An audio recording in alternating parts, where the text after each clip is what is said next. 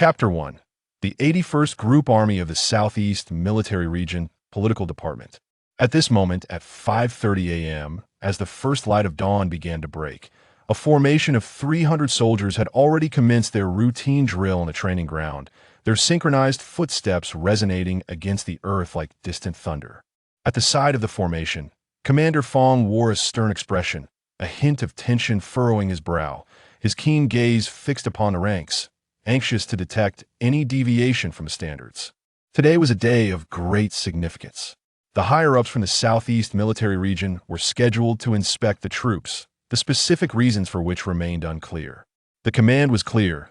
They must present themselves impeccably, leaving a favorable impression on the military leaders.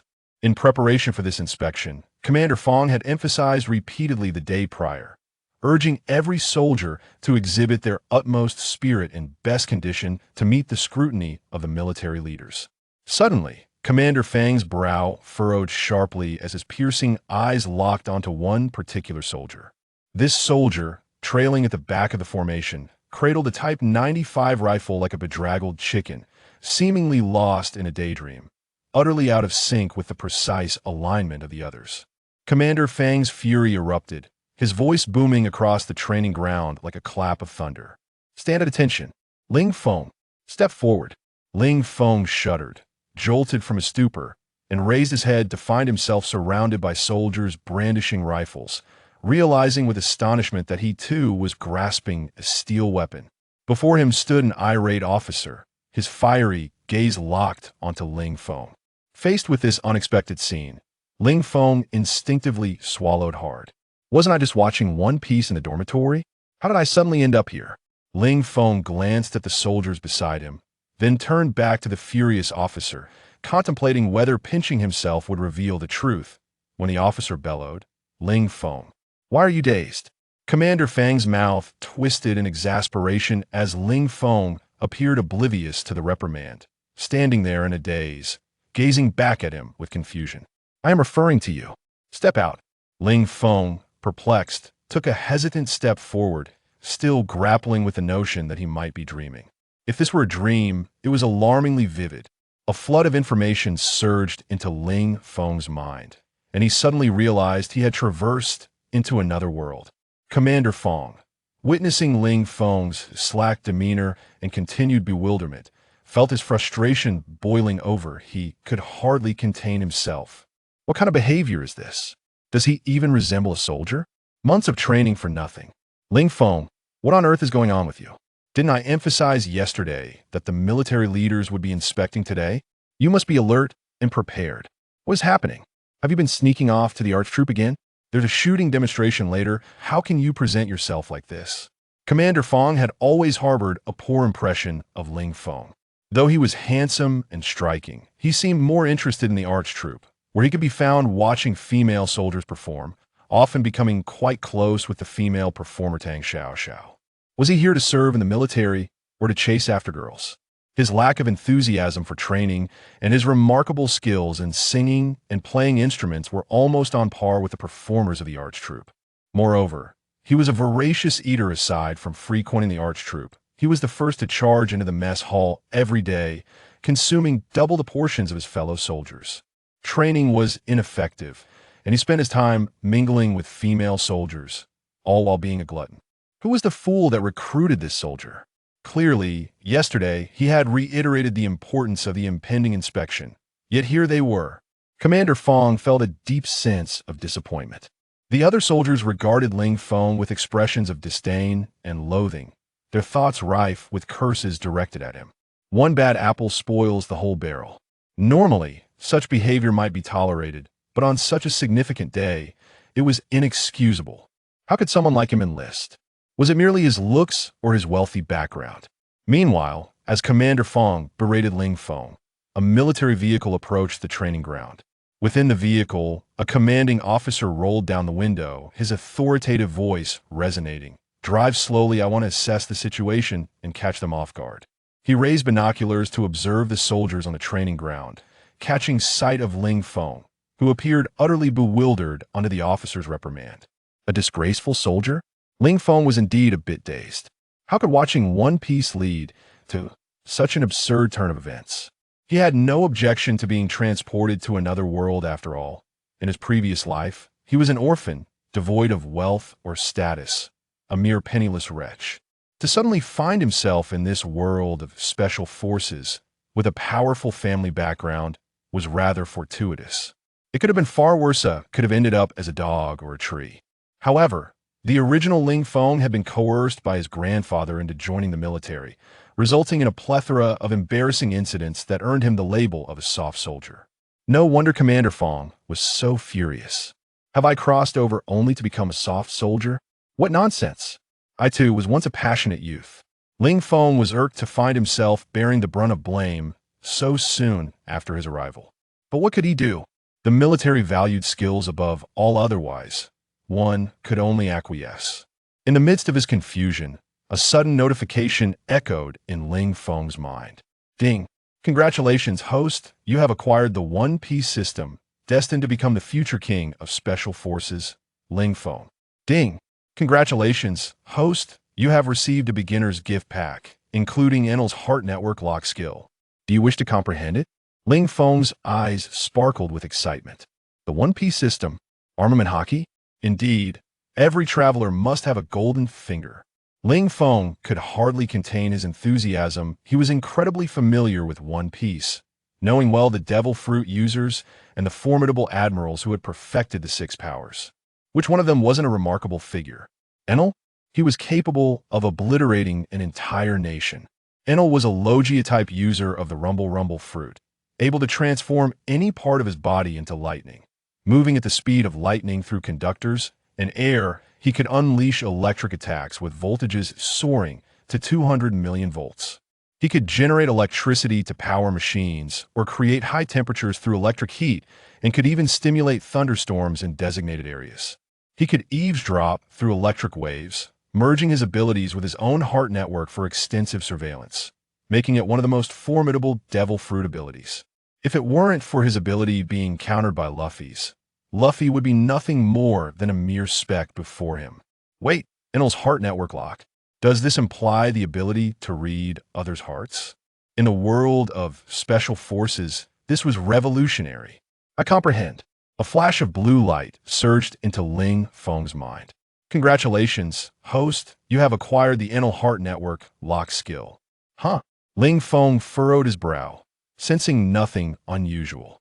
His gaze remained fixed on Commander Feng, scrutinizing him intently. Why could he not read his thoughts? Perhaps he wasn't focused enough. Let's try again. Ling Feng stared intently at Commander Feng, his expression exceedingly serious. No reaction, try again.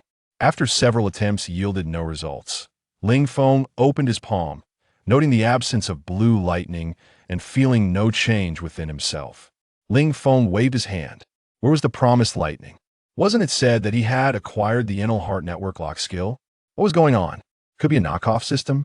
With a hint of resignation, Ling Feng shook his head and sighed. System, what is happening? Why can't I unleash lightning or perceive others' thoughts? What lightning? Perceiving others' thoughts? The system replied innocently, what do you mean? The Enel Heart Network lock skill. Isn't it supposed to allow me to unleash blue lightning and perceive others' thoughts? Host, you misunderstood. Heart Network lock refers to a static or dynamic shooting state. It forms a heart network connection between you and your shooting target, achieving 100% accuracy within your line of sight. It does not grant you the ability to unleash lightning or sense others' thoughts. Ling Feng felt a sense of being duped. Host, you're a special forces soldier. The system is here to help you become the strongest soldier king. Consider the most crucial skill for a soldier, shooting. The Heart Network lock will enable your shooting accuracy to reach 100%, a skill every soldier dreams of. Ling Feng felt a twinge of excitement, tightening his grip on the steel rifle in his hands. Suddenly, a status panel materialized before him. Soldier, Ling Feng. Occupation, Special Forces. Level 1. Attributes, Root Bone 1, Spirit 1, Physique 1, Strength 1, Speed 1 Average 1. Skills, Enel Heart Network Sensory Skill. Ling Feng. What kind of expression is that? Colonel Feng was infuriated by Ling Feng's series of inexplicable actions. He was glaring at himself, and flipping his palm, completely disregarding the words he had just spoken. Had it not been for the consideration of his rank as the commander, he would have rushed over and slapped him hard, hoping to instill some sense into him. Ling Feng, do you even know what day it is? Your performance could potentially jeopardize the entire battalion's assessment and disappoint our superiors. Do you comprehend the consequences of this? You are tarnishing the reputation of the battalion. Do you understand? What do you mean by one rotten apple spoils the barrel? That describes individuals like you. Don't you enjoy watching the performers at the cultural troupe? Go. You can indulge yourself right now. I have served as a soldier for many years and have yet to encounter a disgraceful soldier like you. What on earth are you doing in the army? Becoming a joke? Colonel Fang's nerves were taut like a tightly pulled string among the entire team. He was most worried about Ling Feng. He had specifically warned him the day before, yet trouble still found its way to him. What? You, this disgraceful soldier, are not convinced? Report. Even a disgraceful soldier has his own aspirations. Had it been the old Ling Feng, he might have swallowed his pride. But the current Ling Feng was brimming with fervor. I may have made mistakes, and you are free to scold me, but you cannot insult my character. Colonel Feng, furious to the point of laughter, retorted, "Oh, you dare speak of aspirations? What are your aspirations, then? To watch female soldiers dance? To see which one is the prettiest? With such trivial ambitions, you are still a disgraceful soldier. Let me tell you, dignity is built upon strength. In the army, without strength, you are nothing. If your poor performance brings shame to the entire battalion today, you will pack your bags and leave the military. You are unworthy to serve. Keeping you here would only be a disgrace." Report. I'm not a disgrace. Ling Feng stood tall, unfazed by Colonel Fang's aggressive demeanor. Upon hearing this, everyone turned to Ling Feng with astonished expressions. Had he lost his mind to dare confront Colonel Feng? You dare defy me? Lock him up. He will remain in confinement until he admits he is a disgraceful soldier. Colonel Feng could no longer contain his fury. At that moment, a military vehicle slowly came to a halt behind Colonel Feng. Brigadier He stepped out of the car. Colonel Feng quickly turned and saluted. "Same report, sir. The entire personnel of the 128th Regiment is currently undergoing formation training. Please give your instructions." Brigadier He returned the salute and then fixed his gaze upon Ling Feng. Initially, Brigadier He had no interest in Ling Feng. However, just as he was about to put away his binoculars, he suddenly noticed a striking change in Ling Feng's demeanor, as if he had transformed into a different person. The powerful confidence emanating from his eyes piqued his interest. Ling Feng recognized him instantly. What was he doing here? Brigadier He discerned no trace of anxiety in Ling Feng's eyes. They were calm, clearly revealing a soldier of formidable will and immense confidence. This was becoming intriguing. He nodded and said, "Colonel Feng, I have essentially overheard your conversation. This soldier's lapse in focus during training is indeed inappropriate. However, you must also be mindful of your words. Venting your frustrations may provide you with relief, but what about the soldier's feelings? It is better to guide than to suppress. The method of education matters. One cannot merely resort to confinement at the drop of a hat." "Understood. I shall make corrections in the future." Colonel Feng was perplexed. Was Ling Feng a relative of Brigadier He? How could one train soldiers without reprimanding them? What he had said was relatively mild. "Ling Feng, return to your unit." "Yes." Ling Feng rejoined the ranks. The soldiers continued their drills. Colonel Feng spoke to He "Sir, you may not be fully aware of this soldier's performance. He is a hopeless case, a disgraceful soldier." Since the situation had escalated, Colonel Feng decided to be forthright, no longer concealing his thoughts. During his time in the army, he has shown no dedication to training, his mind filled with frivolous thoughts about women. He is adept at all forms of entertainment, and last night, he surely went to the cultural troupe again, leaving him devoid of any spirit today. Brigadier He did not share this view. There was a rare aura about this soldier, one that suggested an ability to reverse his fortunes in adversity. Such individuals often achieve the unexpected in challenging circumstances. Have him represent the unit in the shooting exercises. Brigadier He instructed. Him? To be the representative? Colonel Feng was taken aback.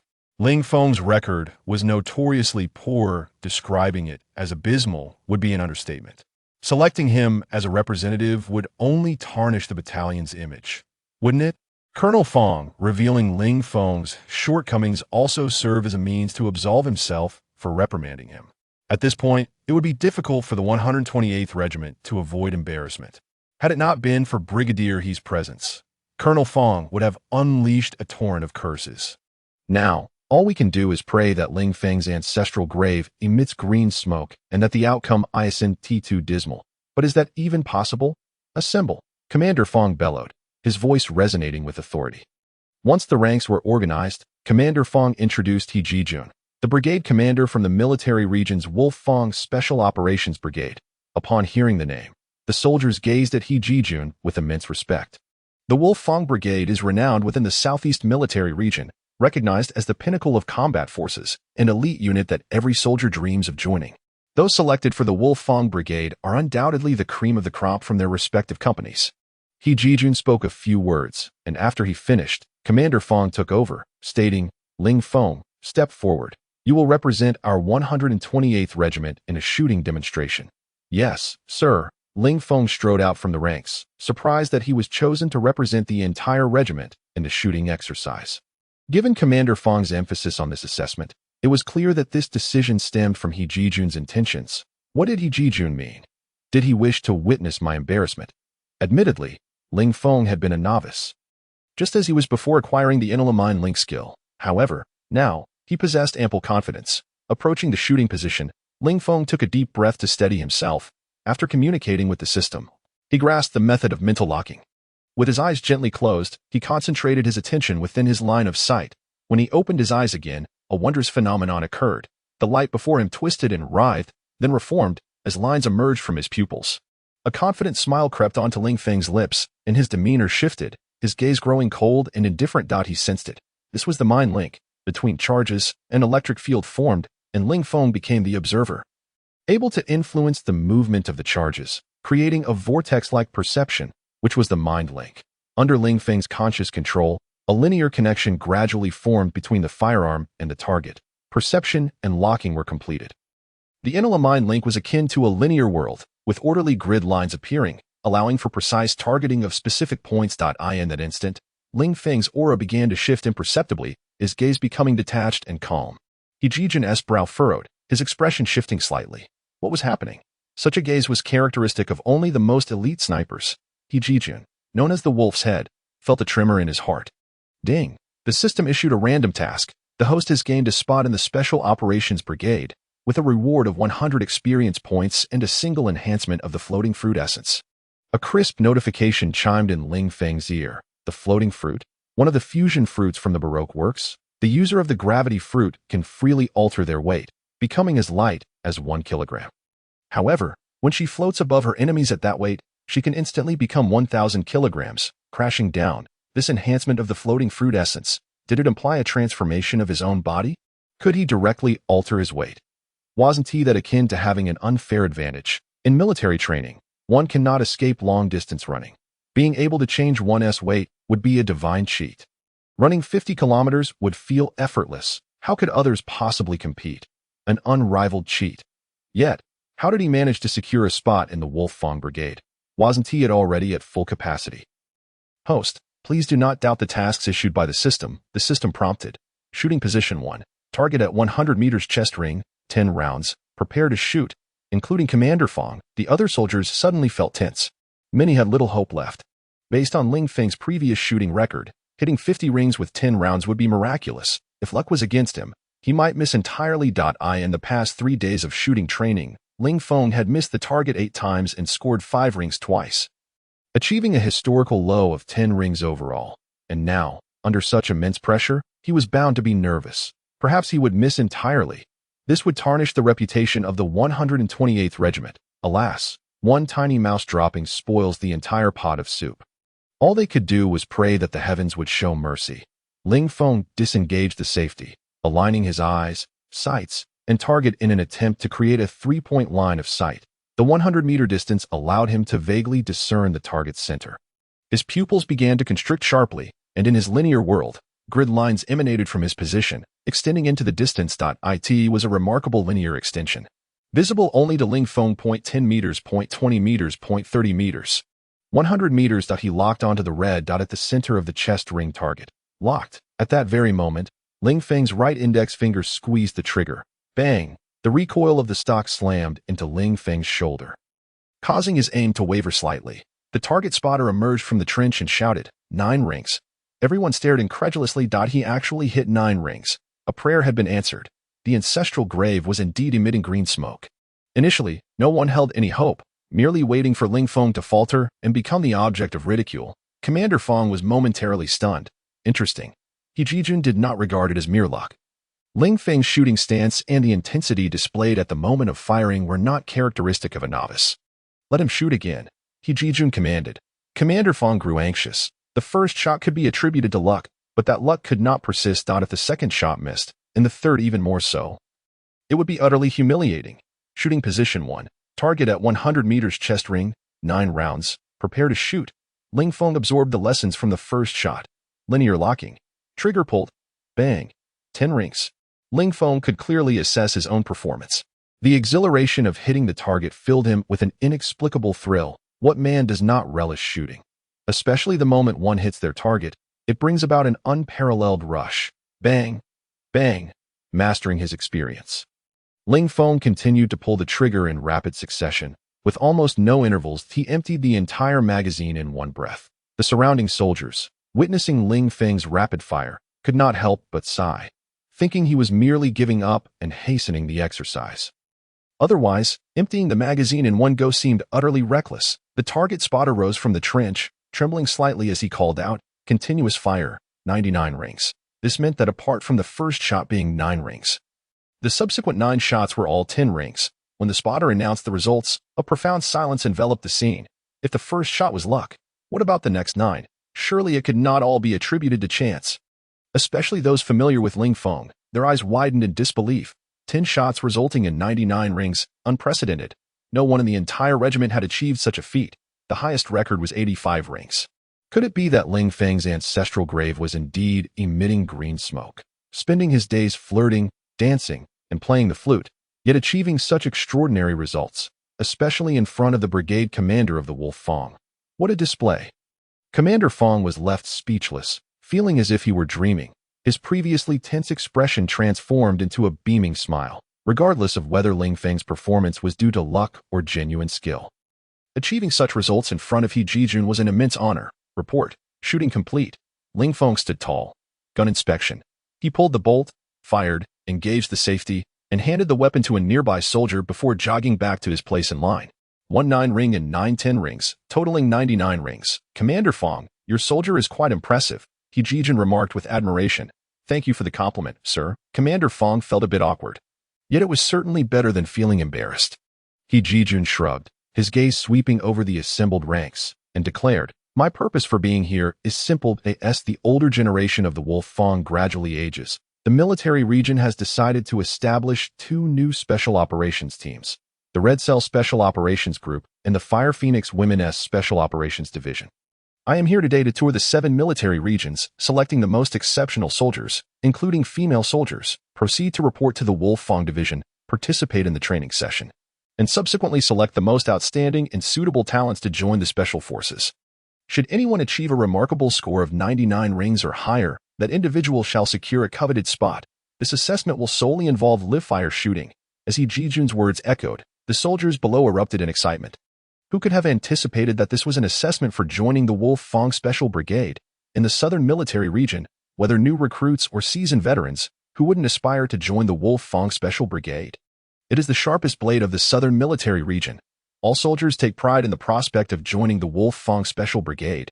Previously, they had no opportunity, yet now it presented itself before them. However, unexpectedly, Ling Feng managed to shoot a miraculous 99 rings. The spirits of the others visibly deflated. Yet, Commander Feng was elated. Did this not imply that at least one individual from their 128th Regiment could qualify for the Wolf Fang training assessment? Although it was just one person, among the hundreds of regiments in the army, how many could claim such a spot? Moreover, the 128th Regiment was merely a standard training unit, not a combat battalion. Securing even one slot was already remarkable. The 128th Regiment had gained face this time. Commander Feng's demeanor radiated brilliance, and he regarded Ling Feng with newfound admiration. Next came the shooting assessment. Zhang Tao, 79 rings. Wang Ning, 80 rings. Ling Feng, 92 rings. After an entire morning of shooting evaluations, the final results were compiled. The commanding officer announced the statistics. Ling Feng had achieved the highest score in the shooting assessment, being the only one to attain 99 rings. He Jijun had just stated that whoever could score 99 rings or above in the shooting assessment would earn a precious opportunity to train with the special forces. The assembled crowd could not help but cast envious glances at Ling Feng. Everyone yearned to train with the special forces. If one could remain, they would transform into an admirable special forces soldier. Who among the soldiers does not aspire to be the strongest? Indeed, He Jijun subsequently declared, Ling Feng has secured first place in the shooting assessment and obtained a spot for training with the Wolf Fang Special Forces. Ling Feng, He Jijun called out. Present. Ling Feng stepped forward and saluted in response. In 3 days, you will report to the Southeast Military Region Special Operations Brigade. Yes, after Ling Feng replied. He promptly returned to the ranks. He Jijun turned to Commander Feng, speaking earnestly. I must visit other teams as well. Commander Feng, our Wolf Fang has gradually aged. We require fresh blood to join us. You must put in more effort to discover promising talents to send to Wolf Fang. If I had not visited your regiment today, who would have known Ling Feng possessed such exceptional shooting talent? You must pay attention to unearthing good recruits. Indeed, the brigade commander is right. This reflects our lack of thorough and diligent work. From today onward, we will certainly enhance our scouting efforts to ensure that no gold is buried in the dirt. Commander Feng nodded repeatedly, his attitude sincere. The assessment is concluded. You may all disperse. Under Commander Feng's respectful farewell, He Jijun departed from the political department. In Ling Feng's mind, the system's notification sounded. Ding! The host has completed a random task, earning a spot in the Special Forces, along with 100 experience points. Ding! The host has received the essence of the float fruit for transformation. Was this task completed so easily? Ling Feng was taken aback. It seemed almost too simple, as he hadn't even exerted himself much. Yet he had received the essence of the float fruit. Wow, this was an incredible turn of events. As a fan of pirates, who doesn't know the formidable powers of the float fruit? It allows one to freely alter their weight. And when developed to a certain extent, one could even float in midair and soar. Moreover, one could suddenly increase their weight to inflict tons of damage on their enemies. Ling Feng had already envisioned the exhilarating sensation of gaining the abilities of the float fruit. Breaking free from the confines of the earth and soaring through the skies, this feeling transcended mere pleasure. The pinnacle of life must be something akin to this. System, have I truly mastered the abilities of the float fruit? Is this not akin to wielding a cheat, flying and burrowing as if I were a human aircraft, traversing the realms? Ling Feng exclaimed with excitement, rubbing his hands together. Please cease your daydreaming, host. The essence of the float fruit is merely a portion of its powers, enhancing human attributes. Simultaneously, the host can utilize breath to lighten their body, acquiring some special abilities. While it may not allow flight in the traditional sense, the enhancement of physical attributes was still a source of great satisfaction for Ling Feng. The personnel of the political department did not engage in training as rigorously as conventional combat units. Thus, their physical aptitude remained a weakness. Joining the special forces with such a physique would undoubtedly hinder their ability to endure the grueling physical training. However, what exactly was this breath-lightening ability? What did the special ability entail? Ling Feng had many questions and sought answers from the system. Please explore on your own. The float fruit, being a devil fruit, undoubtedly possesses special capabilities that would greatly assist in special forces operations. All right, I command you to activate the essence of the float fruit. Ling Feng instructed. The essence of the float fruit was injected into the host's body. Another system notification sounded. Ding! Congratulations, host. You have acquired the ability of the float fruit essence transformation. Accompanied by the system's voice, a rainbow of colors surged into his body that it felt like an invisible current coursing through him. Tingling and soothing, reminiscent of a sunny winter afternoon, basking in the warmth of the sun, enveloped in comfort. Even more peculiarly, at the moment the current appeared, all of his pores opened wide, and the cells within him seemed to awaken. Engaging in intense cell division. A rush of strength surged through Ling Feng. This was his most immediate sensation. In his mind, a personal attribute panel materialized. Soldier, Ling Feng profession, Special Forces level, 1 attributes. Root bone 2. Spirit 2, Constitution 2, Strength 2, Speed 2, Normal person, 1, skills. Enel's Heart Network Sensing Skill Special Ability, Climbing Experience Points, 100. Ling Feng first glanced at his attributes, noting an increase across the board. A slight smile gracing his lips. Although his attributes were merely double that of an ordinary person, there remained a gap when compared to Special Forces. However, this attribute could continuously improve, and surpassing the physical standards of Special Forces was merely a matter of time. As he scrolled further down, the personal attribute panel revealed an addition of experience points and a special ability. Experience points were easily understood. Upon reaching a certain threshold, one could elevate their level. However, this special ability caused Ling Feng to furrow his brow. Climbing. What did that mean? Was it for tree climbing? He was no monkey. What use did he have for such a skill? Ling Feng wished for a skill that could enhance his combat prowess. But climbing seemed irrelevant to such an endeavor. System, is this ability a bonus for topping up? Ling Feng grumbled in dissatisfaction.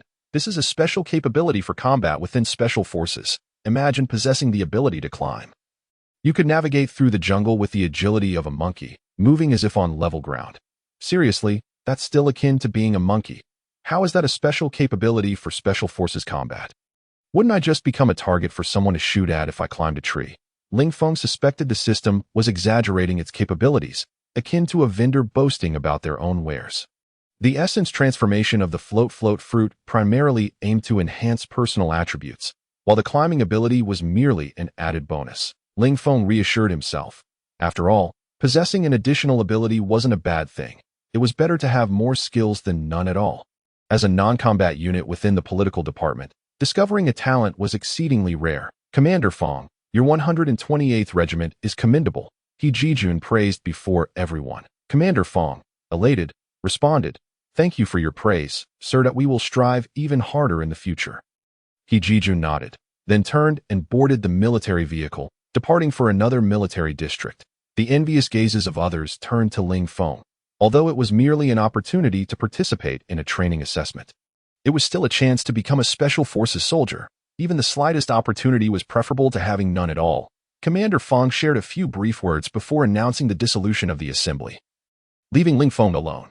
Take these next few days to prepare well and strive for an even better performance in the assessment. Successfully joining the Wolf Fang Special Brigade, Commander Feng encouraged.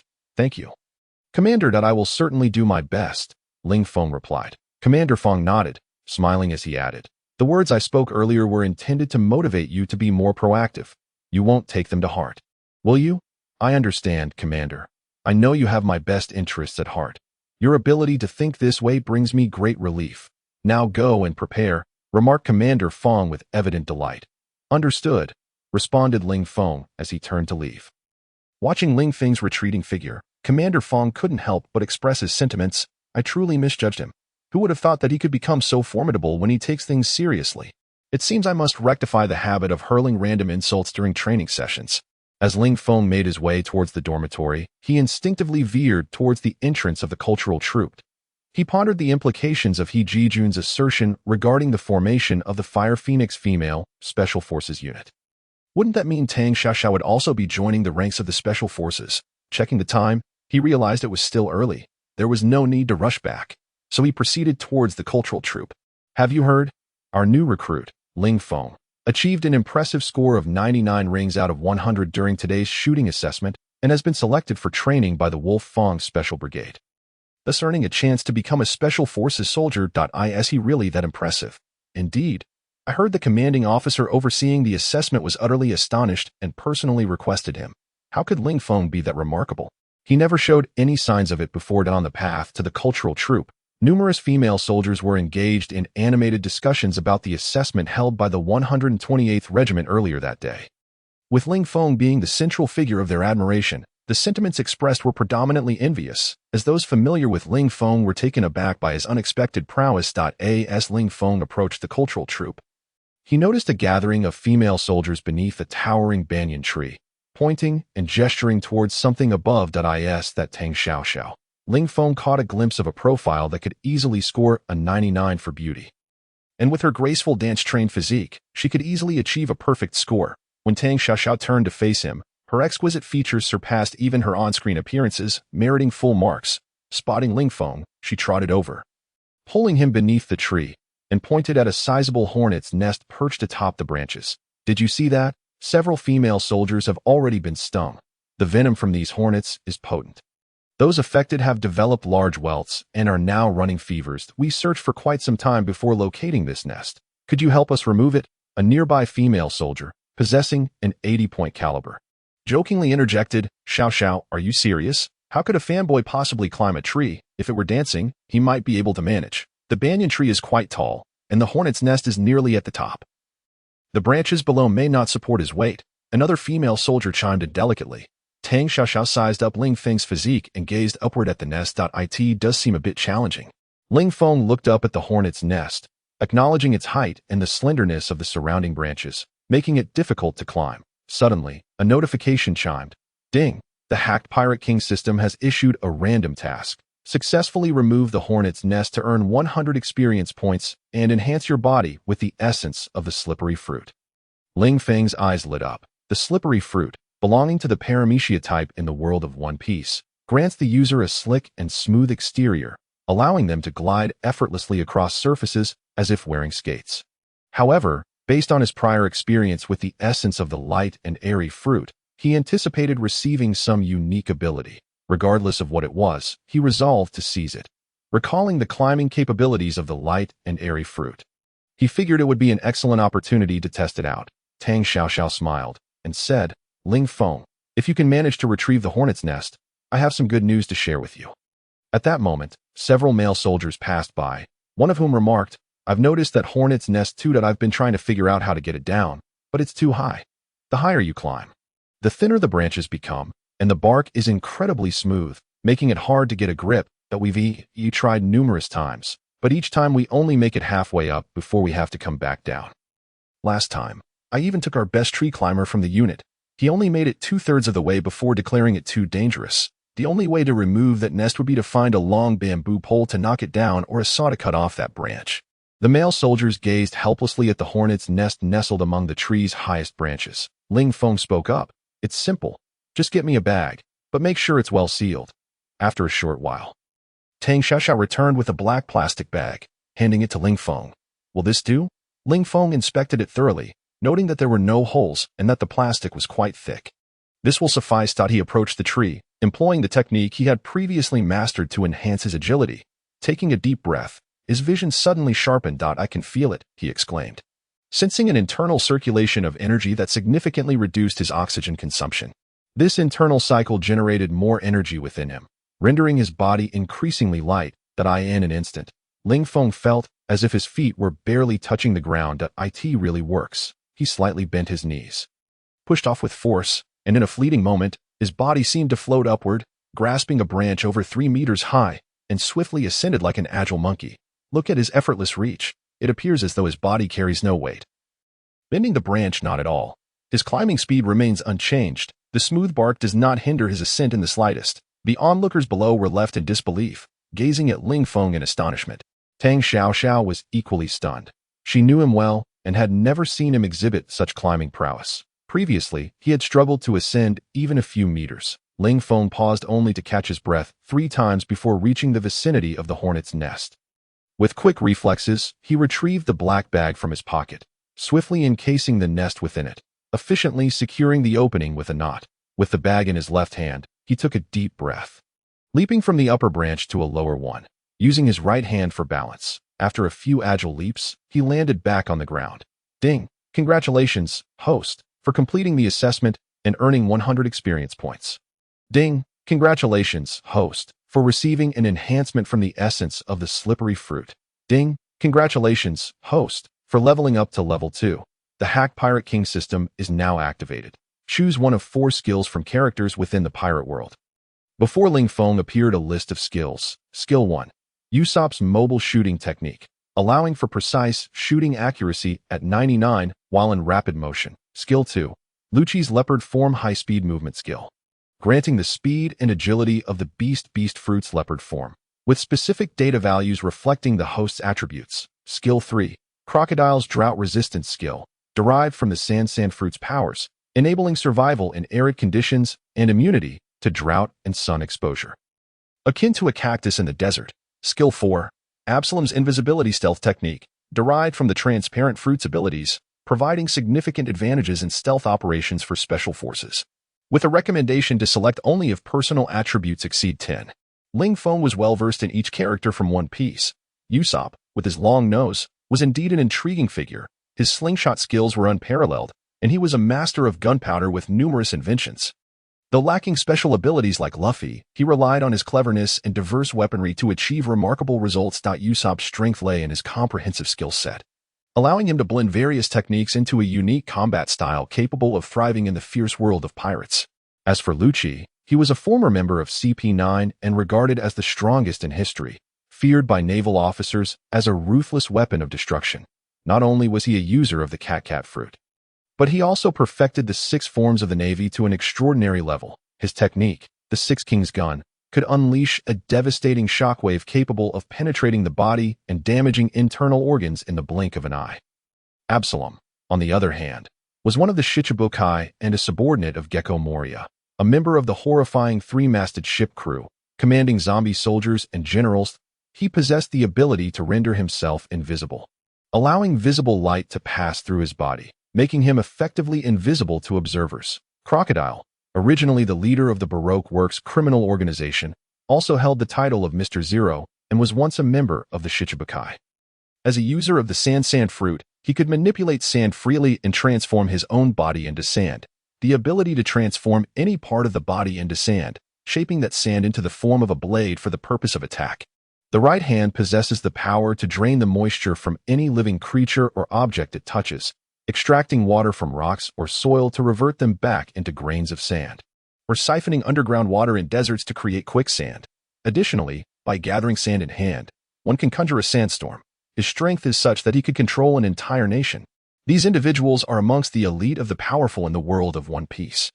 However, the system only offers a fraction of their abilities, which greatly frustrates Ling Feng. System, could you not be so stingy? Each individual with extraordinary powers merely acquires a part of their abilities and cannot amalgamate them? Host, as you are not a character from One Piece, your attributes do not meet the required standards. Based on your current attributes, you can only select one of the available options. Host, remember, one cannot chew more than one can swallow. You must understand this principle. Even if you were granted numerous skills, with your current attributes, you would be unable to utilize them, rendering them utterly useless. The system slowly elucidated this to Ling Feng. After a moment of contemplation, Ling Feng realized there was merit to the system's words that IT is akin to a martial artist with no foundational skills. Even if presented with a superior martial arts manual, it would be as good as worthless. With this understanding, Ling Feng refrained from making hasty decisions. His current approach would be to select what suited him best, rather than what was the most powerful. What should we do? Ling Feng inquired as he handed the bag to Tang Xiaoxiao. Burn it, to prevent further harm, she replied. Subsequently, they disposed of it at the waste disposal point and set it ablaze. Once they completed this task, Tang Xiaoxiao clapped her hands and smiled. Ling Feng, I never knew you had such talents. In appreciation for your help, allow me to treat you to a meal. All right, Ling Feng agreed. As he was already planning to have dinner, amid the curiosity of the female soldiers, Tang Xiaoxiao led Ling Feng to the dining hall. With her hands behind her back, she hummed the latest popular tune, occasionally dancing a little on the stone slabs, clearly in high spirits that day. Aren't you curious about what I want to tell you? Tang Xiaoxiao asked. When you want to speak, you will, if you do not wish to. My inquiries are futile, Ling Feng replied, still as stubborn as ever. Let us see how you find a girlfriend in the future, Tang Xiaoxiao teased. Let me tell you, I am preparing to participate in the Special Forces assessment. If I pass, you will be the only one left here, she continued, pouting slightly and glaring at Ling Feng. It's all your fault for not working hard enough. If you had exerted a little more effort, you might also have had the chance to join the Special Forces, and we could see each other more often. Every soldier aspires to be the best, even aiming to be the king of soldiers. You will definitely pass the assessment, Ling Feng stated confidently. Tang Xiaoxiao smiled faintly and comforted him, saying, becoming a Special Forces soldier is extremely arduous. The training will be far more grueling than it is now, with much greater intensity. But I've heard that there are often training sessions under the blazing sun, carrying heavy loads while running. Just thinking about being scorched under the sun makes me dread how dark my skin will become. I also heard that special forces frequently go out on missions to all kinds of places, including the scorching desert. Tang Xiaoxiao rambled on, but despite her words, when discussing the training and missions, she could not help but reveal her longing to become a special forces soldier.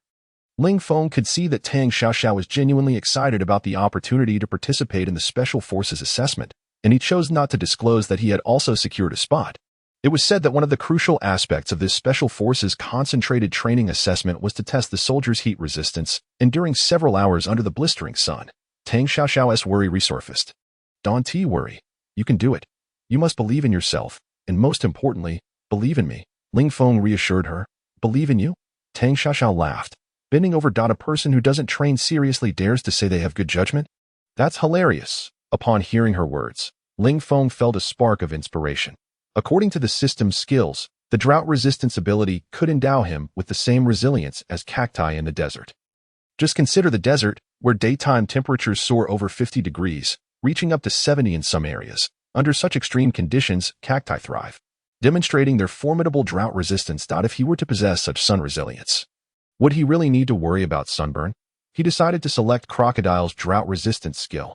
Instantly, information regarding Crocodile's drought resistance skill flooded into Ling Feng's mind, and it quickly integrated to the drought resistance ability. Ling Feng pondered, feeling no significant change in his body, that he stepped into the sunlight to gauge the intensity, only to find it still quite scorching. Why can I not sense any change? Host, the drought resistance skill is exceptionally unique. It only activates upon reaching a specific temperature threshold, thereby providing protection. The current intensity of sunlight and the duration of exposure have yet to reach that trigger point. The sun resistance skill utilizes the closure of skin pores to create a self-contained circulatory system within the body. This circulatory airflow acts upon the skin's surface, countering external heat. That is how it works. Ling Feng mused as he returned to the shade. Observing Ling Feng's peculiar actions, Tang Xiaoxiao inquired. What's wrong with you? Ling Feng chuckled. Just soaking up some sun. Not like you're joining the special forces. Why are you so enthusiastic? I've never seen you this eager before. Tang Xiaoxiao chided playfully. I'm just trying to keep up with you, he replied. After dining with Tang Xiaoxiao, Ling Feng returned to the dormitory, where the others had yet to arrive. Seizing the opportunity, he decided to utilize the slippery fruit to enhance his physical abilities. The slippery fruit, a type of superhuman devil fruit in the world of One Piece, grants the user a smooth skin surface, causing all objects that come into contact with it to slide away. A truly wondrous ability. It won't make my skin so smooth that I can skate barefoot, will it? The host has used the slippery fruit to enhance their body. All attributes increased by 1. Ling Feng's eyes lit up. Indeed, an increase of all attributes by 1. Just this effect alone was a significant gain, not to mention its benefits for weight loss and beauty. Clenching his fists, he felt his strength surging, his joints cracking audibly. He attempted to perform push-ups rapidly, completing 60 in a minute without breaking a sweat, then flipped onto his feet, feeling an abundance of power coursing through his legs. He leapt lightly, effortlessly reaching for the ceiling. His speed had increased considerably. Ling Feng felt invigorated, shedding his upper clothing, and discovered that the flab on his abdomen had vanished, replaced by a defined six-pack. Gazing upwards, his upper body was muscular and robust, perfectly sculpted. His arms, when clenched into fists, revealed thick, prominent veins and muscular contours, far surpassing the physique of any gym instructor, providing a striking visual impact. The muscles felt remarkably smooth and glossy to the touch. Ling Feng appeared transformed. Gone was the figure of a boiled chicken. Now he resembled a figure akin to Sylvester Stallone. Worth it. Ling Feng assessed his personal attributes. Soldier. Ling Feng occupation. Special Forces level. Level 3 attributes. Root bone 3. Spirit 3. Physique 3. Strength 3. Speed 3 skills. Enel's Heart Network sensory skill. Crocodile's drought resistance skill special ability. Climbing. Beauty experience points. 0-300 all attributes increased by 1. Reaching 3. The inclusion of Crocodile's drought resistance skill, along with an added beauty effect, intrigued him. What purpose does this beauty effect serve? The beauty effect primarily ensures that the host's skin remains fair and delicate, surpassing even that of beautiful women. Combined with the sun resistance ability, the host can bask in the sun without ever tanning, always radiant and luminous. The system elucidated. Indeed, this system is remarkable. Not only does it grant augmented skills, but it also enhances one's appearance. Impressive. Ling Feng glanced at himself in the mirror, noting his skin was indeed fair and smooth, exuding a lovely shine. Even without makeup. It was better than Tang Xiaoxiao's complexion. She would likely be envious beyond measure upon seeing how flawless his skin had become. Ling Feng found some clean clothes, took a refreshing shower, and after donning his tidy attire, his teammates gradually returned to the dormitory. Ling Feng, you usually don't stand out, but in crucial moments, you truly shine. You have been hiding your capabilities quite deeply, remarked a roommate with a hint of jealousy. I never imagined that it would be you who ultimately brings glory to our squad. You rich kid. Your family's ancestral grave must be smoking with pride. I didn't believe it before, but today, I am convinced. Everyone was aware that Ling Feng, the wealthy heir, was set to participate in the Special Forces assessment. The only slot available for the entire regiment. If Ling Feng performed exceptionally, no one could argue. However, he was often perceived as a fool merely pursuing romantic interests, which stirred resentment among many soldiers who typically outperformed him. Ling Feng, I never noticed before, but how is your skin so flawless? It's as smooth and pale as a poached chicken, exclaimed a jealous soldier, suddenly realizing that Ling Feng's skin surpassed even that of the female soldiers in the cultural troupe. Indeed, such exquisite skin surely indicates he isn't cut out for soldiering, that he'll likely be eliminated in the first round of training. Another soldier chimed in. I'm not trying to undermine your confidence with falsehoods. Today's assessment involves shooting, which relies on talent and a bit of luck, but physical training is devoid of such leniencies. A soldier asserted firmly. My cousin was an outstanding soldier in his company. Selected for Special Forces training, yet he collapsed from dehydration during the second day of running. Is it really that harsh? A soldier beside him gasped. Absolutely, and that's just the beginning. There are even more strenuous exercises. Like frog jumps, you feel as if your legs no longer belong to you within the time limits, along with various wall climbs and hurdles, each task exceedingly demanding. My cousin only lasted 3 days.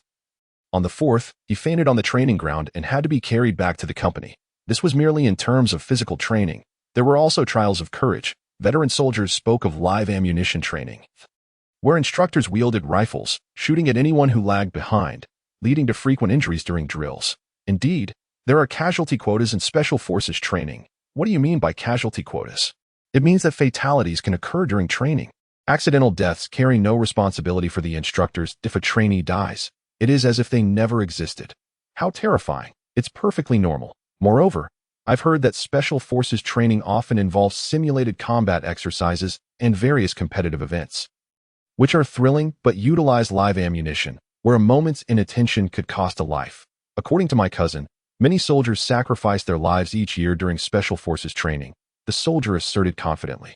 It's certainly safer in the company. At least there's no imminent danger to life. Ling Feng, are you listening? The others turned to him, noticing his expression was blank, seemingly not absorbing their words. I'm listening. Ling Feng understood that much of what they said was indeed true. Special Forces training was inherently more grueling than that of regular soldiers. Otherwise, they wouldn't be termed Special Forces. Unlike other military branches, they frequently undertook missions, and their training was aimed at preparing for such tasks, where danger to life could arise at any moment. Ling Feng was well aware of this. However, he felt no trepidation. He possessed the abilities of Enel's mantra and Crocodile's drought resistance, coupled with exceptional climbing skills and charm, 2 talents that would sufficiently equip him for the various challenges of Special Forces training.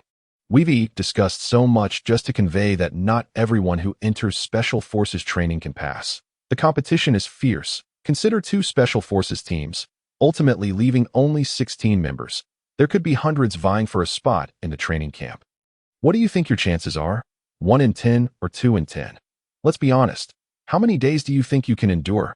One soldier straightforwardly asked. 1 day. You ought to last at least 2 days. If you can only manage 1 day, you'll be sent back. How embarrassing.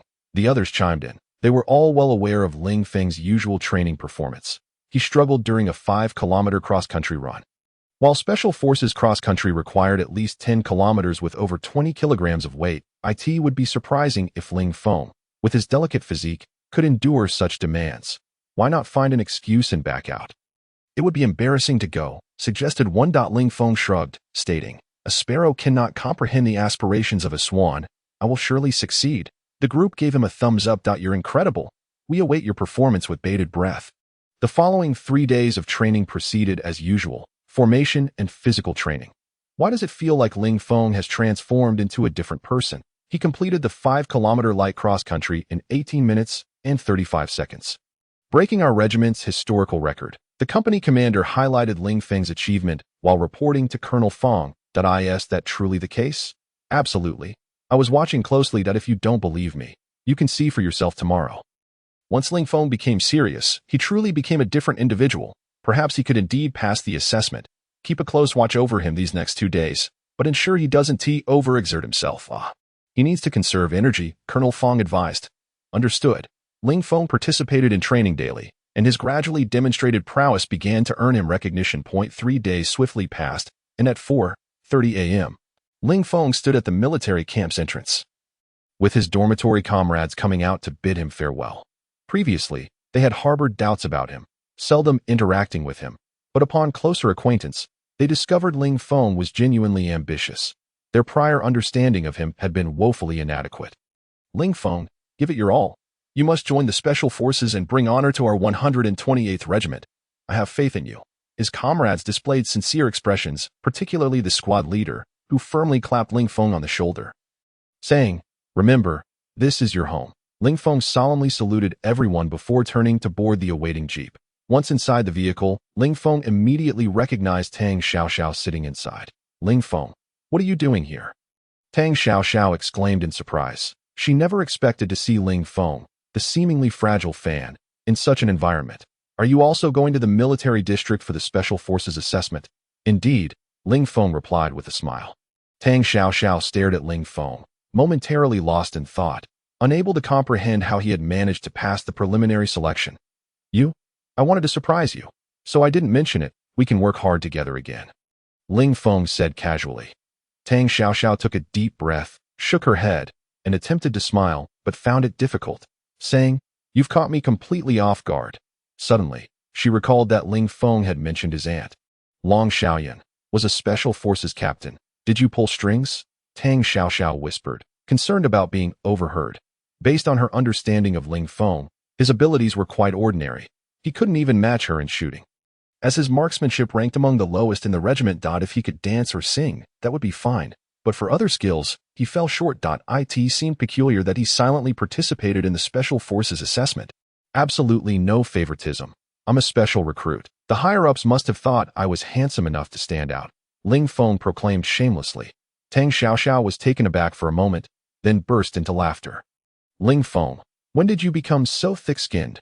How dare you mention your looks in front of me when you're practically turning into a charcoal briquette?" The light in the vehicle was dim, so Tang Xiaoxiao couldn't see Ling Feng clearly. "Come on, it's been 3 days since we last saw each other. You should look at me differently now. Regardless, congratulations on being able to participate in the Special Forces training. Let us strive together." Tang Xiaoxiao extended her right hand. "Together we strive." Ling Feng grasped Tang Xiaoxiao's wrist. In Tang Xiaoxiao's eyes, Ling Feng undoubtedly had a profound background. He must have used connections to secure his spot. Otherwise, based on his abilities, there was no way he could participate in the training. Just then, a clear notification echoed in Ling Feng's ear. "Ding. Host has triggered the Special Forces mission, earning 100 experience points." "Ding. The system has issued a main quest. The host must become a true Special Forces soldier with a reward of 500 experience points. Triggering a mission granted him 100 experience points right off the bat. Earning rewards has become rather effortless, hasn't it? Once one truly becomes a Special Forces operative, an additional reward of 500 will be awarded, bringing the total to 600, sufficient for leveling up. At that point, one can draw new skills, and should one acquire the essence of transformation, one's strength is bound to see significant improvement. Indeed, a step ahead leads to continual advancement." Tang Xiaoxiao playfully engaged in conversation with Ling Feng, eagerly anticipating the upcoming intensive training. Before long, other soldiers began to board the vehicles, undoubtedly headed for the joint training session. All top-tier soldiers from the battalion this moment, at the training ground of the Southern Military Region. Commander He Jijun of the Wolf Fang Special Brigade and Chief of Staff Fan Tianlei stood atop a vacant area of the airfield. Old He, establishing 2 special brigades in such a short time is exceedingly challenging. Merely selecting personnel poses a significant dilemma. One must consider that the old-timers beneath the military district are no pushovers. Those elite soldiers will certainly not relinquish their ranks easily, and engaging in disputes with them could prolong the process indefinitely. Selecting promising recruits from the new soldiers may present less resistance, yet the subsequent training intensity will undoubtedly surpass previous levels, and time is of the essence, Fan Tianlei lamented. Time is squeezed from the crevices of our teeth. We must make it work, regardless. The various military districts across the nation are closely observing our southern military region. If we falter, they will surely mock us, He Jijun replied, shaking his head. Furthermore, it is not 2 brigades, but 3. How has a 3rd brigade emerged? Fan Tianlei inquired, astonished. The capital's War Wolf Special Operations Brigade, prompted by Long Xiaoyan's proposal, seeks to leverage our special forces to transform into a Special Operations Brigade, intending to bring the War Wolf Brigade here for a complete overhaul. Consequently, all members of the War Wolf team will participate in training together. The combination of both new and veteran forces will undoubtedly introduce a fresh dynamic. Fan Tianlei furrowed his brow and remarked, "Does Long Xiaoyan believe we are not busy enough?" He Jijun chuckled and responded, "Old Fan, one must view matters from multiple perspectives. The capital military district has always criticized our local training. This presents an opportunity for them to observe and learn from us, perhaps paving a new path." Shortly thereafter, an armed helicopter descended gracefully into the center of Zone X. The tall, strikingly beautiful young female officer in military attire leaped from the helicopter, lowering her cap against the wind, and after traversing a short distance, approached He Jijun and Fan Tianlei with a confident stride. This officer was none other than Long Xiaoyan. With a salute, Long Xiaoyan introduced herself. "Commander of the War Wolf Special Brigade, Long Xiaoyan," reporting. "Commander He Jijun of the Southern Military Region's Wolf Fang Special Brigade, welcome, Commander Long," He Jijun replied, shaking hands warmly before introducing Fan Tianlei, Chief of Staff Fan Tianlei of the Wolf Fang Special Brigade. After a courteous exchange of introductions, they prepared to delve into the main topic. He Jijun was puzzled as to why only Long Xiaoyan had disembarked from the helicopter. "Commander Long, where are your War Wolf team members?" he inquired. With an air of nonchalance, Long Xiaoyan replied, "To ensure fairness, I ordered them to parachute midway and follow the military vehicle on foot. Should they exceed the assembly time, they are automatically disqualified." Commander Long's training methods are indeed distinctive, He Jijun remarked with a hearty laugh. Fan Tianlei raised an eyebrow slightly. Recognizing that this striking woman was no ordinary officer, it was no wonder she had attained the prestigious position of commander at such a young age. Fan Tianlei felt a premonition that Long Xiaoyan would emerge as his strongest rival. After a few pleasantries, Long Xiaoyan stated, "Our joint training aims to establish 3 special operations brigades. My War Wolf Special Operations Brigade, your Red Cell Special Operations Group, and the Fire Phoenix Women's Special Unit. To ensure fairness, I propose that the team members form their own lines." He Jijun and Fan Tianlei exchanged glances, understanding the implications of this request. Many soldiers would likely prefer to join the Capital S Brigade, thereby causing the most exceptional talents to gravitate towards Long Xiaoyan. However, her unique status rendered refusal unfeasible. Fan Tianlei inquired, "What strategies do you have for the concentrated training?" "Commander Long, are there 300 soldiers participating in this concentrated training?" Long Xiaoyan continued. "According to the standards for special operations personnel, each team consists of 8 members, resulting in a total of 24 individuals remaining from the 3 special forces. Given the large number of participants, I propose the first assessment be a wilderness survival test, designed to eliminate over half of the candidates. Of course, should the War Wolf team fail this assessment, they too will be disqualified. He Jijun and Fan Tianlei were taken aback. Is Commander Long truly that formidable? To eliminate half the participants in one sweep, this assessment could be deemed historically unprecedented.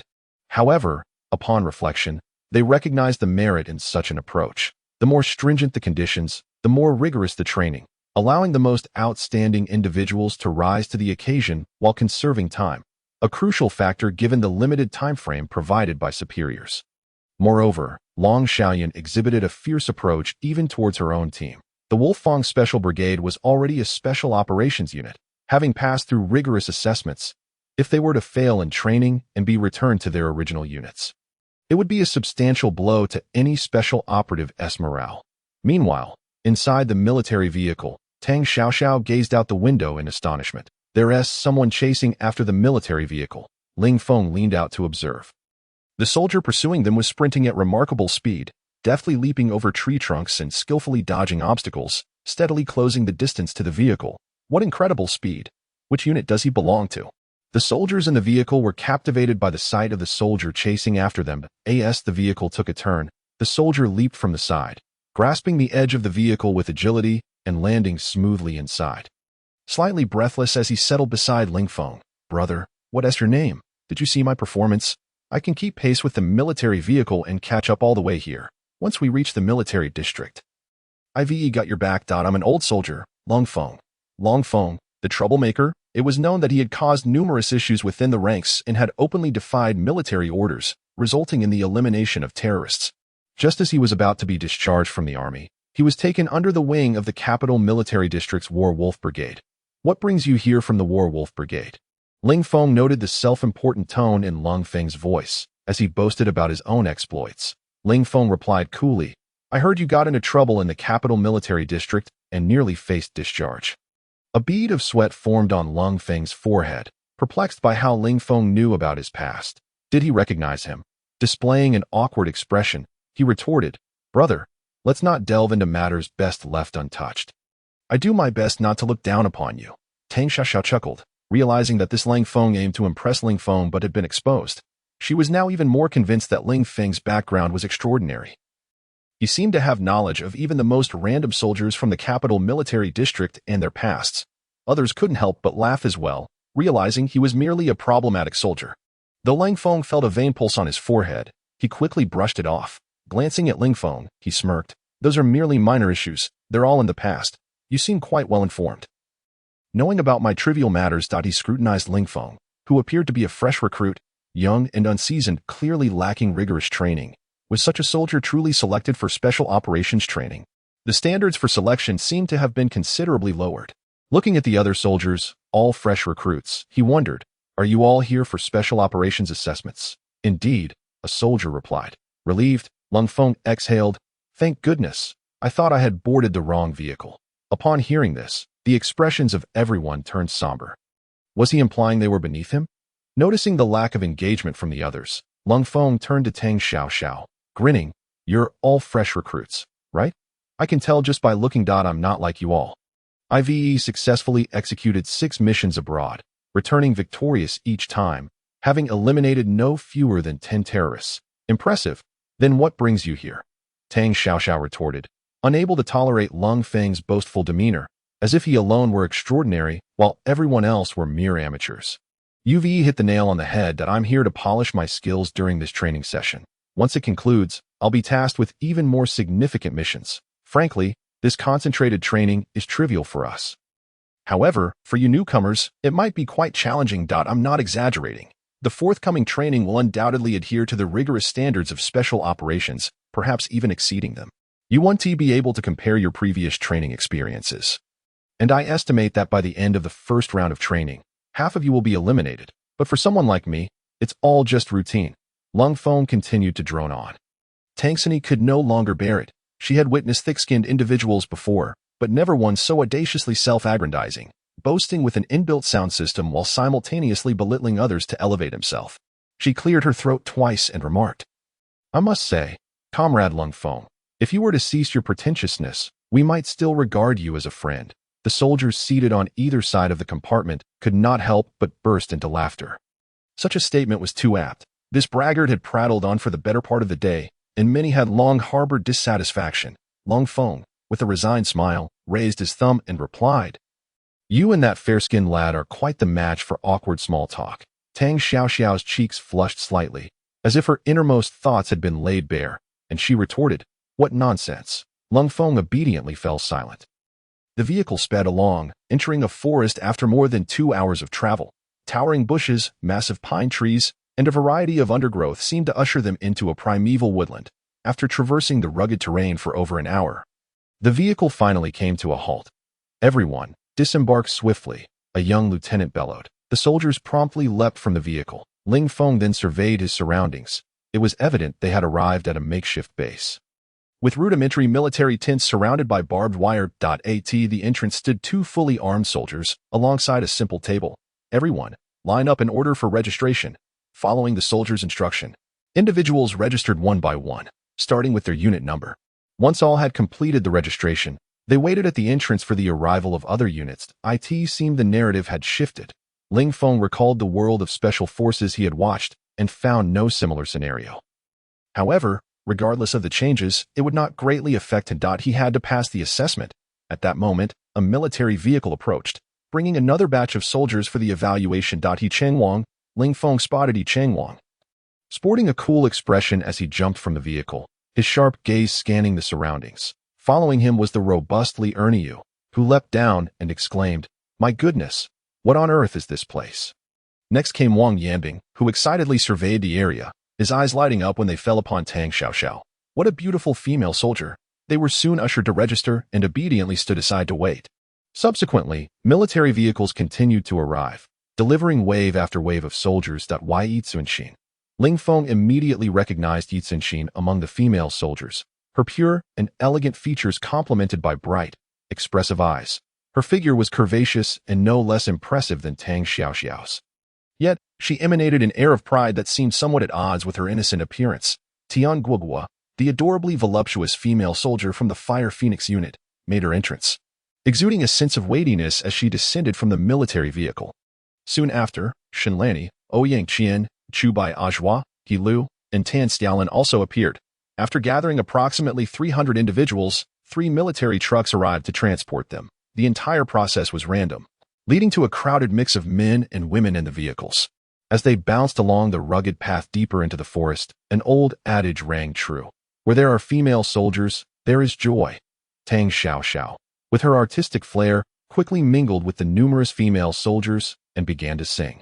Keeping rhythm, the atmosphere inside the military truck became lively, evoking the feeling of a grand tour rather than a military exercise. Initially, Ling Feng found it amusing, but as they neared the training base, he bellowed, "Stop singing, or there will be tears when you see your captain coming." Ling Feng lifted his gaze, spotting a strikingly beautiful female officer, armed with a Type 95 rifle, clad in a military vest, and wearing a long-tongued green-blue military cap. She unleashed a barrage of fire into the grass beside the moving military vehicle. The sound of gunfire was deafening, stirring up clouds of dust. Boom, boom. The ground erupted in violent explosions, sending debris flying, and smoke quickly enveloped the area. A male officer shouted, "Everyone, your first assessment is wilderness survival. The first 20 captured will be immediately eliminated." Many new recruits were momentarily stunned by the situation. However, they quickly regained their senses and dashed into the forest. The air was filled with the sounds of gunfire and explosions, as if they were amidst a battlefield. On a distant ridge in the forest, Fan Tianlei lowered his high-powered binoculars and whispered, "Old He, that Ling Feng you have your eye on looks like a pampered rich kid, obviously inexperienced and lacking stamina. He will surely be among the first to be eliminated. You won't hold it against me for capturing your chosen one first, will you?" Commander He also found it puzzling. Ling Feng had not appeared so refined during the assessment, yet in just 3 days, he had transformed into a delicate figure. Nevertheless, He Jijun remained steadfast in his opinion, believing that regardless of Ling Feng's appearance, his innate resolve would remain unchanged. "Capture him first and speak later," He Jijun instructed. "Understood." Fan Tianlei, nicknamed Golden Eagle, was renowned for his keen eyesight. Whether in shooting or evaluating others, he was always precise. While Ling Feng appeared fair and delicate, his complexion suggested he had never engaged in labor. How could such a soldier possess commendable physical attributes? If they could not catch a woman of a soldier, his Wolf Fang special forces would be nothing but a bunch of inept individuals. Fan Tianlei glanced at his watch. 5 minutes had elapsed. "Commence the operation. Let them understand what it means to be rookies." Yes, under Fan Tianlei's command, the Wolf Fang special forces charged into the forest. He Jijun raised his binoculars, keenly observing Ling Feng. "Run. I believe you won't disappoint me." Ling Feng was the last to leap from the vehicle, having been seated in the interior as he touched the ground. He forcefully pressed his feet down, creating a deep impression in the earth, propelling himself forward at an astonishing speed into the woods. What remarkable speed! Fan Tianlei, preparing to pursue, marveled at the sight. Could it be that he had misjudged? Perhaps in his urgency, Ling Feng had unleashed latent potential that would not sustain for long. Little did he realize that Ling Feng's physical attributes had reached a level 3, equivalent to 3 times that of an average person.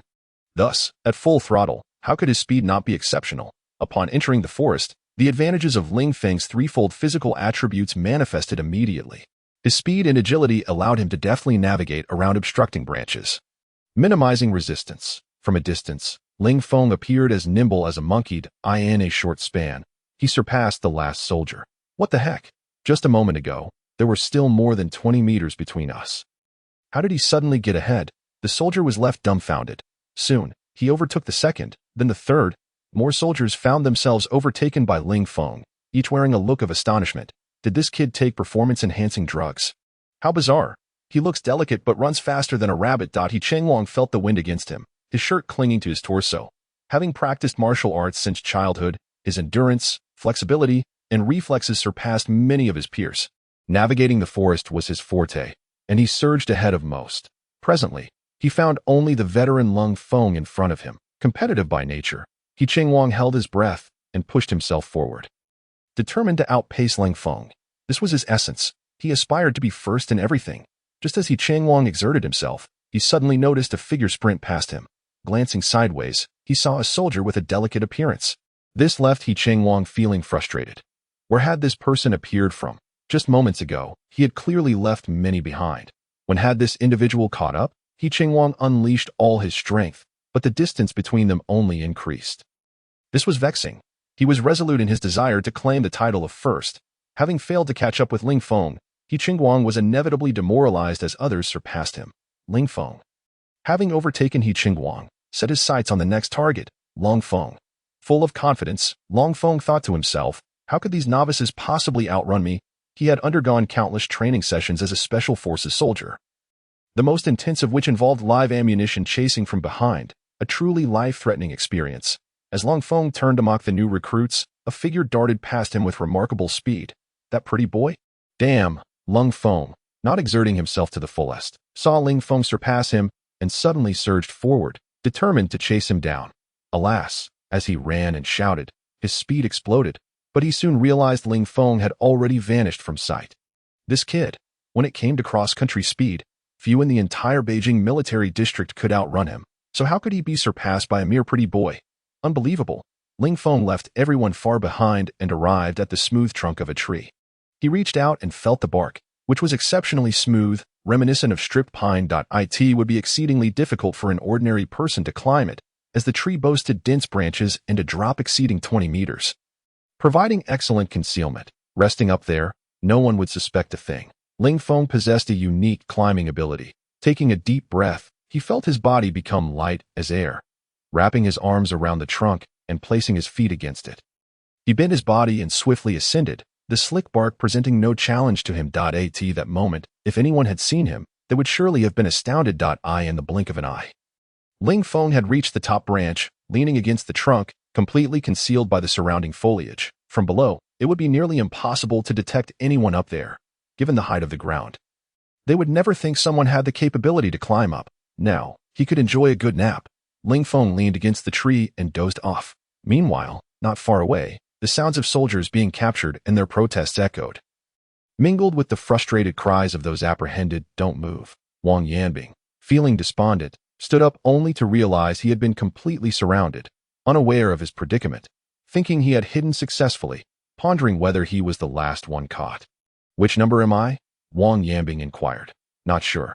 Facing a few poker-faced soldiers, he felt utterly helpless. In another part of the forest, Li Erniu was sprinting wildly, continuously urging himself not to stop, fearing that halting would lead to capture. He was determined not to be among the last 20. Suddenly, however, something tripped him, causing him to tumble to the ground. Don't move. The crack of a weapon echoed, a cold barrel aimed at Li Erniu. How did you get ahead of me? Li Erniu exclaimed with a grimace. Have you lost your mind? Running back? One special forces soldier chuckled. Li Erniu was left dumbfounded. As time ticked away, an hour passed, and nearly everyone had been captured, gathering densely within the woods. Ding Fan, Zhang Lei, Chen Ming, Fan Tianlei began calling out names. Wang Wei. When he reached the last name, he was astonished to find Ling Feng's name absent. How could he have slipped through? Where is Ling Feng?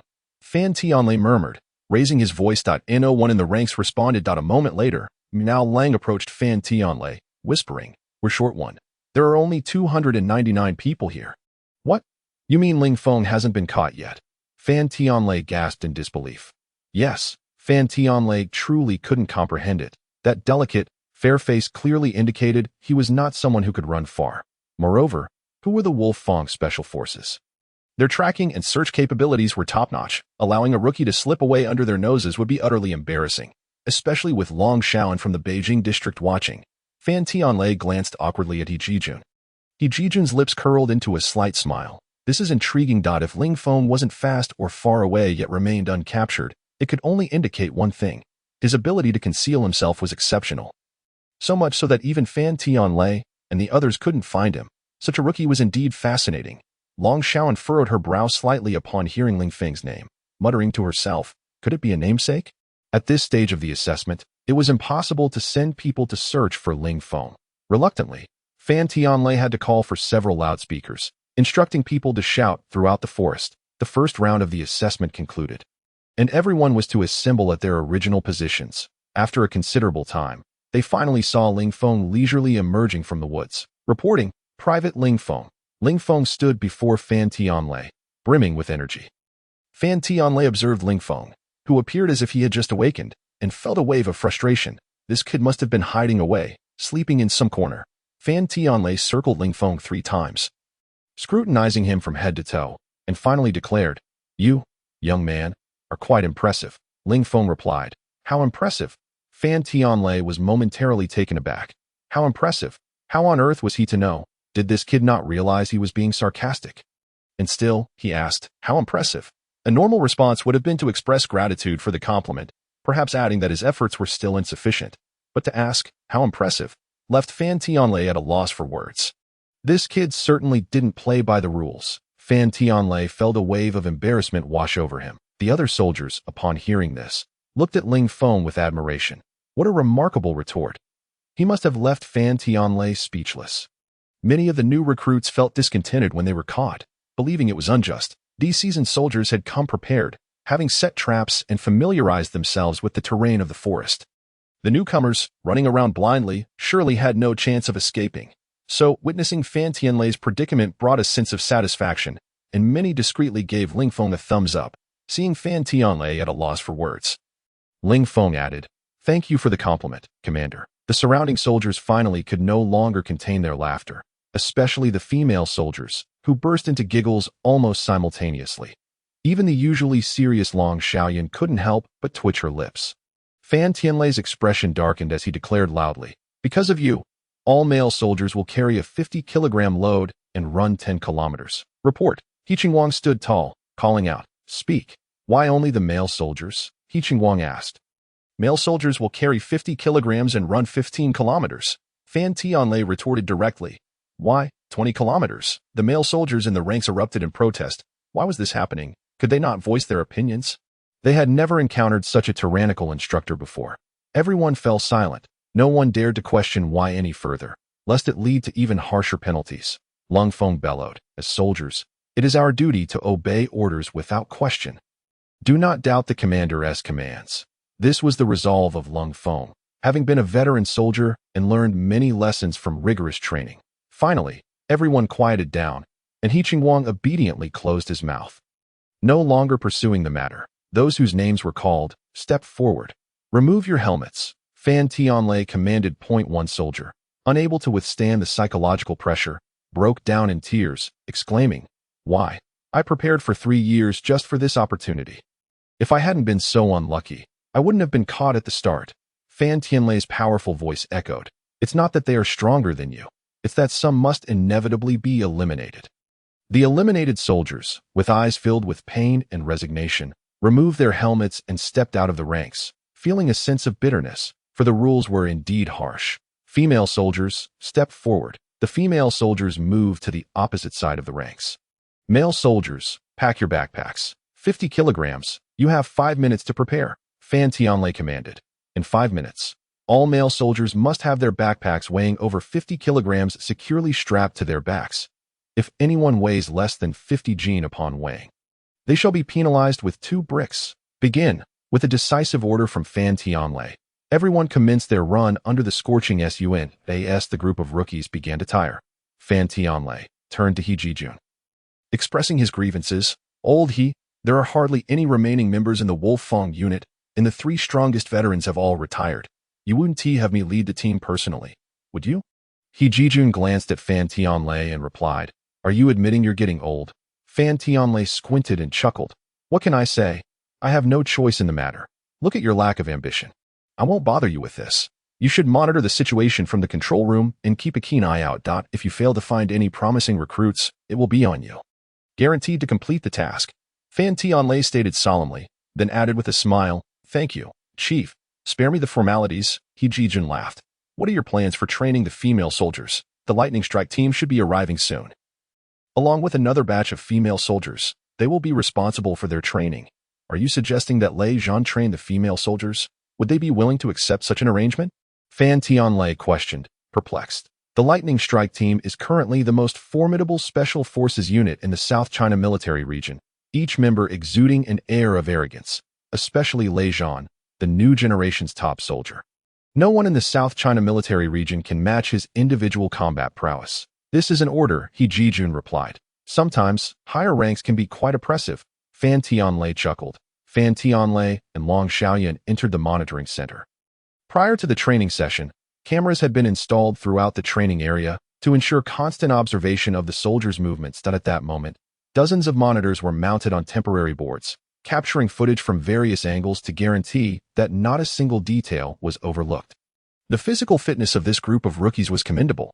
The 50-kilogram weight endurance training was seldom seen in the company's regiment, and for many, this was likely their first experience.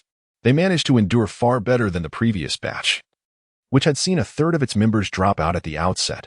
Indeed, I recall that the last batch had a third of its members abandon the training right at the beginning. However, rookies are still rookies. Their physical capabilities pale in comparison to the veterans. From the monitoring footage, the veterans of the Wolf Pack were still leading the charge, maintaining a steady pace and fully controlling their running rhythm. In contrast, the rookies lagged far behind in this aspect, struggling with both their physical endurance and the rhythm required for running under load. Under the blazing sun, the heat was a severe test of the soldiers' ability to withstand high temperatures. Even Fan Tianlei and Long Xiaoyan, situated in the makeshift monitoring center with a fan blowing, felt the oppressive heat. What more could be said for the new recruits, who were running while bearing a 50-kilogram load? Each drenched in sweat. Suddenly, Fan Tianlei noticed Ling Feng in the crowd. What is that kid doing? Ling Feng was running in the midst of the group, peculiarly looking up at the sun while everyone else was keeping their heads down. Attempting to avoid its rays. He trying to chase the sun. Initially, Fan Tianlei thought it was a mere coincidence, but after observing for a while, he noticed that Ling Feng maintained this odd behavior. It was utterly astonishing.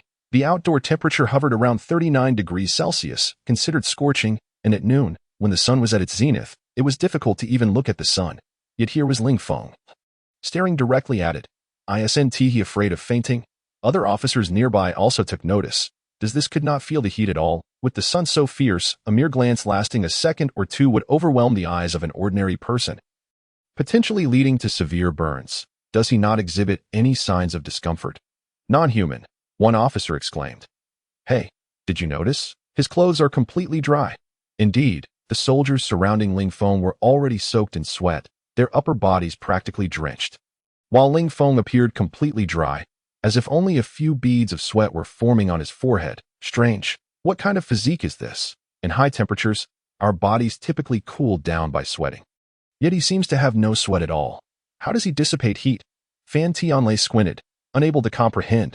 Long Xiaoyan's eyes revealed a complex emotion.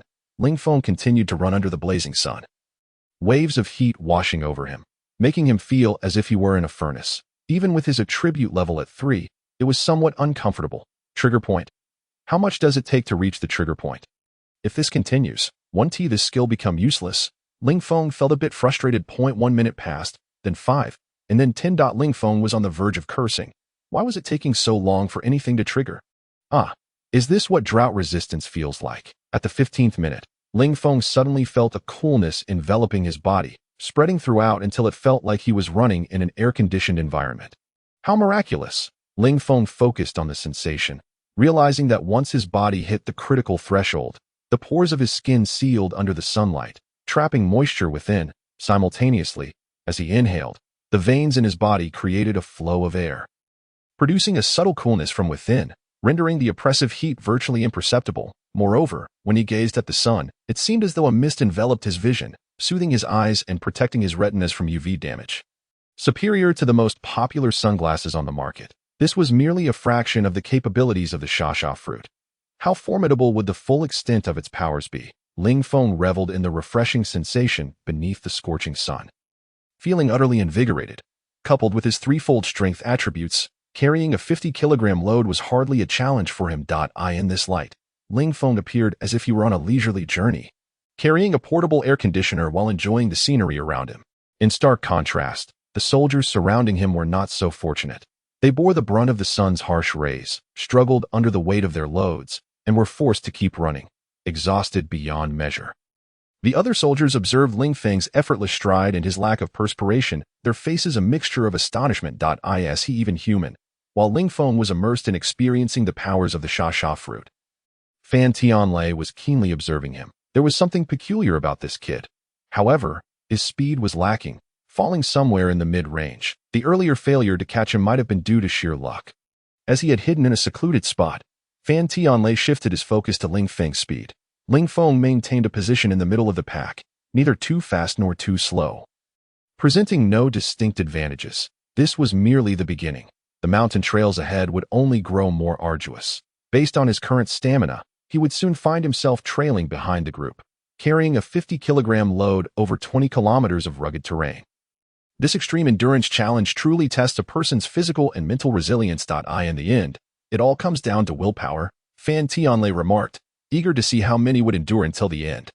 Meanwhile, 10 kilometers away from the monitoring center, the lightning strike team, led by Lei Zhan, was hastening toward the military district.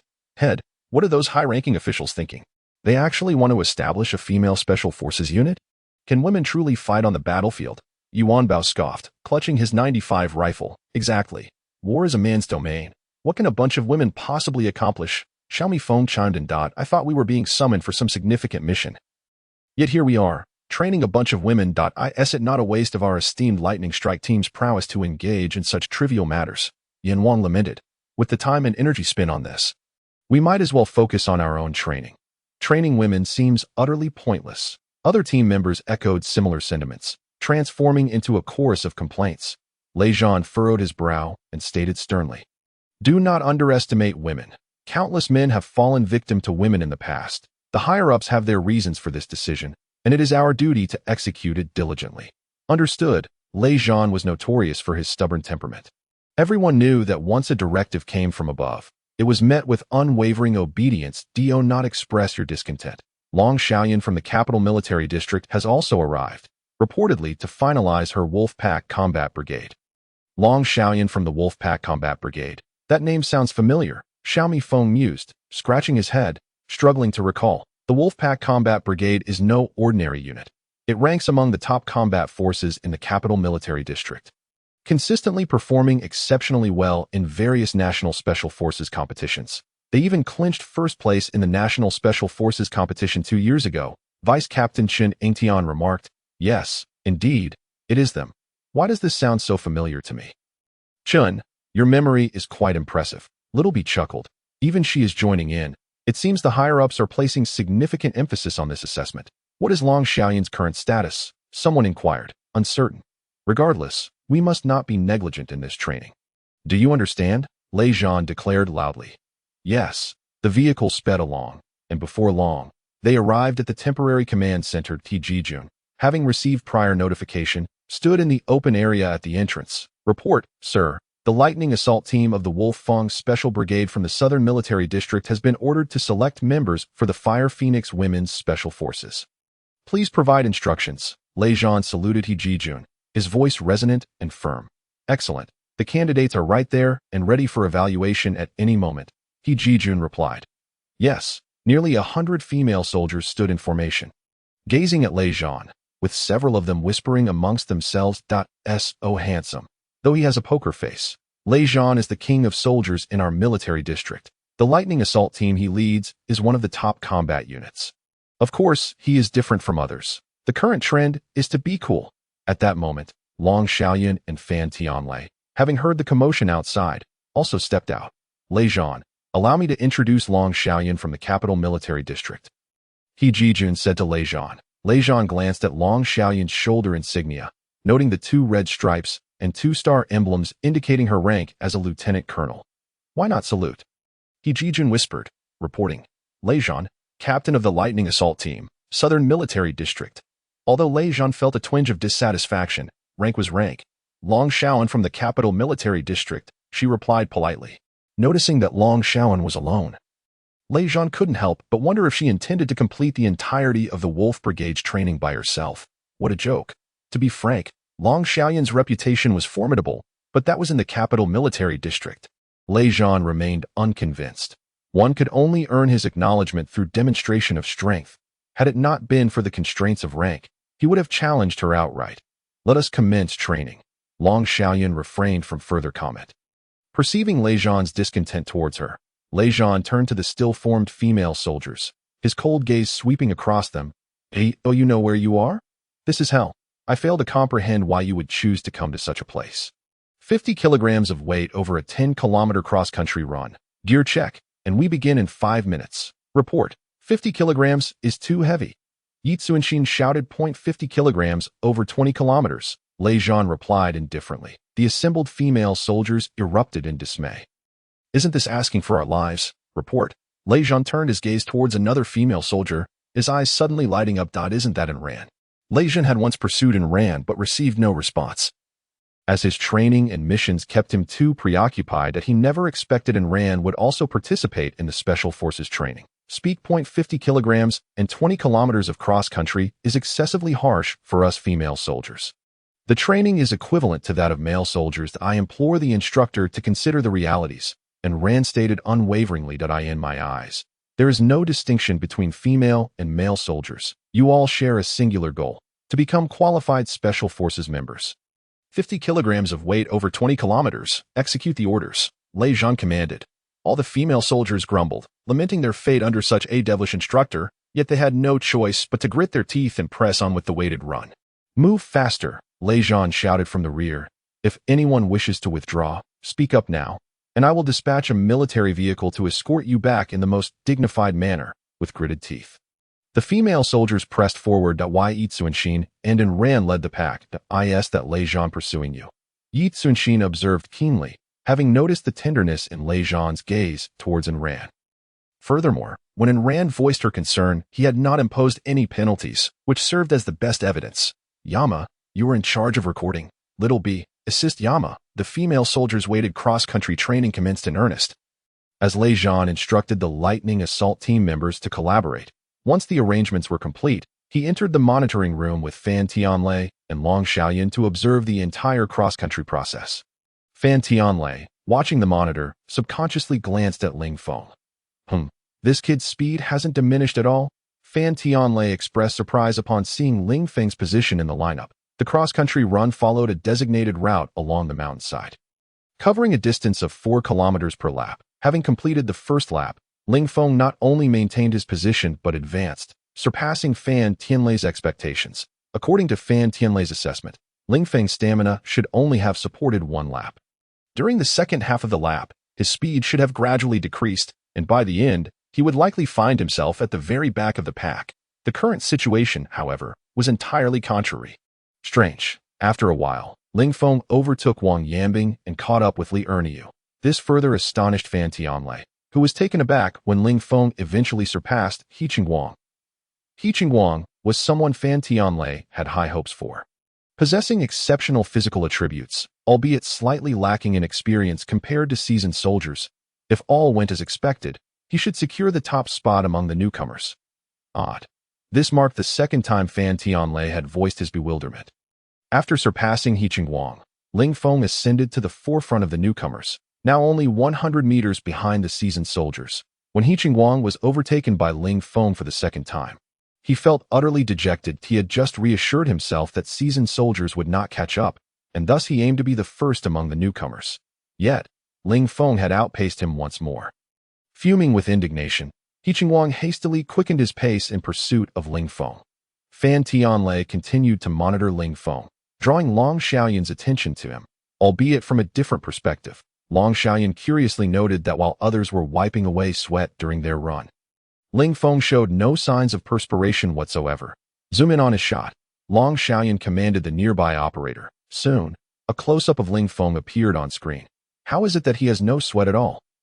Fan Tianlei exclaimed. He had previously noticed this anomaly, attributing it to some unique physical condition that rendered Ling Feng less prone to sweating.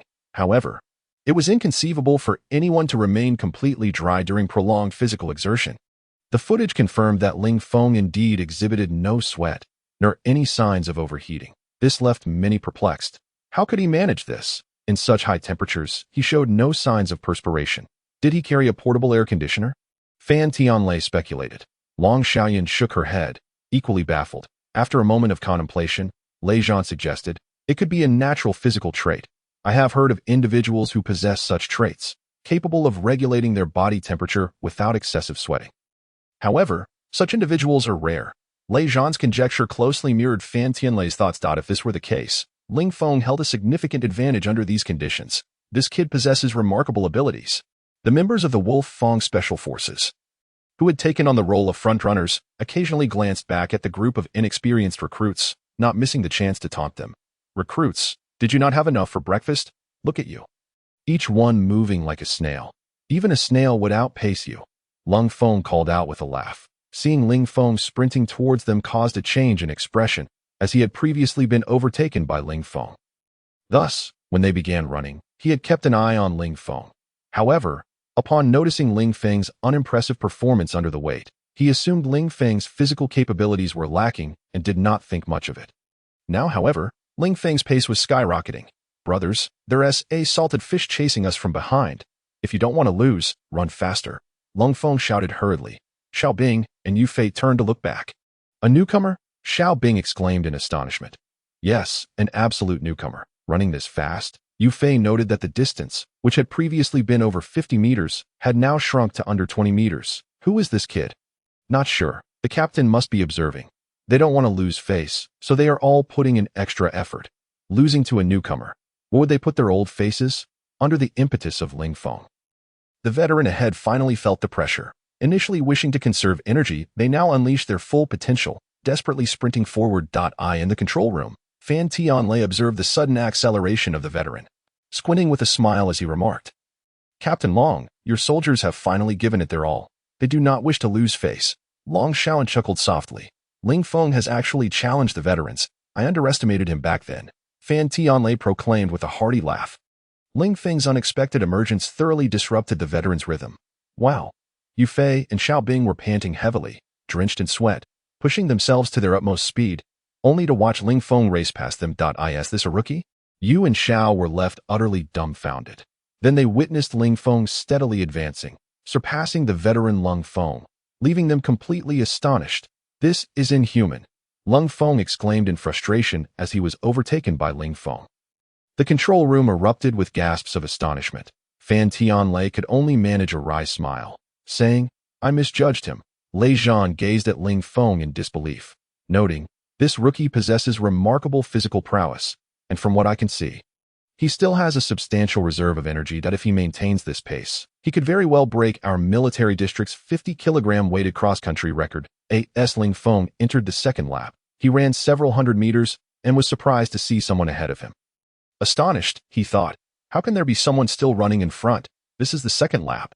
Given his running speed, he assumed no one could surpass him, so he surged forward once more, unaware that the female soldiers were also engaged in the cross-country run.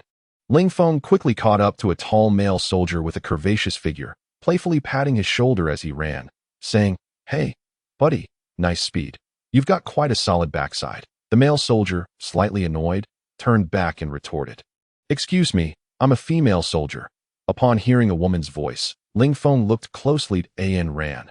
Beneath the military cap was a delicate face, strikingly beautiful. Particularly captivating were her slender, willow-like eyebrows that seemed to enchant anyone who gazed upon them. Without those mesmerizing brows, Ran would merely score a 90. Now, she deserved a perfect 100. Ling Feng never expected that a casual gesture could lead to such an exquisite woman being mistaken for a man. Yet, it wasn't entirely his fault. The loose military uniform and the cap obscured her features from behind, making identification difficult at that moment. Ran unexpectedly stepped into a small depression in the ground. Twisting her right foot awkwardly and spraining her ankle, Ran suddenly lost her balance. Unable to control her forward fall, with quick reflexes, Ling Feng grasped her arm to steady her, but Ran stumbled, and fell into his embrace. The entire sequence unfolded in an instant. As and Ran collapsed into Ling Feng's arms. A loud thud echoed through the control center, resembling a heavy fist striking the table. Lei Zhan slammed his fist down in anger. His face contorted with rage. All eyes turned toward him. Fan Tianlei, startled, turned to see Lei Zhan's furious expression and asked, "What's going on?" Following Lei Zhan's gaze, he saw Ling Feng holding and Ran, looking back at Lei Zhan, and immediately understood the situation. With a smirk, Fan Tianlei said, "It must be a misunderstanding. He likely intended to catch her, but didn't he expect her to fall into him?" Lei Zhan frowned, dissatisfied, asserting, "That soldier is taking advantage of the female soldiers." Fan Tianlei gently interjected, "Are you perhaps interested in this female soldier?" Lei Zhan did not deny it. Fan Tianlei smiled.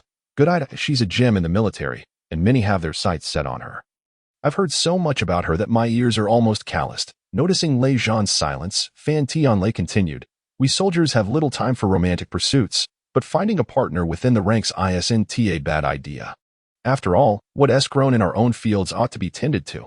However, such matters must be consensual. One cannot exploit their position. Chief of Staff, don't drag me into this. Ling Feng's behavior is improper. He only has thoughts of taking advantage of the female soldiers." Lei Zhan hastily changed the topic, still holding and Ran. "Lei Zhan, don't be so quick to judge. Let's clarify the situation first. Moreover, I've heard Ran still doesn't have a boyfriend. You might still have a chance, so why rush?" Just then, Long Xiaoyan cleared her throat twice, stating, "Let us maintain discipline. This is not personal time. Captain Long speaks true." Fan Tianlei chuckled, giving Lei Zhan a knowing glance. Lei Zhan suppressed his anger. Initially, he held a favorable impression of Ling Feng, but now he would remember him distinctly. Long Xiaoyan mused, when did this lad become so audacious? And Ran, resting in Ling Feng's arms, was engulfed by his masculine aura. Her cheeks slightly flushed as she quickly straightened herself. "Please don't misunderstand. I genuinely didn't know you were a female soldier. I've completed the first lap and didn't see any female comrades. So I mistakenly thought you were male," Ling Feng hurriedly clarified. Upon getting a good look at Ling Feng, and Ran noticed his fair skin, even more pristine than her own, coupled with his handsome features. She was taken aback to learn he had already completed the second LAP so fast. She exclaimed, surprised, from her understanding. A single lap of the mountainous terrain was at least 4 kilometers long, and yet he had finished in such a short time. However, he bore not a single bead of sweat, nor did he appear out of breath. Such physical condition is exceptional. Ling Feng casually explained, "I'm slightly more fit than others. I used to run often, so this terrain is nothing to me. No wonder. Let us keep running," and Ran replied. The area was equipped with cameras, and lingering too long could raise suspicions of cheating. "Is your foot all right?" "It's nothing serious." Thus, the two continued their run. After covering a few hundred meters, they suddenly spotted 2 female soldiers sitting on the ground, clutching their stomachs, with another female soldier tending to them. Tang Xiaoxiao. Ling Feng immediately recognized the soldier who was caring for the others. Tang Xiaoxiao looked up to see Ling Feng, and then ran approaching together. "How did Ling Feng appear here?" Tang Xiaoxiao exclaimed, quickly standing to wave at him. As they drew closer, Ling Feng recognized the other 2 female soldiers as Tiangua and Ouyang Qian, known for their resilience. "What happened?" And Ran inquired with concern. Tang Xiaoxiao whispered to and Ran, "They've got their period." "Why now?" And Ran murmured, "This is troublesome." Kneeling beside Tiangua and Ouyang Qian, and Ran observed their pale faces as they sat groaning in discomfort. "Can you hold on?" And Ran asked. "It hurts terribly." They both shook their heads in response. They felt immense regret. If only it hadn't come at this moment. If they got eliminated because of this, they would regret it for a lifetime. Ran stood up, declaring, "This has just begun. There are still nearly 20 kilometers of mountainous terrain ahead. In their current state, they shouldn't engage in any strenuous activity. If they continue running, it might lead to serious health issues. What should we do?" Tang Xiaoxiao was at a loss. Each of them was already burdened with 100 kilograms, and combined with their own weight, it totaled nearly 300 kilograms. Ran and Tang Xiaoxiao wanted to help, but were unable to lift them. "Ling Feng, do you have any ideas? If not, Tiangua and Ouyang Qian will be eliminated." Tang Xiaoxiao pleaded with Ling Feng. Ling Feng had a favorable impression of Tiangua and Ouyang Qian. Helping them would pose no issue. His light and buoyant abilities had previously proven effective during climbs. But he wondered whether it would work under a weighted scenario. However, according to the principles of luck, it should allow him to carry both of them. The only downside would be the potential impact on his running speed. Ding! Assisting teammates in a cheat mode. Each teammate will receive 100 experience points. Ding! Assisting teammates into cheat mode grants each ally a reward of 100 experience points, and the host will benefit accordingly. Ling Feng's eyes sparkled with excitement. If one earns 100, then 2 amounts to 200. He glanced at his personal attributes, realizing he was merely 200 points short of promotion. Leveling up would enhance all physical attributes and allow him to acquire new skills. The benefits of improved physical attributes are self-evident, but the skills he could gain were particularly enticing to Ling Feng. The heart network skill would elevate his marksmanship to a first-rate level. The climbing skill would enable him to scale heights with the agility of a monkey, and the drought resistance skill would allow him to withstand the scorching sun as if he were basking in air conditioning. Ling Feng turned to Tang Xiaoxiao and declared, "I'll take care of this." And Rand's gaze was fixed on Ling Feng, finding him incredibly handsome. Women generally favor decisive men over those who are indecisive and weak. Whether Ling Feng could ultimately succeed remained to be seen, but at least his attitude was commendable. Suddenly, Tang Xiaoxiao burst into laughter, saying, "You're so out of shape, lacking stamina. How do you plan to help? Don't play the hero if you can't."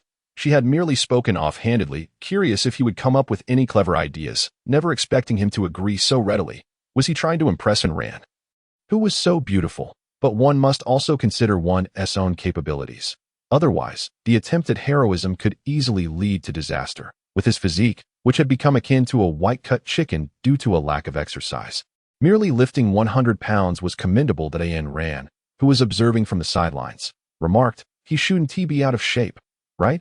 I think his physique is quite good." That it was only then that Tang Xiaoxiao took a closer look at Ling Feng's figure. Taken aback, she circled around him, then patted his shoulder in astonishment. That it's been merely 3 days since we last parted, and yet your physique has transformed so remarkably. And your skin, my goodness, have you been to Korea? Tang Xiaoxiao exclaimed. Nonsense. Ling Feng chided playfully. The essence of the slippery fruit was indeed remarkable. How could Korean technology possibly match such an effect? Ling Feng had undergone a comprehensive transformation, achieving a physique that was nearly perfect, surpassing even that of professional male models. One could only imagine the transformation of a hefty figure like Yarlita after consuming the slippery fruit, achieving not only an exceptional physique, but also becoming a stunning beauty. The bodily transformation he experienced was merely a fraction of the slippery fruit's potential. "What's your plan for helping?" and Rand inquired. "Simple." Ling Feng approached Tian Guo and Ouyang Qian, saying, "You should be able to walk normally, right? That should suffice, as long as it's not intense exercise. The impact won't be too great," they replied. "Then we're good to go. Stand up. I'll assist you both in climbing." Tian Guo and Ouyang Qian stood up in confusion, and Ling Feng positioned himself between them, gripping Tian Guo's left shoulder with his right hand and Ouyang Qian's right shoulder with his left. "Let us start running." With that, Ling Feng inhaled deeply, lifted Tian Guo and Ouyang Qian, and began to sprint forward. The principle of buoyancy through controlled breathing is rather straightforward, akin to birds, which can store air within their bodies to enhance buoyancy and soar through the skies. However, the human body lacks such capabilities. Yet, after Ling Feng's transformation through the light and airy fruit, he could now store air effectively. His physical attributes were 3 times that of an average person. However, with the combined weight of Tian Guo and Ouyang Qian, plus an additional 200 pounds, he was now bearing nearly 400 pounds, exceeding the strength required for a typical individual. As he lifted them, it proved quite the challenge, prompting him to focus on buoyancy. The energy within him began to circulate, forming a current that flowed throughout his body, making him feel lighter. "It truly works," Ling Feng noted as he felt his body lighten, making running significantly easier. Tian Guo and Ouyang Qian felt as if their feet were floating, hardly exerting any effort as they ran alongside him, their expressions reflecting sheer astonishment. Who would have thought this fair-skinned young man possessed such strength? As Ling Feng ran, he alternated between holding his breath and breathing steadily, repeating the cycle. Initially, he could hold his breath for 10 seconds, gradually extending it to 30 seconds, but beyond that proved difficult, especially while running with a load of 400 pounds, which demanded considerable stamina. Without the buoyancy technique, running even 100 meters would be a daunting task. Tang Xiaoxiao trailed behind, initially finding Ling Feng's pace unremarkable. But as he accelerated, she soon found herself unable to keep up. How had he transformed into such a powerhouse? She recalled a time at the art troupe when Ling Feng had to carry a table to the 3rd floor, needing to rest 3 times along the way. Now he was effortlessly carrying 2 individuals along with 2 bags weighing 100 pounds each, plus her own 100-pound burden, nearly 500 pounds in total. Was this really the Ling Feng of old? Meanwhile, in the monitoring center, Lei Zhan clenched his fists, his expression dark as he watched Ling Feng. That Ain Ran was beside him, her gaze fixed on Ling Feng, unmistakably filled with admiration. What did this signify? Lei Zhan felt as though he were wearing a green hat. Ling Feng was oblivious to the attention he garnered as he sprinted with the 2 female soldiers. Cold Feng, Yu Fei, and others caught up from behind. Momentarily stunned at the sight. What's going on? A hero rescuing damsels in distress. Cold Feng remarked enviously. Ling Feng paid no heed to the soldiers' banter. Without pausing for breath, Cold Feng and his companions pressed forward, fully aware that this was their sole opportunity to surpass Ling Feng. After nearly a full lap, Tianghua and Ouyang Qian began to feel more comfortable and requested to run on their own. Ling Feng obliged, letting them down as they adjusted to the new pace. Ding! The host has successfully completed the task of assisting others into cheat mode, earning 200 experience points. Ding! Level up achieved. Cheat skills unlocked. Ding! Congratulations to the host for acquiring the essence of the thorn fruit. The essence of the thorn fruit. Ling Feng had little interest in that right now. He was more eager to discover what skills he had gained. Checking his attributes, he found Cheat Skill 1. Usopp's mobile shooting technique. Achieving 99 accuracy while moving at high speeds in conjunction with shooting weaponry. Cheat Skill 2. Lucci's leopard transformation speed skill. Possessing the speed and agility of the Zoan-type beast fruit in leopard form. With specific metrics reflecting the host's attributes. Cheat Skill 3. Moonlight Moria's shadow combat technique. Moria can sever the shadows of humans, allowing the host's body to move as fluidly as a shadow, with movements enhanced by even the gentlest breeze, creating a luxurious combat style. Cheat Skill 4. Absalom's invisibility skill. Gleaning partial abilities from the transparent fruit. Once activated, the host will receive divine assistance in stealth operations. Though it is advisable to have personal attributes exceeding 10 before selection, upon reviewing the options, Ling Feng noted that only the 3rd option had been replaced, the others remained unchanged. Moonlight Moria's ability to capture other shadows was notorious. Those deprived of their shadows would be reduced to ashes under sunlight.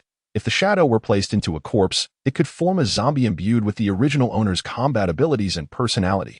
He had once clashed with Kaido, one of the 4 emperors, in the New World. Within the One Piece universe, he was considered a formidable powerhouse. Had he not encountered the protagonist Luffy's crew, he likely would have achieved even greater heights. Yet, while he had heard of Moria's shadow-severing ability, he had not previously known of the shadow combat technique. However, the name and description were indeed impressive, suggesting a combat style that allowed one's body to move like a shadow. What an extraordinary concept. Moreover, the notion that it could sway with the wind sounded remarkable. Ling Feng felt a surge of excitement. If Moonlight Moria was so formidable, then his shadow combat technique must be equally exceptional. The Heart Network skill of Enel and Crocodile's drought resistance skill could only be deemed auxiliary. What Ling Feng truly needed were offensive skills, particularly combat techniques. I'll choose this one. In an instant, a flash of light surged into Ling Feng's mind, as an array of techniques for moving like a shadow flooded into his consciousness.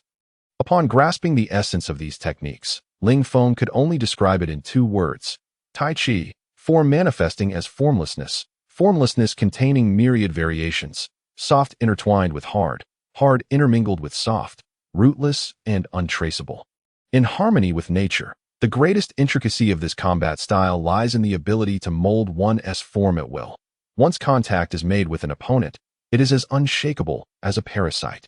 It truly did not disappoint. What kind of extraordinary abilities would the essence of the thorn fruit bestow? Ling Feng contemplated the thorn fruit. The thorn fruit bearer possesses the ability to extend thorns from their entire body, capable of piercing even solid rock. Nami endured great hardships while battling against her, suffering greatly, almost losing her life. Had it not been for her own carelessness, defeat would have been impossible. Each transformation, however, brings excruciating pain, making now an unsuitable time for change. It would be wiser to wait for a more opportune moment. Ling Feng then examined his personal attributes. Soldier. Ling Feng profession. Special forces level. For attributes. root bone 4.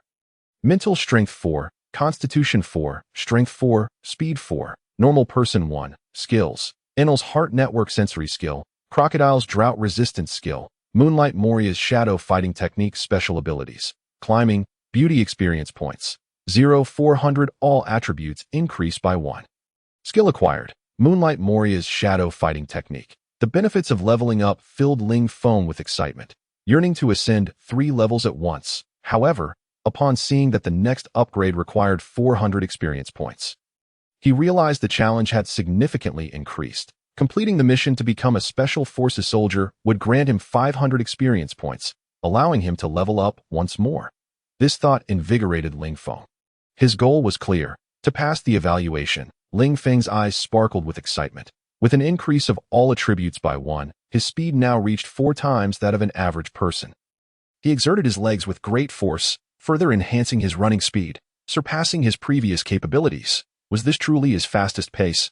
Behind him, and ran, and the others watched in astonishment as Ling Feng's speed surged unexpectedly, each displaying a look of disbelief. He was carrying a weight of 100 jin.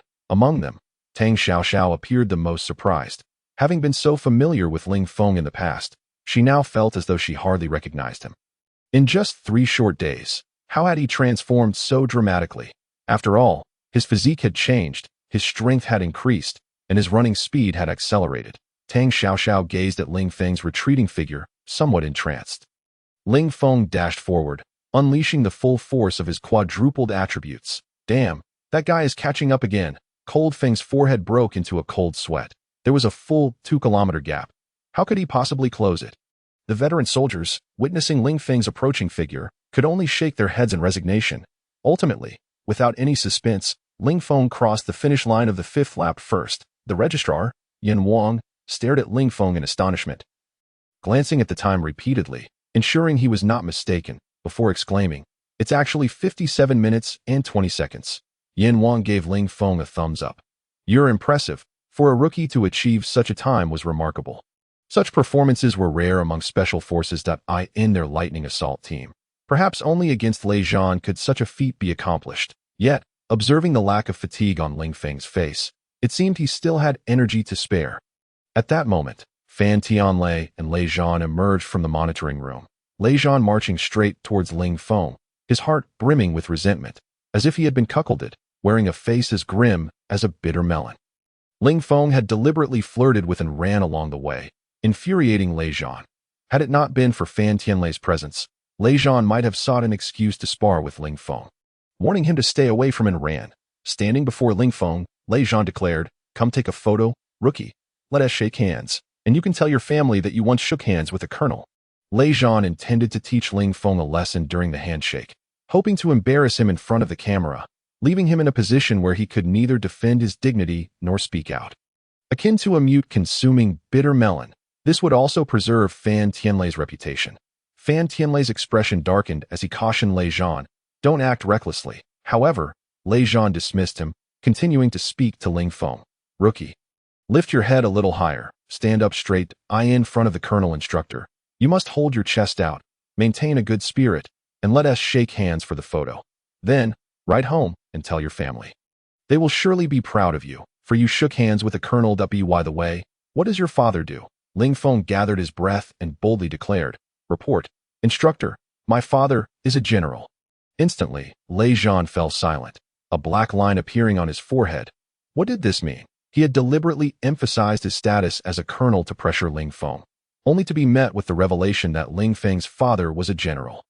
Wasn't he that a slap to the face? Fan Tianlei was momentarily stunned. Then couldn't he help but smirk. "You little rascal." The registrar, Yin Wang, was nearly brought to tears from laughter, having deduced that Lei Zhan intended to assert dominance over Ling Feng during their handshake. Aiming to dampen his spirit, this was a common method to train rookies, to attack verbally first, testing their mental resilience before launching a physical assault. It was a dual strategy to see how much pressure the opponent could withstand. Yet, who would have guessed that Ling Feng would not play by their rules? When Lei Zhan brought out his colonel status, Ling Feng countered with a general, regardless of the truth behind his claim. Ling Feng's adaptability was remarkable. Unlike ordinary soldiers, this alone showcased Ling Feng's cleverness, quick reflexes, and formidable strength, earning him a bit more favor from Yin Wang. With good intentions, Yin Wang advised, "Rookie, stop joking. Hurry up and apologize to the instructor." Ling Feng, with utmost seriousness, responded, "I'm being genuine. Sending the photo home is pointless. My father has no time to look at it. Even if he did, it wouldn't be anything special. The major generals who visit him at home are a dime a dozen." Yin Wang was left speechless, pondering how this young man could boast so convincingly, claiming to be the son of a general's son would typically start from the bottom, and while it was normal for a general's child to join the military, they would most likely attend the National Defense University first, then be assigned to service, beginning at least as a non-commissioned officer. This was all absurd. "Hurry up and apologize to the instructor," Yin Wang chided.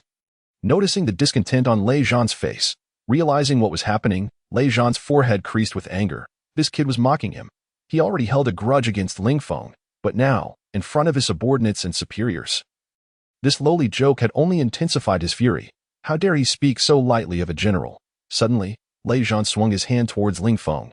Fan Tianlei, noticing Lei Zhan's sudden movement, reacted too late to intervene. Shouting, "Lei Zhan, stop!" Yin Wang was taken aback, never anticipating that Lei Zhan would act so impulsively. The onlookers were equally stunned, but Ling Feng had remained vigilant, as Lei Zhan's hand approached with alarming speed. A flash of the shadow fighting technique's movement method crossed his mind. The shadow fighting technique utilized the principle of internal energy. During breathing, the energy circulated throughout the body, akin to storing energy within oneself. This energy would enhance the body's flexibility, connecting with the surrounding airflow, achieving a state of moving with the wind, like a willow branch swaying in the breeze. "I can feel it." In an instant, Ling Feng felt as though his body had become weightless, akin to a willow dancing in the wind, his form gracefully retreating a few steps, easily evading Lei Zhan's palm. Lei Zhan was momentarily taken aback. His strike had been swift, yet now, it had missed. It must have been a coincidence. Stepping forward, Lei Zhan bellowed, "A liar like you, daring to joke about a general. I'll teach you a lesson on behalf of your father." As he spoke, another palm swung towards Ling Feng.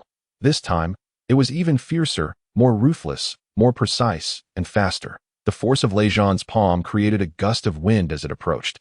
Yet, just as Lei Zhan's hand neared Ling Feng, Ling Feng's form shifted lightly once more, effortlessly sidestepping the attack. Yin Wang's eyes widened. His astonishment was not merely at Lei Zhan's sudden aggression towards Ling Feng, but at how Ling Feng had managed to evade Lei Zhan's attack not once, but twice. The first time may have been luck, but the second was different. Lei Zhan was clearly furious, and his movements were aggressive. This simple, swift, and brutal attack concealed immense power, achievable only through mastery of combat techniques. If Yin Wang were to face Lei Zhan's strike, he would find it impossible to retreat quickly enough and would have to block with his left hand. Yet, Ling Feng had effortlessly dodged. What kind of skill was this? Ling Feng appeared to move back casually, not revealing any extraordinary speed, almost as if he had merely been blown away by the gust of Lei Zhan's hand. Fan Tianlei was equally astonished. Lei Zhan was the martial champion of the South China military region, and yet, he had failed to land a hit on a rookie not once, but twice. Although Fan Tianlei's prowess pales in comparison to Lei Zhan's, he possesses a keen eye for detail. When Lei Zhan unexpectedly struck with his palm for the first time, Ling Feng seemed to sense it, reacting swiftly by moving backward.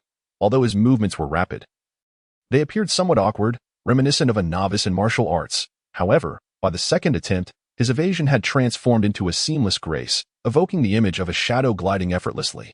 This method of dodging was something Fan Tianlei had never witnessed before. After 2 consecutive missed strikes, Lei Zhan's fury erupted. "Dare you evade again?" Ling Feng paid him no heed, instead immersing himself in the profound essence of the shadow combat technique, having already become quite familiar with its intricacies through repeated application. As he observed Lei Zhan preparing to strike once more, he felt compelled to test the limits of this extraordinary evasive maneuver.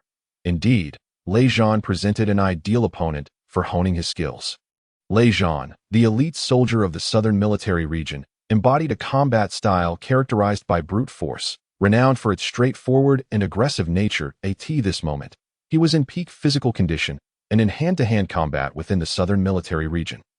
None could match him. Ling Feng maintained his center of gravity, his feet firmly rooted like the gnarled roots of an ancient tree, while his upper body swayed in response to the gusts generated by Lei Zhan's strikes. Whoosh! Lei Zhan's palm narrowly missed Ling Feng's nose, causing him to tilt at a 75-degree angle. As Lei Zhan swung again from a different angle, Ling Feng barely evaded, his body tracing a graceful arc. As Lei Zhan relentlessly struck, Ling Feng nimbly dodged, his movements reminiscent of Zhang Sanfeng executing Tai Chi, swaying side to side like a weeble, appearing to topple, yet never leaving the ground. Both Fan Tianlei and Yin Wang were left astonished. Lei Zhan had unleashed a barrage of over a dozen strikes, all of which missed, not even grazing his opponent. Enraged and humiliated, Lei Zhan bellowed, "If you're so bold, then don't dodge." Fan Tianlei and Yin Wang exchanged bewildered glances. Was Ling Feng's flexibility and agility truly that extraordinary? Lei Zhan's palms struck from all directions, yet somehow Ling Feng evaded them as if glued to Lei Zhan's hands, seemingly on the brink of being hit one moment, yet dodging the next. Was he a gymnast before? Yin Wang marveled at that moment. Long Xiaoyan emerged from the doorway, witnessing Lei Zhan's assault on Ling Feng. Her eyebrows furrowed, and she strode forward to a slap. Long Xiaoyan's eyes blazed with fury.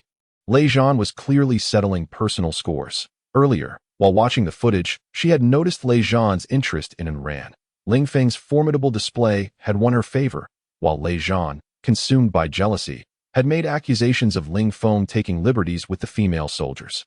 Now, he could no longer contain his aggression. Long Xiaoyan swiftly pieced together the entire sequence of events. However, upon seeing Ling Feng effortlessly evade Lei Zhan's blows, her face showed a hint of confusion. When had he acquired such skills? As Lei Zhan continued to unleash a flurry of strikes, intent on turning Ling Feng into a punching bag, the latter seemed to maneuver like a shadow, always managing to slip away. Damn it!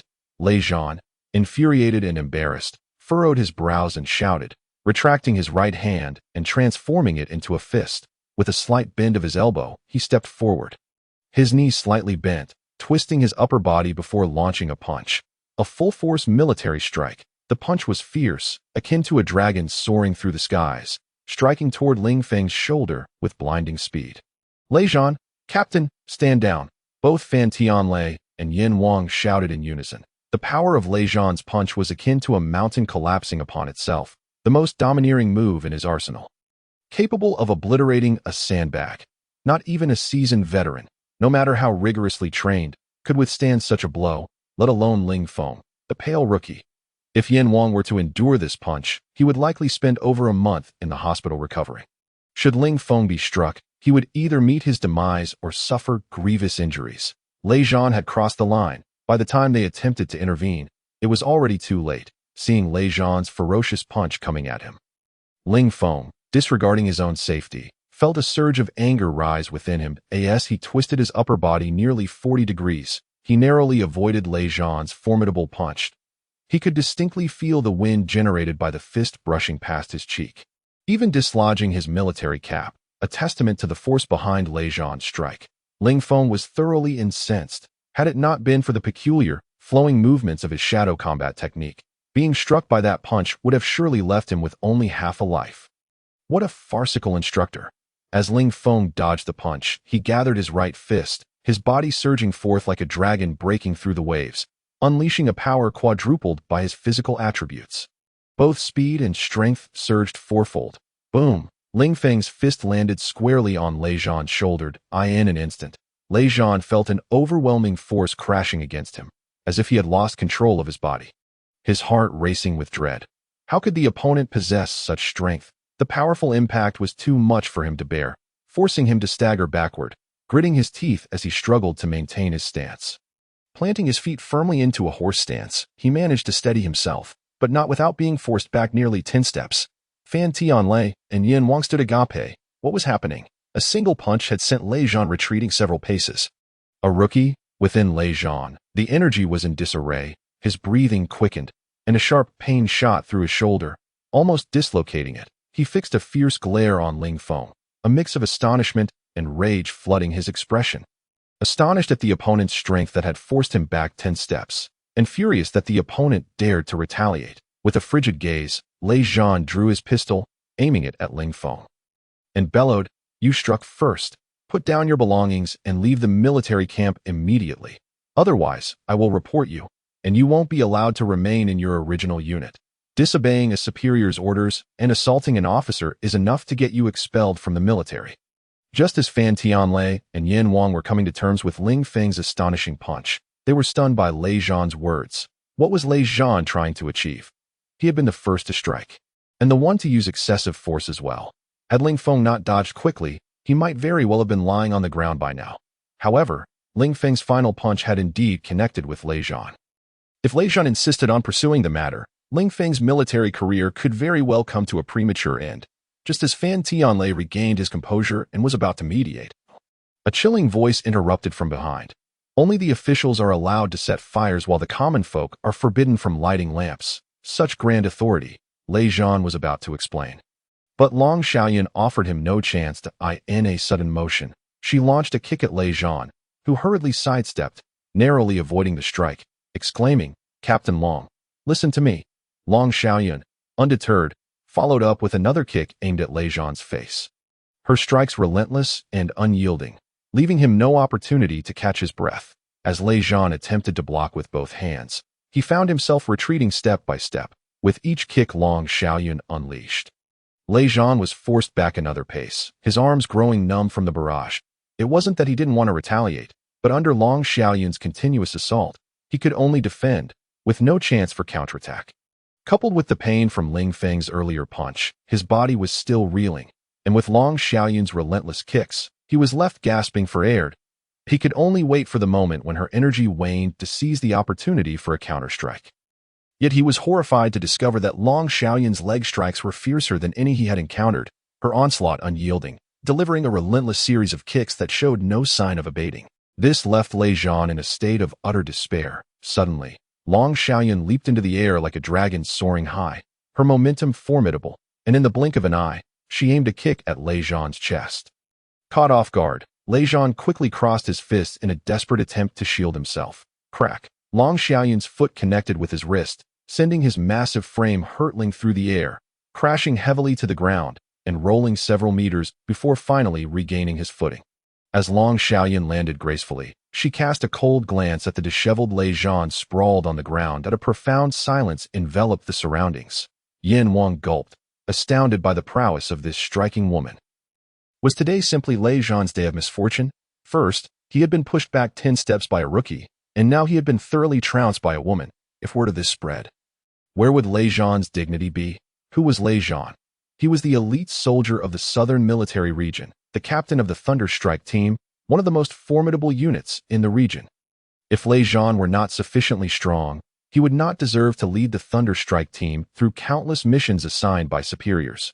Yet under the relentless assault of this formidable female officer, Lei Zhan found himself reduced to mere defense, unable to counter, ultimately being overthrown with a single airborne sidekick.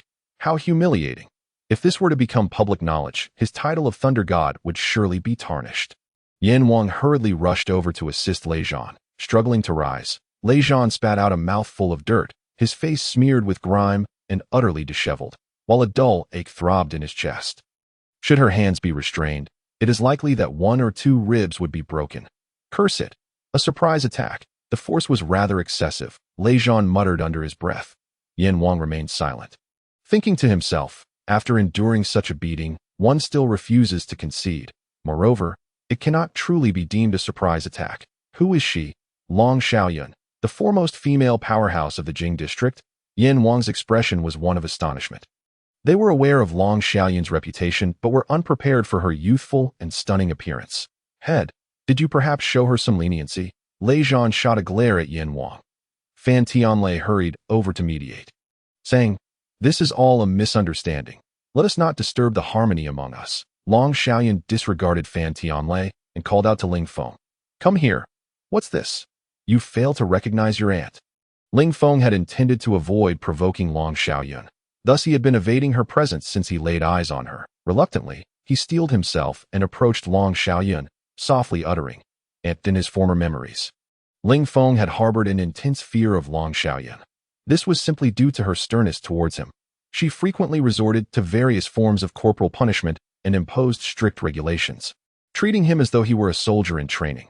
However, to be fair, this seemingly overbearing aunt had indeed been quite supportive of Ling Feng when he had not erred, always correcting him. Yet, when he found himself in trouble, she was the first to leap to his defense. The underlying principle was one of fierce protection. Anyone wishing to bully Ling Feng would first have to contend with her. Long Xiaoyan cast a glance at Ling Feng and remarked, "So you do recognize me as your aunt." She then turned to Lei Zhan with a cold tone. "Commander, you once told me that instructors have their missions. You struck Ling Feng with those many slaps. His status may not suffice, but mine certainly does. If you are unwilling to accept that, we may test it further." Fan Tianlei interjected, stating, "Captain Long, you might not be fully aware of the situation. It was actually Captain Lei who was struck by Ling Feng." Lei Zhan quickly restrained Fan Tianlei and addressed Long Xiaoyan. "What the commander said is true. My training methods were overly impulsive, and I shall certainly amend my ways to prevent similar errors in the future." Fan Tianlei was taken aback. When had Lei Zhan become so articulate? He firmly asserted that it was the training methods that were excessive, not due to personal reasons. These are two entirely different concepts. Should the higher-ups choose to investigate this matter, at most, Lei Zhan would receive a verbal reprimand. However, if it were a matter of personal emotion, there could well be a formal record of demerit followed by profound reflection. Lei Zhan was indeed being cautious, knowing that after discovering Long Xiaoyun was Ling Feng's aunt, he did not wish to escalate matters, especially since he felt somewhat in the wrong in this situation. Thus, after weighing the pros and cons, he chose to swallow his pride. Otherwise, he would not care who Long Xiaoyun was. He would have preferred to engage her in another round. Confident he could best a mere woman. At that moment, Yin Wang was left somewhat dumbfounded. This rookie, the best in the field, was indeed Long Xiaoyun's niece. The implications were significant. Could it be that Ling Feng's claim of having a general for a father was genuine? A lowly soldier, an aunt who is a lieutenant colonel, and a general father? Yin Wang's gaze involuntarily shifted towards Ling Feng. Despite being a newcomer, his strength was not to be underestimated, clearly honed from a young age, laying a solid foundation. Suddenly, Yin Wang began to understand why Ling Feng had managed to repel Lei Zhan with a single punch. With such a formidable aunt watching over him, how could he not be strong? Moreover, Long Xiaoyan was exceedingly domineering, compelling even Lei Zhan to relent. Not even Fan Tianlei was regarded highly in her eyes. Long Xiaoyan ignored the others and led Ling Feng away to another side. Once Fan Tianlei observed that Long Xiaoyan and Ling Feng had distanced themselves, he turned to Lei Zhan and remarked, "Long Xiaoyan's identity is anything but simple. T merely 20-something. She has already attained the rank of lieutenant colonel. All while in a place like Jing City. Beyond her personal capabilities, could she have risen so swiftly without the favor of superiors? While youthful exuberance is commendable, one must also recognize the limits. Commander Long, let us avoid unnecessary provocation. Once the assessment concludes and she departs, we shall find relief. Are we to be cowed by her?" Lei Zhan seethed with frustration. While her background from Jing City was impressive, a strong dragon cannot suppress a local snake. This was their territory in the South China Military District, all for the sake of the assessment. Fan Tianlei patted Lei Zhan on the shoulder, returning to the monitoring center with a hint of resignation. Upon returning to the monitoring center, Fan Tianlei suddenly recalled that Ling Feng was favored by the Wolf Head. Could he possibly have connections with the Wolf Head? This young man has a rather terrifying background. Lei Zhan slammed his fist against a nearby pine tree, growling in anger. "If it comes to that, I'll just quit." Yin Wang, well aware of Lei Zhan's temperament, replied, "Commander, what we detest most as soldiers is nepotism. So what if that kid has Long Xiaoyan backing him? Let us not forget, the assessment training is within our purview. Is she truly so formidable? We can intensify the training and justifiably eliminate Ling Feng. Wouldn't that be akin to delivering her a slap in the face?" Yin Wang reassured him. "Commander, weren't you always saying that to us during training? Leave the Green Mountains, and there's no fear of firewood running out. A true man seeks revenge when the time is ripe. Intensify the training and eliminate that kid." Yin Wang spoke solemnly. Lei Zhan took a deep breath. Calming himself, realizing he had indeed been somewhat impulsive, he patted Yin Wang on the shoulder, declaring, "Increase the training." Only then did Yin Wang feel relieved. He had genuinely feared that Lei Zhan might quit out of anger. In truth, Yin Wang understood that Lei Zhan's animosity towards Ling Feng was fundamentally unfounded, yet he felt compelled to support his brother. The situation was further complicated by Ling Feng's provocation of Ran, which was clearly a point of contention for Lei Zhan. Thus, for the happiness of his brother, he could only devise ways to eliminate Ling Feng, leaving no room for discussion for someone from Jing City. As Yin Wang persuaded Lei Zhan to stay, on the other side of the woods, Long Xiaoyan scrutinized Ling Feng from head to toe. She noticed that Ling Feng's physique had undergone a transformation. Previously, he had been burdened with excess flesh around his abdomen, yet now there was none to be seen. Moreover, his complexion appeared even fairer than before. This was somewhat perplexing. While a reduction in weight could be attributed to rigorous training in the military, one would not expect such a complexion to thrive under the scorching sun. This was merely one of the many changes. Ling Feng, the second-generation official from the general's household, had once possessed abysmal physical fitness. He could barely run 100 meters without gasping for breath, exclaiming he would perish, utterly incapable of enduring hardship. He lacked any strength, struggling to lift a 50-pound barbell even twice without cramping his hands.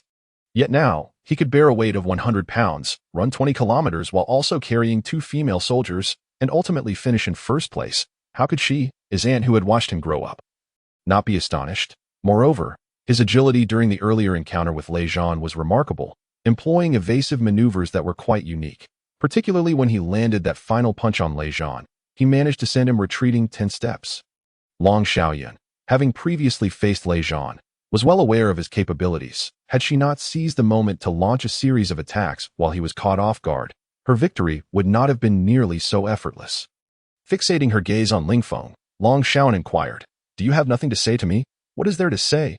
Ling Feng feigned ignorance. "Very well, let us exchange a few moves," Long Xiaoyan stated directly.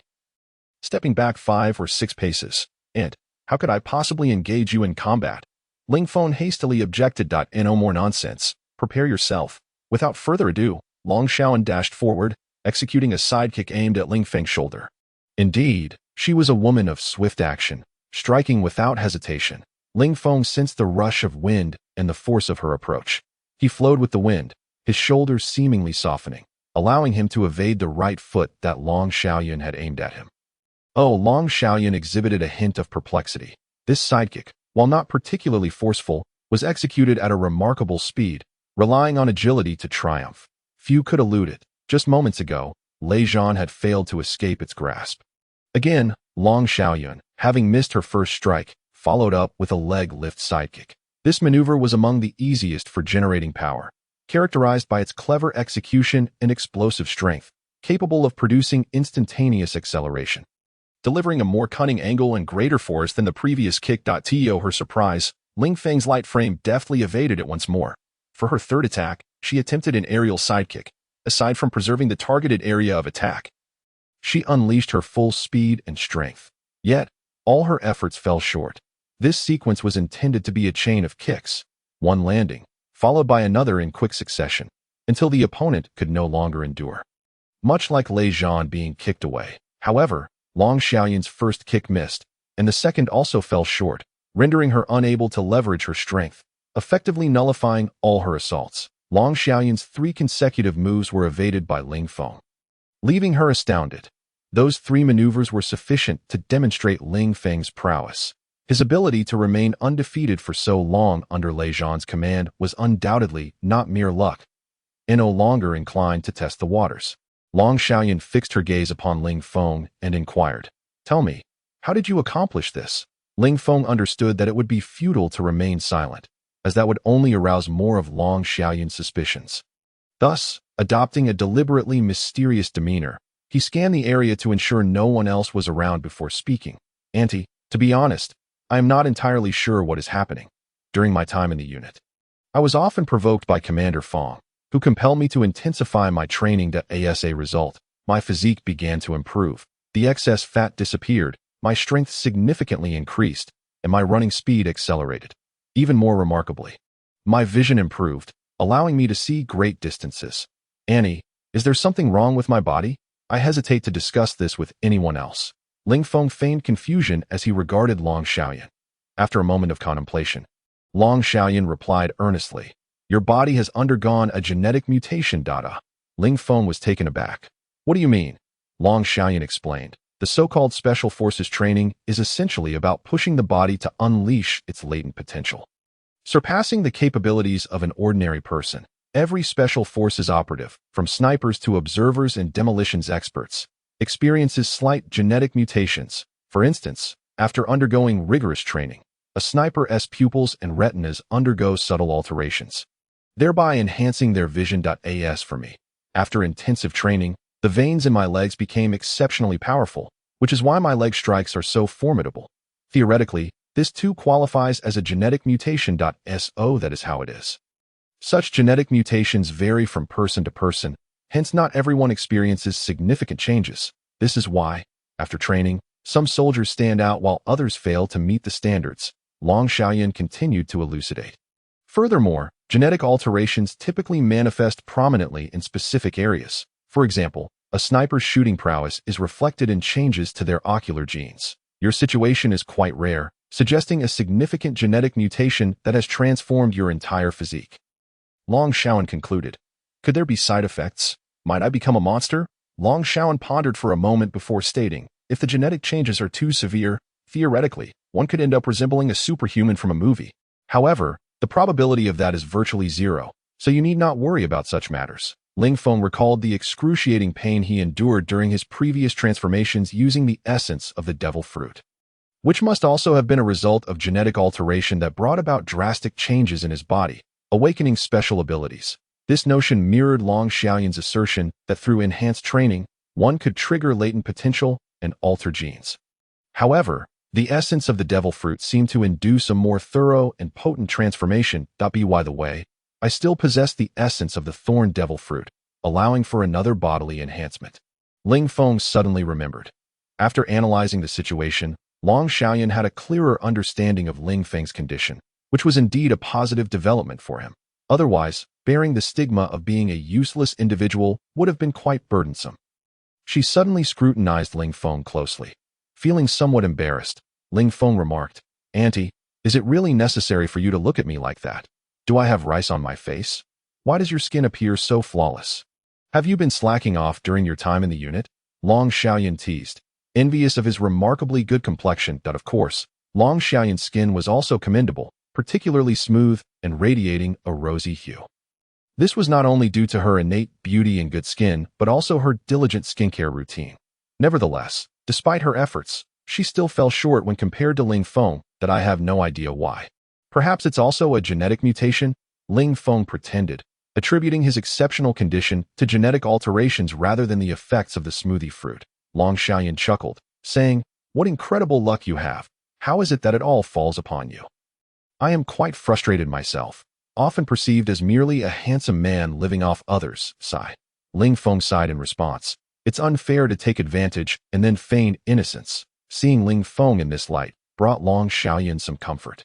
In truth, given Ling Feng's family background, he shouldn't have to endure such arduous circumstances. It was merely his father's disappointment that led him to be cast into the military to fend for himself. Thus, very few in the military district were privy to Ling Feng's true identity. From now on, work harder and do not slack off. Do you understand? Long Xiaoyan advised. Yes, Annie, return to your unit. Understood. Long Xiaoyan departed first.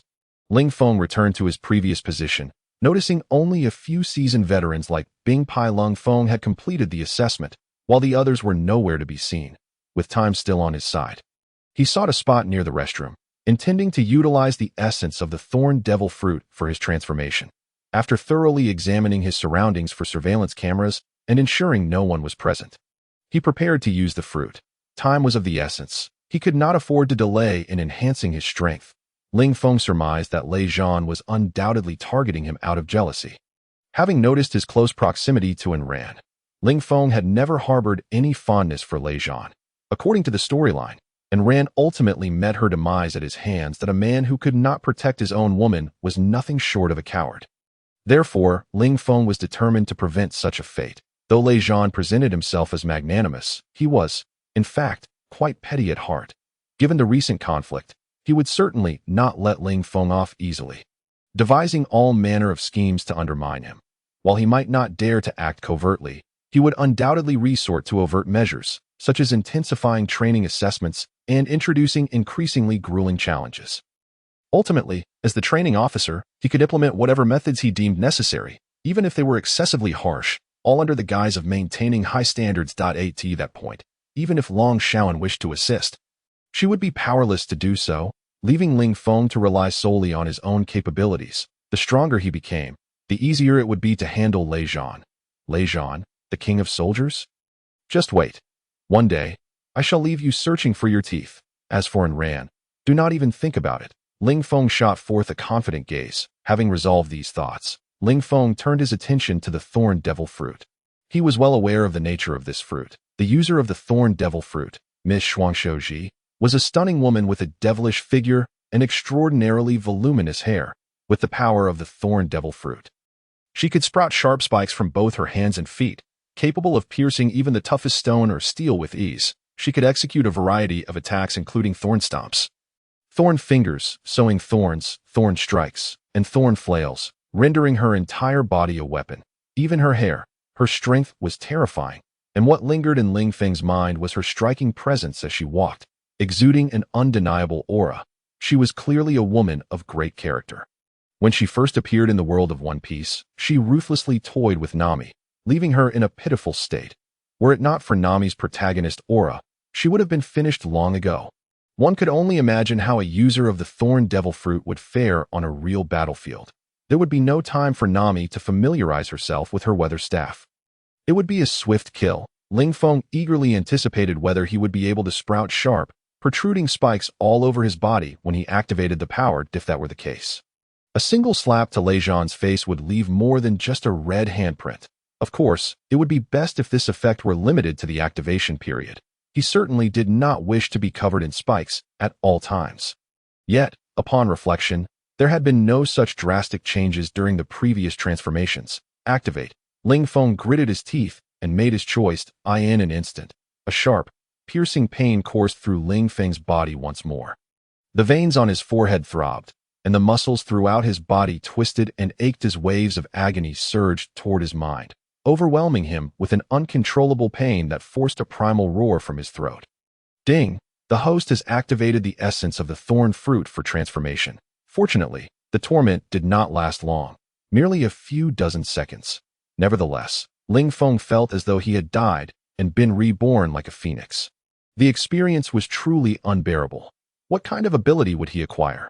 Ling Feng's eyes revealed a hint of a wan smile. However, his expression gradually solidified into one of determination. Enduring hardships is what elevates a person above the rest. As Ling Feng was enhancing his body with the essence of the thorn demon fruit, veterans like Ling Feng, Xiao Bing, and Yu Fei had already completed their weighted cross-country run, leaving only Shi Samba yet to finish. Though he was not far behind, the group rested beneath a tree, each face marked by a frown, feeling humiliated at being surpassed by a novice. Who exactly is that rookie? He even gave me a thumbs up when he overtook me. Infuriating me. Yu Fei exclaimed indignantly that it's baffling. When he was running alongside me, a gust of wind seemed to follow. How can he catch up over such a distance? Is he made of iron? Xiao Bing pondered. Ling Feng recalled Ling Feng's earlier boastful remarks in the vehicle and remarked, this rookie named Ling Feng is exceptionally good at showing off, almost to the point of creating an aura of superiority. He must have been plotting how to impress us all along. It's perplexing. His skin is even smoother than a woman's. Moreover, he seems particularly close to a beautiful female soldier with large eyes, almost as if they share an unspoken bond. What a pity. That striking female soldier truly is stunning, with flawless skin. Ling Feng's eyes gleamed with envy. There must be more than one, right? Did you not see on the road earlier? He was carrying two, both exceptionally beautiful and with great figures.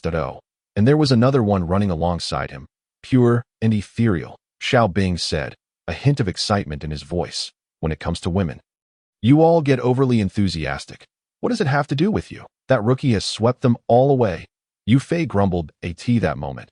They finally spotted Shi Samba sprinting towards them from a distance. This was the fifth lap. Samba, keep it up, Ling Feng shouted. A dark line appeared on Shi Samba's forehead as he retorted. Can you not keep your mouth in check? Yu Fei and the others erupted in laughter. Following closely behind Shi Samba was none other than He Cheng Wang, who suddenly accelerated forward to this stage of the race. He can still sprint. This rookie is impressive, Xiao Bing remarked in astonishment. Samba, hurry up. That slacker behind you is about to overtake you. Shi Samba knew this all too well. He had been trying to shake him off, but couldn't. Now, exhausted from running, he found it impossible to increase his speed. He's overtaken. In the last 10 meters, He Cheng Wang finally surpassed Shi Samba, reaching the finish line. Rookie, well done. You must be the strongest among the newcomers, aside from Ling Feng. Ling Feng approached the panting He Qingwang with a smile. One day, I will surpass him. He Qingwang exhaled heavily. I believe you can. After crossing the finish line, Samba collapsed onto the grass, feeling as if his lungs might burst. Samba, how shameful. Losing to 2 rookies. How will you face the veterans in the future? You might as well go home and hold a child. Ling Feng chuckled. That's nonsense. 50 steps laugh at 100 steps. Weren't you also surpassed by a rookie? Samba shot back defiantly. That's different. He's not human, you know. They both bore the same burden on their shoulders. What difference does it make? Suddenly, a chilling cry echoed from another part of the forest. Resembling that of a wounded beast caught in a trap, Ling Feng's eyes lit up. A beast in the mountains? We haven't even had breakfast yet. Do you want to eat meat? Of course I do. My stomach is about to cave in, Samba replied. Instantly revitalized, it could be a wild boar. Let us go. Time for some meat. Ling Feng and the others dashed toward the source of the beastly cry. At that moment, Ling Feng was soaked to the skin, struggling to stand as he gasped for breath. Each use of the essence was akin to a process of rebirth. Thorns, appear. Ling Feng attempted to summon thorns with his will. But after several attempts, there was no response. Why isn't it working? Ling Feng waved his hands again, still with no effect. At a lack of concentration. He focused intently, yet still, there was no reaction. He then tried with his feet, but again, no response. Ling Feng hurriedly checked his personal attributes, only to discover that they had not changed at all. They remained at 4. Has he encountered a counterfeit version? It's one thing not to produce thorns, but why hasn't there been any increase in my attributes? System, why aren't the thorns appearing? Ling Feng asked, feeling a bit frustrated. What thorns? The system replied. Somewhat innocently, the kind that can protrude, like those of Mrs. Fingers. Mrs. Fingers are indeed correct, but the host does not possess such capabilities, the system reiterated, still innocently. Host, you may have misunderstood. The thorn demon fruit is rather unique. It does not enhance the host's physical attributes, but grants special abilities such as sound localization that in the world of One Piece. Mrs. Fingers are exceptionally sensitive to sound, allowing one to discern the location of others through minute sounds, rendering them undetectable. This ability can be used for ambushes or defense. Ling Feng pondered for a moment and recalled that the description of Mrs. Fingers did indeed include this ability, but would it be useful to him? After communicating with the system and understanding how to utilize sound localization, Ling Feng attempted to listen intently in front of him. The crux of sound localization lies in the eardrum, discerning the source of sound through the vibration of the eardrum. Following his transformation with the thorn demon fruit, the primary modification occurred at the eardrum, enhancing its sensitivity, akin to what Long Xiaoyan described as a mutation of auditory genes, reaching a refined level. This enabled him to pinpoint the source of even the faintest sounds, the chirping of birds, the buzzing of insects, and the fluttering of wings that I can identify their locations. Ling Feng quickly realized. He eagerly listened further afield and suddenly heard voices coming from the eastern direction. The earlier roar must have originated from the front. It couldn't be mistaken. If we move quickly and locate the wild boar, we shall feast on roasted pork. I can hear Cold Fang's voice among them. Wild boar? Ling Feng thought for a moment and realized they had mistaken his earlier cry for that of a wild boar. Soon, the silhouettes of Ling Feng and the others appeared in Ling Feng's line of sight. At least 500 meters away, he gauged the distance. This meant Ling Feng could hear faint sounds from 500 meters away and accurately determine their source, which was indeed terrifying. It was akin to a 500-meter early warning. According to previous narratives, Ling Feng recalled that during Hell Week, instructors would frequently conduct ambushes. This ability to hear far and discern various tones could prove invaluable, but a timely blessing. Ling Feng's eyes sparkled. After a short while, Ling Feng and the others reached Ling Feng's vicinity, initially ignoring him. However, after searching around and finding no wild animals, they approached Ling Feng. Did you see any beasts nearby? Did you hide them? Ling Feng cast a sidelong glance at Ling Feng. Having continuously been overshadowed by this rookie, Ling Feng felt irked and sought an opportunity to teach Ling Feng a lesson. And this moment seemed just right, with no cameras in sight. Ling Feng shook his head, turning to leave, only to be abruptly grasped by Ling Feng's arm, who coldly remarked, "Just because you finished first doesn't mean you're strong." Ling Feng shrugged off Ling Feng's hand nonchalantly, replying, "That doesn't signify anything. It's not that I'm strong, but that you are all too weak." Xiao Bing, Samba, Ban Zhuang, and the others felt their blood pressure spike at his words. Rookie, you're quite arrogant. You don't even know the rules of the military, do you? You're the first newcomer to dare speak to veterans like this, Xiao Bing said coldly. The newcomers these days truly lack decorum. Showing no respect for their elders, if we don't teach him a lesson, he may remain oblivious to the severity of the situation, Yu Fei added. Rookie, I'm sure, Samba. You know what others call me. Sure Samba squared his shoulders, extending his fist, muscles bulging. Samba, Ling Feng replied casually. What the hell? Sure Samba was furious. Ling Feng's words struck a nerve, for what infuriated him most was being called by his name, without the title Sure. You little brat, your bones are itching for a lesson. If I don't teach you properly today, you'll never know how to conduct yourself as a newcomer. Sure Samba ground his teeth as he spoke. How I conduct myself is none of your concern. Step aside, Ling Feng retorted, dismissing the defeated group of subordinates. What do you boast about, old soldiers? Ling Feng's cold voice cut through the air. He was laughing heartily, his eyes gleaming with sharp intensity. That it was his first encounter with such an audacious newcomer. When he first joined the army, he was rebellious, but he had never openly challenged veterans like this. He Qingguang, witnessing Ling Feng's audacity towards the veterans, exclaimed, Ling Feng, how dare you speak to the veterans like that? Apologize at once, or I will have to teach you a lesson. Ling Feng frowned. How was He Qingguang acting like a thug? While it was understandable for Ling Feng, a soldier, to have a mouthful of bravado, He Qingguang, the protagonist with a red second-generation background, should not be behaving this way. Get lost. Ling Feng spat out a single word.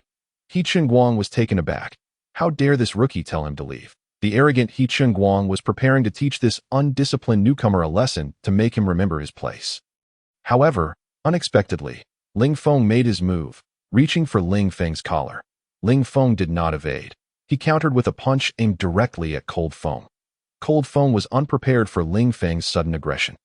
Their proximity made it impossible for Cold Feng to dodge. Ling Feng's fist connected with Cold Feng's shoulder. A resounding crack echoed. In the next moment, Cold Feng felt an overwhelming force surging from Ling Feng's punch, sending him sprawling to the ground in a dizzying roll, stopping only after several rotations. Yu Fei, Sure Samba, Xiao Bing, and others stood in stunned silence. What just happened? Sure Samba rubbed his eyes, unable to believe that Ling Feng had just effortlessly knocked Cold Feng away. Cold Feng weighs over 150 Jin. Do you think you could send him flying with a single punch? Xiao Bing remarked. Sure Dafa shook his head. This rookie is indeed quite strong. His strength likely surpasses that of each one of us. Cold Feng underestimated him. Cold Feng, are you all right? Sure Dafa shouted towards Cold Feng. Cold Feng spat out a mouthful of grass, feigning nonchalance while grimacing from the pain in his shoulder. I won't die from this. While you took advantage of my inattention to launch a sneak attack, I must admit your strength is quite impressive, Cold Feng replied coolly, loosening his shoulder. Ling Feng understood well that in the army, veterans often seized opportunities to discipline newcomers, falsely cloaked as helping them grow quickly. It had become customary for veterans to subject newcomers to various trials under the guise of strengthening their resolve, such as making them frog jump in the cold night air or dousing them with cold water to sharpen their reflexes. Ling Feng, fearless as ever, decided to confront the veterans head-on. He turned to the group of veterans and boldly declared, if you veterans are dissatisfied with me, feel free to come at me together. What? Xiao Bing and the others burst into laughter. Rookie, you are quite audacious. Let me tell you, while strength is an advantage, fighting is not solely about brute force. Enough of this nonsense. He Qingguang urgently pulled Ling Feng back. Don't be reckless. Apologize and walk away. If it comes to blows, you stand no chance against them. He Qingguang was genuinely concerned. Having interacted with many veterans, he understood that even as a martial arts champion, he would struggle against seasoned soldiers who had seen combat and possessed many hidden skills. Ling Feng, relying on his strength, was bound to come out worse for wear. Seeing that they were all from the same batch of newcomers, He Qingguang did not wish to witness Ling Feng suffer too greatly. Xiao Bing and the others swiftly surrounded Ling Feng. You know the consequences of offending veterans? Cold Feng sneered, spitting aside a mouthful of mud, that we once encountered a rookie just like you, who was even more arrogant than I in the end. He was thrown into a latrine during training and learned his lesson. If you were to find yourself in the same situation, would you not treat veterans with more respect? Cold Feng threatened. Now, I'll give you a chance. You see that restroom? Go in and squat for half an hour. and we can pretend this incident never happened. Xiao Bing, Yu Fei, Shi Samba, and Ban Zhuang began their warm-up routines, their joints cracking ominously. Enough with the chatter, Ling Feng replied indifferently. Facing Cold Feng and the 5 others, he felt no fear. With his attributes having surpassed the average by 4 times, his speed and strength exceeded theirs all. Augmented by shadow fighting techniques and sound discernment, effectively doubling his combat prowess. Had it not been for these skills, Ling Feng would not have dared to be so audacious. Naturally, if they were intent on confrontation, he would treat it as a chance to hone his skills. Ling Feng was not looking for trouble, but when it found him, he intended to resolve it swiftly to avoid future complications. With a sardonic smile, Cold Feng pointed at Ling Feng and said, "You've got guts." Yu Fei and the others felt a surge of excitement, their hands itching to take down such an arrogant rookie. Ling Feng had recently outshone them in cross-country, and they were eager to rectify that oversight. "Your bones are itching." The 5 positioned themselves at the 4 cardinal points, fists clenched, eager to ignore their identities and swarm this insolent newcomer into submission. "You think your meager skills are enough to contend with us? Don't make me laugh. Our patience has its limits. That go squat in the latrine now, or we will turn you into a mess." Shi Dafa gritted his teeth. Suddenly, Ling Feng launched an attack. This was the first time he took the initiative. Until now, he had been on the defensive, particularly during his encounters with Lei Zhan. However, facing Lei Zhan had not been without merit. Constant evasion had accumulated considerable experience, and after practicing 3 moves with Long Xiaoyan, he had further honed his kicking techniques. With a pivot on his left foot, Ling Feng kicked up his right leg. Sweeping towards Cold Feng and the 5 others, the sound of 5 sharp kicks echoed in succession. Centered on Ling Feng, Cold Feng and his companions flew outward like petals scattered by the wind. Crashing into the nearby underbrush with a series of thuds, He Chunguang watched in disbelief. Was it really that easy? While Ling Feng's success had an element of luck, it was primarily due to Cold Feng and his veteran friends hesitating to act in unison. Underestimating Ling Feng's capabilities, Ling Feng contemplated his attack. They had assumed an authoritative posture, pointing fingers at him. This move was merely a trial, combining Long Xiaoyan's side kick with the flexibility of shadow fighting techniques, leveraging speed and strength to take down his opponents in one strike. He Chunguang, a martial arts expert and national champion, recognized the brilliance of Ling Feng's kick at a glance. The speed was remarkable. And just as the kick approached, a sudden surge of power was unleashed, making the attack highly deceptive. What a formidable kicking technique. He Chunguang reassessed Ling Feng that if he were to face such an attack, even with some preparation, he might not be able to withstand it. Xiao Bing and the others had been caught off guard. Just as He Chunguang had predicted, they observed Ling Feng's kick approaching. From the speed and force, it seemed manageable, but who would have thought this rookie would employ such cunning tactics? One by one, they tumbled into the grass, struggling to regain their footing. That he's strong. Don't underestimate him, Xiao Bing warned. The group quickly shed their dismissive attitudes, recognizing that they could not rely on their veteran status. "Let us teach this kid a lesson," Cold Feng commanded. The 5 swiftly closed in on Ling Feng. Ready to launch their assault, Cold Feng and Yu Fei launched a frontal assault, with Cold Feng excelling in boxing techniques, targeting Ling Feng's upper body with powerful punches, while Yu Fei aimed low, delivering a kick to Ling Feng's lower half. The 2 gusts of wind converged simultaneously upon Ling Feng. In a swift motion, Ling Feng's foot slid, and his upper body swayed, creating an uncanny S-curve, effortlessly evading both attacks as if gliding along their strikes. What kind of technique is this? He Chunguang was taken aback. Ling Feng's movements resembled drunken boxing, yet also diverged from it, appearing soft and fluid, akin to a willow branch swaying in midair. The slight twitch of Ling Feng's ears signaled the approach of a punch aimed at his back, the fist slicing through the air and creating a faint vibration that resonated in Cold Feng's ears. Simultaneously, he sensed the friction of air from the front of his waist, as well as from the direction of his left calf. The ability to discern positions by sound was indeed formidable. Whether the opponent threw a punch or delivered a kick, the moment of impact created a slight sound through air friction. Even the faintest tremor would not escape Ling Feng's keen hearing, allowing him to accurately determine the source of the sound. It seemed as if Ling Feng's back possessed a set of eyes, deftly dodging the attacks of Shi Samba, Xiao Bing, and Ban Zhuang as he weaved left and right like a swaying willow branch. He Chunguang's eyes widened in astonishment, and the next moment, he nearly knelt in disbelief. Ling Feng had evaded the 3 behind him, and executed a rapid 360-degree sweep kick, faster than before. The 5 men were propelled outward simultaneously, crashing back into the grass. As they regained their footing, each was filled with profound shock. The first encounter could be attributed to negligence, but by the second, they had shed their underestimation, cautiously preparing for the opponent's ambush. Yet, they still could not withstand Ling Feng's prowess, and their gazes towards him began to shift. His evasive maneuvers were remarkably unique, reminiscent of Tai Chi. This is peculiar. His back seems to possess its own eyes, continuously avoiding our attacks. Quite intriguing. I truly wish to understand how he accomplishes this, Xiao Bing remarked, rubbing his shoulder, acknowledging that his kicking technique was also quite extraordinary. An expert? No wonder he is so audacious. After all, he possesses the skill to back it up. For sure, Samba, it's not the arrogance that worries me, but rather the absence of skill that leads to inflated self-importance. It has been a long time since I've enjoyed a good fight. This time, I intend to make it thoroughly satisfying, Sure Samba exclaimed, spitting out a mouthful of sand in excitement. Come again. Cold Feng clenched his fists, this time placing Ling Feng on equal footing. Suddenly, a shrill whistle echoed from afar, signaling an urgent assembly. Once everyone had gathered, the first soldiers to arrive had already regained their stamina after a brief respite.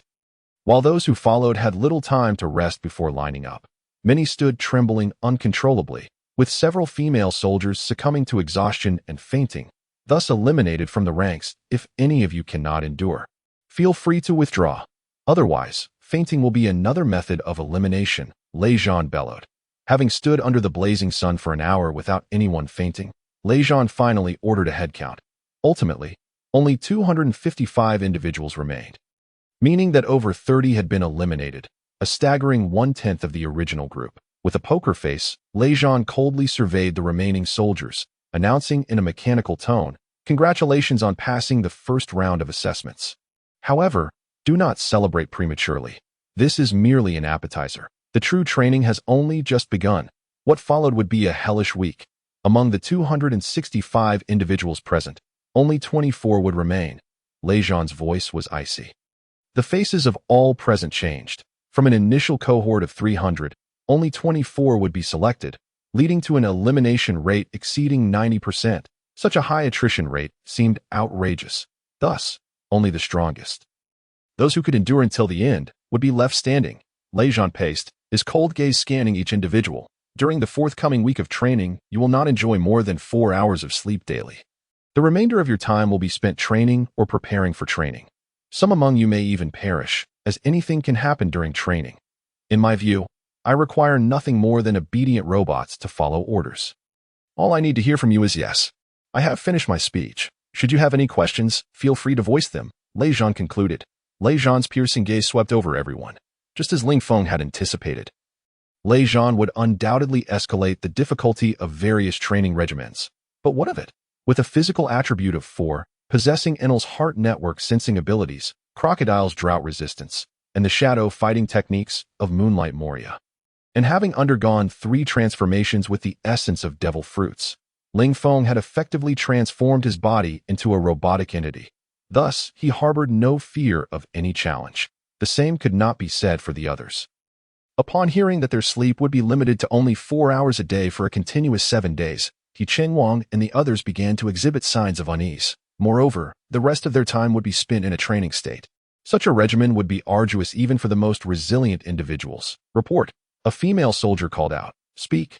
I object. This grueling training regimen is unscientific and akin to a suicidal endeavor that I request an amendment to the training schedule, ensuring no less than 6 hours of sleep each day. Report concluded.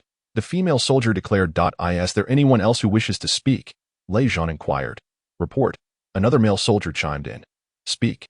Is it true that death could occur? Is there anyone else who wishes to speak? Lei Zhan repeated his inquiry. After a 10-second pause, no one continued to question. Lei Zhan let out a cold laugh, stating, if anyone doubts this training method, feel free to withdraw. Do you believe you are here for a vacation? Is this a place for relaxation? Let me make it clear.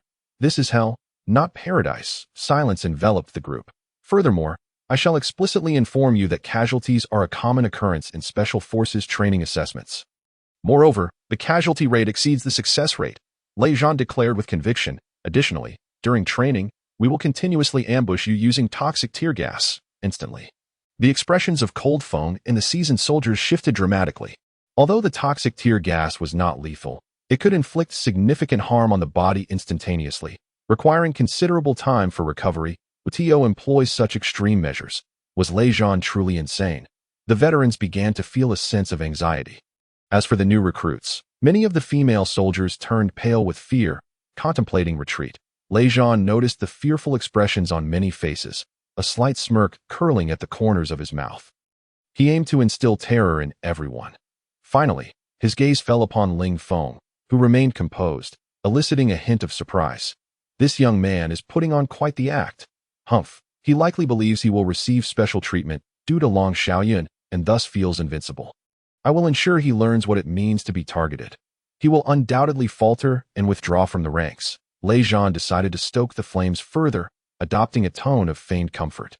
Ladies and gentlemen, typically, individuals only write their wills at the brink of death. However, given the intensity of this training, you may wish to consider the possibility that you may perish during Hell Week. It is advisable to compose your last will today. Instantly, a wave of shock swept through the entire team. Lei Zhan coldly announced, "From this moment forth, those whose names are called shall step forward to receive their codes, pens, and paper, in preparation for writing their wills." The previously boisterous group fell silent at once. Could it be that the instructor was speaking the truth? Some female soldiers began to crumble internally, striving to suppress their fear and unease. Carrying a weight of 50 kilograms over 20 kilometers had nearly crushed their bodies, and this was merely the beginning. One could only imagine the terrors that lay ahead, especially knowing that only 24 individuals would ultimately pass, thus ensuring the elimination of the majority. First, Ling Feng stepped forward. Ling Feng was the first to stride out of the ranks, standing before Lei Zhan with an invigorated demeanor, observing Ling Feng's spirited stance. Lei Zhan's eyes glinted with a hint of coldness as he lowered his voice and said, "Because of you, the assessment has been comprehensively upgraded.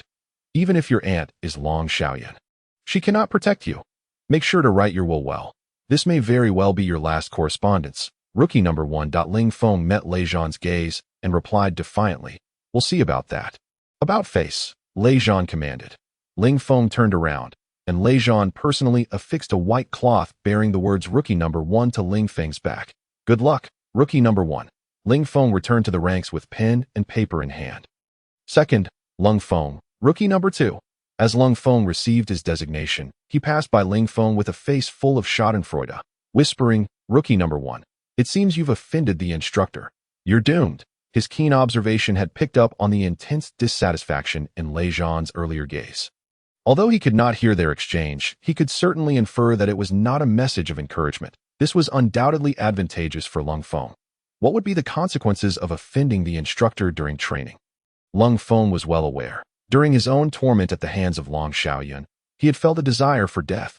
Unsure how he had managed to endure thus far, he had also heard tales of Lei Zhan's training methods. Knowing him to be a formidable character, likely not inferior to Long Xiaoyun, what fate awaited Ling Feng under Lei Zhan's command? It would surely be a severe ordeal. The mere thought brought Ling Feng an indescribable sense of satisfaction. Ling Feng shot back, "Is it because you haven't chewed enough grass?" With a huff, Ling Feng walked away. Third, Yu Fei, Rookie number 3. Fourth, Xiao Bing, Rookie number 4. Before long, everyone had received their pens and paper and returned to the formation. "Sit down. Begin writing," Lei Zhan commanded. All personnel sat on the ground, one hand folding the paper onto their laps, while the other grasped a writing instrument to commence their wills. Lei Zhan continued, "Make sure to clearly articulate your thoughts in your wills. It is best to recount some joyful memories. You may write to your parents, your loved ones, or even to your girlfriend or boyfriend. However, I must emphasize one point. Under no circumstances should you include any information regarding the military or training. Be diligent in your writing. Composing a will is a serious matter. Once you have written it, fate will take its course regarding life and death. Of course, if anyone wishes to withdraw, now is the time. Otherwise, once training commences, you will become a machine, until every component of that machine has fallen apart." Lei Zhan's resonant voice echoed throughout the ranks. Seated on the ground, a female soldier began to sob uncontrollably as she wrote her will, her small hands trembling as she penned a few lines before collapsing into tears. Soon, Many female soldiers joined her, weeping loudly as they wrote. The entire area was engulfed in sorrowful cries. He Guang took a deep breath and said to Wang Yanbing and Li Erniu, "Right?" He then began to compose his own will without a trace of hesitation. Li Erniu's eyes widened in shock as he observed He Guang. Inspired by his idol, he began to write as well. Thinking to himself, if He Guang isn't afraid of death, then what is there for me to fear? He awkwardly began to write a letter to Cui Hua. Wang Yanbing scoffed, stating, "What's the worst that could happen? A heroic death in battle? Fear not. After 18 years, I will emerge as a fine warrior once more." Just then, Lei Zhan's cold voice interjected, "Rest assured, there will be no heroic deaths. Sometimes on the battlefield, you may not even find a body." Wang Yanbing immediately fell silent, but nonetheless picked up her pen and began to write. "Rookies, write earnestly. This may be your last opportunity to communicate with your family. Unspoken words should be expressed, for there may never be another chance. As for declarations of love towards certain girls, spare them. Do not involve them in your plight." Lei Zhan continued. "Report." A tear-streaked female soldier stood up. "Speak. I wish to withdraw from the Special Forces training. I cannot endure this intensified, inhumane regimen," she cried, her voice choked with emotion. "I grant your request." Lei Zhan replied, "Is there anyone else? There is still time to withdraw." Soon, several female soldiers chose to step back, along with a few male soldiers who reluctantly followed suit. 15 individuals withdrew. "Who will be the 16th? Lei Zhan called out, his gaze deliberately landing on Ling Feng. As Ling Feng picked up his pen, ready to write, a clear voice suddenly echoed in his mind. "Ding! The host has accepted the Hell Week assessment task. Successful completion of the task will yield 200 experience points." 200 experience points? Isn't that half of what I need? I require 400 points to level up, and completing this task will grant me 200 points, an entire half. Ling Feng could hardly contain his excitement. He yearned for the upgrade, which would bestow upon him numerous benefits and the opportunity to select new skills. Just the thought of it thrilled him. The key was that this 200 experience points were practically a gift. Ling Feng promptly stood up and strode purposefully towards the registration area. All eyes turned to him in unison. Had he finished writing so quickly, or was he preparing to abandon the task? They speculated he might be ready to give up. He Guang lifted his head to glance at Ling Feng, a flicker of confusion crossing his face. What was he up to? Ling Feng, witnessing Ling Feng's swift completion, felt a twinge of surprise. Had he come to terms with it so quickly? Amidst the puzzled gazes of the crowd, Ling Feng submitted his blank will with a commanding presence, declaring, "I have no will because I shall not fail." Instantly, a profound silence enveloped the surroundings. From Ling Feng's visage, the crowd perceived an overwhelming confidence and assertiveness. Everyone was momentarily stunned. Did he truly believe he could pass the assessment? Lei Zhan raised an eyebrow, coldly stating, "Confidence is commendable. However, being smacked in the face is not." Ling Feng disregarded Lei Zhan and turned back to the ranks. Lei Zhan then summoned members of the Thunder Assault team, who had been standing to the side. Yin Wang, Yuan Bao, Xiaomi Feng, and others stepped forward, forming a line, arms crossed, staring down the assembled crowd. Each member exuded a palpable aura of intimidation, even without uttering a word. Their presence overshadowing the hundreds of new recruits. So formidable. Ling Feng felt a tremor in his chest. If he were an old soldier, he would be all too familiar with this sensation. These individuals had undoubtedly undergone the harshest of training and had taken lives. Otherwise, such an intimidating aura could not be emitted. They had undoubtedly killed. Ling Feng was 100% certain. Yin Wang took a step forward and bellowed. "In your previous squads, you merely engaged in petty skirmishes, utterly insignificant in comparison. Now, standing before you are instructors who have eliminated no fewer than 10 terrorists. Have any of you ever taken a life? Do you understand what it means to kill?" Yin Wang's piercing gaze swept over the crowd as he thundered. Have you ever experienced the moment when a sniper's bullet shatters the enemy's skull, blood and brain matter exploding everywhere? You have never had such opportunities, but the Special Forces must confront situations where either the enemy's head explodes or your own. Have you ever consumed wild animals raw? Field mice, snakes, earthworms, insects, and so on? You probably have not, but they certainly have. In the course of a mission, they will eat anything to survive, all for the sake of conserving energy and completing the final task. They are soldiers who have clawed their way back from the gates of hell time and again. Yin Wang's resonant voice reverberated in the ears of all present. Every face shifted in color. They had heard of special forces before, but their understanding had been limited to online information. This was the first time they had heard such accounts directly from the mouths of special forces personnel. Despite having mentally prepared myself, I was still taken aback upon hearing the news. Consuming raw wildlife and utilizing sniper rifles to obliterate foes. Every mission felt like a brush with death. Such is the life of a special forces soldier. You may choose to doubt, but during the upcoming week of training, we shall reveal to you the essential criteria for becoming a true special forces operative, the commander declared with authority. After finishing his statement, he turned and saluted Lei Zhan. Lei Zhan then spoke again. Remember, this is a simulation of Siberian concentration camp training. Do not come to me with tales of inhumanity or scientific training methods. What you should be concerned about is whether you can preserve your own lives. However, I can assure you, our initiation into special forces training was not nearly as arduous. You should count yourselves fortunate. Only through the most rigorous training can we unleash the potential within you. Who is capable and who is not will soon become evident. It is not sufficient to merely claim competence. Long Xiaoyan and Fan Tianlei also stood at the front of the ranks. Lei Zhan turned to Long Xiaoyan and saluted, asking, Colonel Long, would you care to say a few words? Stepping forward, Long Xiaoyan addressed all the recruits with a resonant voice. In the realm of special forces, it is survival of the fittest. The training methods mimicking the Siberian concentration camps are entirely justified. However, I hope the instructors will intensify the training, as only through such rigor can we identify the most qualified special forces candidates. At this juncture, no one doubted Lei Zhan's words were mere intimidation. Many soldiers exhibited complex expressions, contemplating whether to continue.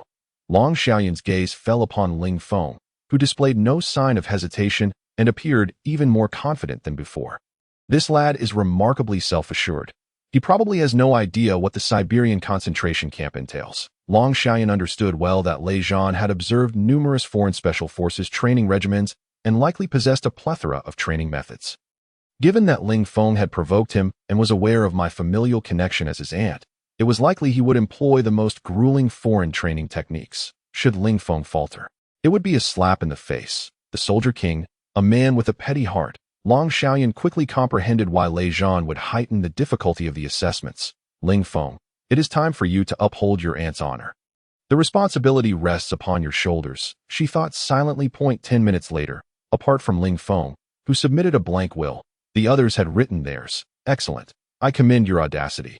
Now, let us witness whether your courage aligns with your capabilities. Everyone, do you see that mire ahead of you? It has been prepared specifically for you. You must traverse 50 kilograms of mud over a 5-kilometer course. The last 10 to finish will be eliminated. The first place will earn corresponding points. This time, we will employ a points-based assessment, and the top 2 will become squad leaders, Lei Zhan bellowed. Now, unleash your abilities. I hereby declare that the training has commenced. As Lei Zhan's words fell, Ling Feng was the first to surge forward, leaping into the mire as he landed. His footing slipped slightly, causing him to wobble precariously, almost transforming into a mud-covered figure. There's something wrong with this mud. Ling Feng's physical attributes rated a 4, granting him stability and coordination far beyond that of an ordinary person, but on standard muddy terrain, he could easily sprint. Once he regained his balance, he slightly reduced his speed. The mud was exceedingly adhesive. A chill emanated from beneath his feet. Upon contact, he discovered the layer beneath was remarkably smooth. Ling Feng attempted to advance, but the resistance of the mud hindered him, prompting him to leap lightly, covering several meters in one bound. This method works quite well. Wang Yanbing followed suit, rushing into the mud without a second thought, inspired by Ling Feng's distance. What the hell? Upon landing, Wang Yanbing's feet slipped forward, his legs ensnared by the mud, and before he could lift his leg, he lost all balance and fell flat, instantly becoming a mud figure. When Lei Zhan observed Ling Feng's initial leap, a sly smile crept across his lips as he anticipated Ling Feng's imminent failure, hoping he would break a limb and be swiftly eliminated. If that were the case, subsequent training would be far less taxing. Hey, Lei Zhan noted that when Ling Feng leaped into the mud, his form merely swayed before he regained his balance. Strange. This mire had been meticulously designed, with a top layer of particular muck.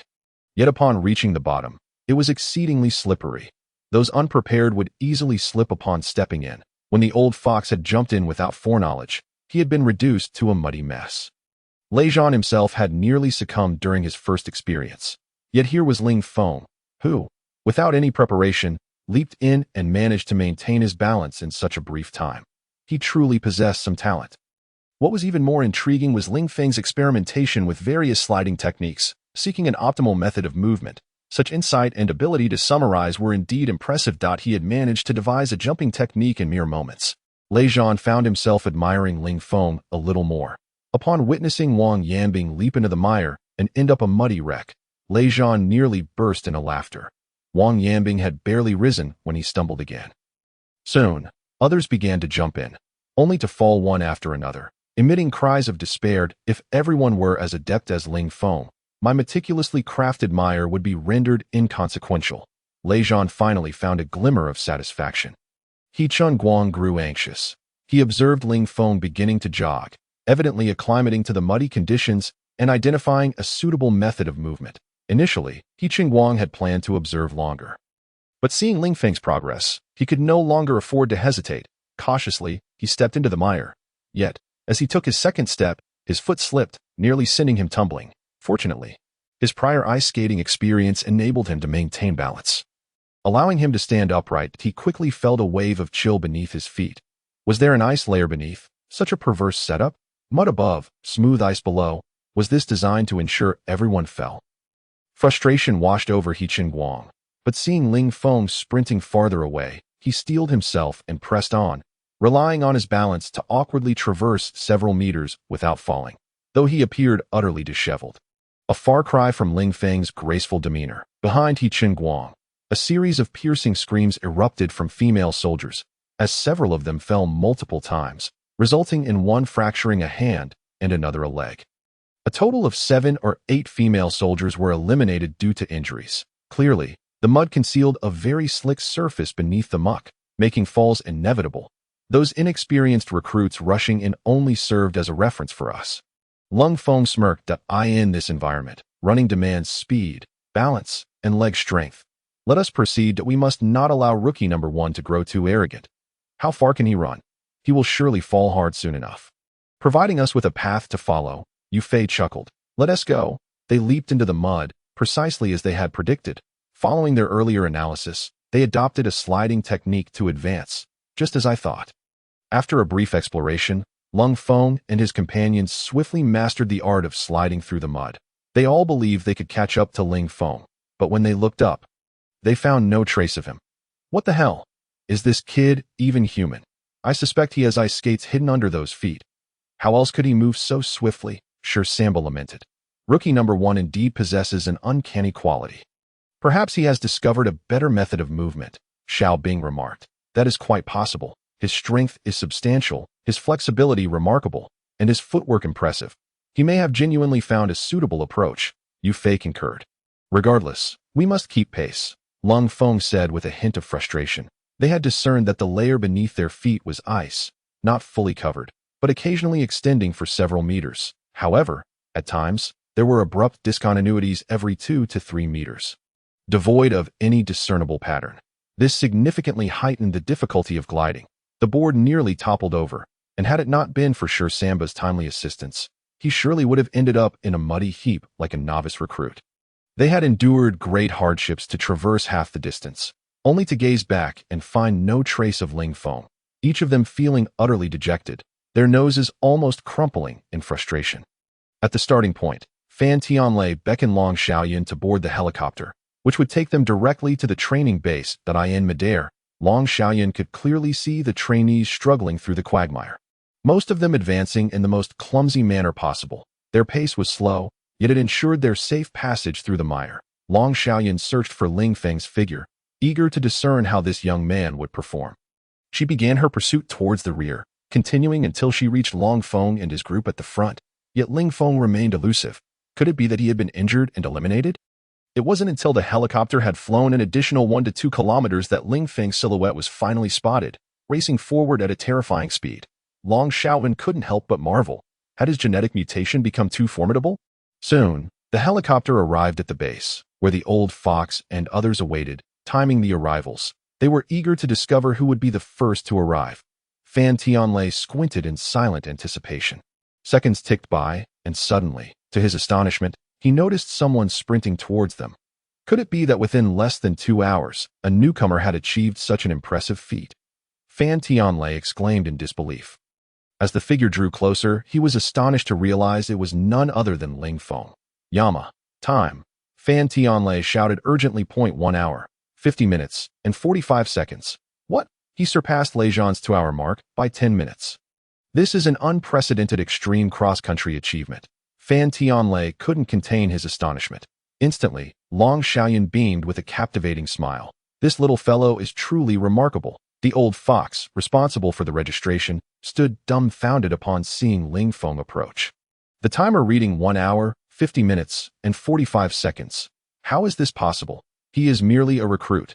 Previously, while constructing the muddy ice layer, the old fox had tested himself, and even at his peak condition, he needed 2 hours and 20 minutes. Sure, Samba recorded a time of 2 hours and 18 minutes, while others generally fell around that mark, with only Captain Lei Zhan's 2 hours and 2 seconds being the best time. A record that had stood for 3 years. This extreme cross-country challenge was invented by Lei Zhan 3 years ago. Now, it had been shattered by a rookie, and by nearly 10 minutes.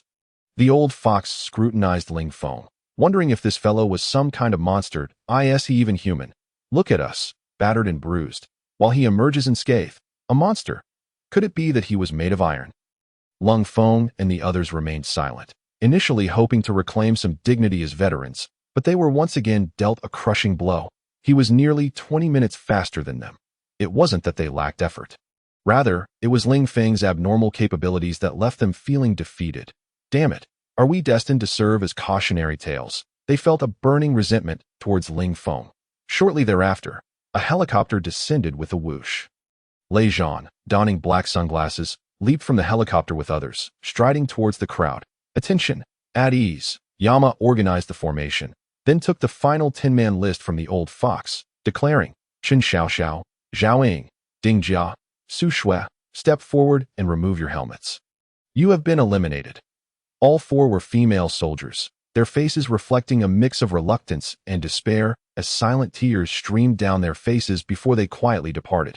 Once the formation was reassembled, Lei Zhan stepped forward, removed his sunglasses, and coldly surveyed the muddy trainees, stating, From this moment on, your lives may be forfeit at any time. Henceforth, you shall have no names, only code names. Code name, Death, Ling Feng.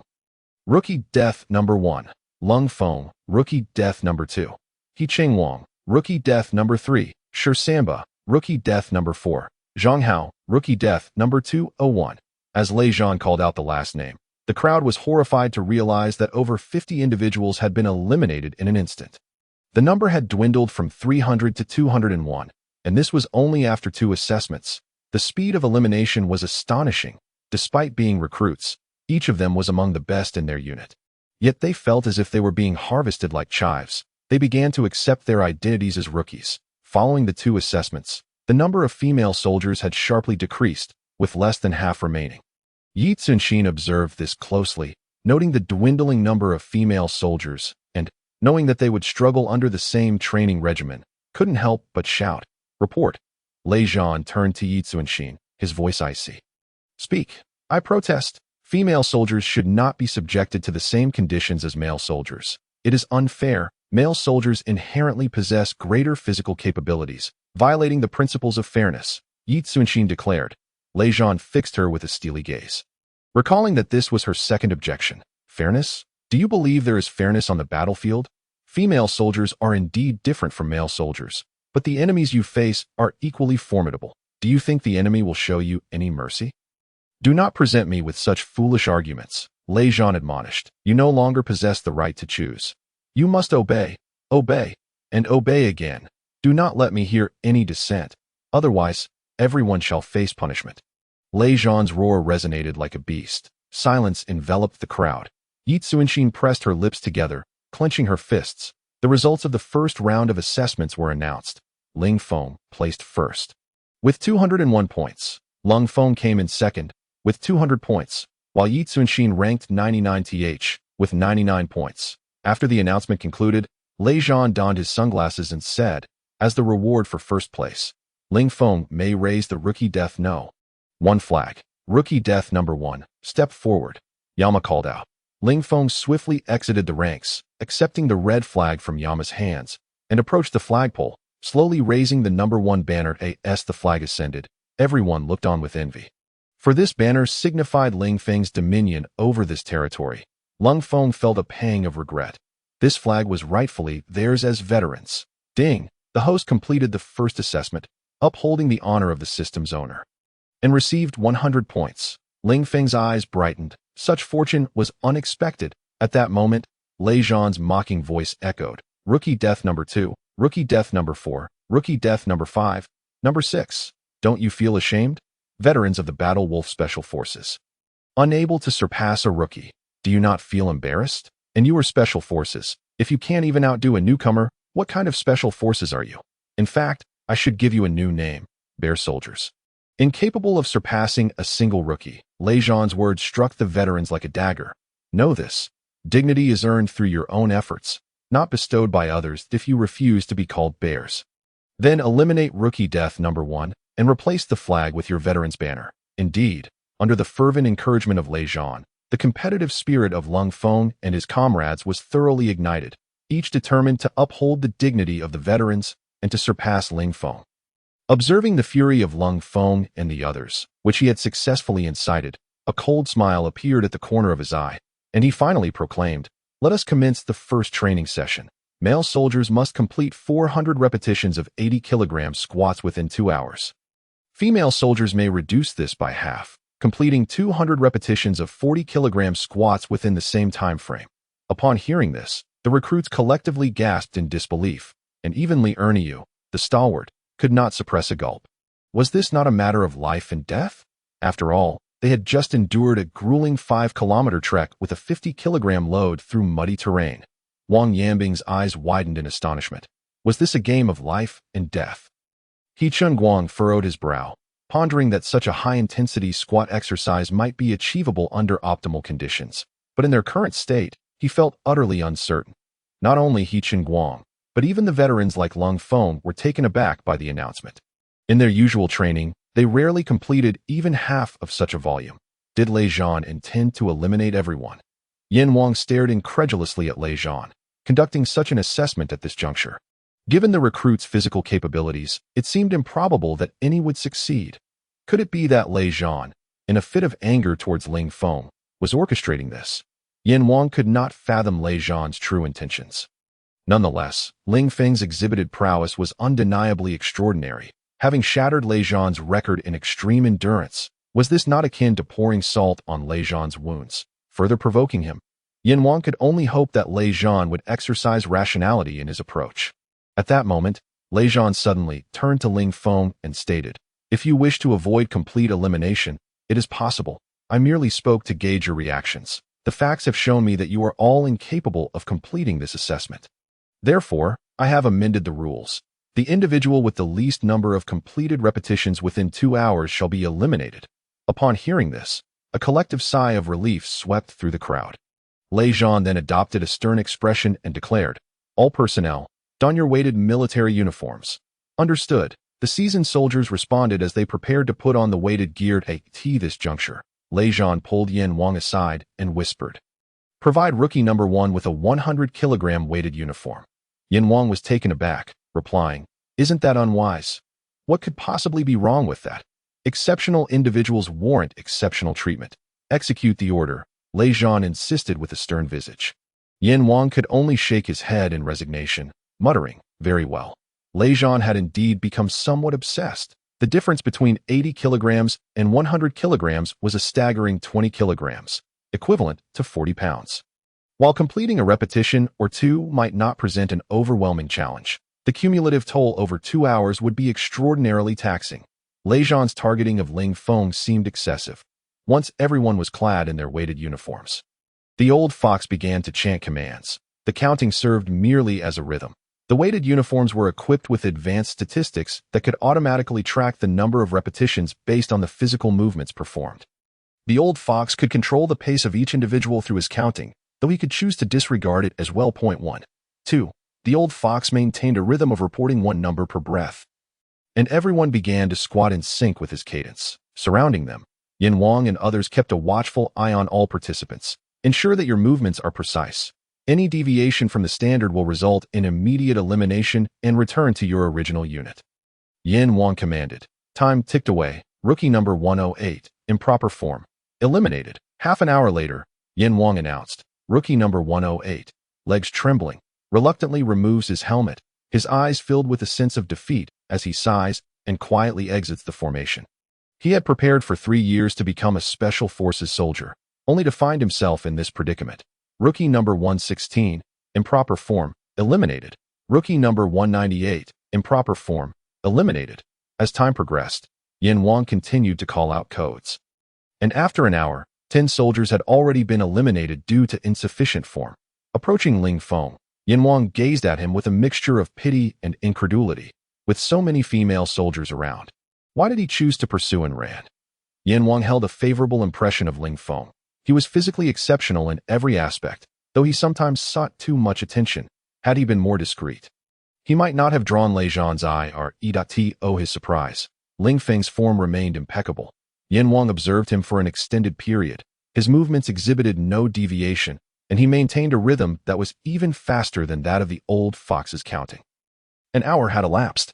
After such an extended period of squats, human strength typically begins to wane, leading to a decrease in speed. From this point forward, even an additional pound of weight would feel exponentially heavier. Not to mention that Ling Feng bore an extra 40 pounds. In a state of astonishment, Yin Wang began to discern the outcome. Ling Feng was nearing his limits in the final 20 minutes. It felt as though he was burdened by 1,000 pounds. When the concluding moment approached, even the lightest straw could break the camel's back. Due to the weighted uniforms, they all appeared identical in less weight. Thus, Long Xiaoyun, observing from the sidelines, could not discern any differences in Ling Feng's condition whatsoever. Time continued to elapse. Lei Zhan too was fixated on Ling Feng. Should he falter in any way, he would immediately call for his disqualification. Yet, this individual showed no signs of struggle. Had Yin Wang not equipped him with the 100-pound weighted uniform, how was he not distinguishable from the others? Yin Wang too began to feel perplexed. An additional 10 minutes passed, and Ling Feng's rhythm remained unaltered, his form still flawless. This was a 100-pound weighted uniform. Was his strength truly so formidable? Yin Wang gasped in disbelief. Around them, some soldiers began to falter, slowing their pace in an attempt to control their movements. Rookie number 199, improper form, eliminated. Another soldier succumbed to the strain. Rookie number 188, improper form, eliminated. Yet Ling Feng persisted, his form unwavering. Yin Wang was astounded. Ling Feng was acutely aware that he was wearing a 100-pound weighted uniform. When Lei Zhan had pulled Yin Wang aside to confer, Ling Feng had clearly overheard their conversation. He had merely sought to leverage this opportunity to push his physical limits. After undergoing 3 enhancements, residual energy remained untapped. Only by pushing his limits could he fully utilize it. While a total of 4 attribute points might seem substantial, under Lei Zhan's targeted training, it felt somewhat constrained. He needed to devise a way to further enhance his attributes to better cope with subsequent training sessions. The intensity and methodology of the training here were indeed extraordinary. In A Wonder, Long Xiaoyun had remarked that special forces training was a means to unlock human potential and alter genetics. Under such grueling conditions, it would be peculiar for one's potential not to be unleashed, particularly in this weighted training, which was undeniably daunting. Were it not for Ling Feng's 4 attribute points, he likely would have collapsed long ago. He cast a glance at He Guang, who was beat red in the face, sweat pouring down as he struggled to maintain his composure. Nevertheless, he gritted his teeth, determined to see it through to the end. Ling Feng understood that at this level of training, the true test was one of willpower. It was a matter of who could endure. From the theoretical perspective provided by Long Xiaoyun, it was clear that willpower would ultimately serve as the catalyst for unlocking physical potential. Those with greater willpower would possess a higher likelihood of breakthrough. Not only was He Guang persevering, but so too were Li Erniu, Wang Yanbing, and the other recruits, along with the veterans like Ling Feng. However, they seemed to be holding up with relative ease. They had yet to reach the point of desperation. Lei Zhan remained vigilant, not anticipating that Ling Feng would prove to be this formidable. Possessing the energy to observe his peers, let us see how long you can endure. Lei Zhan scoffed. As time slipped away, He Qingguang felt on the brink of collapse. He turned to glance at Ling Feng. Nearly losing his composure, that individual appeared effortlessly at ease, maintaining his rhythm without faltering, even offering a gesture of encouragement. He Qingguang could only muster a bitter smile. He had trained diligently since the age of 6. Persisting for over a decade to cultivate his current physique, was it possible that Ling Feng had undergone a similar journey? Yet, judging by Ling Feng's fair complexion, he bore no resemblance to someone who had endured such hardships. Could it be that the weight of his weighted vest differs from that of others? While everyone continued their squats, the number of those eliminated began to rise after an hour and a half. In a mere span of 15 minutes, 35 individuals collapsed from exhaustion, directly eliminated. We have now reached the most critical moment. Wang Yanbing could no longer hold on. Gasping for breath, Wang Yanbing felt as if his entire body, from his legs to his waist and then to his head, had transformed into a colossal mass of iron, making it incredibly difficult to move even slightly. Yo, I can barely hold on any longer. Wang Yanbing gritted his teeth as he spoke to Li Erniu, beside him. Li Erniu, panting and grinning widely, replied, "Just keep your eyes on rookie number 1 and push yourself." Wang Yanbing glanced at Ling Feng and was indeed spurred on. That guy appeared so relaxed. Damn it, I refuse to believe I won't last till the end. Wang Yanbing was determined. Report, I give up. A male soldier finally succumbed. Lei Zhan approached him and, addressing him, and all present, shouted loudly, "You all wrote your wills, which is tantamount to signing a death contract. Unless you practice until you faint, like those before you, I will directly announce your elimination. However, I will report the circumstances back to your unit, making it known that you gave up, which is akin to being a deserter. Do you still wish to give up? Report, I will continue. As a soldier, I would rather die in battle than be a deserter. This is the dignity of a soldier." Slap.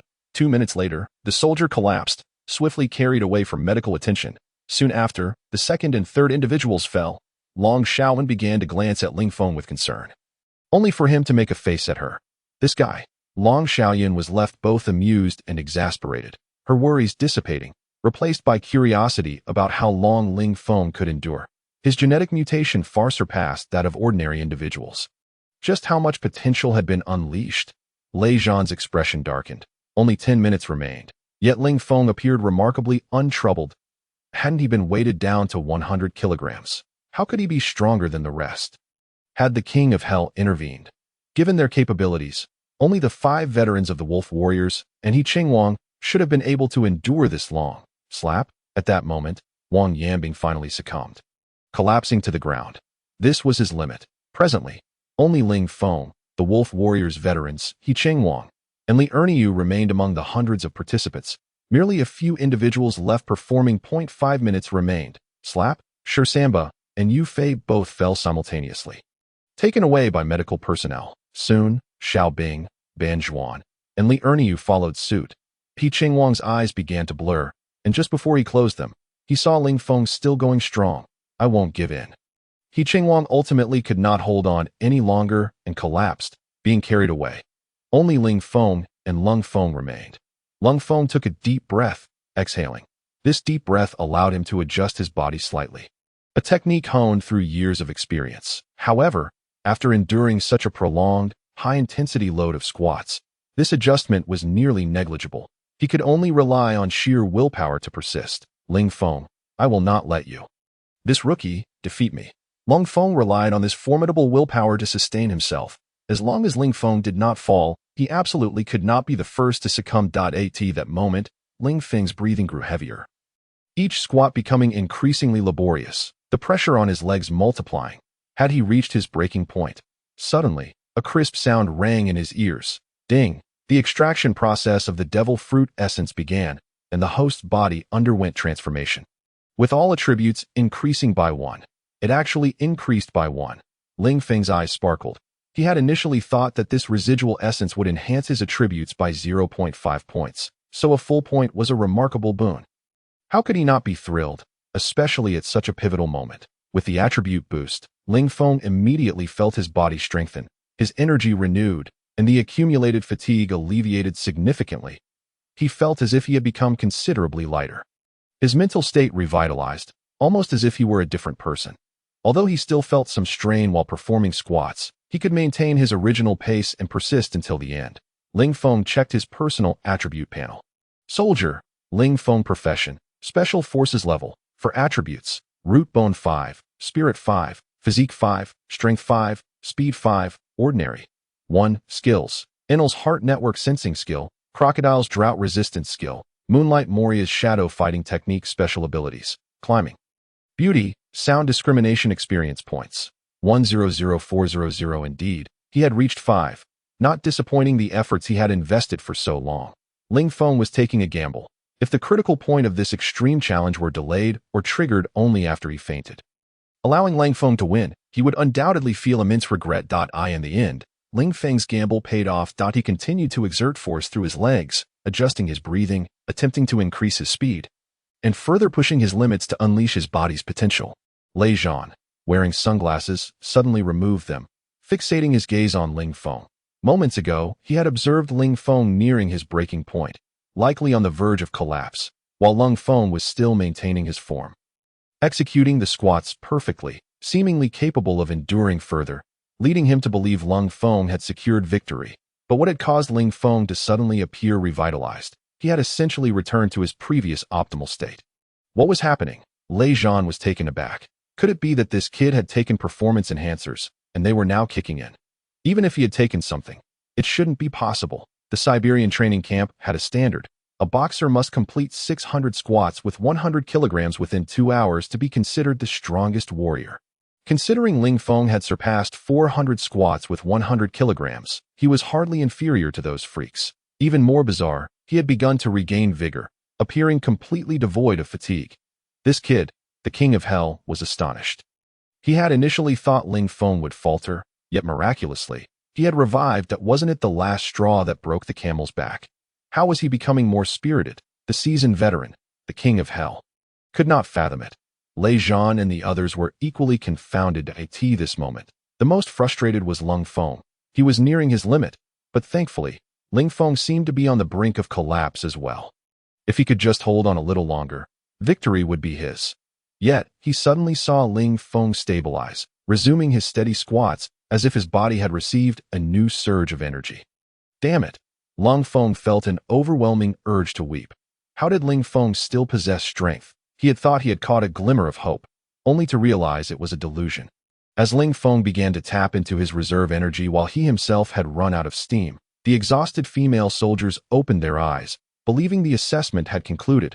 However, when they looked toward the training ground, they were astonished to find 3 individuals still persevering, their expressions filled with disbelief as they scrutinized the last 3 men. He Chengwang had a chiseled appearance, barely qualifying as a handsome man. Yet his face was darkened, likely due to frequent sun exposure, resulting in his poor skin quality. Devoid of any aesthetic appeal, he was now gritting his teeth, striving to complete his squats, veins bulging on his forehead, face turning dark red from the strain. The female soldiers found little interest in him. Turning their attention to Ling Feng, they noticed he was even darker than He Chengwang, with rougher skin. However, when they beheld Ling Feng, their eyes widened in surprise. That moment, under the blazing sun, Ling Feng was drenched in sweat. Yet, the more he perspired, the more his face appeared smooth and refined. This smoothness, distinct from that of a woman's skin, projected a remarkably healthy complexion. So handsome, his face is like a jade crown. One female soldier couldn't help but exclaim, enhanced by the beauty effect of the slippery fruit. Ling Feng's skin, despite being scorched by the sun, automatically contracted his pores, becoming smaller, and thus more effectively resisting the ultraviolet rays of the sun and the scorching heat. He appeared even more radiant and refined than if he had not been exposed to the sun at all. I've never seen a man with skin this perfect. Even those male celebrities in the entertainment industry don't compare. How is it possible that he doesn't get tanned under the scorching sun? Could it be that he applied sunscreen? How foolish. Just look at him, drenched in sweat. No amount of sunscreen would be effective. Later, let us inquire how he achieved such a fair complexion. The idol. Not only is he extraordinarily capable, but his looks are also beyond compare. Who is he? Numerous female soldiers cast their gazes upon Ling Feng. Tang Xiaoxiao widened her eyes, and upon realizing it was indeed Ling Feng, she excitedly grasped the arm of her companion Tianguo, exclaiming, "Did you see that? That's Ling Feng. He is still holding on." "Of course I saw. I'm not blind, Tianguo replied with a resigned smile. This guy has concealed so many things from me. Once the assessment concludes, I must confront him for clarity, Tang Xiaoxiao declared, puffing out her cheeks in indignation. Are you quite familiar with him? Naturally, the Ling Feng of the past was not like this. Tang Xiaoxiao enthusiastically recounted Ling Feng's history. Ren's gaze also fell upon Ling Feng, recalling their first meeting when he had playfully patted her shoulder from behind, mistaking her for a fellow man. Quite amusing. Indeed. Later, when he encountered Tianguo and the others, if it weren't for his assistance, Tianguo and Ouyang Qian would have been eliminated long ago. Back then, and Ran sensed Ling Feng was extraordinary. She just hadn't anticipated he would excel to this extent, completing the extreme cross-country course with the top score, and now enduring this insane weighted squat. He might very well be the last one standing. Truly, one should not judge a book by its cover. Despite his youth, he possesses such formidable strength. Come on. You must persevere until the end. Lei Zhan summoned Yin Wang with a grave demeanor, inquiring, Did you fail to execute my orders? Yin Wang innocently shook his head, responding, Thunder God, I followed your commands precisely. Then how could he possibly outperform others? What differentiates this standard from those freaks in Siberia? The physical constitution of Easterners varies greatly from that of Westerners. Lei Zhan exclaimed incredulously. Indeed, this is truly his strength, Yin Wang stated emphatically. Yin Wang was equally astonished. He had never encountered such a formidable recruit. If he were in the same position, he certainly would not have managed it. Finally, a look of shock appeared on Lei Zhan's face, as Yin Wang's expression told him he was not lying. Ling Feng's attire indeed weighed a staggering 100 kilograms. What an astonishing display of strength. Although it may seem like a mere 20-kilogram difference from 80 kilograms, sustaining that weight until the end could completely crush a person. One might ask if Lei Zhan himself could not challenge this extreme limit. How could this recruit Ling Feng achieve it, especially after just completing a 5-kilometer extreme cross-country course? Thunder God, his abilities surpass our wildest imaginations. I suspect the recent training has perfectly unleashed his potential. Otherwise, he could not have accomplished this. To break through oneself in adversity is indeed a remarkable trait. He is a natural-born soldier. Yin Wang could not help but admire Ling Feng. Lei Zhan contemplated. Yin Wang's assertion was not without merit. Breaking through during training?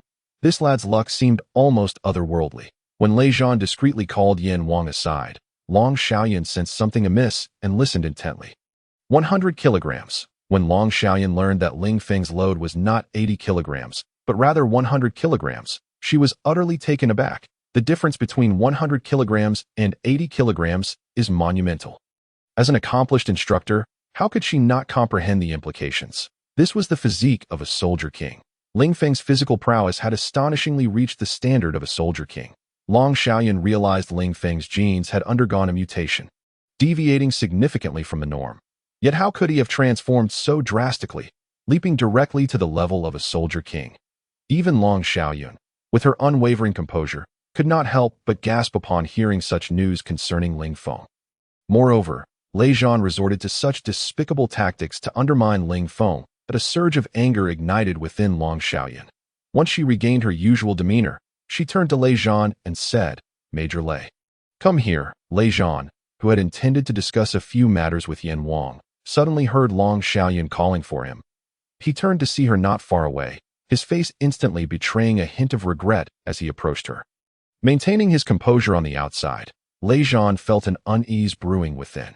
After all, secretly swapping Ling Feng's gear for one weighing 100 kilograms was undeniably unfair, especially when it involved Long Xiaoyan's nephew. Given Long Xiaoyan's temperament, would she explode in anger on the spot? Lei Zhan quietly prepared himself, wary of any sudden outburst from Long Xiaoyan.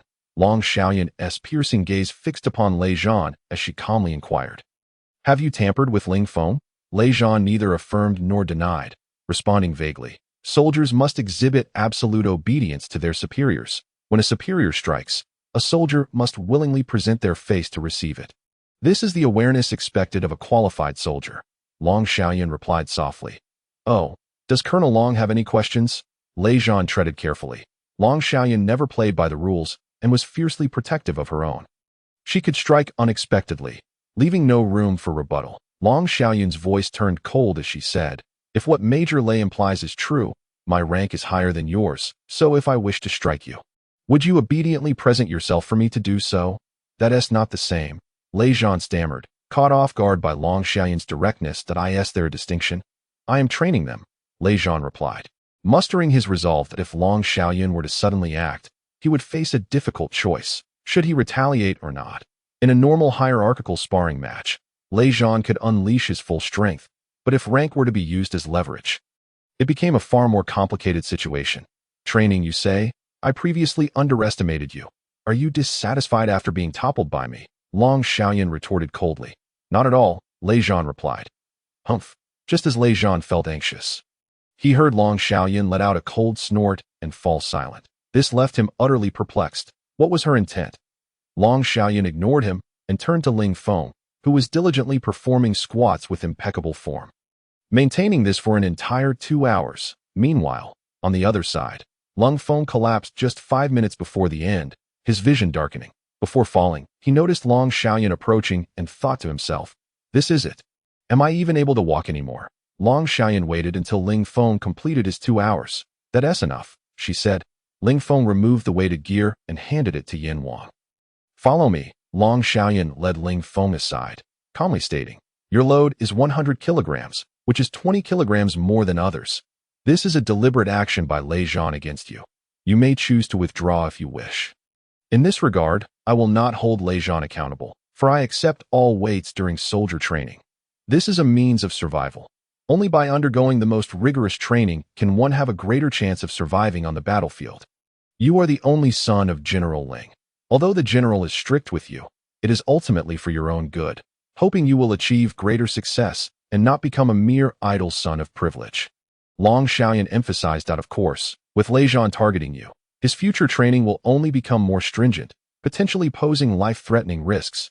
If you choose to withdraw now, I will not blame you. Ling Feng exhaled a deep breath, raised his head, and revealed a radiant smile as he replied to Long Xiaoyan. Auntie, I already knew.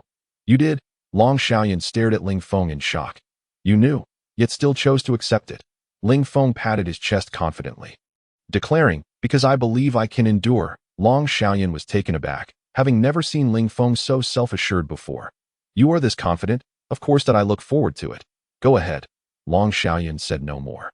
Yes. Ling Feng turned away with a bright smile. Long Xiaoyan gazed at Ling Feng's retreating figure, murmuring, why do I feel like I can no longer see through this boy? The saying goes, a leopard cannot change its spots. So how could Ling Feng have transformed so drastically? If she had not witnessed it herself, Long Xiaoyan would hardly believe this was Ling Feng. Suddenly, Ling Feng turned back, calling out, Auntie, you can do it. Long Xiaoyan felt an electric shock at the intensity of Ling Feng's gaze. How could this boy possess such charm? Just now, I overheard several female soldiers discussing, declaring him a male deity, when he turned around. Even he felt a stir of emotions, let alone those young girls. Long Xiaoyan smiled faintly. After a brief 15-minute break, Lei Zhan commanded the troops to assemble. Reporting to the captain, the formation is complete. Please give instructions, Yin Wang announced. ATEs, stand at attention. Lei Zhan swept his fierce gaze across the group and stated, this time, 56 individuals have been eliminated from the squad assessment, leaving 145 remaining. A collective gasp filled the air. More than half had been cut from the ranks across 3 assessments. The first rookie, Death 1, garnered 145 points. The second rookie, Death 2, earned 144 points. Death 1 has claimed first place again. How formidable. He has once more trampled the veterans underfoot. I suspect his physique is made of iron. He persevered through 2 hours, while Death 2, the Special Forces soldier, collapsed in the last 5 minutes. These remarks fell on the ears of Ling Feng and others, their faces flushing in turns of red and white, speechless with frustration, especially Ling Feng, who had faltered just 5 minutes shy of completion. What a disgrace, Sher Samba lamented. Regretting now serves no purpose. It is better to reclaim our dignity in the next assessment. Ling Feng whispered that I refuse to succumb to this. The veterans fixed their gaze intently on Ling Feng, striving to catch up to him, while the recruits looked at him with admiration. Lei Zhan's cold voice rang out once more. The second training exercise, into the mud pit. Lift the logs. Lei Zhan exchanged a glance with Yin Wang. Yin Wang, shouldering his rifle, shouted, all personnel, right turn, march forward, begin, run. Under Yan Wang's guidance, the group ran to a muddy pit. The pit emanated a noxious odor. The mud dark and foul, with a log approximately 4 meters long and over 50 centimeters in diameter, haphazardly strewn across the center. How can we possibly enter this filthy pit to carry logs? Several female soldiers complained, pinching their noses. This cannot serve as a training ground. Such dirty mud can easily lead to skin diseases. How could they devise such a twisted method? A few female soldiers lingered on the bank. Grumbling, hesitant to enter the water, Lei Zhan seized Yan Wang's rifle, fired several shots into the air, and bellowed, "Get down there!"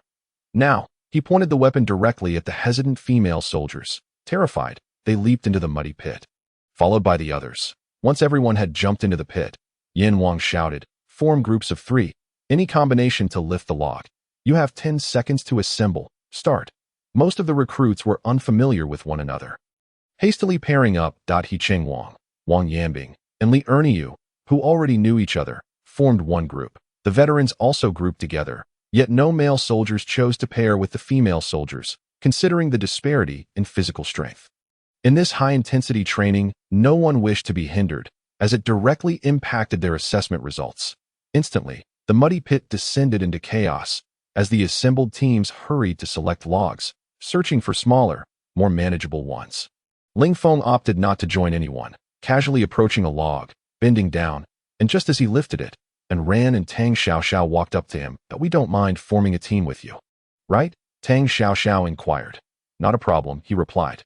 Together, the 3 lifted the log, which, having soaked in water, weighed over 400 pounds. Ling Feng took the rear, while Tang Xiaoxiao and Ran handled the front. 1, 2, 3, lift. The trio synchronized their movements, hoisting the log onto their shoulders. The heavy log pressed down on Ran and Tang Xiaoxiao, who initially found it burdensome, but gradually realized it felt lighter. Turning back, they saw Ling Feng had transferred most of the weight onto himself, allowing them to merely maintain balance. That I was right. Teaming up with Ling Feng is advantageous, as there's no need for concern. Tang Xiaoxiao smiled. That Ran chuckled. "Death One, I just discovered your strength is quite substantial. Were you merely pretending before?" Tang Xiaoxiao asked. "I had spinach yesterday."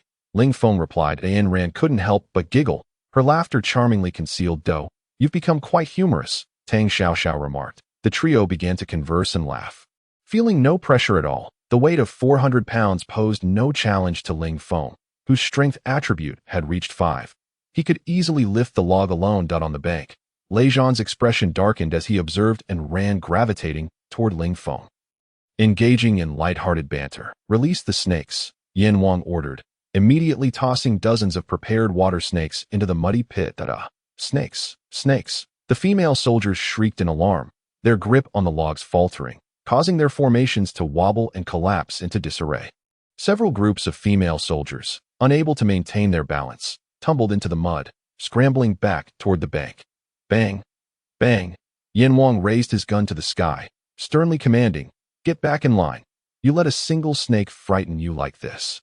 How will you face the battlefield in the future?" The terrified female soldiers retreated, running chaotically in the mud pit, screams echoing around. And Ran gasped, releasing the log and jumping in fright, her face turning pale as she cried, "Help me! A snake has crawled up my sleeve. I'm going to die. Help me! I'm terrified of snakes." A water snake slithered beneath Ling Feng's feet, biting sharply into his right calf, only to be crushed beneath his left foot as he stomped into the muck. As for the pain from the snake bite, having absorbed so much essence, his pain receptors had grown remarkably resilient. This minor injury was inconsequential. When Ran suddenly jumped, the other end of the log fell heavily onto Tang Xiaoxiao's shoulder. Taken aback, Tang Xiaoxiao felt a sharp pain as the weight bore down on her, nearly causing her to stumble. Ling Feng, quick to react, steadied the log with both hands, exerting force to lift it and toss it aside. Tang Xiaoxiao exhaled in relief, but before she could catch her breath, Ran seized her wrist, urgently imploring, "Help me catch the snake. It's crawling inside my clothes. Hurry, it's wriggling around. No matter how I jump, it won't come out." Tang Xiaoxiao, equally startled, swallowed hard and nervously replied, "I'm afraid of snakes too. How can I help?" Ran, frantic, jumped in place, her face flushed as she felt the snake squirming within her clothing, her fear intensifying. "What do I do? I'm doomed. I'm doomed." She was utterly panicked, her lifelong fear of snakes causing her to tremble with dread that I can't do anything either. I'm too scared to reach in and grab it. Tang Xiaoxiao fretted, anxiously pulling Ling Feng toward her. Ling Feng, you have to help, and ran quickly, or she might get bitten by the poisonous snake. Ling Feng felt a mix of amusement and exasperation, saying, I'm a man, not a woman. That wouldn't that be taking advantage of her? It was only then that Tang Xiaoxiao realized and ran was a woman, and that if Ling Feng reached in to grab her, it would be akin to him touching her all over. Absolutely unacceptable. Why did I think of that? And ran isn't your girlfriend. Tang Xiaoxiao turned to seek help from other female soldiers, but saw Tianguo and Ouyang Qian, who were also in disarray, hopping about in fright. In that moment, and ran rushed in front of Ling Feng, demanding, hurry up and grab it. Tang Xiaoxiao turned back, wide-eyed, unable to suppress a gulp, thinking, and Ran is so open-minded about this. What a lucky break for this guy. Tang Xiaoxiao couldn't help but mock internally. With her eyes closed, and Ran clutched Ling Feng's wrist, urgently saying, be quick, it's moving down. To the right. Now to the left. No. No. To the right. Despite Ling Feng's remarkable composure, faced with such a challenging and urgent situation, he couldn't help but tremble slightly. Where exactly should he grab? What if he grabbed the wrong spot? After all, in his previous life, Ling Feng had been a virgin. The original owner had seemed to possess the desire but lacked the courage, with Ran being so proactive.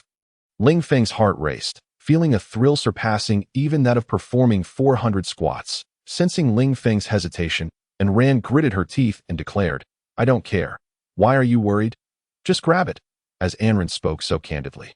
If Ling Feng hesitated, he would hardly be considered a man. The snake moved swiftly, and due to the barrier of clothing, nothing could be discerned, leaving only blind attempts to grasp it. Anren cleared her throat awkwardly and declared, I've caught the snake. It was then that Tang Xiaoxiao turned around, noticing that the small snake had been crushed by Ling Feng and discarded on the ground. Anren tidied her attire, yet kept her head lowered, too shy to meet Tang Xiaoxiao's gaze. Tang Xiaoxiao, feeling a bit embarrassed, remarked, I was just babbling. Those instructors were truly despicable for releasing a snake to frighten us. It was utterly perverse. Tang Xiaoxiao indignantly shifted the topic. The scene was chaotic, each person absorbed in their own affairs, leaving no one to notice the situation with Ling Feng. However, Lei Zhan had been observing Anren intently. The sight of Anren proactively taking Ling Feng's hand to catch the snake nearly made him furious enough to explode. This was a significant blow to his pride. The intention of releasing the snake was to teach Ling Feng a lesson, as he suspected that Anren and Tang Xiaoxiao would be terrified and scatter in panic. In that case, Ling Feng would be left as the sole target, surely unable to withstand the pressure.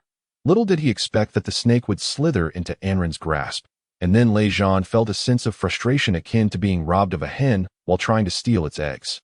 Long Xiaoyan happened to notice, her cheeks flushing slightly, thinking, what a rascal. Isn't he just taking advantage? She observed Anren closely. Indeed, she was exceptionally pure and beautiful, exuding a serene aura, especially with her gentle eyes, though she appeared quite nervous at the moment. The overall impression was that of a very tender woman. Within less than a day, had this charming female soldier been wooed, it seemed she had taken the initiative with him. How forward! Long Xiaoyan couldn't help but smile faintly. However, upon reflection, it was not surprising that those female soldiers were enamored with Ling Feng. He was strikingly handsome and demonstrated considerable strength, fully embodying the heroic standards of both charm and capability. This rascal had come to the military camp to flirt. In reality, Ling Feng had not given it much thought. The snake was indeed difficult to catch, and he couldn't recklessly charge about. Hence he ended up grabbing inappropriately. Seeing the woman he admired being touched by another man ignited Lei Zhan's fury. He seized the gun from Yan Wang's hands and aimed it at Ling Feng's arm, where he had just assisted Anren in catching the snake, pulling the trigger without hesitation. Bang! The blank round struck Ling Feng's arm. And Lei Zhan bellowed, do not assist others, rookie. The previously chaotic scene fell into silence at the sound of the gunshot. Lei Zhan had fired. He had actually hit someone. Those who had noticed turned their gazes toward Ling Feng, relieved to see no blood splattering from his body, for the bullet had merely struck his arm without causing harm. That it was merely a blank. Everyone exhaled in relief, all eyes now on Lei Zhan. What on earth was happening? Upon hearing the gunfire and witnessing the blank round strike Ling Feng's arm, Long Xiaoyan became furiously indignant and stormed toward Lei Zhan, realizing the gravity of the situation. Yin Wang hurriedly intervened, blocking Long Xiaoyun and saying, "Commander, we are conducting training. Please do not interfere." Should Long Xiaoyun strike Lei Zhan in front of so many trainees, where would his authority stand? Yin Wang understood that Lei Zhan's actions had been impulsive and inappropriate. Yet, as a subordinate and brother, he had to prevent Long Xiaoyun from acting rashly at that moment. Lei Zhan managed to regain some composure, witnessing Long Xiaoyun approaching him, only to be intercepted by Yin Wang. Long Xiaoyun drew her sidearm, aiming it directly at Lei Zhan's head, her voice icy. "Dare you fire at a trainee, especially him? Do you believe I want to put you down with a single bullet?" Long Xiaoyun emanated an overwhelming aura, and Yin Wang, closest to her, could distinctly sense the palpable killing intent radiating from her. She was genuinely prepared to shoot. Cold sweat broke out on Yin Wang's forehead. He was acutely aware that a mid-level officer like her was armed with live ammunition. In a hurry, he implored, "Colonel Long, I apologize on behalf of our captain." Lei Zhan, seeing Long Xiaoyun aiming a gun at him, frowned but showed no sign of fear. He refused to believe Long Xiaoyun would actually fire. "I was conducting what I deemed necessary training. If you have issues with it, feel free to report to my superiors." Lei Zhan's tone was cold. Long Xiaoyun continued, "Let me warn you, if anything happens to him, I won't hold you accountable, but the others will certainly execute you." The trainees erupted in astonishment.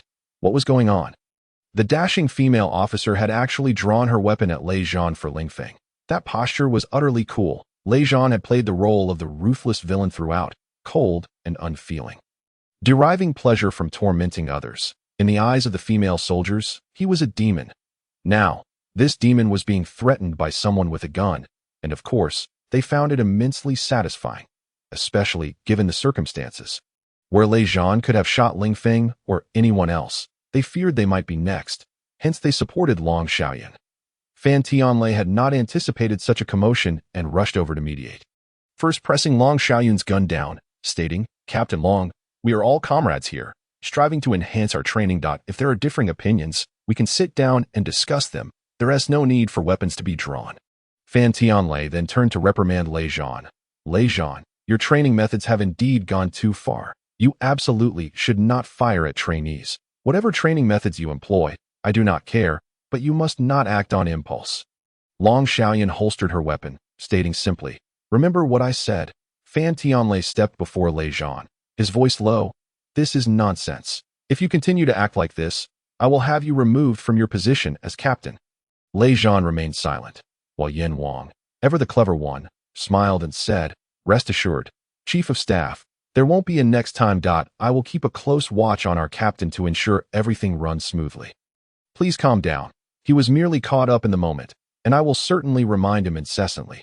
After Fan Tianlei departed, Lei Zhan pondered Long Xiaoyun's warning and turned to Yin Wang, saying, "Later, find a time to check on Ling Feng's background. What does it mean that if something happens to him, someone will be executed? Are they trying to intimidate me?" "Indeed. However, Lei Zhan, try not to be so impulsive next time. Long Xiaoyun is not to be trifled with. As for Ling Feng, I believe we should let it go," Yin Wang advised. "Not to be trifled with. Yet here we are," Lei Zhan retorted coldly. Yin Wang sighed. "All this trouble caused by a woman, since ancient times. Heroes have struggled against the allure of beautiful women. It seems Lei Zhan might find himself ensnared by one." That Yin Wang had issued his warnings. Yet if Lei Zhan was determined, who could stop him? Ling Feng had not anticipated that Lei Zhan would suddenly shoot at him. He was entirely unprepared. Otherwise, given his current capabilities, he certainly would not have allowed Lei Zhan to strike him so easily. Clearly, his sense of crisis was not sufficiently acute. Ling Feng earnestly reflected, striving to ensure that he would remain vigilant in all situations henceforth. He glanced at the swollen lump on his arm, which throbbed when touched.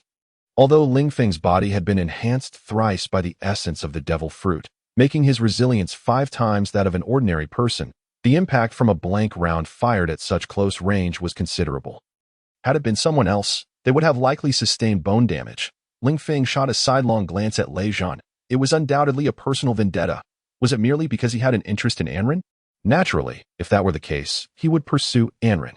Anren had not expected Lei Zhan to shoot so suddenly, thinking that he must have done so out of jealousy upon seeing her so close to Ling Feng. If Ling Feng had not been helping her, he would not have taken that shot. "Ling Feng, I'm sorry if it weren't for me. This wouldn't have happened that I will definitely find a chance to clarify things with Lei Zhan later. Anren said apologetically. Ling Feng smiled gently and replied, "It's all right. I was merely protecting the girl I admire." Instantly, Anren was taken aback, falling silent for a moment, before looking at Ling Feng in astonishment. Tang Xiaoxiao, equally surprised, exclaimed, "Ling Feng, is that true? Do you really like Anren? How long have you known each other? Please don't tell me it's some nonsense about love at first sight." Ling Feng chuckled softly, then whispered to Anren, "That dark-faced guy on the shore shot just for you. If I don't disgust him a little, how can I let it go? If you like him, deny it. If you don't, just accept my words." This left Anren speechless. She contemplated for a long while before finally shaking her head. "I have no feelings for that person." Ling Feng promptly responded, "I understand." Lei Zhan had been eavesdropping on Ling Feng and Anren's conversation and suddenly heard Ling Feng declare, "I protect the woman I like." Was this a confession to Anren? Lei Zhan's anger flared as he clenched his fists, glaring intently at Ling Feng and Anren. He, not tacitly agree. As Lei Zhan observed and ran silently gazing at Ling Feng, his expression bore a complexity that suggested tacit approval. This sight ignited a surge of anger within Lei Zhan, nearly causing him to spit blood in frustration. Yin Wang had been keenly monitoring the interaction between Ling Feng and Anren, and upon noticing Lei Zhan's growing ire, he hastily gripped his rifle and bellowed, "What are you all dawdling for? Resume your training." Yin Wang's commanding voice snapped everyone back to reality, propelling them into their drills once more. Like snakes thrown into a muddy pit, some soldiers were either trampled by their comrades or managed to escape the mire. "Move faster. Run," Yin Wang urged as he and his comrades prompted the trainees to carry logs back and forth through the muddy terrain. Any sluggishness would earn a volley of bullets fired into the mud, sending clods flying. 3 female soldiers sprinted too quickly and tumbled into the mud pit. Fortunately, their quick reflexes allowed them to roll and avoid the descending logs, narrowly escaping injury. "Get up! Keep going!" Yin Wang showed no mercy, insisting they rise and continue their log exercises. In contrast, Anren and Tang Xiaoxiao's group enjoyed a lighter load. Ling Feng bore the majority of the log's weight, leaving the remaining burden almost imperceptible to them as they effortlessly navigated the muddy ground, eliciting envy from their fellow female soldiers. Before long, both Lei Zhan and Long Xiaoyun were summoned to He Zhijun's office. On the helicopter, Long Xiaoyun ignored Lei Zhan, who likewise refrained from initiating conversation. Upon arriving at He Zhijun's office, they announced, "Report. Enter." He Zhijun welcomed them into his office with a courteous smile directed at Long Xiaoyun. "Greetings, Captain Long. Thank you for your hard work. Please take a seat. There's no need for such formality, Colonel He," Long Xiaoyun replied. He Zhijun then turned his steely gaze towards Lei Zhan, stating coldly, "Lei Zhan, as a Special Forces instructor, it is your duty to unlock the potential of each trainee and select the most suitable candidates. Therefore, an instructor must maintain an objective mindset at all times, free from personal emotions or biases. The soldiers you choose are representatives of our party, our nation, and our people, destined to uphold the mission of safeguarding our country. There must be no room for negligence." "Yes, I will always heed your guidance, sir," Lei Zhan affirmed. "That's good to hear." He Zhijun continued, "Given the tight timeline and heavy responsibilities associated with forming the Special Forces, we cannot afford any mistakes. Thus, I expect unity within our ranks." He Zhijun called out Lei Zhan for his excessive behavior during training, prompting him to apologize to Captain Long. Upon hearing this, Lei Zhan's face flushed crimson. Yet he ultimately offered his apology. Long Xiaoyun, considering He Zhijun's authority, simply remarked, "Just don't let it happen again," before departing the office, leaving only He Zhijun and Lei Zhan behind. "Lei Zhan, you have been reckless. Knowing Long Xiaoyun is Ling Feng's aunt, how could you fire at him?" He Zhijun chastised more vigorously. Lei Zhan, who feared no one but He Zhijun, stood there like a child caught in wrongdoing, trembling and reluctant to speak further. Only after He Zhijun had finished his scolding and his anger had somewhat subsided did Lei Zhan dare to inquire, "Wolf Head, who is Ling Feng?"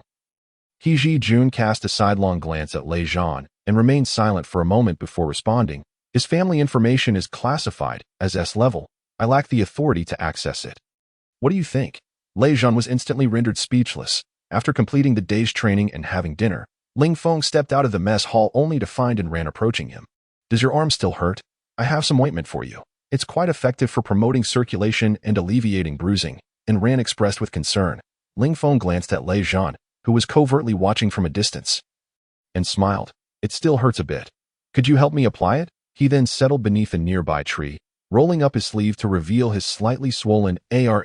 Ran bit her lip, tightened her grip on the ointment bottle, and ultimately unscrewed the cap, cautiously applying the ointment while frequently checking in on Ling Feng's comfort. Does it hurt? Should I be gentler? Your tenderness is the best remedy. Ling Feng remarked with a smile. Ran lowered her head, her ears turning crimson as she replied softly, "You're just talking nonsense." From his vantage point, Lei Zhan observed and Ran personally applying the ointment to Ling Feng, their interaction exuding an intimacy that made him grit his teeth in anger. Upon finishing, Ran blushed and hurriedly excused herself as Tang Xiaoxiao approached with a grin. "What are you two doing?" "Nothing much. I have to go now," Ran said shyly before departing. Tang Xiaoxiao plopped down beside Ling Feng, laughing. "You aren't actually falling for Ran, are you? Did you see that grim-faced man over there?" Ling Feng chuckled, pointing toward Lei Zhan. Tang Xiaoxiao followed his gaze and noted Lei Zhan storming away in fury. "That guy? There's no way Ran would ever like him," she scoffed. "But enough of that. Roll up your sleeve." No refusal. "I'm personally applying the ointment." Ling Feng sighed in resignation, extending his arm, which had just been treated, while closing his eyes. "Is being handsome causing me trouble?" as Tang Xiaoxiao applied the ointment. She laughed. "Honestly, it's quite normal if you like Ran. She's beautiful, has a great figure, and her character is gentle. If I were a man, I would definitely be drawn to a woman like her. Otherwise, that grim-faced man wouldn't be so fixated on her. I'm just puzzled.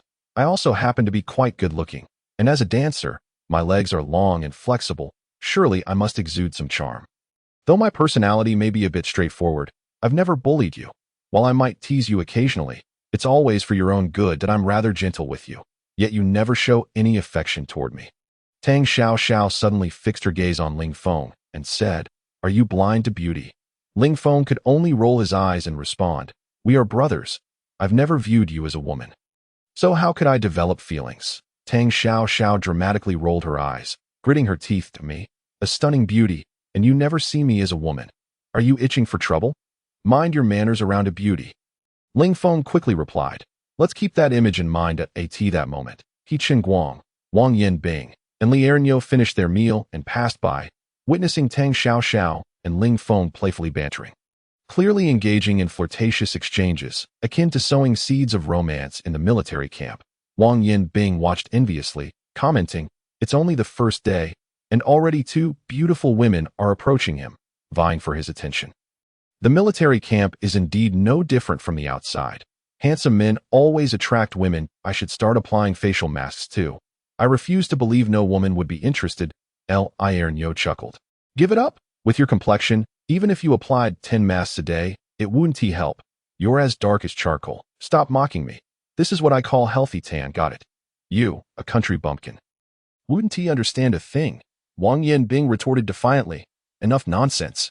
He Guang turned to leave. Having been consistently overshadowed by Ling Feng, He Guang was understandably irked, especially with so many women now surrounding him. His competitive spirit ignited. He couldn't allow Ling Feng to bask in such glory. Elsewhere, several veteran soldiers observed the playful exchanges between Ling Feng and Tang Xiaoxiao. Ling Feng smirked. "What did I say earlier? This Ling Feng is quite adept at charming women, and now you see it for yourselves. It's only the first day, and he's already captivated two beauties." Even that Lei Zhan couldn't stand it and resorted to gunfire. Xiaobing countered, "Not necessarily. It seems to me he was the one being pursued." Both female soldiers approached him, clearly eager to engage. Upon closer inspection, "You're right." Shi Sanban nodded thoughtfully. "That's the brilliance of Ling Feng. He makes the female soldiers pursue him instead. These women are quite infatuated. Why do they favor pretty boys? Meanwhile, we, with our rugged masculinity, can't seem to attract any attention." Ling Feng lamented. "Indeed, Ling Feng possesses some skills. Otherwise, we wouldn't have fallen for his charms so easily." Yu Fei remarked. "Humph, he may have some tricks up his sleeve, but I suspect his capabilities are limited. We must reclaim our honor and show him what we're made of. We cannot allow him to underestimate us veterans," Shi Sanba declared. "We must take back our pride. His agility and varied attack styles may be impressive, but in terms of sheer force, we are unmatched. Next time, if we tread carefully, We will surely bring him down. On the brick path, seize the opportunity. Yu Fei chuckled softly. What are you laughing at, Yu Fei? Ling Feng inquired. Do. It's nothing, that I just think it might not be our turn to stir up trouble for him. There could be others who act first, Yu Fei replied. What do you mean? The group looked at Yu Fei with curiosity. That haven't you all noticed? During the mud pit drill, Lei Zhan didn't shoot at anyone. Yet he specifically targeted Ling Feng. And during the deep squat assessment, he made Ling Feng wear a weighted vest of 100 kilograms. If that isn't directed at Ling Feng, then what is? Yu Fei elaborated. 100 kilograms? Everyone gasped in astonishment. Indeed, Yu Fei confirmed. With a 100-kilogram load, he sustained it for 2 hours without breaking rhythm. This new recruit's body made of iron. Sure, Sanba exclaimed in disbelief. Why Yu Fei sighed and said, who knows? From what I understand, in the Siberian training camp, the standard is 100 kilograms. Achieving 600 reps in 2 hours is considered elite. Judging by Ling Feng's pace, if he didn't hit 600, he probably reached 400 at least. Is it really that terrifying? Ling Feng remarked. You lasted the longest. What do you think? Yu Fei pressed. He is indeed formidable, Ling Feng responded. With a grim expression, Lei Zhan strode into the monitoring room, growing increasingly furious. He grabbed a nearby cup and smashed it onto the floor with a loud crash, shattering the glass. Yan Wang, engrossed in a game of PUBG, jumped in shock and looked at Lei Zhan. Astonished, what's with all the fury? Lei Zhan seethed. A soldier is just a soldier. I detest those who flaunt their rank and status. What do they think they are? Yan Wang quickly deduced that it must be about Ling Feng. Thinking to himself, aren't you also targeting Ling Feng with your instructor status? Pot calling the kettle black. However, love can blind one's judgment. Yan Wang understood that while Lei Zhan was a good person, loyal and devoted to his comrades, he could be somewhat stubborn and a bit of a traditionalist. Often, he kept his feelings bottled up and struggled to comfort women he cherished and ran, but was hesitant to express himself too openly. Now that Ling Feng had emerged, Lei Zhan was growing anxious. If I had known it would come to this, I would have acted differently. Yan Wang sighed inwardly. Yan Wang chose not to say much more and solemnly advised. Lei Zhan, don't act impulsively. Take it step by step. After all, Long Xiaoyan is watching, and we can't be too obvious. Lei Zhan furrowed his brows and approached the monitor, clicking on the video feed from Ling Feng's dormitory. He intentionally arranged for Ling Feng to share a dorm with He Qingwang, Wang Yanbing, Li Erniu, and other newcomers, while the members of Battle Wolf were placed in a different dorm. After discussing the plan with Yan Wang, Lei Zhan noticed his furrowed brow but couldn't argue against it. Prepare yourself now. Tonight, we will ambush Ling Feng's dorm and eliminate him, Lei Zhan declared, slamming his fist onto the table, resolute in his intent to oust Ling Feng. As night fell, the sky was shrouded in thick clouds, and the air felt oppressively heavy. Report, Thunderstrike team has assembled, awaiting orders, Vice Captain Chun Angtian informed Lei Zhan after gathering the troops. Tonight's operation is straightforward. We will launch a surprise attack. We'll give these rookies a thorough lesson, making them understand that they must remain vigilant. The human body has its limits, and it appears that everyone has nearly reached theirs. If this continues, it is likely that all will be eliminated, which brings no benefit to them whatsoever, as He Qingwang analyzed. This statement holds merit, Wang Yanbing remarked. The others were also skeptical of Ling Feng's claims. Little did they know that Ling Feng possessed the ability of the thorny devil fruit, allowing him to discern others' tones of voice within a 500-meter effective listening range. Naturally, this required intense concentration and consumed a considerable amount of mental energy, which he could not sustain for long with his current reserves. Upon returning earlier, Ling Feng had noticed the Thunderbolt squad gathered together and attentively listened in, catching wind of Yan Wang and others' discussions about a surprise attack at 1 a.m. Using toxic tear gas no less. Bring it on. Ling Feng had already formulated a plan. Whether they believed him or not was of no consequence. After uttering these words, he lay down and swiftly fell into a deep slumber. The others exchanged glances, unsure whether to trust Ling Feng's words. Was it true or false? Was the information accurate? Wang Yanbing muttered, intending to inquire further, but upon seeing Ling Feng had drifted off to sleep, he hesitated. Better to believe it could be true than to dismiss it entirely. One of the new recruits remarked, acknowledging that the eccentric black-faced ghost never adhered to conventional tactics and might indeed launch a surprise attack. The time was now 9 p.m., with 4 hours until 1 a.m. Surely it couldn't be that outrageous? Regardless, they needed to exercise caution. Ling Feng's warning had inadvertently heightened the others' vigilance, despite their fatigue. Sleep eluded them, including He Chengwang, Wang Yanbing, and Li Erniu. Only Ling Feng slumbered soundly. The others were genuinely concerned about the possibility of a 1 a.m. ambush, their nerves taut, making sleep impossible. Moreover, they feared oversleeping and missing the attack. If it were real, they would surely perish. Thus, they tossed and turned in their beds, unable to find rest. Could there really be an ambush? Who knows? What if there wasn't? Several new recruits, utterly exhausted, pinched their own faces to stay awake. But after a brief struggle, they succumbed to the allure of sleep. In the monitoring room, Lei Zhan observed the group of rookies restlessly tossing about and chuckled. These novices have quite a spirit. I'm giving you time to sleep, yet you refuse. Soon enough, you'll have your moment of reckoning. He glanced at Ling Feng's bunk. He saw him sleeping soundly, and a dark line appeared on his forehead.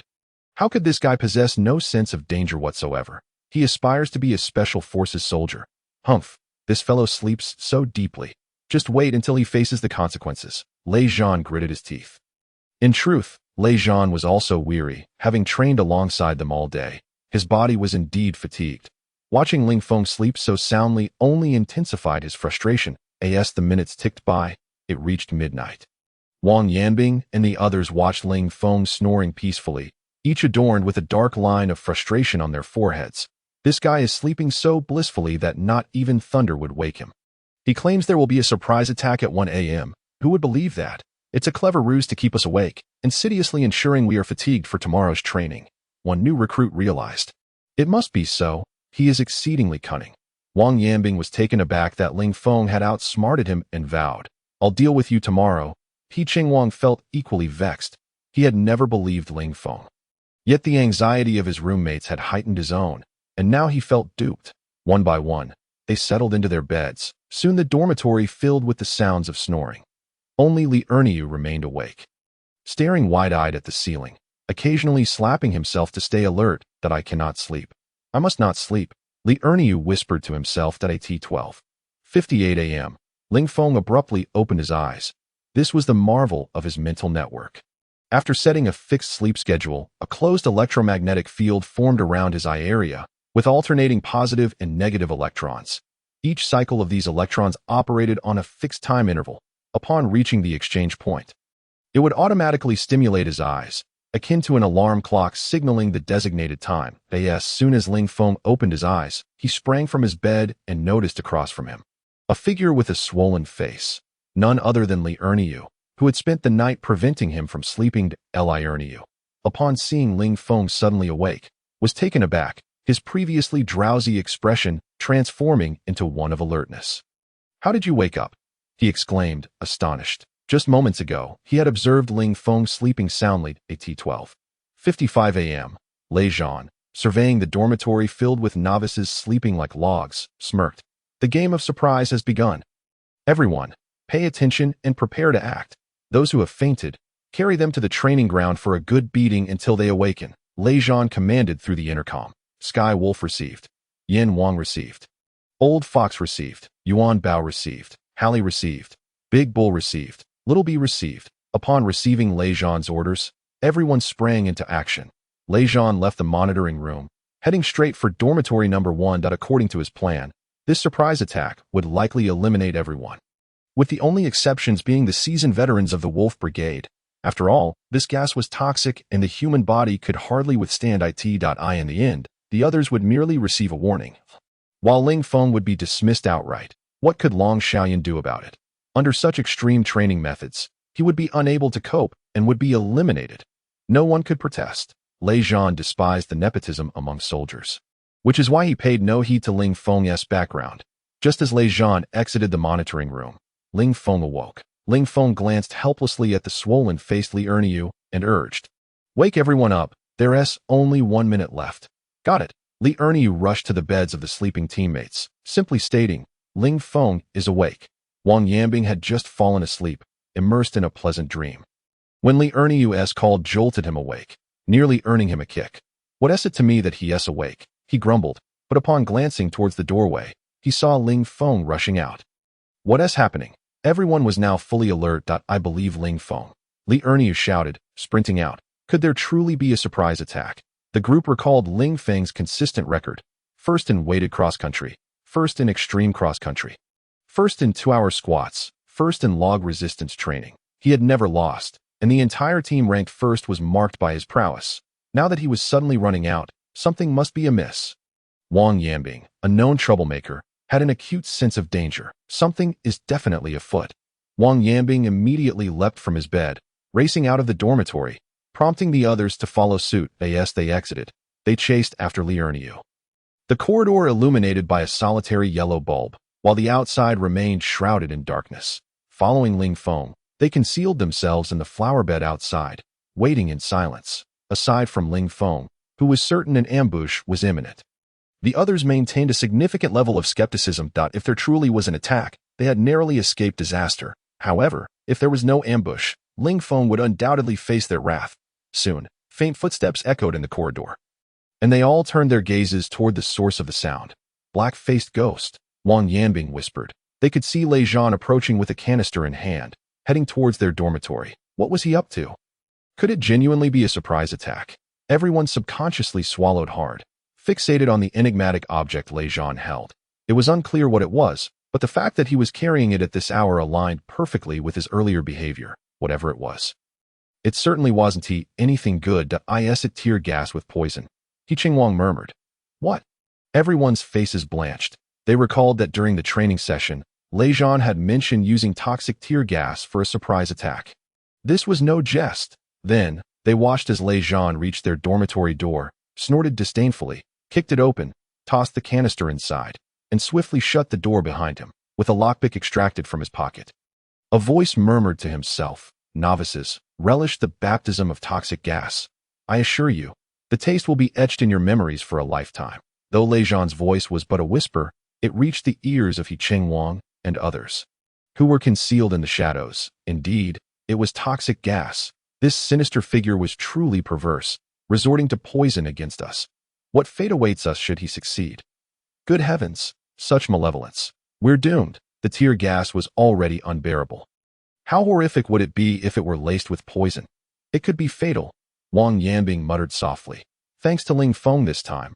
Otherwise we would have been tormented like specters, one of them remarked quietly. Where's Ling Feng? It was only when everyone recalled Ling Feng that they realized he had mysteriously vanished. Where did he go? Where is he? At that moment, they noticed Ling Feng had already crossed to the other end of the corridor, where he was bent over, removing his shoes and cautiously taking a few steps forward. What was he planning? Did he intend to launch a surprise attack with his shoes? Ling Feng, barefoot, revealed the smooth soles of his feet. After being transformed by the slippery fruit, his skin was delicate, as pristine as snow. Though he could not glide like the queen from the world of One Piece, he was capable of walking with utter silence. He took a gentle step forward, his foot barely making a sound. His soles, altered, featured minuscule pores and exceptional shock absorption. The moment his skin met the ground, it would instinctively contract, reducing friction and achieving an effect of soundlessness. Thus, Ling Feng could land without a whisper. Elated, Ling Feng realized this silent ability was tailor-made for ambush. After acclimating to this stealthy movement, he surged forth with unparalleled speed towards Lei Zhan. At that moment, Ling Feng clutched a wooden stick he had procured from an unknown source. Such speed, and not a whisper to be heard. Were his feet cushioned with cotton? Incredible. Was he attempting a counter-ambush against Lei Zhan?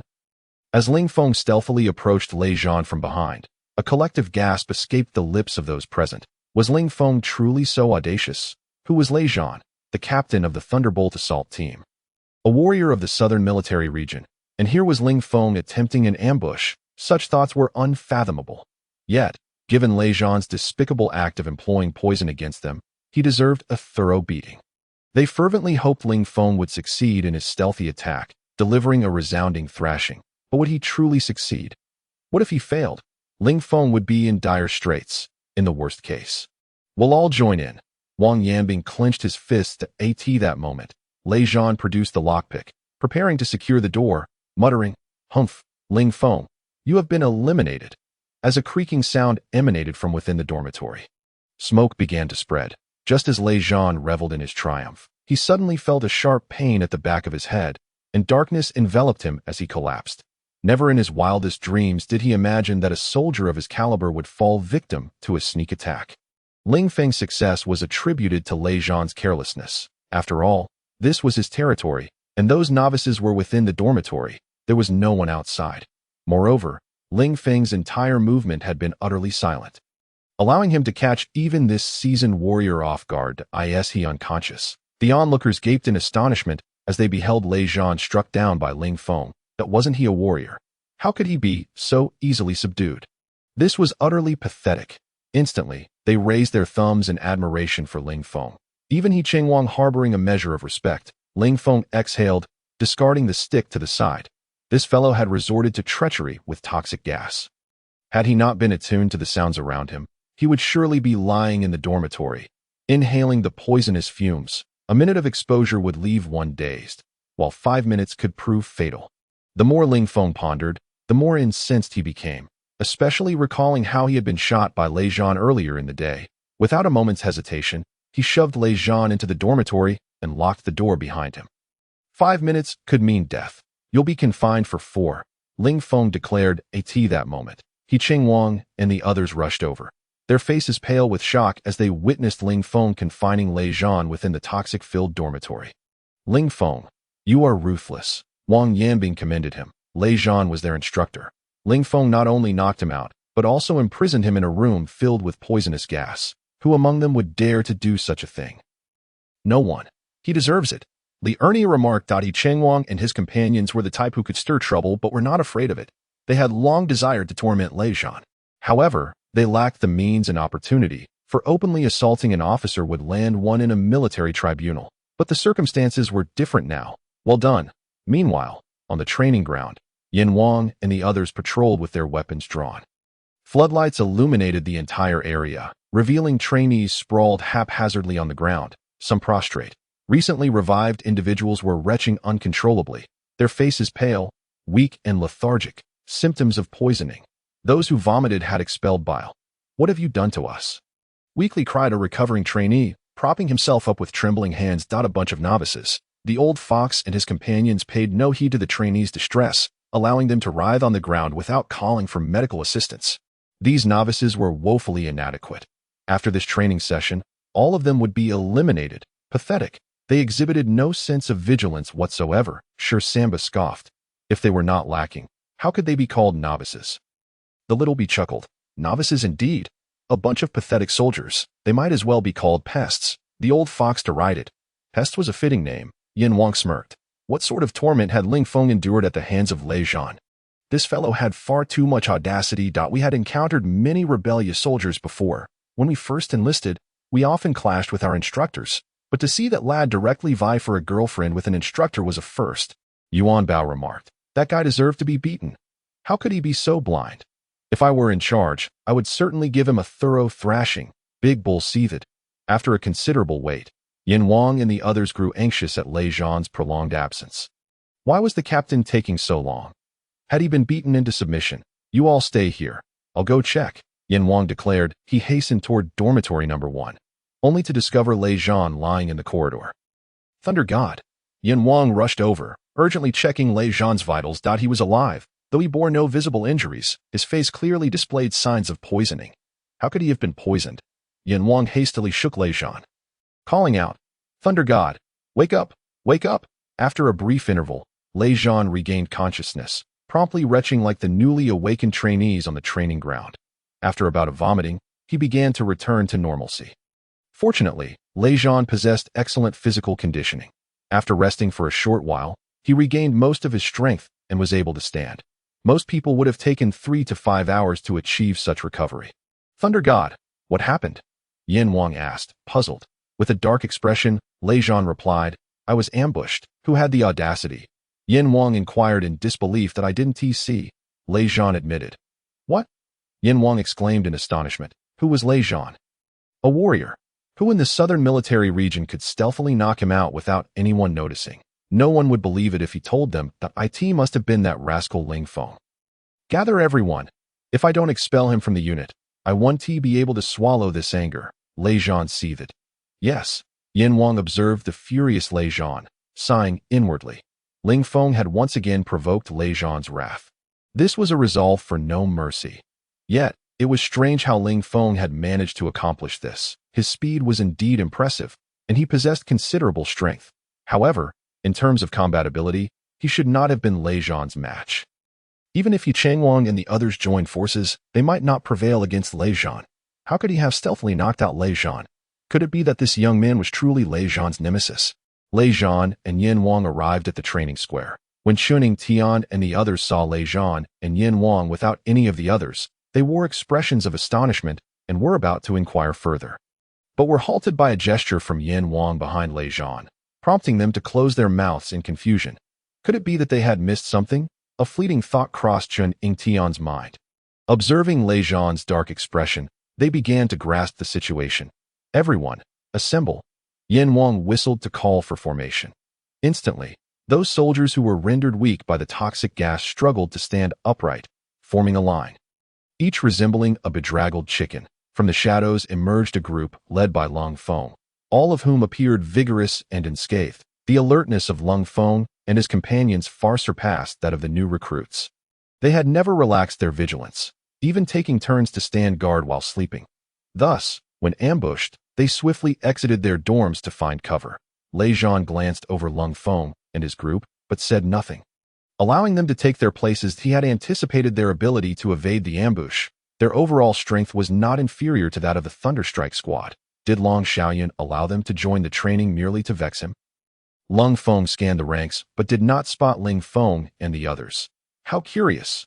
Had they truly evaded the ambush? Ling Feng and his companions were perplexed.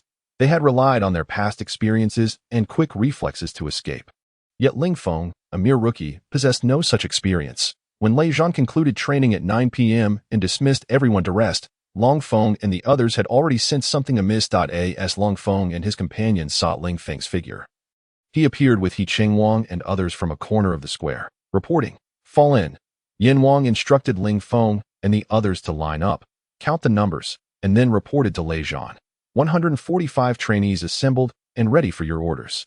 Taking a deep breath, Lei Zhan shouted, "Someone has ambushed the instructor. Should such individuals be allowed to remain in the unit?" Ambushed the instructor? The crowd looked at Lei Zhan in astonishment, whispering amongst themselves. Whose audacity could possibly lead them to attempt an ambush right under the nose of the black-faced god? How ruthless! Who had been ambushed, and was it successful? Lei Zhan had been absent for quite some time. Could he himself be the one who was attacked? An ambush on Lei Zhan. They must have a death wish. While the crowd was in confusion, Ling Feng suddenly shouted, reporting, "I believe ambushing and counter-ambushing is a fair game. The instructor is the hunter, and the soldiers are the prey, but the prey also has the right to resist. They cannot simply sit and wait for their demise if a counterattack is deemed a violation. Then those who set the rules should be condemned." Lei Zhan's expression darkened.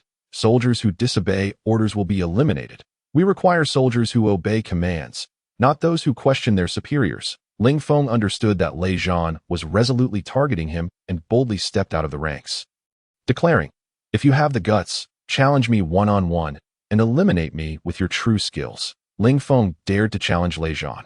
An uproar erupted among the new recruits. The name of Lei Zhan, the Thunder God, was well known throughout the Southern Military District. One might not know who commanded the district, but they certainly knew of Lei Zhan, captain of the Thunderstrike squad. He had claimed first place in the district's combat competitions for 3 consecutive years. Each year, many rising stars sought him out for a match, filled with confidence, only to leave humiliated and battered. Ling Feng, a rookie who had yet to learn any fighting techniques, dared to challenge Lei Zhan. Was this a joke? Well done. The new recruits were thrilled.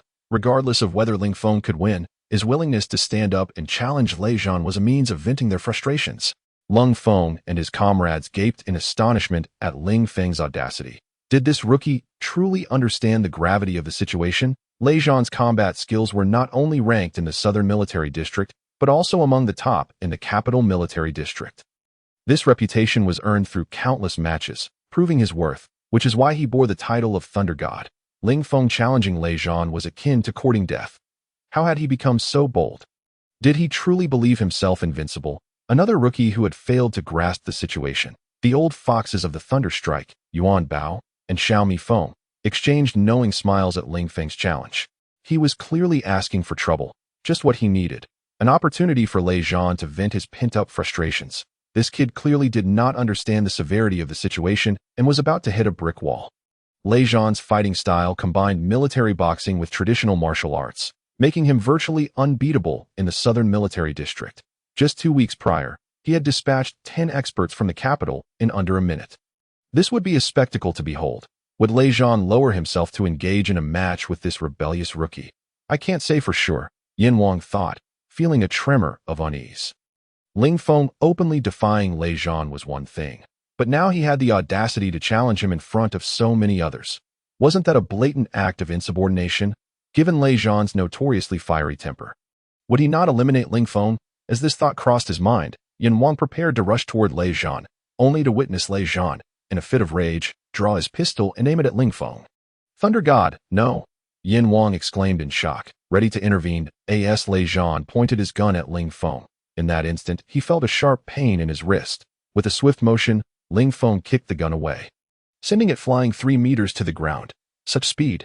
Though Ling Feng stood 3 meters from Lei Zhan when he drew the gun, he managed to disarm him in that brief moment. This indicated one thing. Ling Feng likely anticipated Lei Zhan's next move, executing a precise counterattack. Long Feng and Di Chengwang, both skilled fighters, recognized the significance of Ling Feng's action, although the kick appeared effortless. It involved considerable skill. Firstly, predicting movement from a 3-meter distance is a significant challenge in martial arts. The difficulty of anticipating the action is considerable if he misjudged the timing and struck too early. He would have openly attacked a superior officer, which could lead to severe consequences. Conversely, if he acted too late, Lei Zhan might have already fired. Could any action surpass the speed of a bullet? This only proved one thing. Ling Feng's kicking skills were indeed remarkable. Sure, Samba, Yu Fei, and Xiao Bing vividly remembered how Ling Feng had sent them flying with a single kick earlier that day. It was indeed impressive, but the title of Thunder God was not without merit. Having once won 20 consecutive matches at the National Special Forces Combat Competition, he ultimately secured 3rd place. How could a soldier of such caliber be disarmed by a rookie from 3 meters away? What was happening? While Long Xiaoyan had previously kicked Lei Zhan, many speculated that Lei Zhan had refrained from retaliating. After all, Long Xiaoyan was an officer and a woman. Lei Zhan could not possibly exert himself fully, lest he cause injury and create further complications. Thus, he was not as weak as he appeared. Upon witnessing Lei Zhan's weapon being sent flying, Yin Wang nearly exclaimed in delight. However, his astonishment soon shifted to Ling Feng. Questioning his extraordinary kicking prowess, Ling Feng had kicked Lei Zhan's gun away, coldly taunting. If you have the ability, challenge me one-on-one.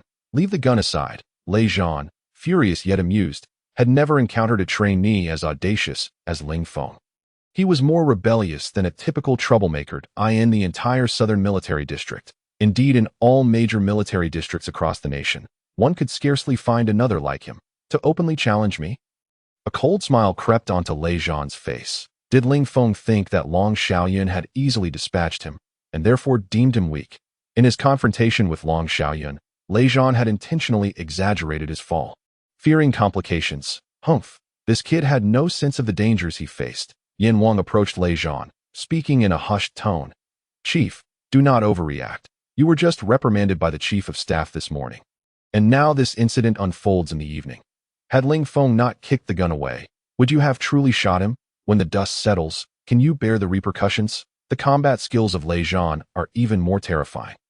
If he were to severely injure Ling Feng, Lei Zhan disregarded Yin Wang and softly said to Ling Feng, "This is your final opportunity." Lei Zhan accepted Ling Feng's challenge. Was Ling Feng not seeking a beating? How could he possibly surpass Lei Zhan?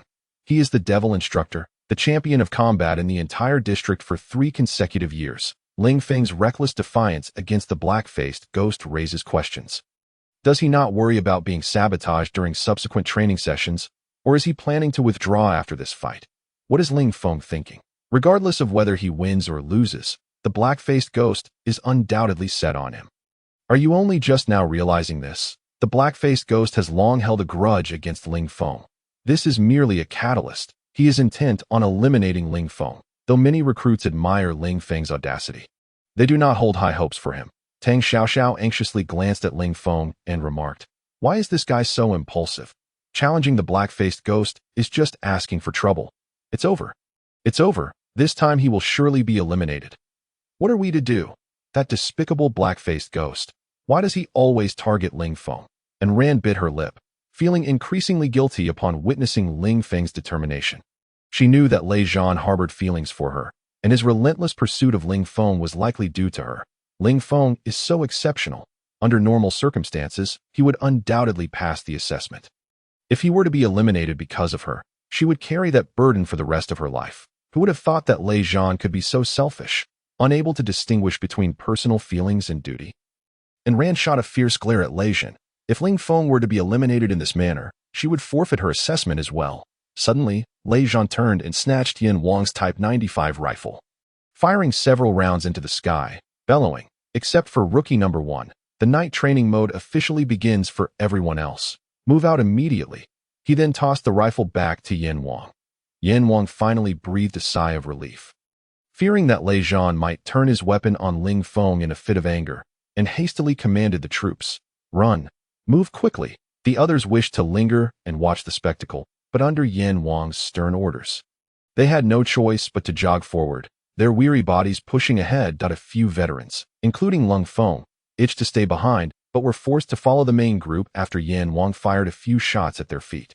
"Hurry up!" The Thunderstrike team urged everyone to hasten their pace away from the training ground. Suddenly, a crisp voice echoed in Ling Feng's ear. "Ding! System has issued a random mission. Defeat Lei Zhan to gain fame in the military district. Reward: 100 experience points." Ling Feng's eyes gleamed.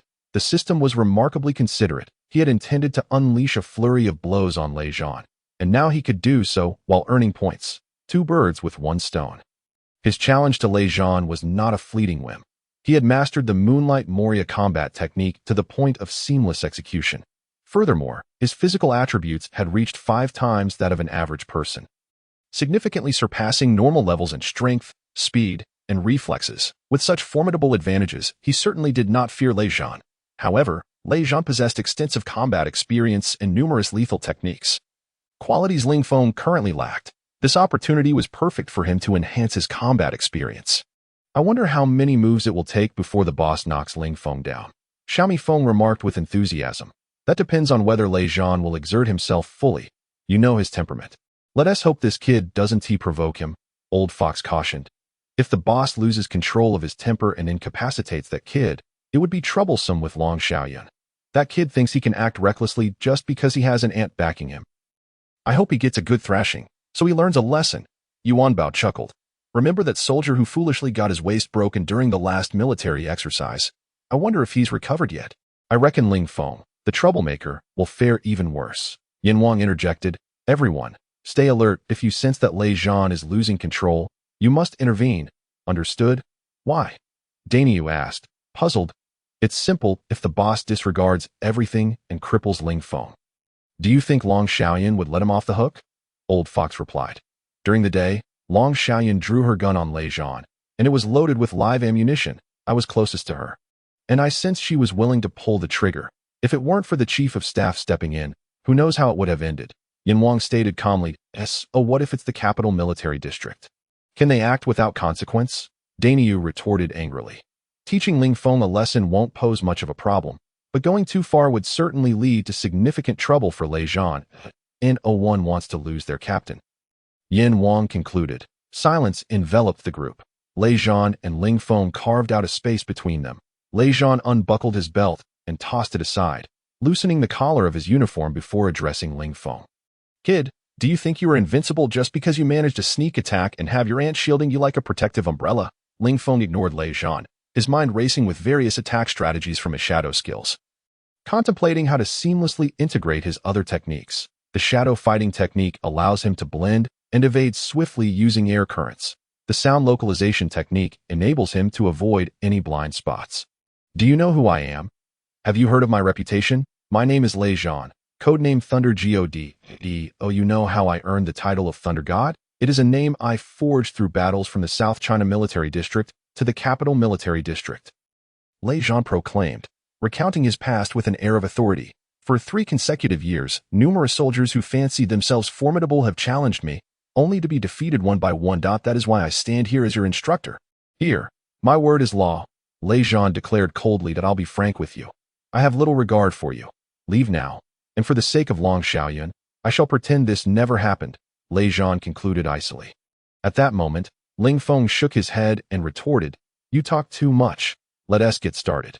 Instantly, Lei Zhan's expression turned vividly expressive, realizing that his lengthy monologue had gone unheard, rendering him a fool in his own performance.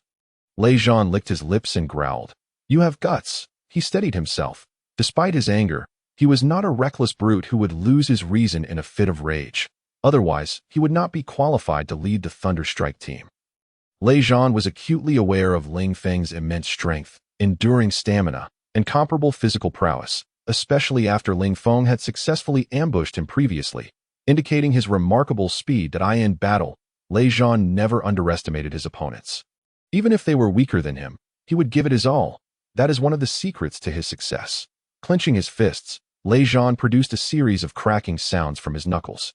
"As your instructor, I will allow you to make the first move," Lei Zhan declared. Ling Feng took a deep breath, unceremoniously shifted his stance, and began to dart around Lei Zhan, refraining from immediate attack. Moving like a shadow in close proximity to Lei Zhan. "What is happening?"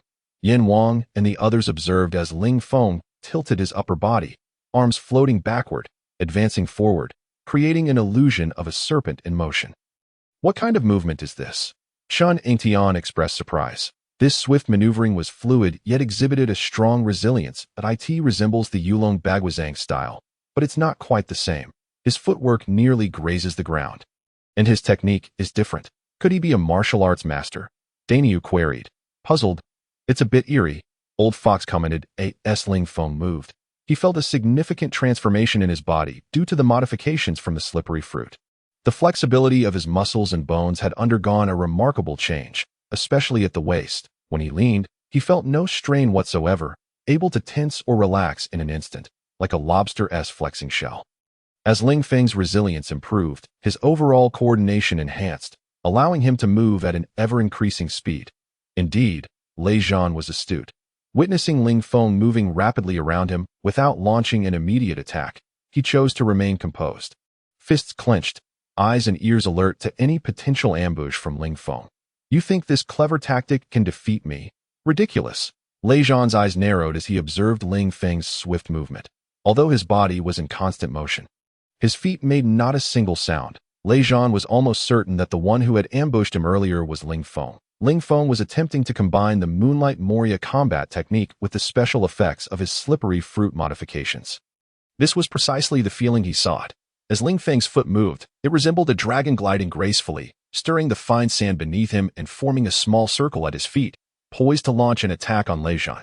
Lei Zhan had been keenly observing every movement of Ling Feng, initially surprised by his speed.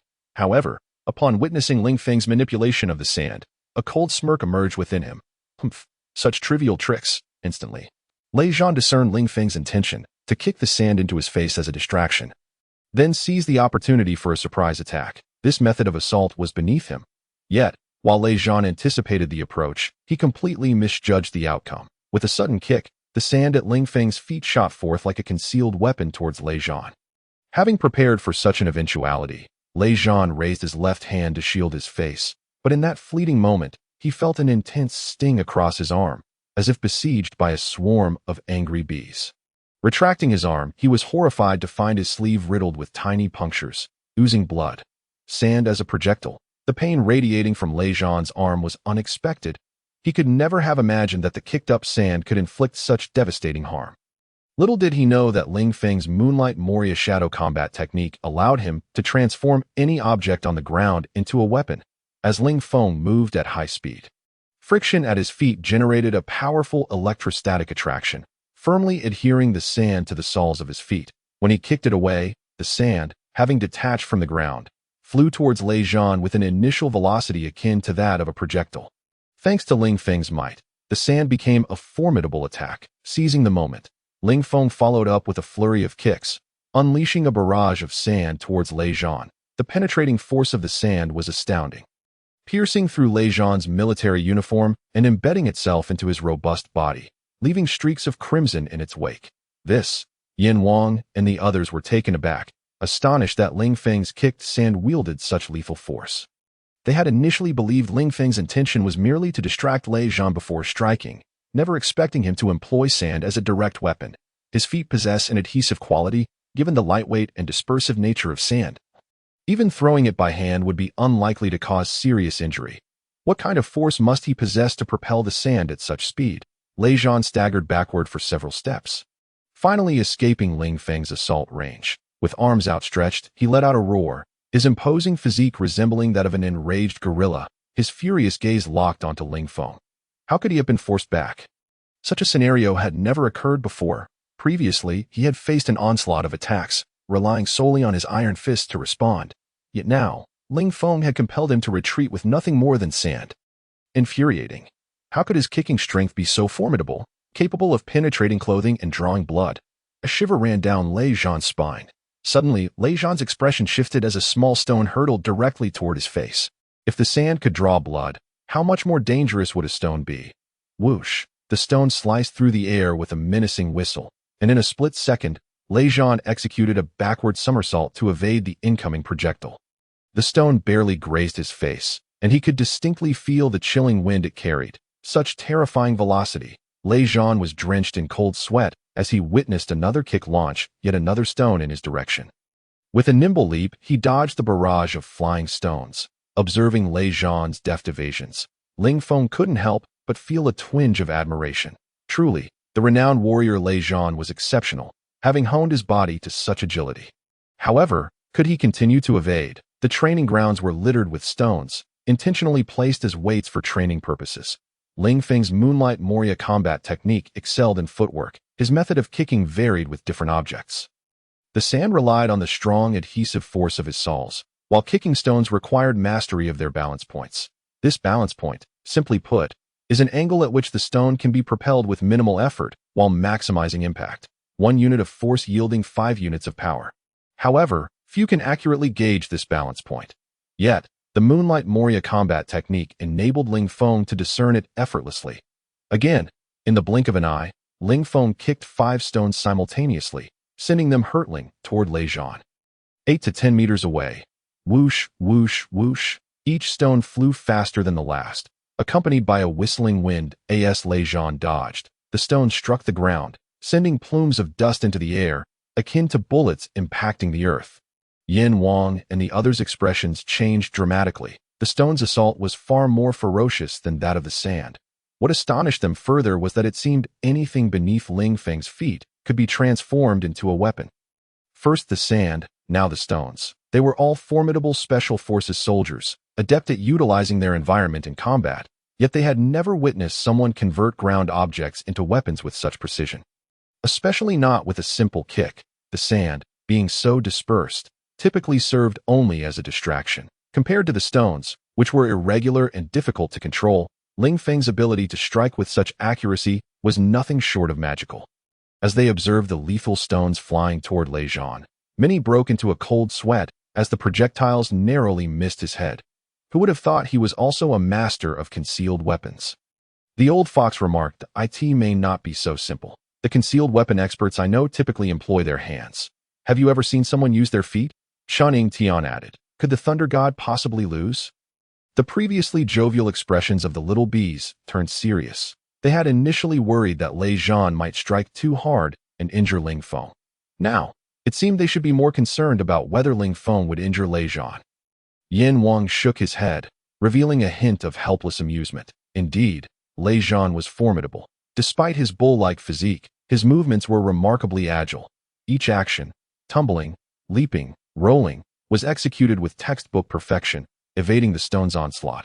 However, he could only defend. Continually retreating and drawing closer to Ling Feng was utterly impossible. This left Lei Zhan in a state of profound frustration. His greatest strength lay in close-quarters combat, yet now he found himself more than 8 meters away from Ling Feng. Rendering his advantages moot. As the battle raged on, Ling Feng approached a pile of bamboo intended for training. With a swift kick, he sent a bamboo pole over 3 meters long hurtling toward Lei Zhan like a deadly arrow. Lei Zhan's eyes widened in shock. Should the bamboo strike him, it would surely pierce through. He quickly sidestepped, narrowly avoiding the pole as it whizzed past, and embedded itself 2 meters behind him with a resounding thud. That was close. Lei Zhan barely evaded the first pole, yet the second and third followed in rapid succession. He darted left and right, too fearful to confront them directly. How could he manipulate even ordinary bamboo into a weapon? Yin Wang and the others gasped in astonishment. The crucial factor was not only the speed at which Ling Feng kicked, but also the angles he created. Each pole shot forth directly, tracing a magnificent arc before striking the ground, surrounding Lei Zhan and constricting his movement in less than 5 minutes. The ground was littered with bamboo. Though Lei Zhan was indeed agile, the multitude of bamboo obstructed his movements, and he found himself increasingly at a disadvantage.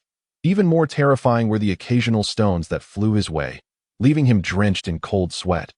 As his space for movement dwindled, Lei Zhan could feel himself succumbing to the pressure. Sweat beaded on his forehead, and an indescribable sense of frustration filled his eyes. As a renowned close-combat warrior, he found himself completely stymied by his opponent, unable to retaliate even once, all while Ling Feng had yet to employ his hands.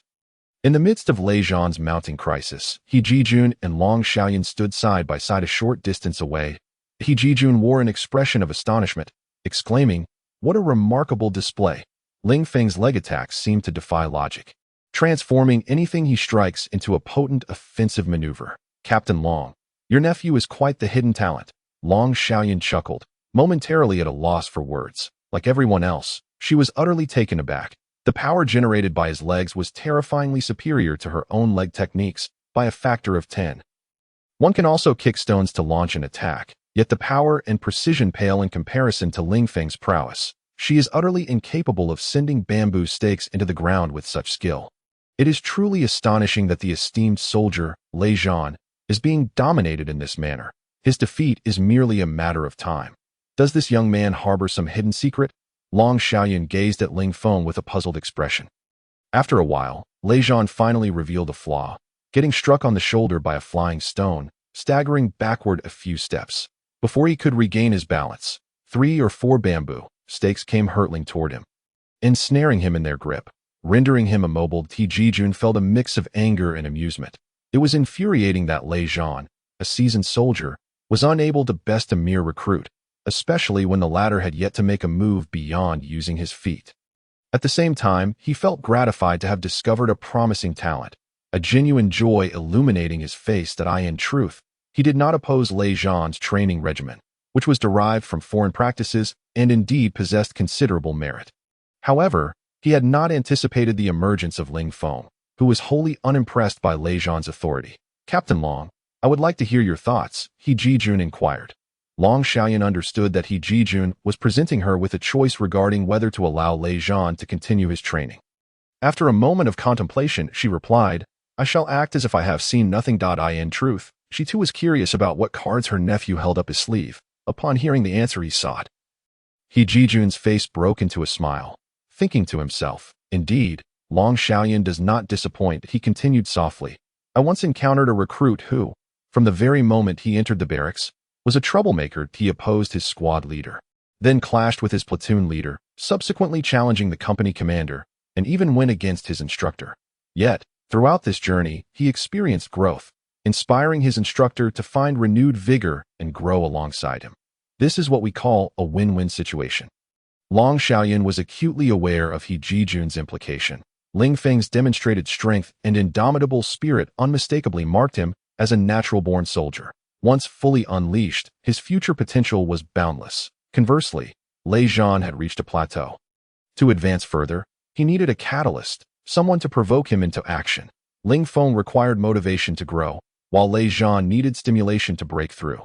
Their mutual antagonism would ultimately lead to collective progress, achieving the win-win scenario that He Jijun described. This was one of the reasons Long Xiaoyan consented to He Jijun's approach. As for the conflict between Ling Feng and Lei Zhan, it was not overly complex. Yet it was quite serious. Men harbor a deep-seated resentment towards others who vie for their women. Although Long Xiaoyan was a woman, she understood this psychological facet of men all too well. This young man, with his striking good looks, would undoubtedly attract more trouble in the future. Perhaps Lei Zhan was merely the beginning.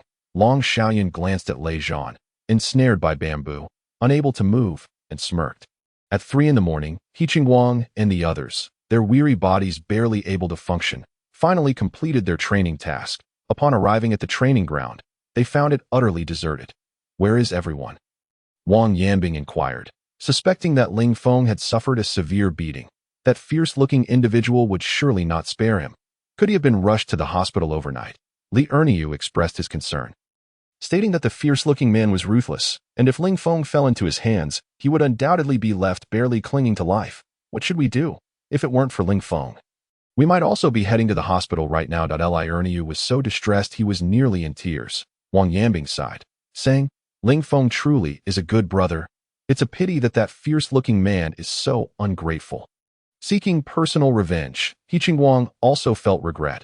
Ling Feng was indeed a worthy opponent, and he had initially hoped for a showdown in the upcoming training sessions, which now seemed impossible. But let's head back for now. We can clarify the situation tomorrow, He Qingguang decided. With heavy hearts, He Qingguang and the others returned to their dormitory. Wang Yanbing opened the door and switched on the lights, instinctively glancing toward Ling Feng's bunk. His eyes widened in disbelief, and he rubbed them to ensure he was not imagining things, exclaiming, Ling Feng. Ling Feng was sprawled on the bed, sound asleep. Wang Yanbing excitedly rushed over to check on Ling Feng, saying, You haven't lost any limbs. Li Erniu also hurried over, his eyes glistening with tears, declaring, That's wonderful. I thought you had been taken to the hospital. Wang Yanbing, with a curious gaze fixed on Ling Feng, jested, Number 1, how did you manage that? Surely that fierce-looking man didn't concoct some scheme for your euthanasia. A dog cannot spit out ivory. Ling Feng grumbled, awakening He Qingguang and Li Erniu erupted in laughter, while Wang Yanbing playfully ruffled his own hair. Without a doubt, Ling Feng had passed the test. Had he truly managed to defeat Lei Zhan? At 5:30, just as dawn began to break, the urgent assembly whistle sounded outside the dormitory. Assemble! Hurry up! Quickly! Wang Yanbing leaped out of bed, only to find Ling Feng already bolting for the door. What the? So fast? The whistle just blew, Wang Yanbing exclaimed, his eyes wide with astonishment. Ling Feng was the first to reach the training ground, followed closely by Ling Feng and the others, each sporting dark circles under their eyes. That it was inevitable. After only 2 hours of sleep, who wouldn't look like they had been through the ringer? Ling Feng? Ling Feng's eyes lit up with excitement upon spotting him. Shi Sanba, Xiao Bing, and the others also noticed Ling Feng, first surprised, then each became increasingly animated. His presence here meant he had passed the test. Could he have actually defeated Lei Zhan? It was hard to say. Perhaps he had been interrupted midway. Regardless, his mere presence was a positive sign. Shi Sanba was eager to compete with Ling Feng. If Ling Feng were to leave, where would he find another challenger? What if Ling Feng had indeed taken Lei Zhan down? Ling Feng suddenly remarked, No way. Who is Lei Zhan? For Ling Feng to hold his own against him would be nothing short of miraculous. Ban Zhuan expressed his disbelief. Soon, more recruits emerged, each bearing the marks of fatigue, especially those who had been gassed, resembling sickly chickens. Yet, upon catching sight of Ling Feng, their eyes sparkled with renewed hope. Number 1? He is still here. Has he succeeded in his challenge? The new recruits nearly shouted in unison at the sight of Ling Feng, who had unwittingly become their pillar of support. Seeing him was akin to glimpsing hope. Tang Xiaoxiao dashed out, her eyes wide with astonishment upon seeing Ling Feng. She had worried throughout the night, unable to sleep, fearing that Ling Feng would face dire consequences after being shot at by that fierce-looking man. Now, seeing him standing well, how could she not be overjoyed? If not for the presence of so many people, she might have rushed over to embrace him. Ayn Rand's gaze met Ling Feng's, her expression betraying a complex mix of emotions. The anxiety that had gripped her heart had finally eased. The previously morose atmosphere of the group transformed into one of vitality with Ling Feng's arrival. Ding! The host has gained recognition in the military district. Mission accomplished, earning 100 experience points. A melodious voice echoed in Ling Feng's ear. Another 100. With this addition, his experience had reached 200, halfway to the next level. Just 200 more experience points, and he would be eligible for an upgrade. Ling Feng felt a surge of excitement at the thought. The battle with Lei Zhan had allowed Ling Feng to appreciate the power of skills once more. Only by advancing and acquiring more skills could he grow stronger. Just 200 more. Ling Feng's gaze hardened with determination. Exhaling a deep breath, he steeled himself. Despite having triumphed over Lei Zhan, it had been with the aid of external factors. That was far from sufficient. Unless he mastered more offensive techniques to defeat Lei Zhan without relying on external aids, that was his current objective. Lei Zhan, did he not wish to drive him away? Fine. Not only would he become a soldier of renown, But he would also win in Rant's affection. A resolute glint shone in Ling Feng's eyes. He fixed his gaze on Yin Wang, who was assessing him in turn. It must be noted that Ling Feng's performance last night had indeed taken Yin Wang by surprise. Although somewhat opportunistic, a victory is still a victory, leaving little room for dispute. Moreover, Yin Wang did not harbor any animosity toward Ling Feng. In fact, he found himself increasingly impressed by him. This young man was becoming ever more intriguing. Consistently managing to accomplish the unexpected, Ling Feng's fearless nature was precisely the essence of a soldier. After all, when Lei Zhan enlisted, had he not been just like Ling Feng now, a troublemaker in his own right? Yin Wang felt a faint smile tug at the corners of his mouth as these thoughts crossed his mind. He now harbored the hope that Ling Feng and Lei Zhan could continue their rivalry indefinitely. To see who would ultimately emerge victorious at that moment, Lei Zhan approached from the east, wearing a large pair of sunglasses, and the atmosphere instantly shifted to one of silence, with all eyes turning towards him. Ah, the face of the black-faced god is injured. It seems he has been struck by something. It looks swollen. Could it be that he was hit by number one? Surely not. Number one appeared unscathed. Yet this instructor, the black-faced god, was the one who bore the injuries?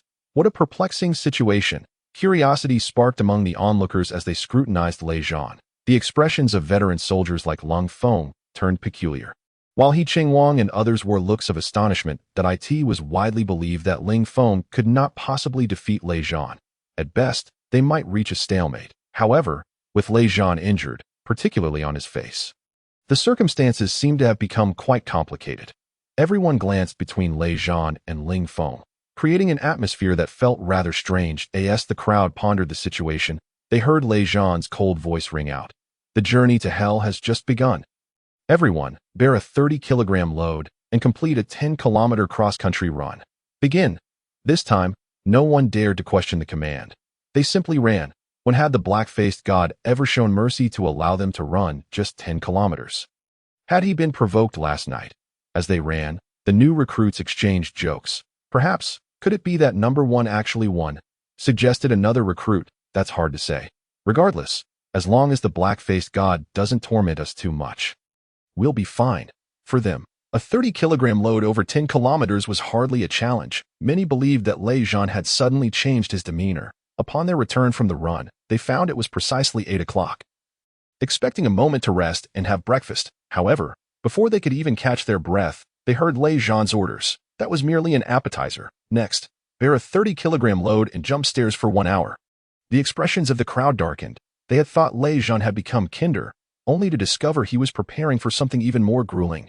Move faster. Anyone who lags behind will miss breakfast. Yin Wang shouted from the side. Thus, a group of weary soldiers struggled to ascend the stairs, jumping up one step at a time, the sound of their exertion echoing through the stairwell.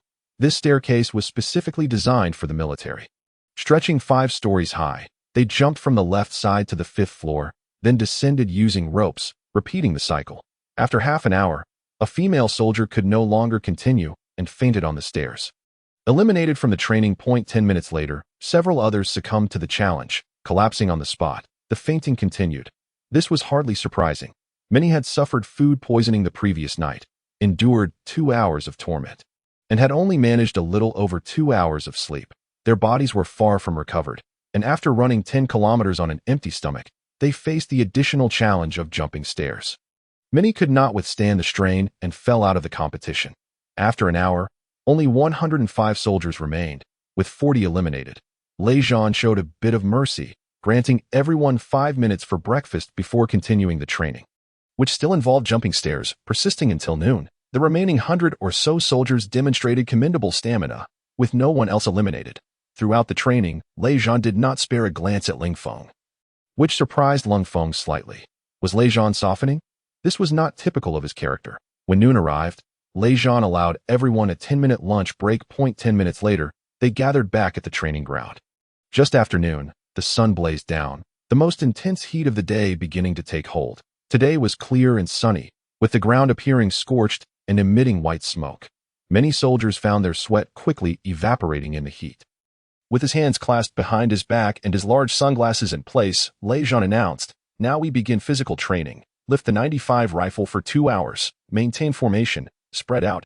They formed a perfectly regulated square formation, with ample space between each soldier. Lift your rifles. With a swift motion, everyone assumed the proper rifle position, at which point the instructors approached with red bricks, placing one atop each rifle barrel.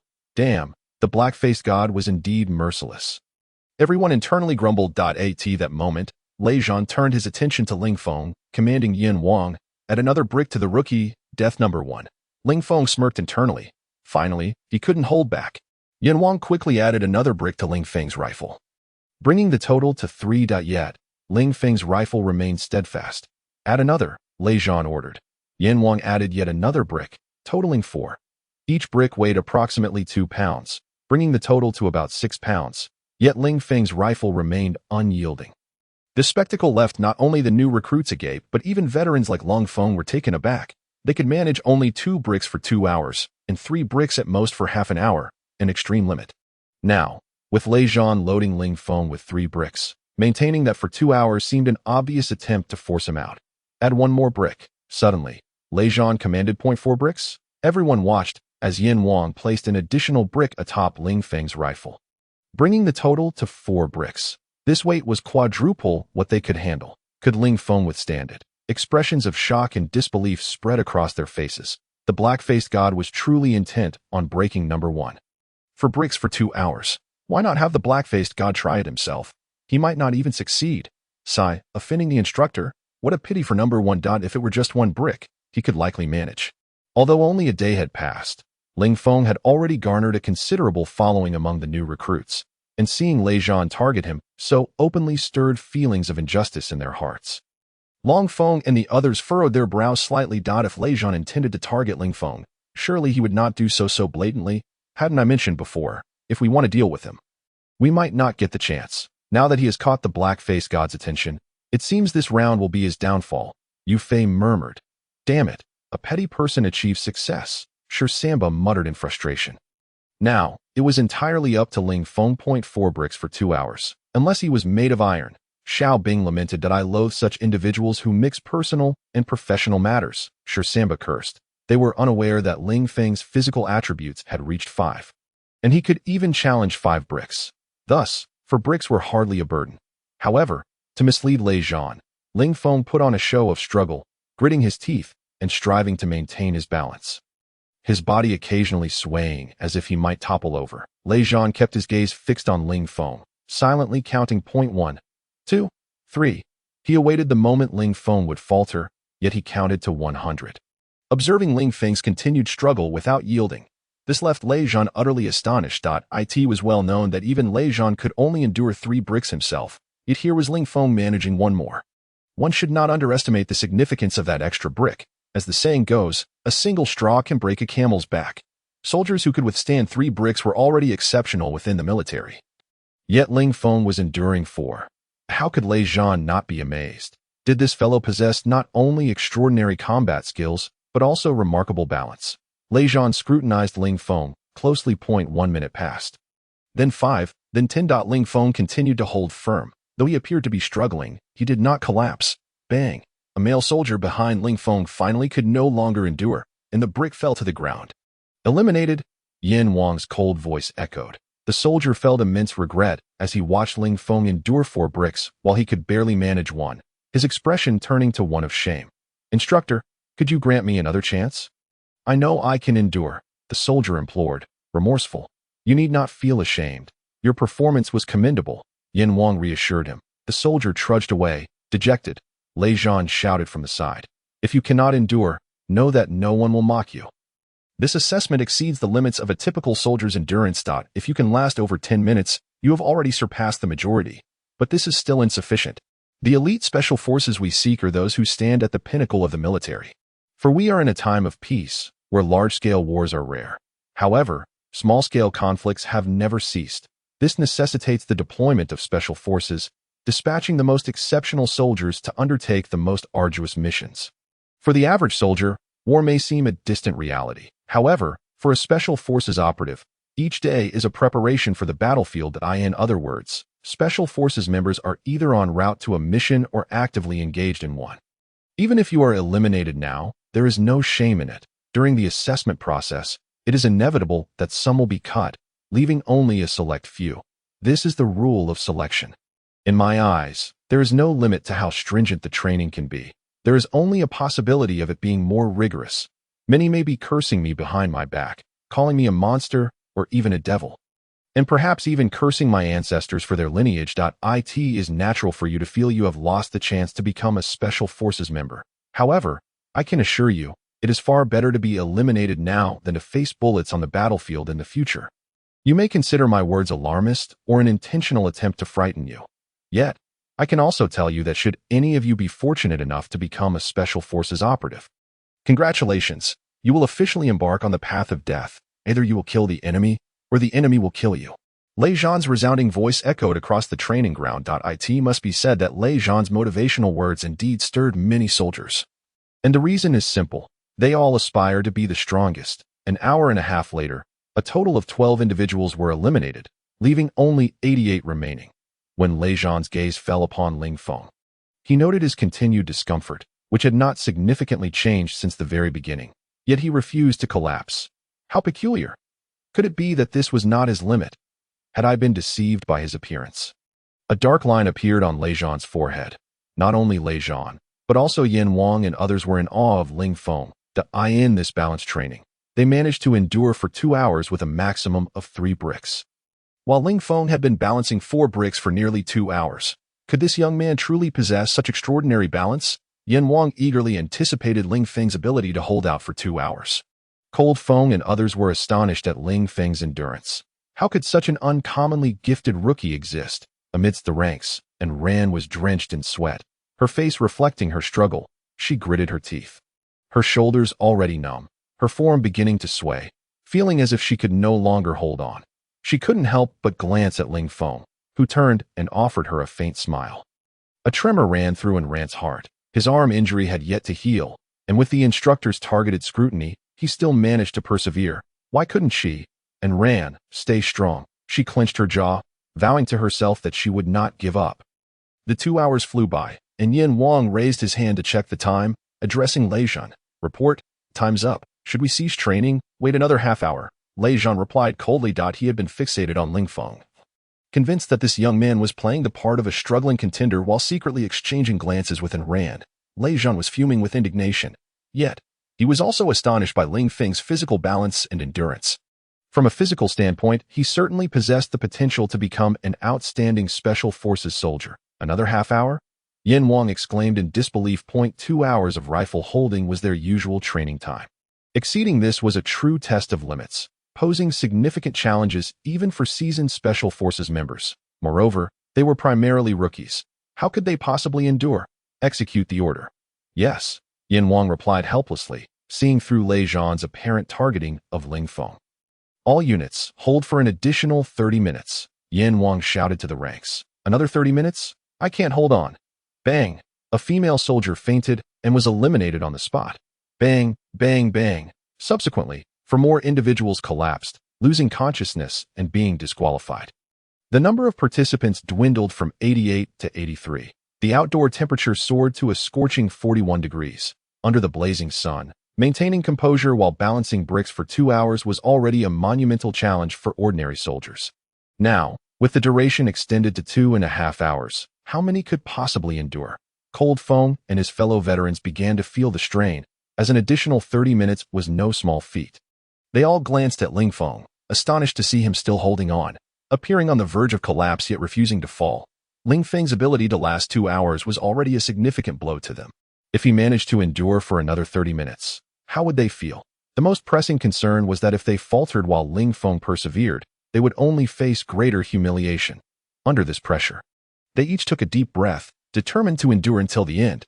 Yin Wang and others were genuinely in awe of Ling Feng, as breaking the 2-hour mark had already shattered the record for this assessment project within the Southern military. If the time was extended by another 30 minutes, who could possibly break the record thereafter? After 10 minutes, seeing that most were nearing their limits, Lei Zhan declared, "Training is over. Rest in place for 10 minutes." Everyone felt as if they had been granted a reprieve, realizing for the first time that even the stern Lei Zhan had a merciful side. They all dropped their rifles, their shoulders numb, standing still to stretch and relieve their muscles. Number 1 truly is formidable. Managing to balance 4 bricks for over 2 hours is extraordinary. Initially, I thought he would falter, but now it seems he could likely endure for another hour. His physical condition appears to surpass even that of the stern instructor. I could see the envy etched on Lei Zhan's face. Watching number 1 stand firm against the instructor is quite satisfying. Many rookies, during their break, gave Ling Feng a thumbs up. Even Cold Feng and several veterans had to admit Ling Feng's prowess. Sanba, if it were you, how long could you balance 4 bricks? Yu Fei smiled and asked at most an hour. Sure, Sanba contemplated an hour. Huh, I really wonder how that kid trains. Xiao Bing remarked that I should ask him sometime. Cold Feng replied. While everyone was discussing Ling Feng, a crisp notification rang in his ears. Ding! Host has completed the extreme challenge, earning 100 experience points. A faint smile graced Ling Feng's lips. His efforts over 2 hours had not been in vain. He was now just 100 experience points away from leveling up, with an overall attribute increase of 1 and the acquisition of a new skill, making him even stronger. The confident smile blossomed on Ling Feng's face. In the monitoring room, Long Xiaoyan observed Ling Feng's unyielding smile and couldn't help but chuckle. Still smiling? This kid. 10 minutes later, Lei Zhan summoned everyone to assemble. Lei Zhan surveyed the crowd and stated, "Very well. There are still 83 individuals who can endure. The next phase of training will commence. The journey of death. Report." Ling Feng suddenly interrupted Lei Zhan. "Speak. Report. Instructor, is it the journey of hell or the journey of death?" "I hope the instructor's words and actions are consistent," Ling Feng replied. Several female soldiers present could not suppress their laughter, quickly covering their mouths, their faces turning crimson. Even Long Xiaoyan, watching from the monitoring screen, nearly burst into laughter. Li Ernie couldn't help but discreetly give Ling Feng a thumbs up. Lei Zhan's face darkened, and he sternly declared, "Because of your question, for whatever project follows, your difficulty will be 5 times that of the others. Otherwise, you will be eliminated." Lei Zhan had been observing Ling Feng, and based on his experience, he surmised that this young man might possess the physical capabilities of 5 ordinary men. Such a quality is incredibly rare. Achieving this level of fitness without undergoing rigorous training is akin to a 1 in a million occurrence, if not rarer. The others gasped in astonishment. What did 5 times the difficulty entail? Could Ling Feng endure it? Ling Feng furrowed his brow slightly, sensing a challenge. His attributes had just reached 5, and accepting 5 times the difficulty would push him to his limits, erasing any advantage he had. This Lei Zhan truly is a military prodigy, his discernment remarkably sharp. How can I earn 100 experience points? Just 100 left. If my attributes reach 6, the 5-fold difficulty will be far less daunting. Ling Feng continued, "Report, instructor, is it the journey of hell or the journey of death?" Everyone admired Ling Feng's audacity. Lei Zhan approached Ling Feng, nearly face to face, and shouted loudly, "The journey of death. You will soon understand. Right turn, march." Under the command of the King of Hell, 83 individuals made their way to the training ground for the journey of death. The very name was terrifying, causing a wave of apprehension to wash over everyone as they speculated about the nature of the training. Previous training had been extreme, but nothing had yet approached the brink of death. Soon, they arrived at the training site for the journey of death. "Attention, at ease." Lei Zhan stood before them and bellowed.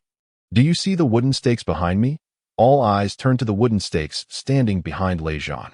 Ling Feng scanned the training ground and noticed numerous wooden stakes resembling plum blossom stakes, each approximately 30 inches in diameter and about 1.5 meters tall. Were they to walk across these stakes? It seemed so. This would be much easier. Although the gaps were somewhat wide, they still fell within a manageable range, and the height was not excessively daunting. Even if one were to fall, injury was unlikely. A new recruit sighed in relief after observing the scene. The journey of death really just this?" murmured the new recruits. Many had previously undergone similar training in their squads and had a solid foundation, and seeing that the stakes were larger than those they'd trained on before, they felt little concern. Yi Chengwang, a martial arts expert, paid no heed to the simplicity of the wooden stakes. When he practiced on plum blossom stakes, they were at least 5 times smaller, barely accommodating a toe. "This is amusing." Li Ernie chuckled. "It's simple. As long as you maintain your balance, you can move swiftly," Wang Yambing added. Cold Feng and others exchanged puzzled glances. "It can't be that easy, can it?" Xiao Bing whispered. "What trick is Lei Zhan playing at?" "It must be more complicated than this," Yu Fei remarked. Hearing the recruits' discussions, Lei Zhan smirked slightly, anticipating the moment they would regret their words. Silence. The king of hell barked at that moment. Lei Zhan cleared his throat and declared, I now announce the next training task. Male soldiers will have 3 hours, while female soldiers will have 5 hours. You see those wooden stakes? Each one has a diameter of 40 centimeters. And you must break them with your feet. In 5 hours, I will return to check on your progress. Instantly, everyone's eyes widened in horror. Breaking a 40-centimeter wooden stake in 3 hours. They had trained on stakes in their squads, but they had never been asked to break them. Was it even possible? They realized how absurd their earlier thoughts had been about merely walking across the stakes. They had indeed underestimated the severity of the King of Hell's intentions. Lei Zhan turned to the veteran soldiers of the Wolf Warriors and said solemnly, I know you have kicked down 20-inch stakes. Now I am giving you ample time. Cold Feng and the others felt a wave of despair wash over them. What good was time? These 40-centimeter stakes could withstand 3 times the force of those 30-centimeter ones. Could time truly measure the challenge? Lei Zhan's final gaze fell on Ling Feng. You, rookie number 1. Your task is to break 5 stakes. If you fail, you may leave the military district before I return. With that, Lei Zhan departed. The King of Hell raised his hand to check the time and proclaimed, It is now 2:45 p.m. Male soldiers must break 1 stake by 5:45 p.m. to pass. Female soldiers must do so by 7:45 p.m. Rookie number 1. You must break 5 stakes by 5:45 p.m. Is that clear? Clear. Louder. Clear. Everyone shouted angrily. The timer starts now. All rushed towards the stake area, gazing at the sturdy wooden stakes as if they were confronting sworn enemies. Ernie faced one of the stakes. Swallowing hard. So solid. How are we supposed to break it in 3 hours? Wang Yanbing touched the surface of the stake, gritting his teeth. Damn it. These stakes are made of old pine. What is the King of Hell thinking? He Qingwang patted the stake, saying, Complaining won't help. We have only 1 stake to break. Ling Feng has 5. Have you ever heard him complain?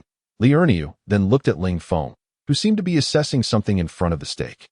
Breaking 5 stakes in 3 hours meant averaging about half an hour per stake.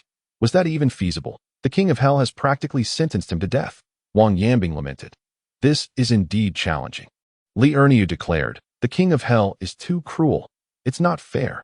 First, think about how to break your own stake. Wang Yanbing sighed in resignation. Ling Feng stared at the 30-inch wooden stake. It indeed seemed large. Yet he believed it was not beyond his capabilities. His strength was 5 times that of an ordinary person, and his explosive power was formidable.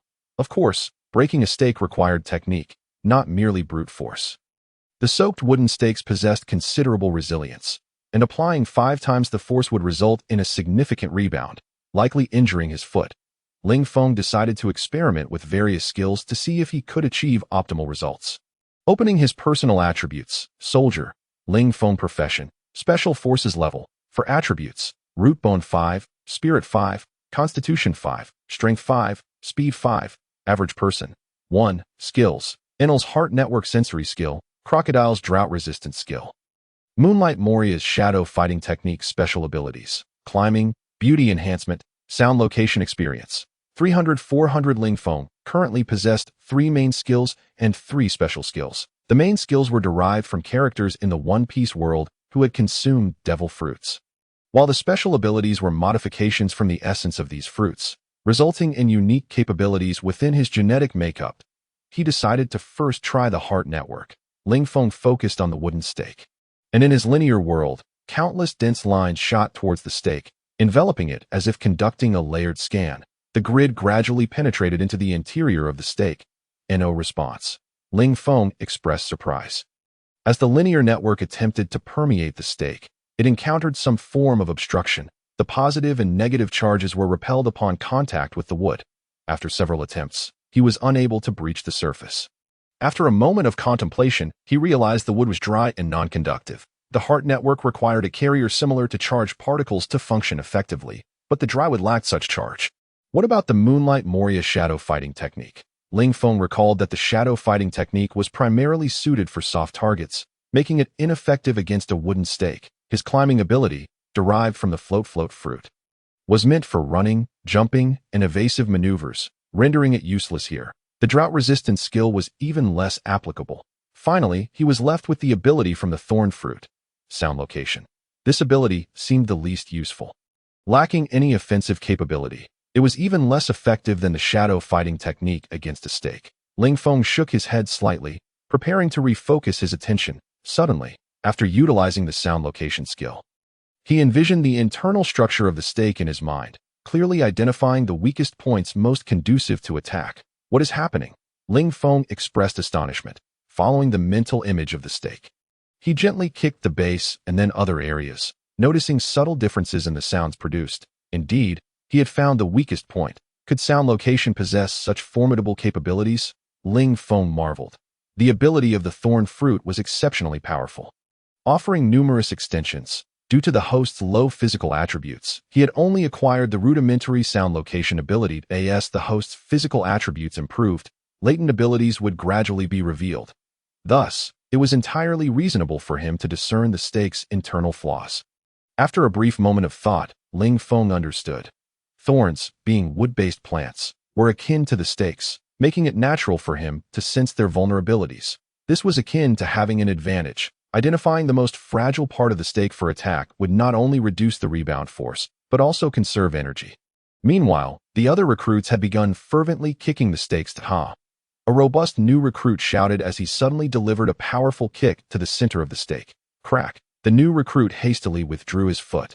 Clutching his calf with both hands, his face contorted in agony. After a considerable pause, he finally regained his composure. Damn it! I refuse to believe this. The new recruit resumed kicking the wooden stake with fervor, enduring the pain before continuing his assault once more. Ha! Most of the recruits were similarly inclined. In their quest to break the wooden post, they were compelled to exert every ounce of their strength. Ah! My foot! My foot is broken! A soldier collapsed to the ground, cradling his calf and screaming in pain. Yin Wang promptly approached to inspect the situation, discovering that the ankle was swollen with a sizable lump. Eliminated. Yin Wang ordered the removal of the injured soldier. Relying solely on brute force is utterly useless. Yin Wang scolded. How many others at the training ground were similarly dependent on sheer strength? The air was filled with the sounds of anguished cries akin to that of slaughtered pigs, and the rhythmic thuds of kicks, transforming the training ground into a veritable cauldron of chaos. A frenzied throng of soldiers to Liu, with his considerable strength, primarily employed the technique of kicking the wooden stake with the soles of his feet, repeatedly striking the same spot. This was indeed the most foolish method. Kick the black-faced god. Liu treated the wooden stake as if it were a formidable foe, cursing incessantly. Wang Yanbing gritted his teeth and kicked with all his might. He Chen Guang had often kicked wooden stakes before, but this was his first attempt at breaking such a robust one. Nevertheless, his kicking power, speed, angle, and cushioning were all executed with precision. Yet, he had no confidence in accomplishing the task within 3 hours and could only give it his all. After a series of side kicks, Ling Feng and his companions gradually wore expressions of seriousness. The resilience of the wooden posts far exceeded their expectations. Black-faced god, Shi Sanba cursed loudly before launching a powerful side kick. But the wooden stake merely trembled in response. Ling Feng took a deep breath, feeling a slight ache in his foot. He glanced at Ling Feng, who sat before the wooden stake, seemingly contemplating the meaning of life. What was this guy doing? Ling Feng wore a look of bewilderment. What was he daydreaming about? Did he think sitting there could break the wooden stake? Yu Fei wondered aloud. Had he given up? Xiao Bing speculated. Breaking 5 stakes in 3 hours, such a feat seemed impossible. If it were me, I would directly report to the superior of the black-faced god, Ban Zhuan remarked. At that moment, Ling Feng suddenly stood up, his eyes brimming with confidence. The crowd was momentarily taken aback. Planning to leave? Ban Zhuan inquired. Ling Feng slowly approached the wooden stake. For others, breaking such a thick post was indeed a formidable challenge. But for Ling Feng, it was a trivial task. The unique ability derived from the thorn fruit allowed him to discern the weakest points of the wooden stake swiftly. Ling Feng could exert minimal effort to achieve maximum impact, akin to demolishing a bridge by merely identifying its structural weak points, requiring minimal explosives to bring it down. Meanwhile, Yin Wang, who was overseeing the proceedings, had been closely observing Ling Feng. After watching Ling Feng sit beneath the stake for around 10 minutes, he felt perplexed, questioning whether Ling Feng had indeed given up. After all, the notion of breaking 5 wooden stakes in 3 hours was nothing short of absurd. He suddenly witnessed Ling Feng rise, his gaze scrutinizing the post with intrigue. Was the lad finally conceding defeat? Ling Feng focused intently on the wooden stake, visualizing its internal grain. Looking from the bottom upwards, he could clearly identify several weak points within. After surveying the entire stake, he determined that the most significant weak point was located at 1/3 of the distance from the middle upwards. Ling Feng cautiously struck that 1/3 point with his fist, as well as surrounding areas, ultimately confirming the precise location that He Guang, observing Ling Feng's meticulous examination and tactile probing, wore a wry smirk of resignation. He had already delivered dozens of kicks, yet the stake remained utterly unmoved. What was Ling Feng up to, contemplating until nightfall? He Guang felt a pang of anxiety for Ling Feng. Suddenly, Ling Feng smiled faintly, turned, and unleashed a powerful side kick aimed at the 1/3 point of the wooden stake. Crack! The sound of Ling Feng's foot connecting with the stake produced a visible crack at the targeted point, swiftly radiating inward from the outside. The sharp sound of the break immediately drew everyone's attention, halting their movements as they collectively turned their gaze towards Ling Feng. Yin Wang, noticing Ling Feng's kick, observed that while the kick was not particularly swift or forceful, the sound of the wooden stake breaking was unmistakable. What just happened? Yin Wang rushed over, only to witness Ling Feng raise his foot and strike the cracked area with a decisive blow. Crack! The wooden stake snapped in half, tumbling to the ground. It broke?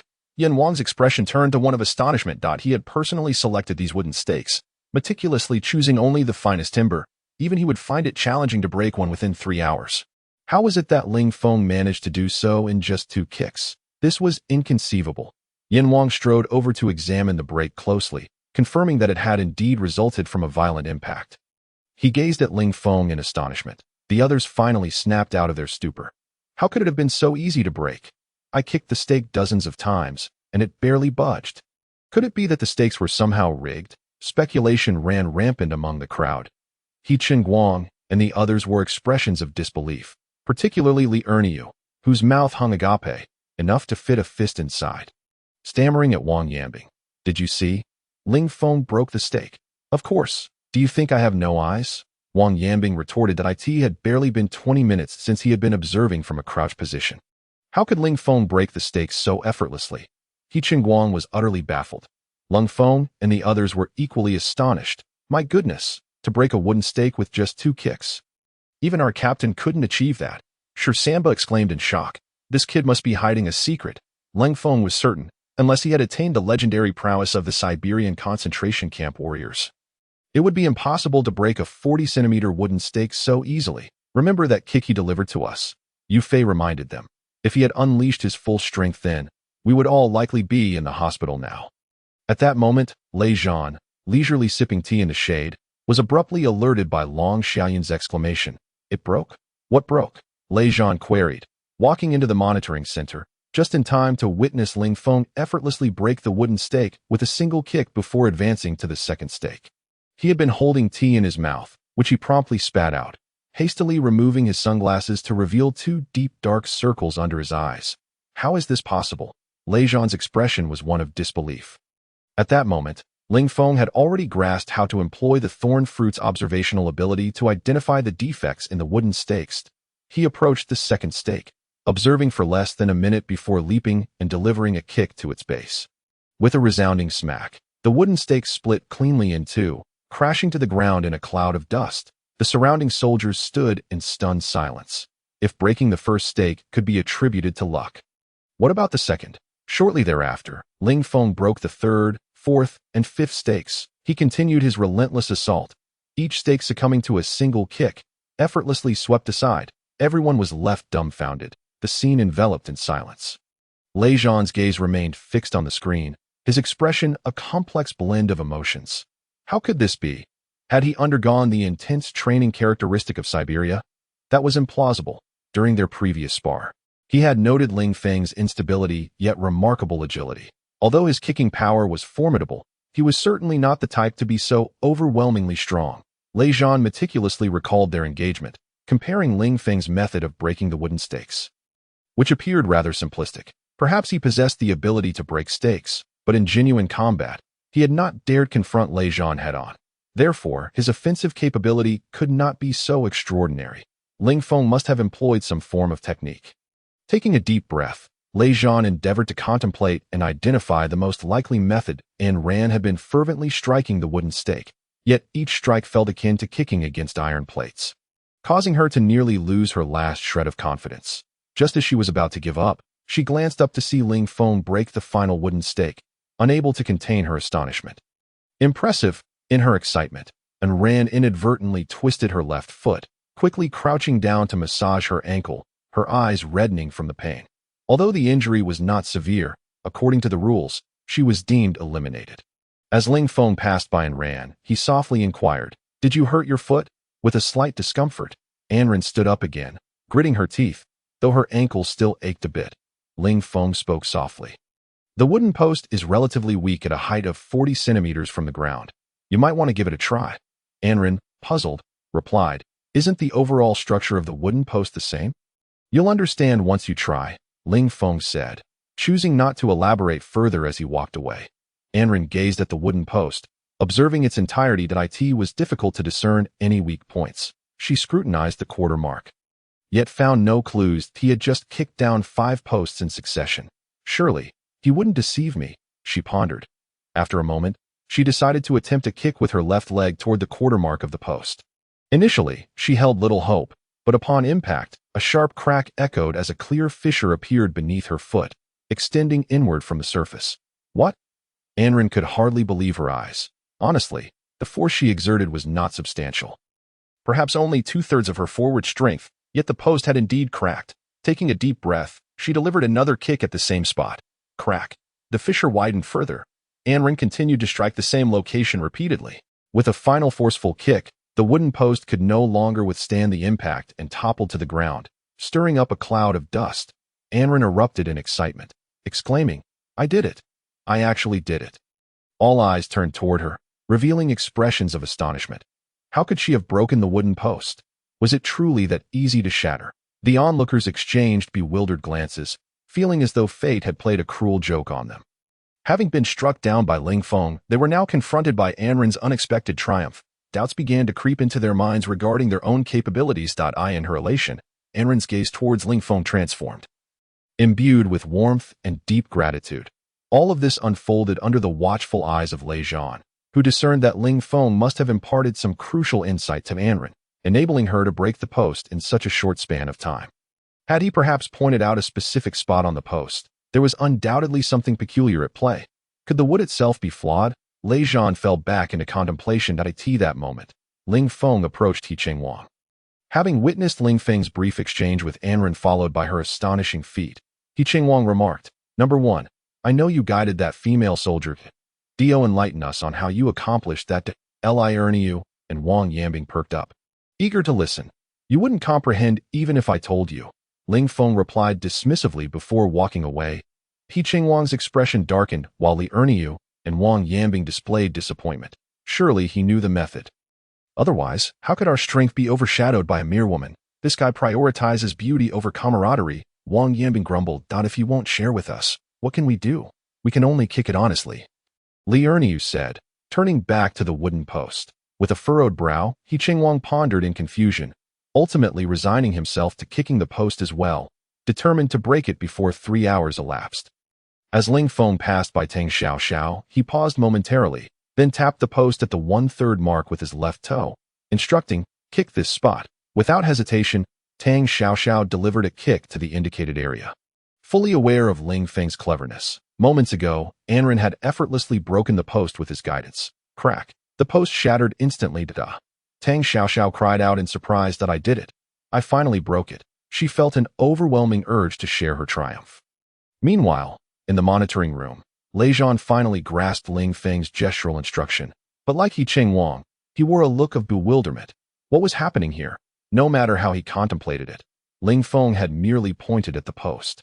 And yet Tang Xiaoxiao had successfully shattered it. First Anren, now Tang Xiaoxiao. What method had Ling Feng employed? Long Xiaoyan found it all quite curious. Witnessing Ling Feng break 5 posts in one go had left her just as astonished as Lei Zhan. "Captain Long, did you teach Ling Feng those kicking techniques?" "That's not something I need to disclose," she replied enigmatically. 2 hours later, Ling Feng finally broke the post, followed by veterans like Yu Fei and Xiao Bing from the Wolf Warriors.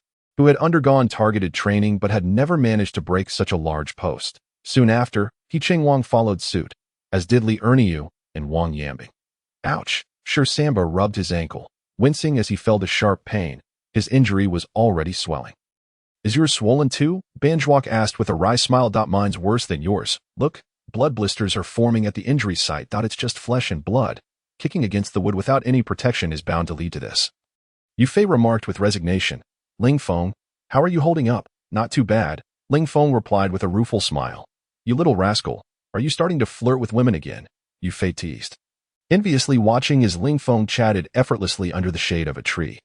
Surrounded by Anren and Tang Xiaoxiao, appearing relaxed and carefree, a sight that stirred jealousy among his peers. This guy is truly fortunate.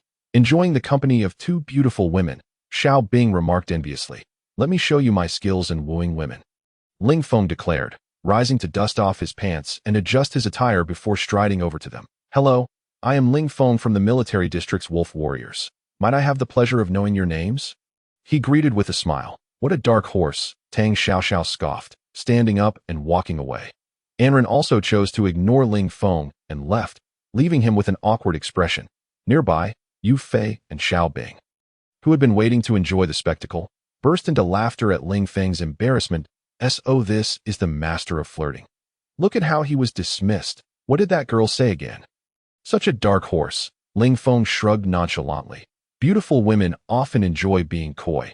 Next time, I'm sure to make an acquaintance with He Wang. Ever the competitive spirit, could not resist approaching Ling Feng, asking, how did you manage that? Ling Feng glanced at his swollen foot, chuckling, you should tend to your own foot first. It's practically useless. He Wang, ever persistent, pressed on. You want to tell me how? Ling Feng, recognizing the futility, decided to boldly declare. Ling Feng, please enlighten us. I don't have a younger brother as large as you, Ling Feng retorted. Ling Feng's audacity was remarkable, stating, as long as you tell me why, you can demand anything. Not only Ling Feng, but He Wang, along with Lei Zhan and Long Xiaoyun in the monitoring room, all yearned for answers, their eyes fixed on Ling Feng. Curious, are we? It's quite simple, actually. Have you heard of the theory of the butcher's skill in dissecting an ox? The joints have spaces, while the blade is sharp.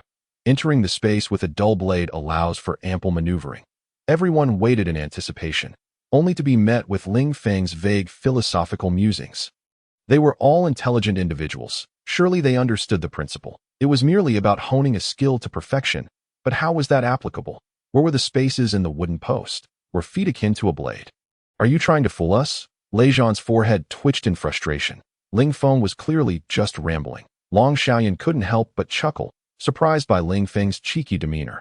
This young man was becoming increasingly enigmatic. She reflected on how, in just a day, Ling Feng seemed to have transformed entirely. In truth, Ling Feng was not jesting. His keen observational skills allowed him to focus solely on the balance point of the wooden post. Akin to the butcher's precision, the system's skills were incredibly potent.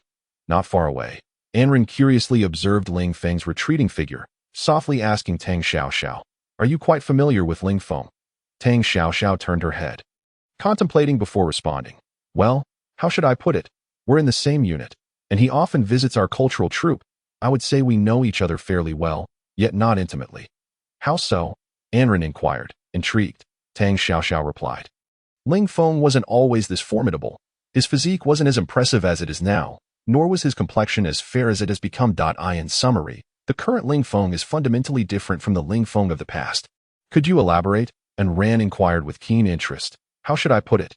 Tang Xiaoxiao pondered carefully. In the past, he excelled in artistic performances such as dancing, singing, and playing the flute, but when it came to soldier training, he truly fell short.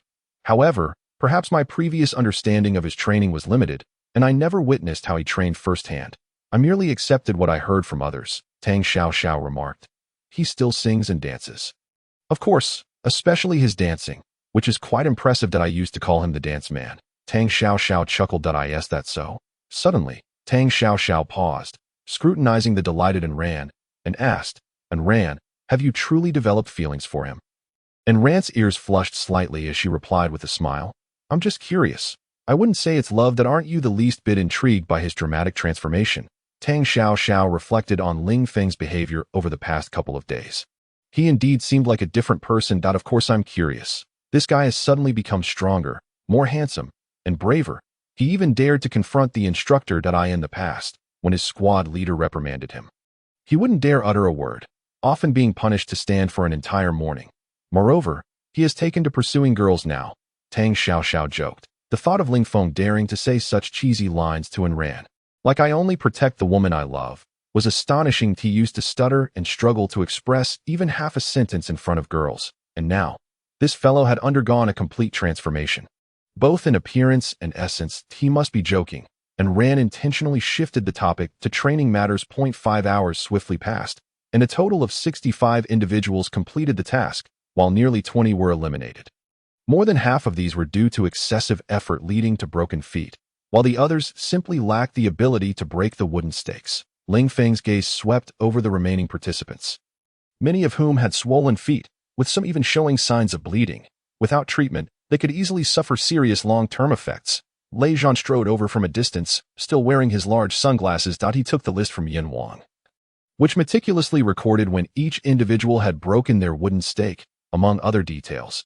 Those who failed to complete the assessment, step forward. Remove your helmets, Lei Zhan commanded. The eliminated soldiers displayed expressions of reluctance and resignation, ultimately removing their helmets and preparing to leave the training ground. With a hint of sarcasm, Lei Zhan remarked, "Not bad. Over 60 people completed the task that I initially thought only 40 would succeed, which is somewhat surprising. However, I want to inform those who were eliminated. It's not that you couldn't do it. It's that you didn't use your brains. Breaking wooden stakes is about exercising your intellect. Similarly, combat techniques rely on brains. And in the future, marksmanship will depend on this." Lei Zhan thumped his fist against his chest. "Each of you must activate your minds and focus your thoughts. You'll discover that there is nothing you cannot accomplish." Lei Zhan's voice resonated powerfully, as expected of the king of soldiers. He really hit the nail on the head. Ling Feng's ability to break the wooden stake so quickly was due not only to skill, but also to his thoughtful approach in seeking the most effective method. Unlike others who merely followed the routine that if you don't want to ruin your legs, go and apply some medicine, Lei Zhan ordered. The crowd let out a collective sigh of relief. Their feet were severely injured. Continuing training would undoubtedly lead to permanent damage, and thankfully, the black-faced devil still possessed some humanity. Right turn, march. Under Yin Wang's lead, everyone jogged towards the medical room that they prepared to enter. Ling Feng noticed that Lei Zhan and Yin Wang had donned gas masks beforehand. "What's going on?" Ling Feng cautiously stepped inside, immediately assaulted by the pungent odor of alcohol mixed with herbs, which made him feel nauseous. In the center of the room was a massive medicinal alcohol pool, emanating a strong, concentrated aroma. The sight was quite daunting, with the blackish-yellow liquid bubbling and releasing white smoke. The onlookers gasped. Many had torn skin from the wooden stakes, and jumping into such a concoction must be excruciating. "Jump," Lei Zhan ordered. "Everyone, jump in." Ling Feng furrowed his brow. According to the original script, there was indeed an alcohol pool, but this was too terrifying. Soaking in such potent medicinal alcohol would be torturous, especially since they were already injured from training. Normally, even a slight touch of alcohol on an injury could cause intense pain. Now, the thought of being submerged in it sent shivers down his spine, as it could potentially lead to fainting from the agony. Lei Zhan observed the hesitance in the crowd and sneered. "You can choose not to soak. However, your bodies will definitely suffer long-term consequences. The training camp won't take responsibility. I can eliminate unqualified trainees and leave them to fend for themselves. But as for the qualified ones, I will be accountable for you. Whoever believes they are qualified can step back." "Report," Ling Feng shouted. "Speak," Lei Zhan frowned. "Report, instructor. I am not injured and do not need to soak," Ling Feng declared. Lei Zhan nodded. "You not only don't have to soak, but you also get dessert." Ling Feng was momentarily taken aback, sensing a whiff of conspiracy. "Report," and Ran and Tang Xiaoxiao shouted in unison. "Speak. We are not injured and do not need to soak in medicinal alcohol. We want dessert," and Ran and Tang Xiaoxiao stated. Lei Zhan responded directly, agreed. Was it really that easy to get an approval? This was somewhat out of character for him, and Ran and Tang Xiaoxiao exchanged puzzled glances. Could it be because of Ran? Tang Xiaoxiao wondered. Lei Zhan's unexpectedly agreeable demeanor left He Cheng Wang and the others hesitating. They were indeed injured, but this damage wasn't severe enough to warrant soaking in medicinal alcohol. The potent smell of alcohol was unmistakable, Just jumping in would lead to a pain they would never forget. If they chose not to jump, what tricks might Lei Zhan have up his sleeve? Perhaps this was a trap. This black-faced devil had never been this kind, dash-hearted, Yu Fei whispered. If the black-faced devil were truly benevolent, the sun would rise in the west, Shi Simba remarked. The first team and those 2 female soldiers will definitely face dire consequences that we should just jump in. Soaking in medicinal alcohol may hurt a bit, but it does have its benefits. Xiao Bing added, if the black-faced devil has his eye on you, that's far worse than soaking in medicinal alcohol. That let's wait and see. Ling Feng replied. Iernyo tugged at He Qingwang's sleeve and whispered, should we stay behind for dessert? Do you think the black-faced devil's dessert is that easy to get? Wang Yinbing interjected quietly. But those 2 girls aren't afraid. Why should we be? Li Ernyo retorted, feeling frustrated. Those 2 are clueless. Just wait for the consequences. Wang Yinbing replied that let's wait a bit. He Qingwang chimed in. Ling Feng hadn't expected Lei Zhan to agree so readily, but he didn't mind. No matter what game he played, as long as he was cautious, Lei Zhan couldn't do anything to him. After a while, Yin Wang and the others indeed brought over dessert neatly packaged in food boxes. Strawberry-flavored cake, milk tea, tofu pudding, strawberry jelly. The transparent food boxes contained enticing desserts, their vibrant colors whetting everyone's appetite, especially after an entire afternoon of training. They were all starving, and the prospect of dessert felt like a heavenly indulgence. Lei Zhan proclaimed, this is a matter of trust. One thought leads to heaven, another to hell. Trust the instructor. If you push through, it will be paradise. Otherwise, you'll be in hell, gritting your teeth and swallowing all the bitterness. Aside from the 3 of them, everyone else must jump in. Otherwise, you'll be eliminated on the spot. Lei Zhan commanded. Point 1, 2, 3. As Lei Zhan's words fell, everyone leaped into the medicinal alcohol pool. Instantly, the room erupted with cries of agony akin to that of slaughtered pigs. He Qingwang gritted his teeth, his lips nearly splitting, as his body trembled uncontrollably. The searing pain, akin to being cut by a knife, coursed throughout his entire body. It hurts so much, Li Ernyu cried, tears welling up in his eyes. Damn it! Wang Yanbing cursed vehemently. The acrid stench and the sharp, penetrating pain drilled into their bodies, rendering the sensation akin to a fate worse than death. I can't take it anymore, one soldier exclaimed. Desperate to escape the medicinal pool that if you climb out, you're immediately eliminated, Lei Zhan commanded. The recruit, with tears in his eyes, retreated back into the pool. Ling Feng trembled from the agony. Curse it! I should have known better than to eat with them. This pain is utterly unbearable, Shi Samba gritted his teeth. Hang in there. This minor discomfort is nothing. Once we're done soaking, we'll feel rejuvenated. It's worth it. Yu Fei's face flushed with determination. The crowd endured the excruciating pain while soaking in the medicinal liquor, whereas Ling Feng and Ran and Tang Xiaoxiao indulged in delectable desserts and sipped on delightful milk tea on the sidelines. Delicious, Tang Xiaoxiao chattered away, lavishing praise without a care for the wailing recruits in the medicinal pool. The taste is indeed exceptional, and Ran added, am I wrong? Following number 1, we can enjoy delightful feasts without a worry. Tang Xiaoxiao complimented Ling Feng, praising the silky tofu pudding that melted in her mouth. If it's tasty, eat more. The 2 eagerly competed for more, reveling in their joy. The other recruits watched in helpless frustration, their teeth grinding audibly. Ling Feng cast a sidelong glance at Lei Zhan, whose expression was obscured by his large sunglasses, rendering his emotions unreadable. Surely, this would not end so simply.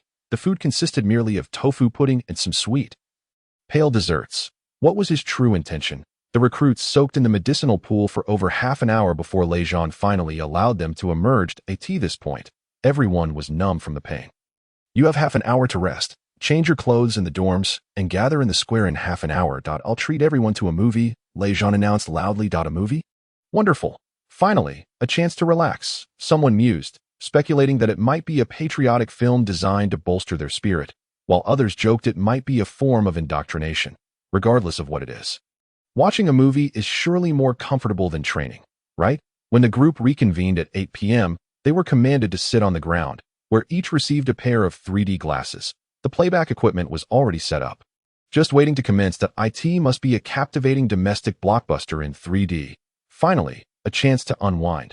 The longer the film lasts, the better. That would mean more time to rest, dream on.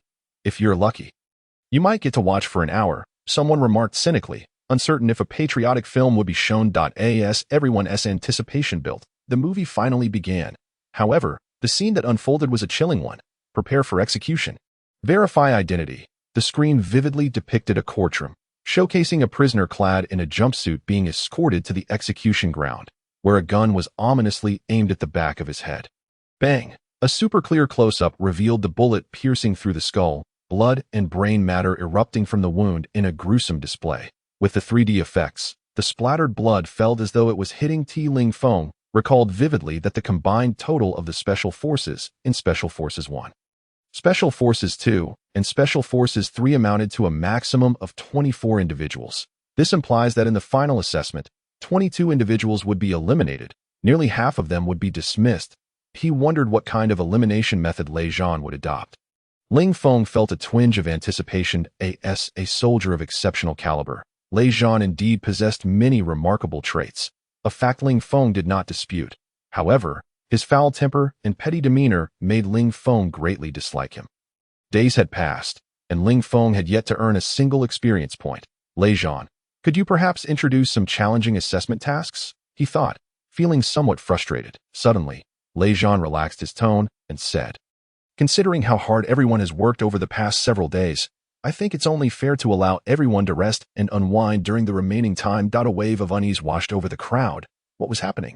An ominous premonition crept into everyone's minds. Dismissed. The group felt as if they were dreaming. Were they truly being dismissed? Many trainees stood there in a daze. Could they go for breakfast? It seemed they could.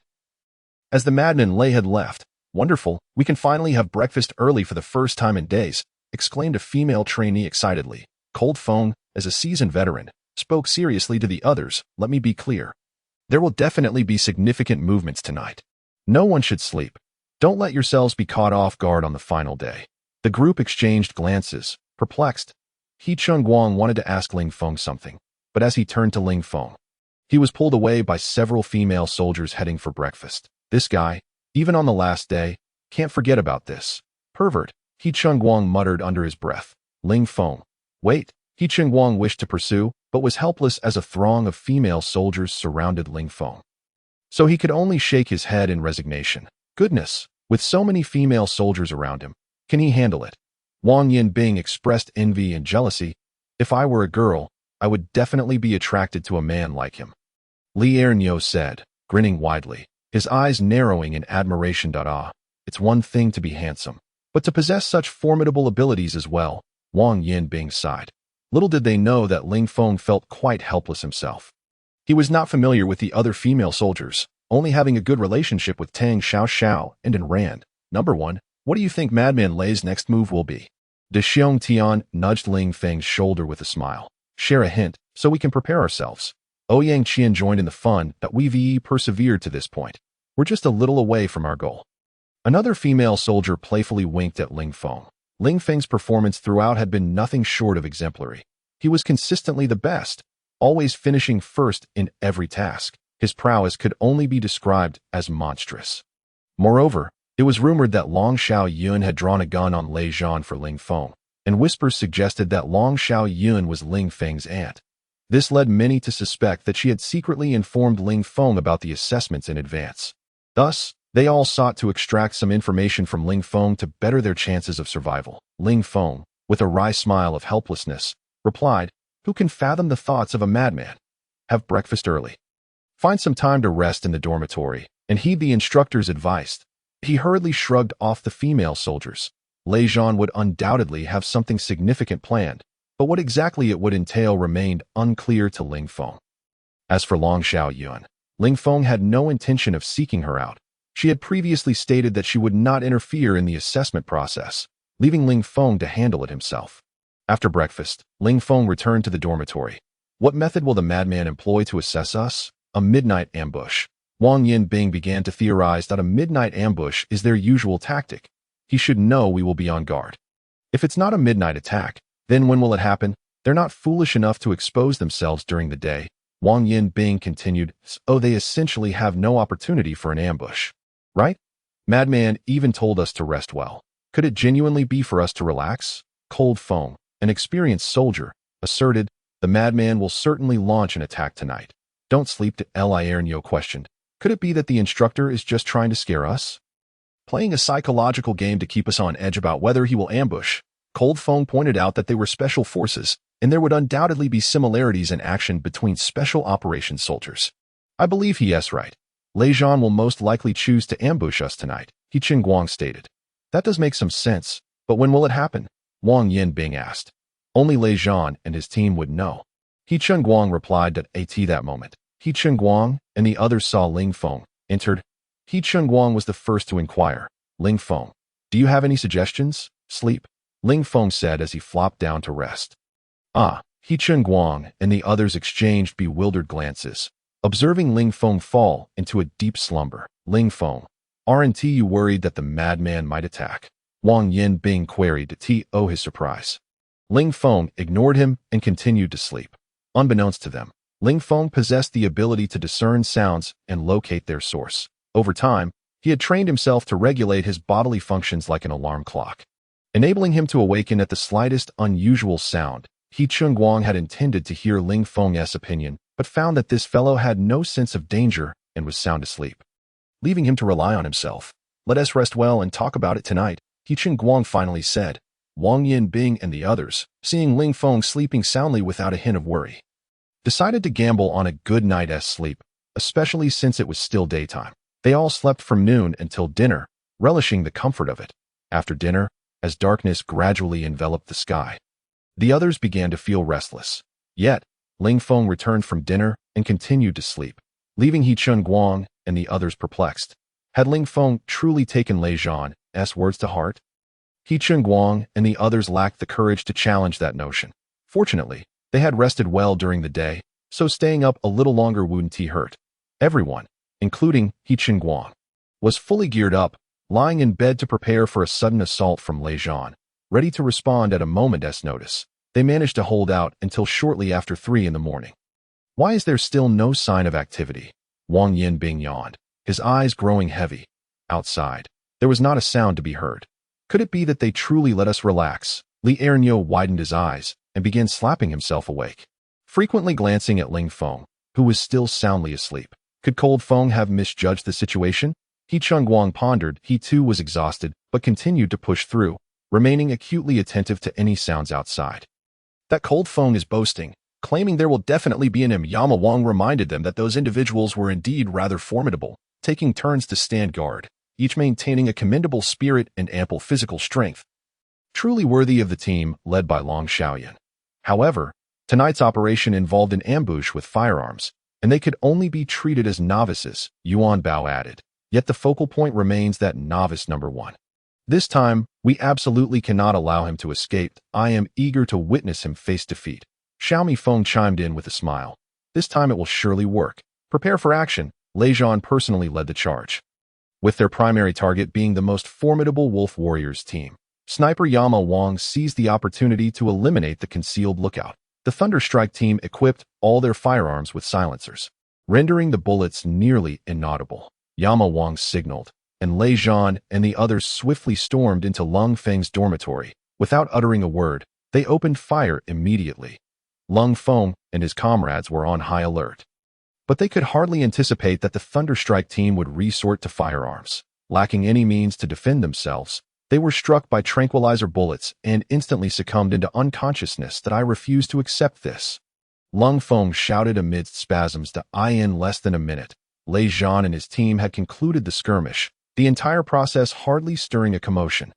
Next, with a total of 5 dormitories, they had eliminated 4, leaving only the last dormitory of Ling Feng. A faint smile of cold amusement flickered in the corner of Lei Zhan's eye, recalling how he had been caught off guard by Ling Feng's surprise attack last time. Now that the Thunderstrike team was present, how could he possibly escape? Everyone gathered at the doorway, and Lei Zhan gestured to Daniel to prepare for the assault. Daniel, holding his breath, kicked the door open with a mighty force, and the others surged in. Lei Zhan and Chun Yingtian stood guard at the entrance. Now, Ling Feng, let's see what you have to say. Lei Zhan was eager to witness Ling Feng collapse to the ground like a heap of mud. Soon, Yama Wang burst out, astonished. Boss, the people in the dormitory have vanished. What? Lei Zhan exclaimed in disbelief. He rushed into the dormitory only to find it eerily empty. Everyone was gone. How had they detected the scheme? Lei Zhan had meticulously planned this operation, even employing firearms, yet it had allowed them to escape. Chase. A glint of coldness emerged in Lei Zhan's eyes as he charged out of the dormitory, simultaneously calling for the two guards at the entrance. Attention, the prey has slipped away. Respond. Yama Wang called out as he walked, but received no reply by the time Lei Zhan and the others reached the entrance. They discovered the two guards lying unconscious on the ground. Interesting, Lei Zhan let out a series of cold laughs. Clever little mice, that he whispered. I declare the game of catching mice has officially begun. Finally, this is getting interesting, Xiaomi Feng remarked. Now we can truly enjoy ourselves. These rookies actually managed to sneak away right under our noses. If we catch them this time, they won't have it easy. The old fox chuckled. Yet, Yama Wang understood best that this game was primarily aimed at Ling Feng. As long as they could capture Ling Feng, they could eliminate him, for he was the biggest rat. However, this rat was indeed formidable. Under the nearly frenzied torment from Lei Zhan, he had managed to endure until now. It was hard not to admire him. Objectively, Yama Wang had no intention of eliminating Ling Feng. He had seldom encountered such an outstanding soldier. It would be a pity if he did not join the special forces. Nevertheless, personally, Yama Wang undoubtedly sided with Lei Zhan and ultimately chose to assist him. Of course, if Yama Wang exerted himself and still failed to subdue Ling Feng, it would only indicate that the lad was exceptionally resilient, a natural nemesis for Lei Zhan. Action. Before dawn, eliminate all the little mice. Lei Zhan commanded. Yes, as Ling Feng led his group towards the main entrance while the Thunderstrike team ambushed other dormitories, they swiftly incapacitated the two guards, only to hear the sound of hurried footsteps approaching. As expected of the military king, they reacted quickly. Ling Feng admired. The madmen from Lei are coming after us. Everyone scatter and run as fast as you can. Whatever you do, don't get caught, Ling Feng ordered. Run. They had already formed a tacit understanding, and in this crucial moment, without further ado, they each dashed towards the forest. Ling Feng and Di Chengwang ran the fastest, swiftly reaching the front of the group, followed by Lier Niu and Wang Yanbing. Damn, they choose now to ambush us. Their patience is infuriating. Wang Yanbing cursed as he sprinted. It's all that bastard Ling Feng's fault. Had I known they would attack so late, I would have rested well and gathered my strength, avoiding this predicament. Another trainee grumbled. I could run faster. Just run. They're gaining on us, Lier Niu urged, giving it his all. Run. Everyone separated, scattering to better divert the instructor's attention, preventing a complete capture. Bang. Suddenly, Ling Feng heard a faint gunshot behind him, and He Chengwang did too. They glanced back simultaneously to see Wang Yanbing had been shot. Wang Yanbing collapsed to the ground, convulsing uncontrollably, a terrifying sight. Damn it, they're using tranquilizer bullets, He Chengwang cursed loudly, his face paling in fear. They ran forward with frantic urgency, putting every ounce of strength into their escape, deliberately weaving it in shape to avoid being sniped. Ling Feng unleashed his full speed, his feet barely touching the ground as he left He Chengwang far behind. What the hell? Is he flying? He Chengwang marveled as he watched Ling Feng surge towards the edge of the forest. The others, frightened pale, rushed towards the wall without a second thought. It's a fight. It's a fight. Lier Niu's greatest fear was the sound of gunfire. He shut his eyes and charged recklessly in all directions. Ling Feng's speed surged. In mere breaths, He Chengwang could no longer see Ling Feng, his expression one of shock. This Ling Feng's true speed. Ling Feng reached the base of the wall, where a tall, dense, nameless tree stood, its branches lush, the trunk slender yet remarkably flexible, impossible for ordinary people to climb. However, for Ling Feng, it posed no challenge, having honed his climbing skills with the light and agile fruit during training. Ling Feng could ascend the tree in one breath, vault over the wall, and escape into the outside forest. With his running ability, Lei Zhan's Thunderstrike team had no means to detain him. Ling Feng was determined. Just as he took a breath and felt his body lighten, a crisp notification rang in his ears. Ding! The Pirate King system has issued a random task. When the confrontation against the instructor's assault team. For every opponent you defeat, earn 10 experience points. Defeating each of them would yield 10 experience points. He was in dire need of points, and he was just 100 away from leveling up. Ling Feng had been eagerly awaiting the system's tasks, which had been conspicuously absent. Finally, a task appeared. His eyes lit up, but upon reflection, a bead of sweat formed on his forehead. Eliminate them. Did he have to kill them for it to count? Host, you have misunderstood I in the context of the confrontation exercise. Elimination merely requires you to defeat the instructor. The system clarified. Now that's manageable. Ling Feng sighed in relief. Otherwise, earning 10 experience points by killing an instructor did not seem worthwhile. After such a long wait for a task, and with his urgent need for points, he could not afford to miss this opportunity. Just 100 left. The Thunderstrike team, alongside Lei Zhan, totaled 8 individuals. If he could bring them all down, he would earn 80 points, leaving just 20 to upgrade. Ling Feng's eyes brightened at this thought, and he did not rush to leave. He meticulously observed the tree, seeking a suitable hiding spot, soon discovering a branch thick with foliage. Taking a deep breath, he lightened his body, suddenly propelling himself upward, grasping the dangling branch, and swiftly climbing the trunk. The branch he chose was exceptionally soft, approximately 2 meters off the ground, surrounded by leaves, making it difficult to spot from the outside. Ling Feng inhaled deeply, his body becoming weightless, the branch easily supporting him. As the air was released, the branches drooped down. Upon inhaling again, they rose, creating the illusion of gentle swaying in the breeze. This position, concealed among the branches, was one that no one would ever suspect could harbor a person. The branches were far too supple to bear the weight of a human. After acclimating to the undulations of the branches, Ling Feng carefully surveyed his surroundings. He spotted not far away the Thunderbolt Assault team's Harley and Daniel, who were pursuing He Chengwang, charging in his direction. The two seemed rather unhurried, wearing smiles as if they were observing their prey at play, waiting for it to tire before making their move. He Chengwang had already noticed them. There was little he could do but run as long as his stamina allowed. He ran in the same direction as Ling Feng, thinking that he must have a way to escape from this route. However, when He Chengwang reached the base of the wall, he found no trace of Ling Feng. Nearby stood a tall, smooth tree, and he attempted to climb it. Grasping the trunk, he immediately slid down. The bark was too slick, and the trunk was nearly 3 meters high, devoid of any branches to aid his ascent. Damn it! He Chengwang gazed at the wall, realizing he had no choice but to scale it. The wall was over 4 meters high, and climbing over it posed a significant challenge. He took 2 steps back and sprinted toward the wall, planting one foot against it and leaping up, successfully grasping the ledge, preparing to vault over. Harley and Daniel had been waiting for He Chengwang to scale the wall before they would deal with him.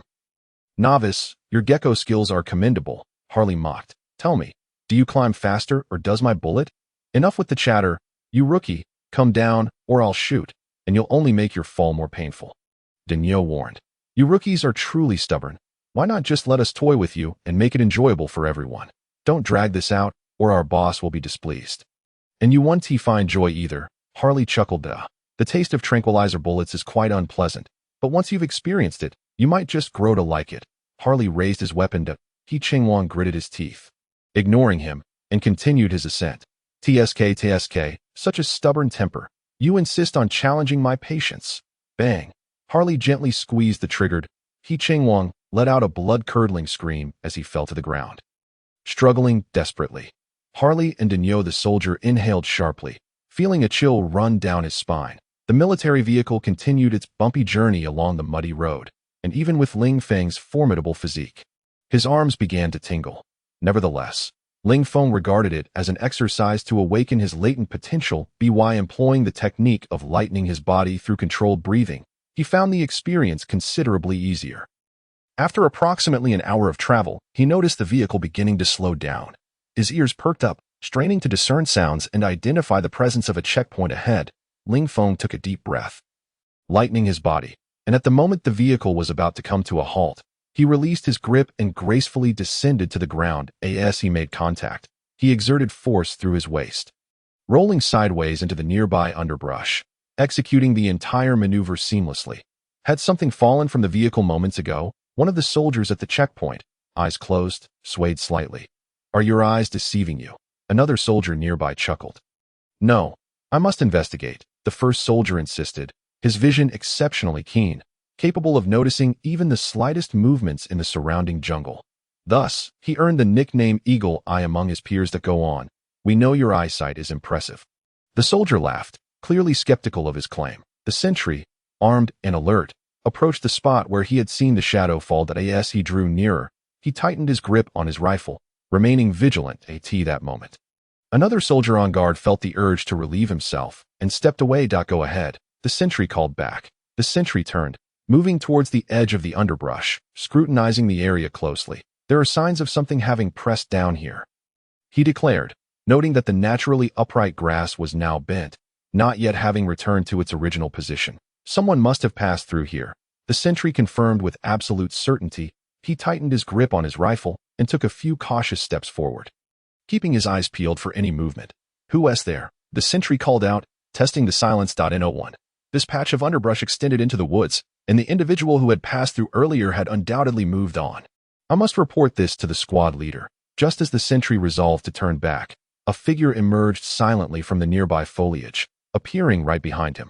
The sentry suddenly sensed something amiss, and as he turned, a sharp pain surged through his neck, plunging him into darkness. Ling Feng swiftly seized the sentry, dragging him into the underbrush, quickly stripping him of his uniform to don it himself. Then grasping the rifle and donning a mask fashioned from colorful fabric, swaggering confidently toward the entrance. Due to the previous sentry being momentarily called away, Ling Feng strode through the gate unimpeded. His expertise in ambush tactics was unparalleled, yet he felt a twinge of frustration at the lack of experience points awarded for incapacitating mere soldiers. He had anticipated that taking down a few soldiers would yield some form of reward. Even a modest amount would suffice, if not as much as defeating an instructor. This was a camp nestled deep in the mountains, its surroundings reminiscent of a terrorist stronghold, with patrolling soldiers masked, black cloth tied around their arms, wielding AK-47s. In the center of the training ground stood a wooden tower, atop which stood a similarly masked, burly man in a dark vest that showcased his muscular physique. Also holding an AK-47 surrounding the area were wooden structures and metal shanties, along with several rudimentary facilities. The training ground featured a few braziers where charcoal burned, heating metal blocks, and the walls were adorned with various implements of torture, such as whips, iron hooks, and daggers. The scene bore a striking resemblance to the lairs of terrorist organizations depicted in films. Ling Feng meticulously surveyed his surroundings, thoroughly assessing the situation. The vehicle had long since come to a stop, and the little bees, along with the soldiers and the nearby terrorists, began segregating the unconscious individuals into separate wooden cages based on gender. The little bees and soldiers also donned masks, once everyone was confined to their respective cages. The little bees procured a high-pressure water gun, spraying it into the cages to rouse the unconscious. Upon awakening, the trainees found themselves in a state of confusion. The world around them transformed. The masked armed figures bore no resemblance to their own troops, appearing more like terrorists, as if they were in the heart of an enemy stronghold. Who are you? Let us go. Is this some kind of test orchestrated by the instructors? The startled trainees shouted in terror. With a wave of his hand, the little bee signaled two armed figures, who brandished AK-47s, to open the cages and drag out the shouting trainees, tossing them into the center of the square. The trainees, still under the effects of the tranquilizers, lacked the strength to resist. Surrounding them, the masked terrorists unleashed a flurry of kicks upon the dragged-out trainees. The terrorists truly assaulted the trainees mercilessly, causing them to cry out in pain. The louder they screamed, the harsher the blows became. In mere seconds, several trainees were left spitting blood. The other you have forgotten. He dares to launch a surprise attack, even on the leader, let alone on the little bee, Yin Wang reminded. Indeed, we cannot dismiss such a possibility, and he possesses the capability as well.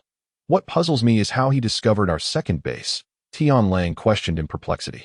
Indeed, how did he find it? If it truly is him, this is utterly outrageous, Yuan Bao exclaimed in astonishment. Lei Zhan pondered for a moment and finally said, he might have been hiding in the little bee's vehicle when it departed.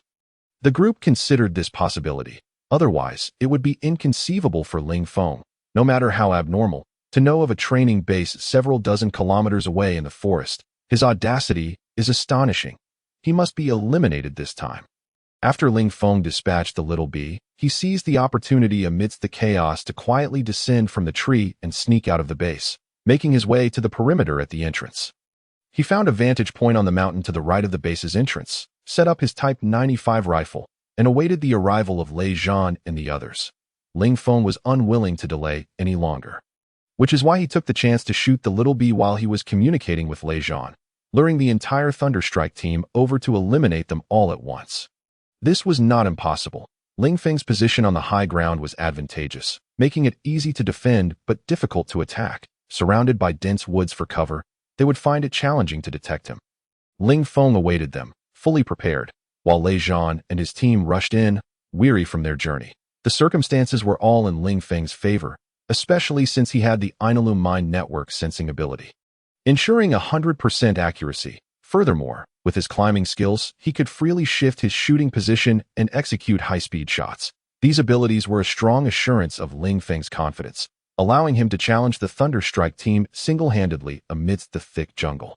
Ling Feng lay in wait, akin to a lurking wolf, his gaze fixed ahead, his finger poised on the trigger, always ready to shoot.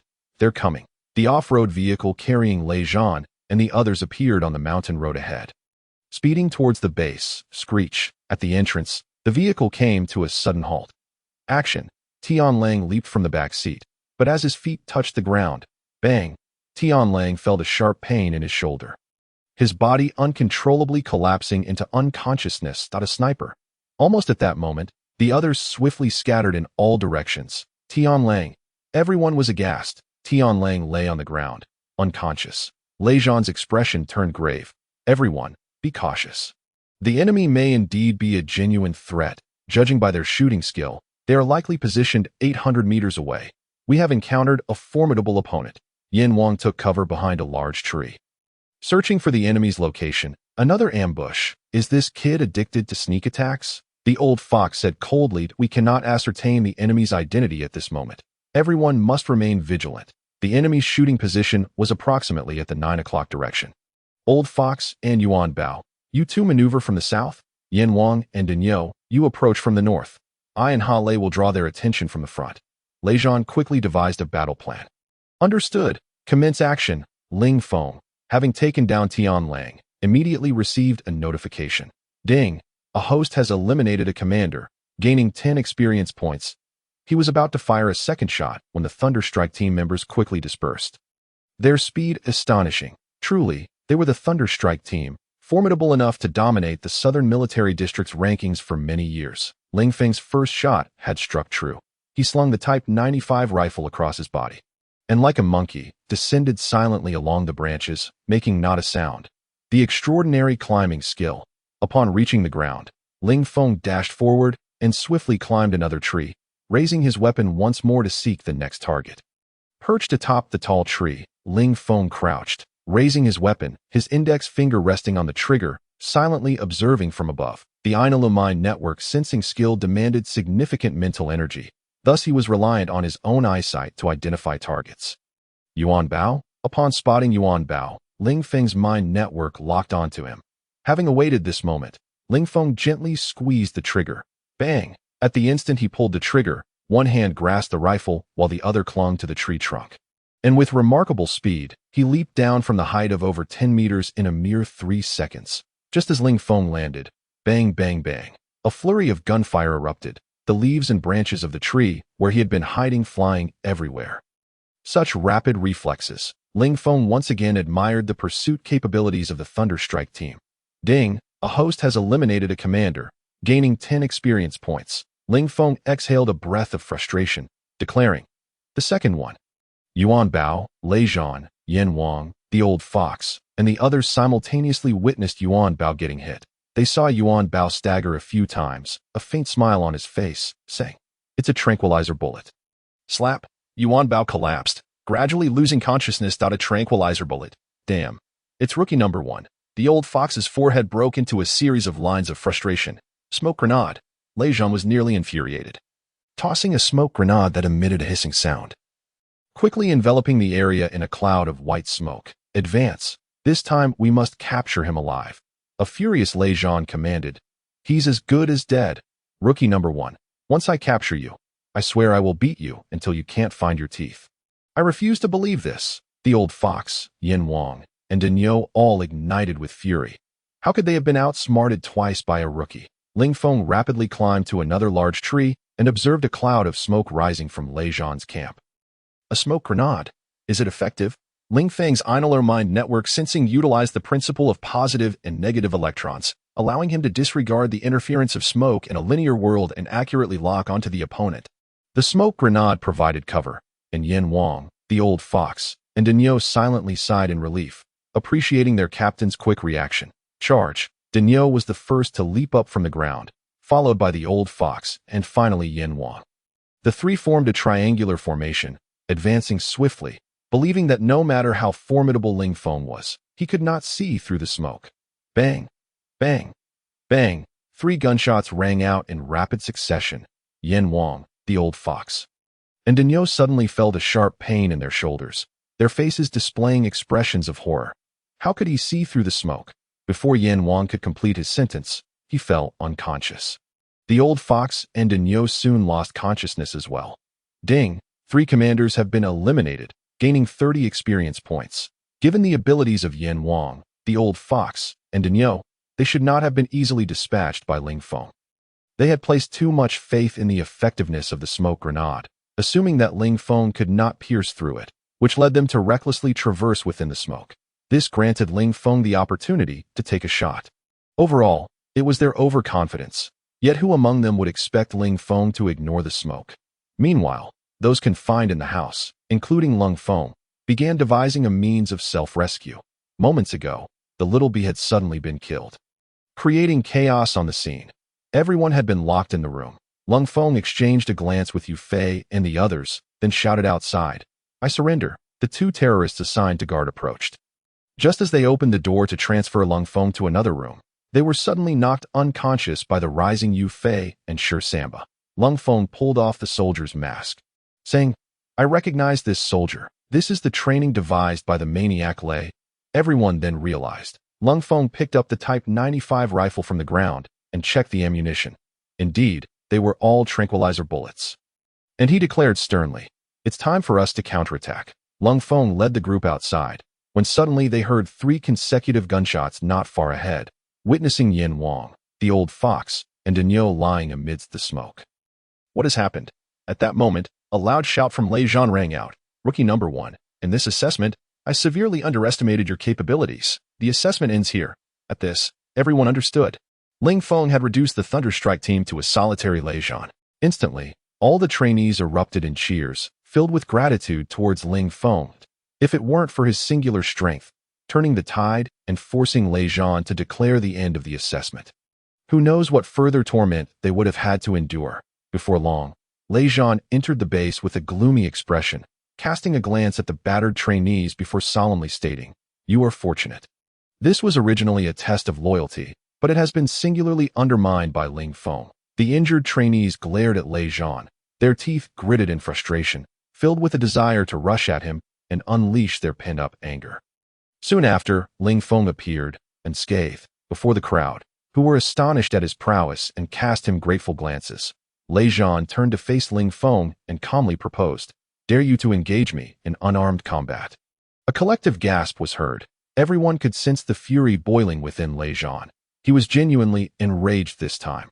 Ling Feng was likely in grave danger. After all, the moniker Thunder God was earned through sheer combat prowess. Having dominated all opponents, especially in hand-to-hand combat, within the southern military region, it was well known that the last time Lei Zhan had been angry in battle, he had broken his opponent's back, leaving them hospitalized. With his pride now on the line, it was easy to imagine the extent of his fury directed at Ling Feng. "Ling Feng, do not accept." The crowd became increasingly anxious for Ling Feng's safety. Cold Feng furrowed his brow. The last duel between Ling Feng and Lei Zhan had likely been thwarted by Ling Feng's influential connections. Now that Lei Zhan was furious, he would undoubtedly seek to teach Ling Feng a lesson. "I fear you will be humiliated," Ling Feng replied.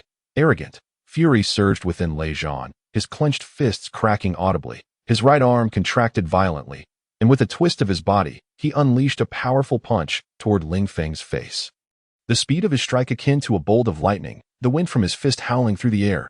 Ling Feng's body suddenly swayed like a willow in the wind, at the very moment Lei Zhan's fist was about to connect with his face.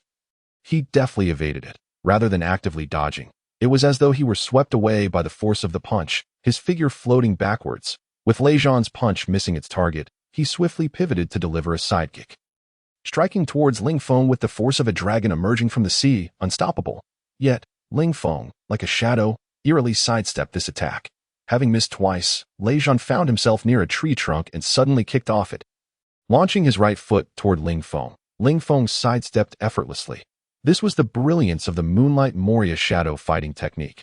No matter how fierce the assault, as long as there was wind, his form flowed with it. With a resounding crack, Lei Zhan's foot struck the ground where Ling Feng had stood, causing the earth to fracture. Since their last encounter, Lei Zhan had meticulously studied Ling Feng's fighting style. Therefore, this assault was meticulously designed, a sequence of attacks that flowed seamlessly into one another. The ground shattered. Such was the magnitude of his strength. The intensity of this fierce brawl was evident, and though Ling Feng managed to withstand several blows, it was apparent he could not endure for long under such relentless pressure. Ling Feng was simply evading, utterly suppressed. The trainees furrowed their brows, biting their palms in anxiety. Each of Lei Zhan's strikes made them feel as if they were the ones being struck. Cold Feng and He Cheng Wang, both masters of combat, involuntarily envisioned themselves as Lei Zhan's opponents in their minds. Lei Zhan truly is formidable. I am no match for him, Cold Feng murmured. He Cheng Wang clenched his fists tightly, articulating each word with determination. One day, I will surpass Lei Zhan. Everyone believed victory was assured for Lei Zhan, yet within him, a tumultuous wave was rising. Lei Zhan understood well the exceptional evasion skills of Ling Feng, which prompted him to devise a series of 30 relentless attacks akin to a tempest. Yet, after 20 attempts, he still could not land a single blow on Ling Feng, not even grazing the hem of his garment. Damn it! Though Lei Zhan's onslaught was indeed fierce, he had met his match in Ling Feng. The Moonlight Moria shadow fighting technique allowed Ling Feng to counter Lei Zhan's brutal force with remarkable agility. With every punch or kick Lei Zhan threw, Ling Feng felt the air around him shift, his body instinctively responding to the oncoming attacks. Of course, if Lei Zhan could increase his speed to surpass Ling Feng's reflexes, he might still land a hit, much like a bullet fired from a gun. Ling Feng could sense the bullet's speed, yet his body might not react swiftly enough to evade it. The surrounding trainees watched in awe, their hearts racing. Lei Zhan's attacks were ferocious, with each punch, kick, and sweep forming a relentless chain of strikes, giving the impression that Ling Feng was battling a machine. However, they gradually realized that while Ling Feng did not retaliate, his evasive movements were exceptionally uncanny and graceful. No matter how Lei Zhan struck, he could not land a blow.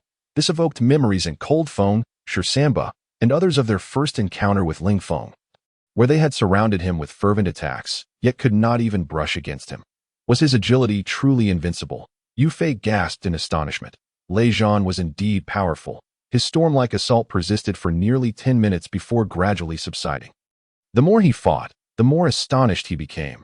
His stamina was waning, yet he had not even grazed Ling Feng's attire at this rate. He had no hope of victory. It dawned on Lei Zhan that he had severely underestimated Ling Feng's evasion capabilities.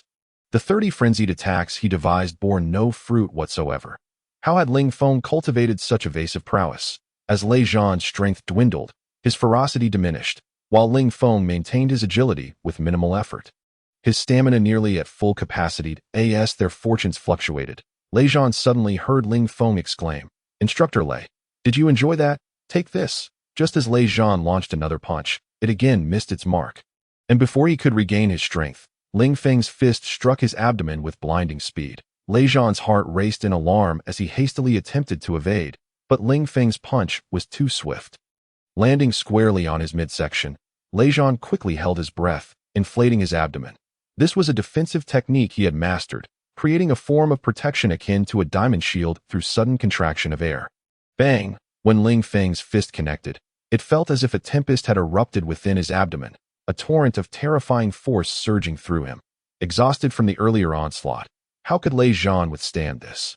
He was propelled several meters back, crashing to the ground with such force that he nearly coughed up blood. In that moment, silence enveloped the scene. All eyes turned toward Ling Feng. Ding! A voice echoed in Ling Feng's ear. One instructor has fallen, earning you 10 experience points. Another 10 experience points. A satisfied smile graced Ling Feng's face. In truth, his victory had not come easily. Lei Zhan's relentless barrage had posed a significant threat.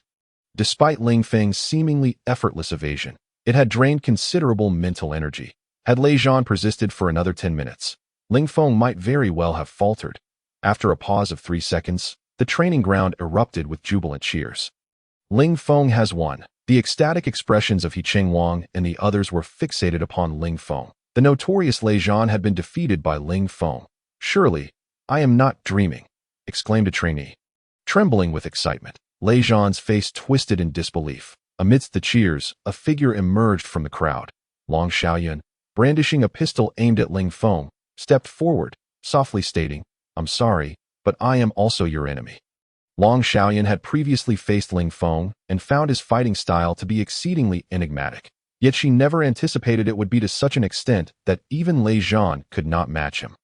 She had significantly underestimated her nephew's capabilities. Ling Feng replied calmly. And, actually in an instant, Ling Feng's figure flickered, advancing toward Long Xiaoyun. Bang! Bang! Her rapid-fire shots all missed. What was happening? Was his speed faster than a bullet?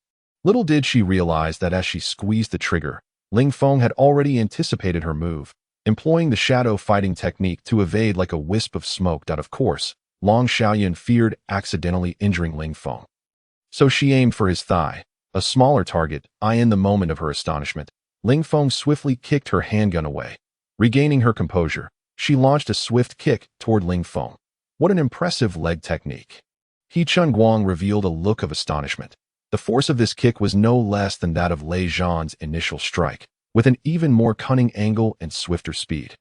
Aimed directly at Ling Feng's back, just as the kick was about to connect, it seemed as though Ling Feng's back had eyes of its own, suddenly bending forward, followed by a near 360-degree elegant turn.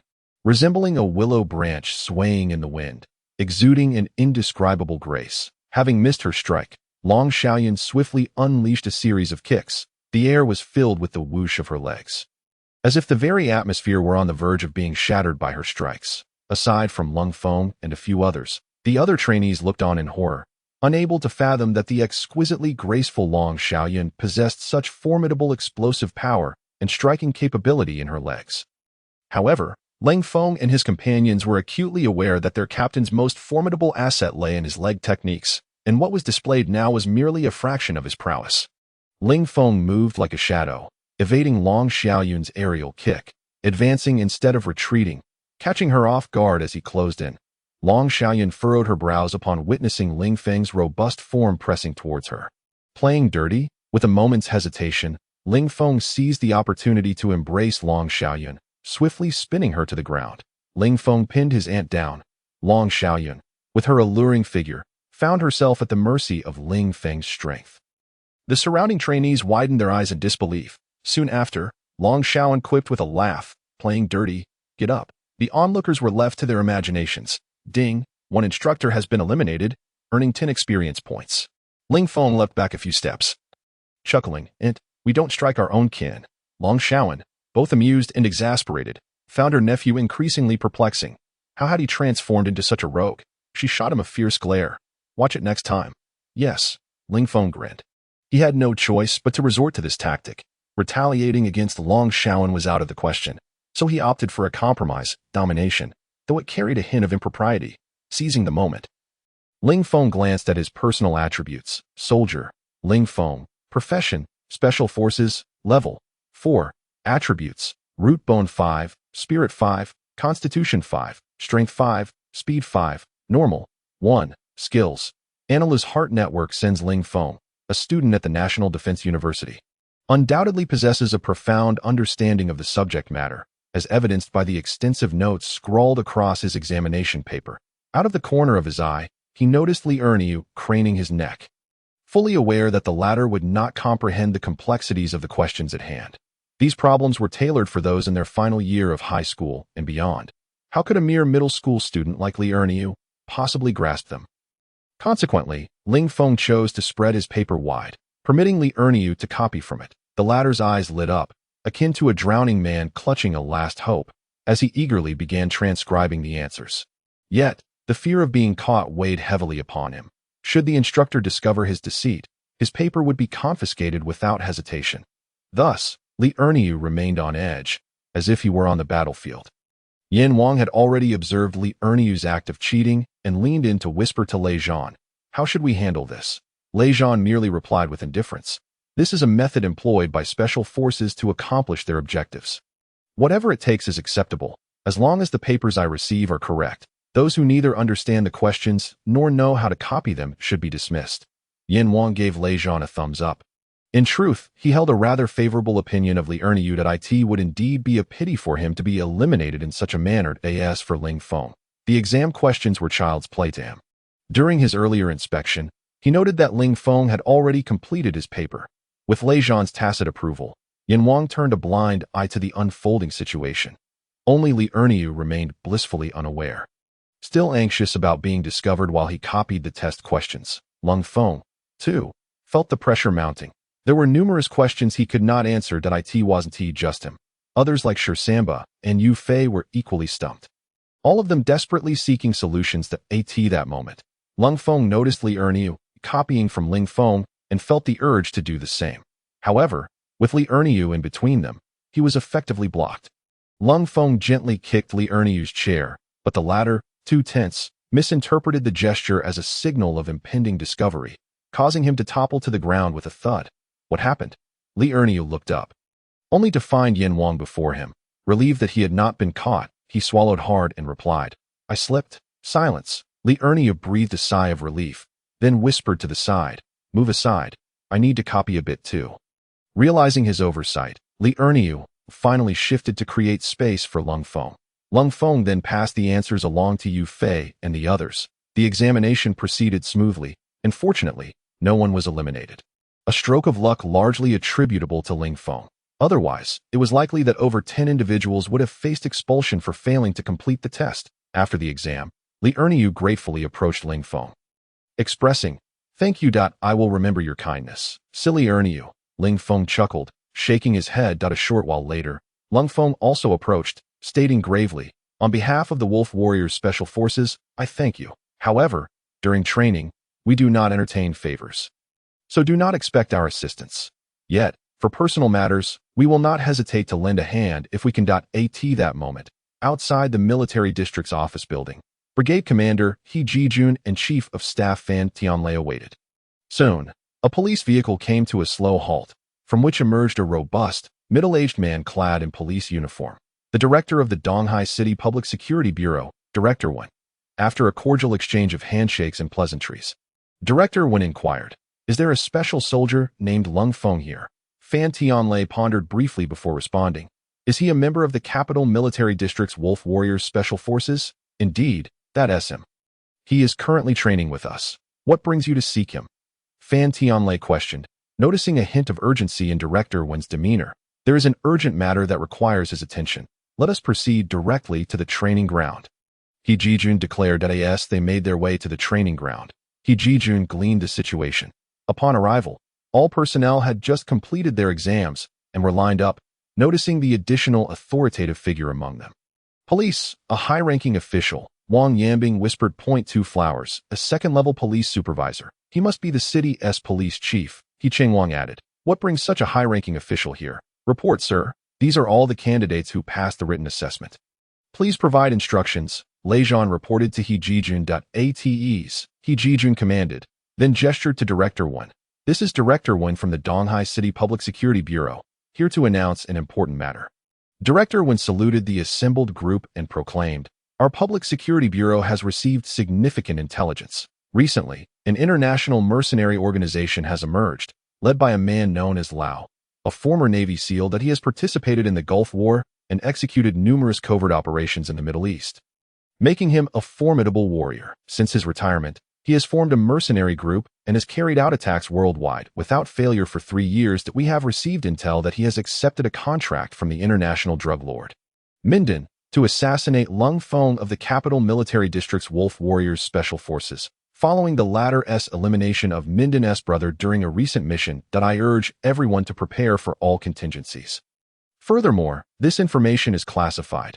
Please maintain strict confidentiality until Lao is apprehended." Long Xiaoyan and the rest of the Wolf Warriors were taken aback by the revelation. The Wolf Warriors' participation in this training session was indeed linked to their previous mission, which had not gone as flawlessly as hoped, resulting in the loss of several comrades. Long Xiaoyan had thus decided to reforge the Wolf Warriors anew. They had not anticipated that Minden would resort to hiring mercenaries to eliminate Ling Feng. This was a declaration of war against them. Ling Feng's fury erupted. Let them come. We will take them down. Report. Regardless of the type of mercenaries, the wolf warriors will not let them escape, as long as they dare to show up. Ling Feng's resolute voice rang out that he was aware of the connection between that drug lord and his brother. But what of it? Those drug traffickers deserve their fate. Director, when cautioned, do not underestimate the enemy's capabilities. Prepare thoroughly. According to our intelligence, Lao's mercenary group consists of elite former soldiers from various nations. Their most recent attack in the Middle East resulted in the annihilation of an armed battalion and the assassination of a chieftain, plunging that nation into political chaos and civil war, while simultaneously aiding a faction in stabilizing the situation. Director Wen elaborated further on Lao's background, emphasizing the need for Ling Feng and his comrades to take this threat seriously, given that the assassination plot was primarily aimed at him. After laying out this critical information, He Jijun offered a few brief remarks, expressing gratitude to Director Wen before courteously escorting him away. Commander He, to be frank, I am not ashamed to admit that my subordinates are no match for special forces or mercenaries. If Lao and his mercenaries indeed come to Donghai to stir trouble, we will need your special forces to intervene. Director Wen lamented that it seemed almost absurd for a police chief to admit the inadequacy of his own team, a statement that could diminish morale. Yet the truth stood. Only special forces could contend with special forces.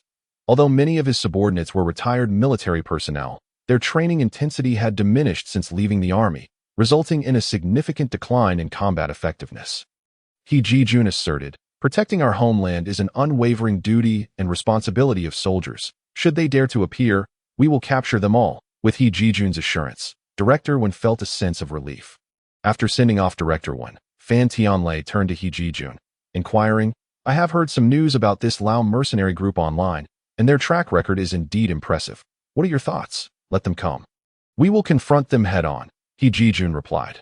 Lei Zhan surveyed the crowd and declared loudly, what defines a special soldier? Special soldiers are a unit perpetually prepared for battle, always ready to sacrifice to face various unforeseen circumstances.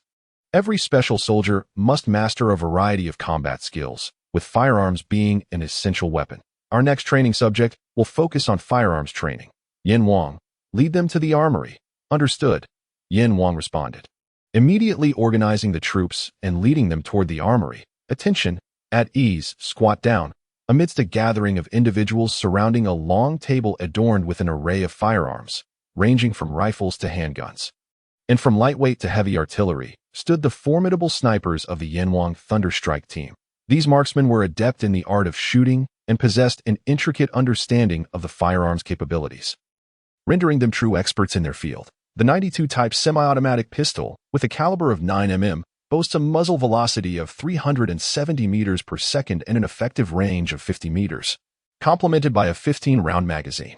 Meanwhile, the 97 Type assault rifle, with a caliber of 5.56 mm, achieves a muzzle velocity of 920 meters per second and an effective range of 400 meters. Yin Wang, without a doubt a connoisseur of firearms, meticulously elaborated on the performance, structure, and the effects experienced during the operation of each weapon. This particular Gatling heavy machine gun, a manually operated multi-barrel rotary weapon, utilizes a complex drive mechanism that allows multiple barrels to rotate around a common axis, facilitating continuous fire. Its advantages include a high rate of fire and substantial firepower, while the alternating operation of its barrels ensures impressive sustained fire. However, only individuals with a height of at least 2 meters and immense strength can wield such a weapon. As Yinwang focused on detailing this machine gun, a sudden clicking sound interrupted him. He turned to see Ling Feng gripping the Gatling heavy machine gun, pulling the trigger with a series of rapid clicks. Kai Niao number 1. Have you lost your mind? Yinwang exclaimed, a cold sweat breaking out on his forehead, relieved to find that the weapon was unloaded. Report, I simply couldn't resist testing the feel of it. Ling Feng replied, causing a dark line to form on Yinwang's forehead. Testing the feel. This was utterly absurd. The sheer weight of the Gatling machine gun exceeds 45 kilograms, and yet Ling Feng could not only lift it effortlessly, but also fire it continuously with one hand. The veteran soldiers, including the strongest among them, Shisamba, were left astounded. Even he could only manage to lift the gun with great difficulty using both hands. Yet, Ling Feng seemed to operate it, as if it were weightless. Is this guy some kind of beast? Cold Feng muttered in exasperation to Li Erniu's eyes widened in astonishment as he shouted, "Report, I want to try as well. Come on." Yinwang chuckled. Li Erniu rushed over, grasping the gun with his right hand, summoning all his strength to lift it, his face turning red as he exclaimed, "This thing." He swallowed hard, gazing at Ling Feng with admiration. "That you're incredible." Tang Xiaoxiao and Anren shared knowing smiles, fully aware of Ling Feng's near-beastly strength. When the three of them carried heavy timber together, Ling Feng often bore the brunt of the weight alone. After introducing the various types of firearms, Yinwang commenced the meticulous process of disassembling and reassembling each weapon. The 95 type pistol, a product of our nation, was deftly disassembled and reassembled by Yinwang, who provided a detailed explanation of each component. Delving into the intricacies of their craftsmanship, Ling Feng listened to Yinwang's exposition. He endeavored to harness the abilities granted by the thorn fruit, seeking to gain insight. He discovered that he was particularly sensitive to this ability. Focusing intently, Ling Feng began to explore the disassembly of the firearms components. Unbeknownst to him, as his concentration deepened, his hands moved with increasing speed. In a matter of moments, he had disassembled and reassembled one gun, then a second, a third, and even those that Yinwang had yet to tackle. All completed in mere breaths. Ding! Host has activated the hidden ability of the thorn fruit, gaining proficiency in traps. That a crisp voice echoed in Ling Feng's ears, pulling him back to reality. Proficiency in traps? He pondered, his expression one of confusion as he checked his personal attributes. Soldier. Ling Feng profession. Special Forces level. For attributes, Root Bone 5, Spirit 5, Constitution 5, Strength 5, Speed 5, Average Human 1, Skills, Enel's Heart Network Sensory Skill. Crocodile's Drought Resistance Skill, Moonlight Moria's Shadow Combat Special Ability, Climbing, Beauty, Sound Discrimination, Trap Proficiency Experience Points, 390400. Ling Feng noted an additional entry under Special Abilities, Trap Proficiency. What is this? He mused. Host, please do not be alarmed. Your rigorous training, especially during Hell Week, has pushed your body to its limits. While your attributes have not increased, your potential has strengthened. As you have frequently utilized the thorn fruit's abilities, certain hidden faculties have been awakened, with trap proficiency being one of them. The system elucidated. I see, Ling Feng acknowledged, setting aside his curiosity as he began to grasp trap proficiency. Comprehend, instantly. A wealth of detailed information regarding trap proficiency flooded his consciousness. He quickly understood that this ability allowed him to perceive the internal structure of objects upon contact, enabling him to reassemble these structures into new configurations. This was indeed formidable. It was far more convenient than Enel's sensory skill, which often struggled to penetrate certain materials. As he recalled the incident with the wooden post, where he had ultimately relied on sound discrimination to reveal its flaws. Now with trap proficiency, he could discern the internal grain and structure of the post, fully utilizing this knowledge to craft various traps. If applied in the jungle, the potential was even more daunting. The jungle offered an abundance of materials, allowing him to exploit the unique properties of each to devise an array of traps. Jungle traps. The mere thought thrilled Ling Feng. Mastering this skill would grant him dominion in the wilderness. Taking a deep breath, he quelled his excitement and focused intently. He approached a 95 type rifle, applying the techniques relayed by the system. Concentrating his thoughts. I can feel it. The stock, bolt, trigger linkage, and spring components all materialized in his mind, creating a linear, three-dimensional image of the 95 type rifle. He intuitively understood the process of disassembly and reassembly, executing it with remarkable speed and fluidity. Next, he turned his attention to a QBU-88 sniper rifle.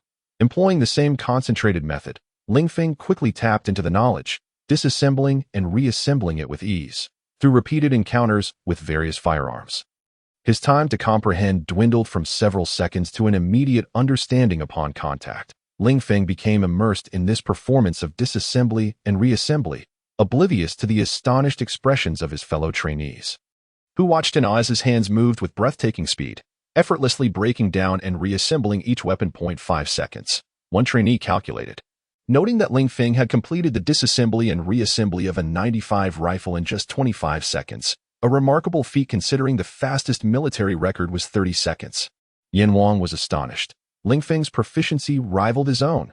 How had he accomplished this? Some of these firearms he had never encountered before. Ling Feng, could you explain this? Yanwang could not suppress his curiosity. Instinct, Ling Feng replied, disinterested in elaborating further.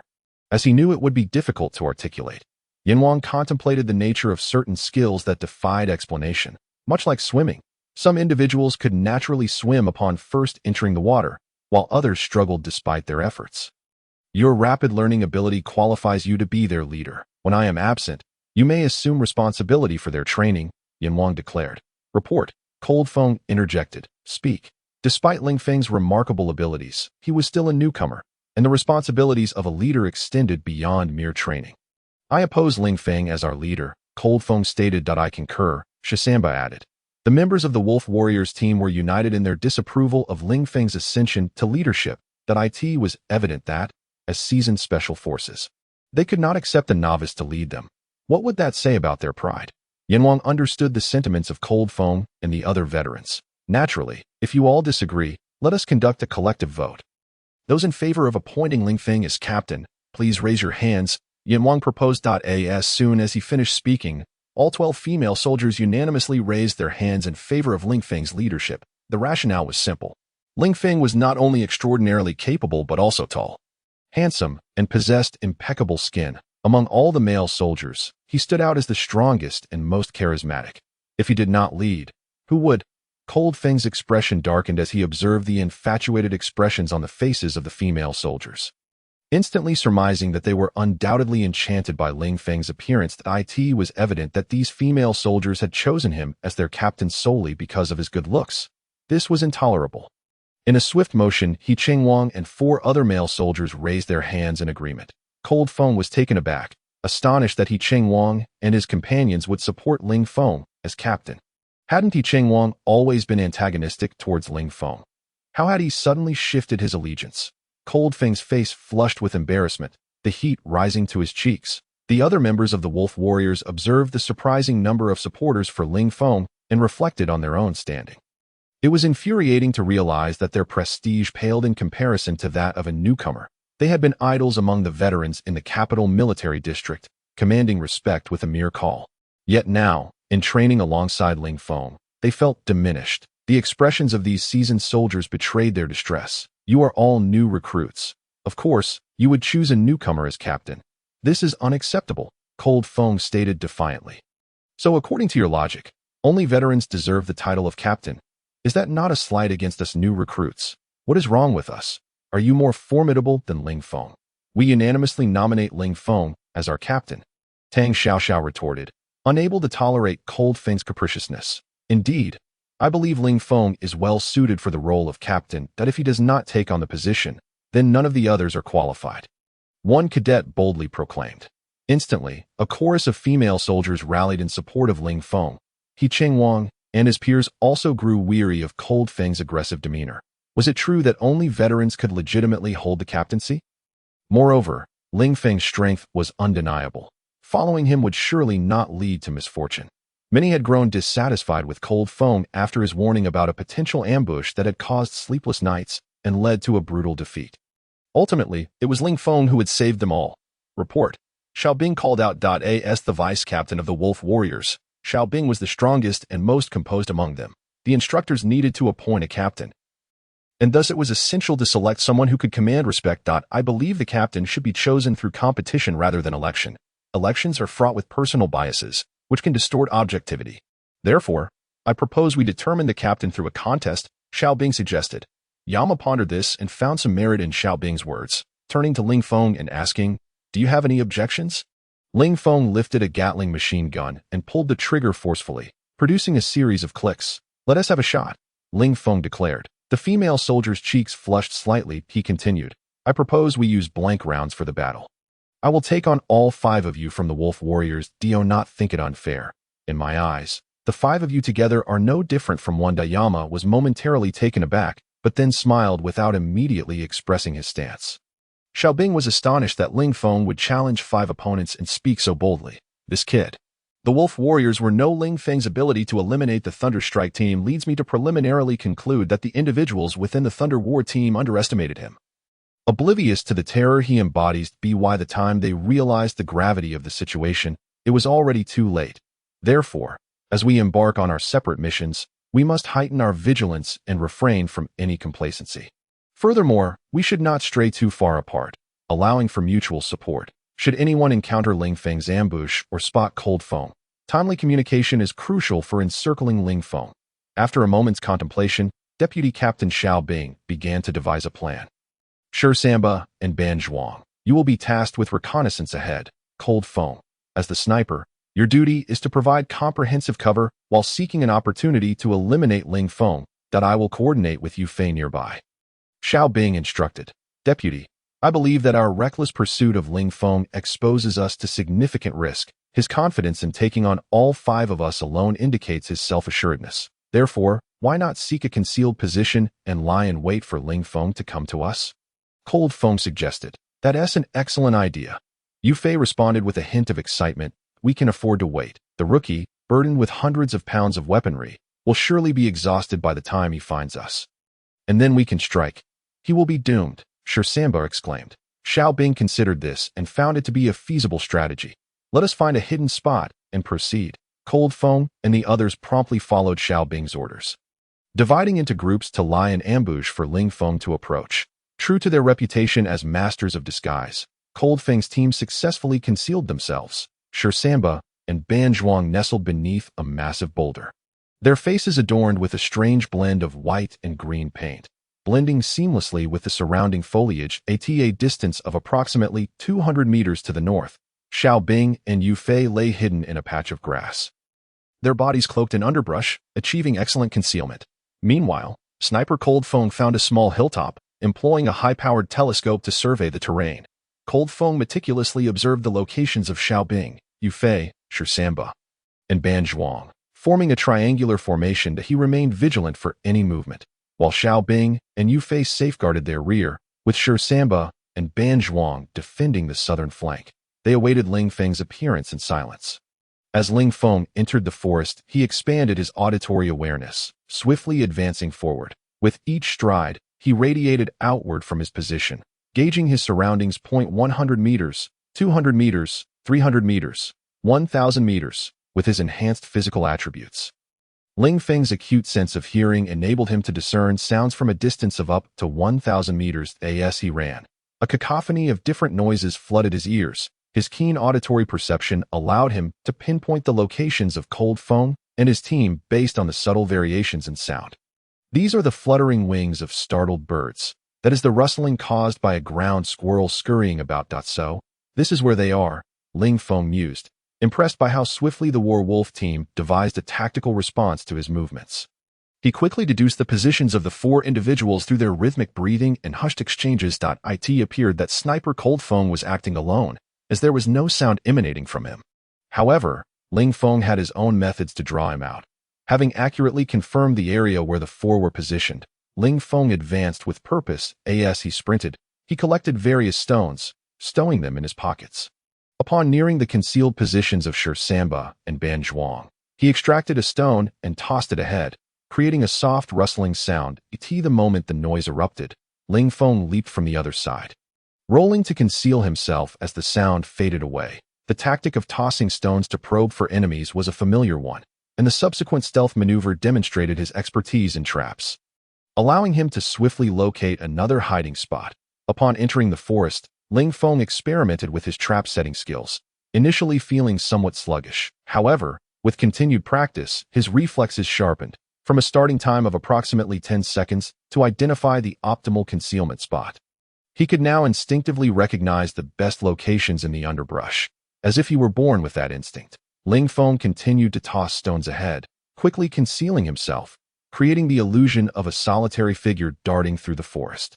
Shi Samba and Ban Zhuang, hidden beneath the boulder, exchanged puzzled glances. We've employed the stone-throwing tactic long ago, Shi Samba whispered.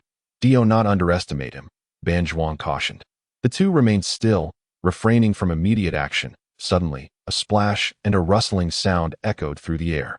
The rookie is indeed a rookie. He failed to find a suitable hiding spot upon throwing the stone, Shi Samba remarked. Prepare yourselves, Shi Samba urged quietly. Ban Zhuang nodded in agreement, armed with a submachine gun.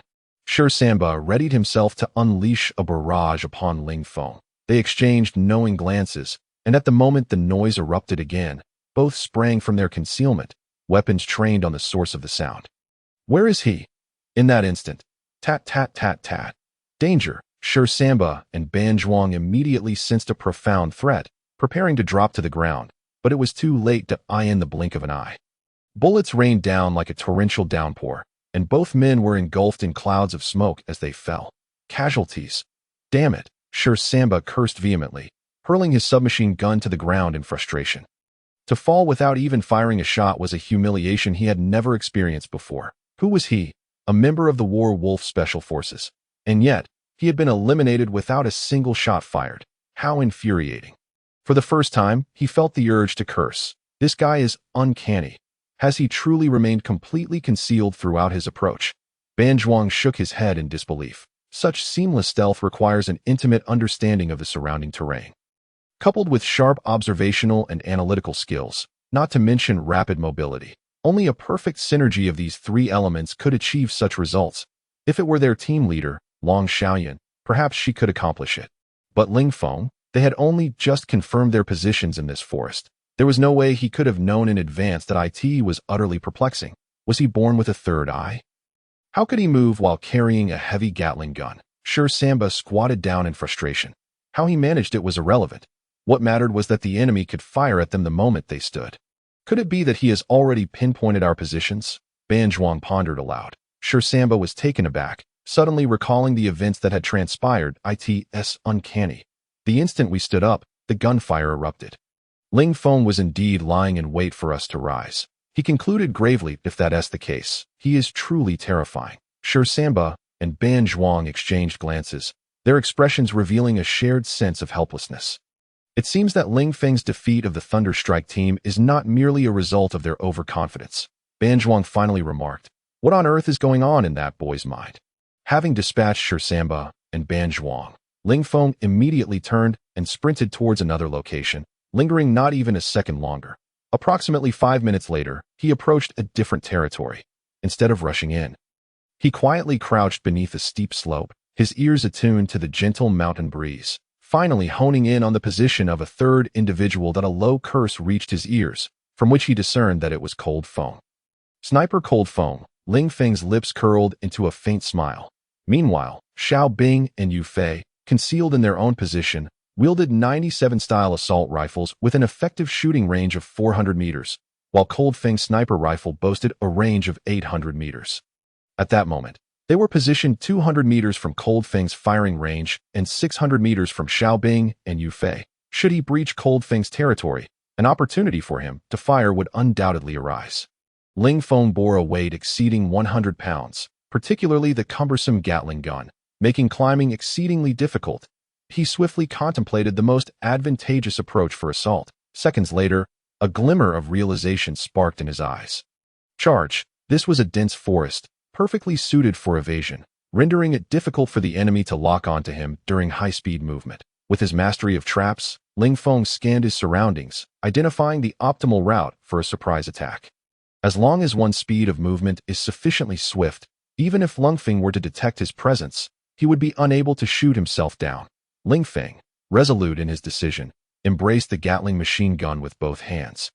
Inhaled deeply, and with a powerful push from his legs, surged forward like a cheetah racing through the jungle. The trees behind him swiftly retreated in a blur. Ling Feng, a master sniper, immediately sensed Ling Feng's appearance, swiftly adjusting his aim to lock onto his figure.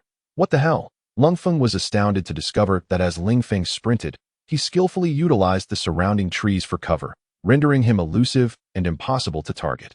He attempted to adjust his angle, but with every fleeting motion of Ling Feng, his aim was thwarted, plunging him into a blind spot. Ling Feng continued his relentless dash, his speed reaching an explosive peak as he charged towards the concealed positions of Yu Fei and Xiao Bing.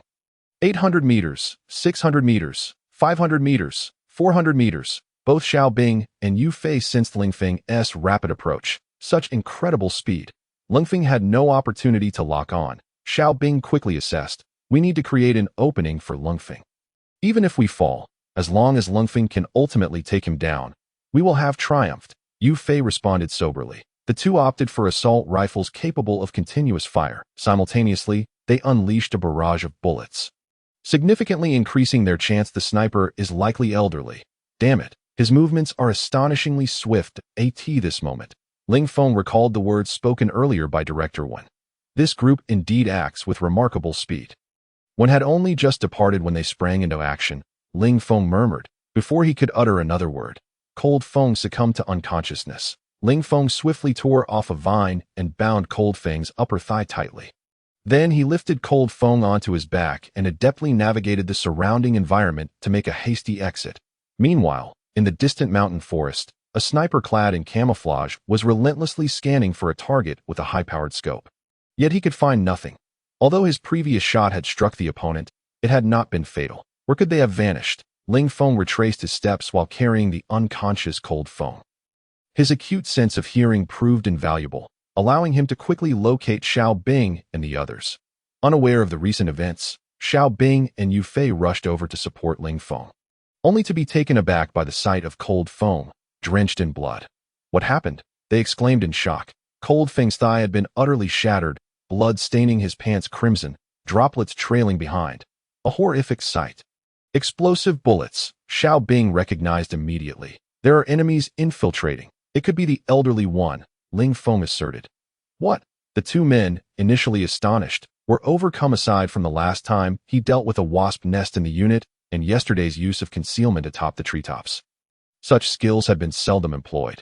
Presently, surrounded by trees and lacking suitable weapons, it was evident that climbing was the most advantageous method of movement. Ling Feng resolved to commence his advance from the trees.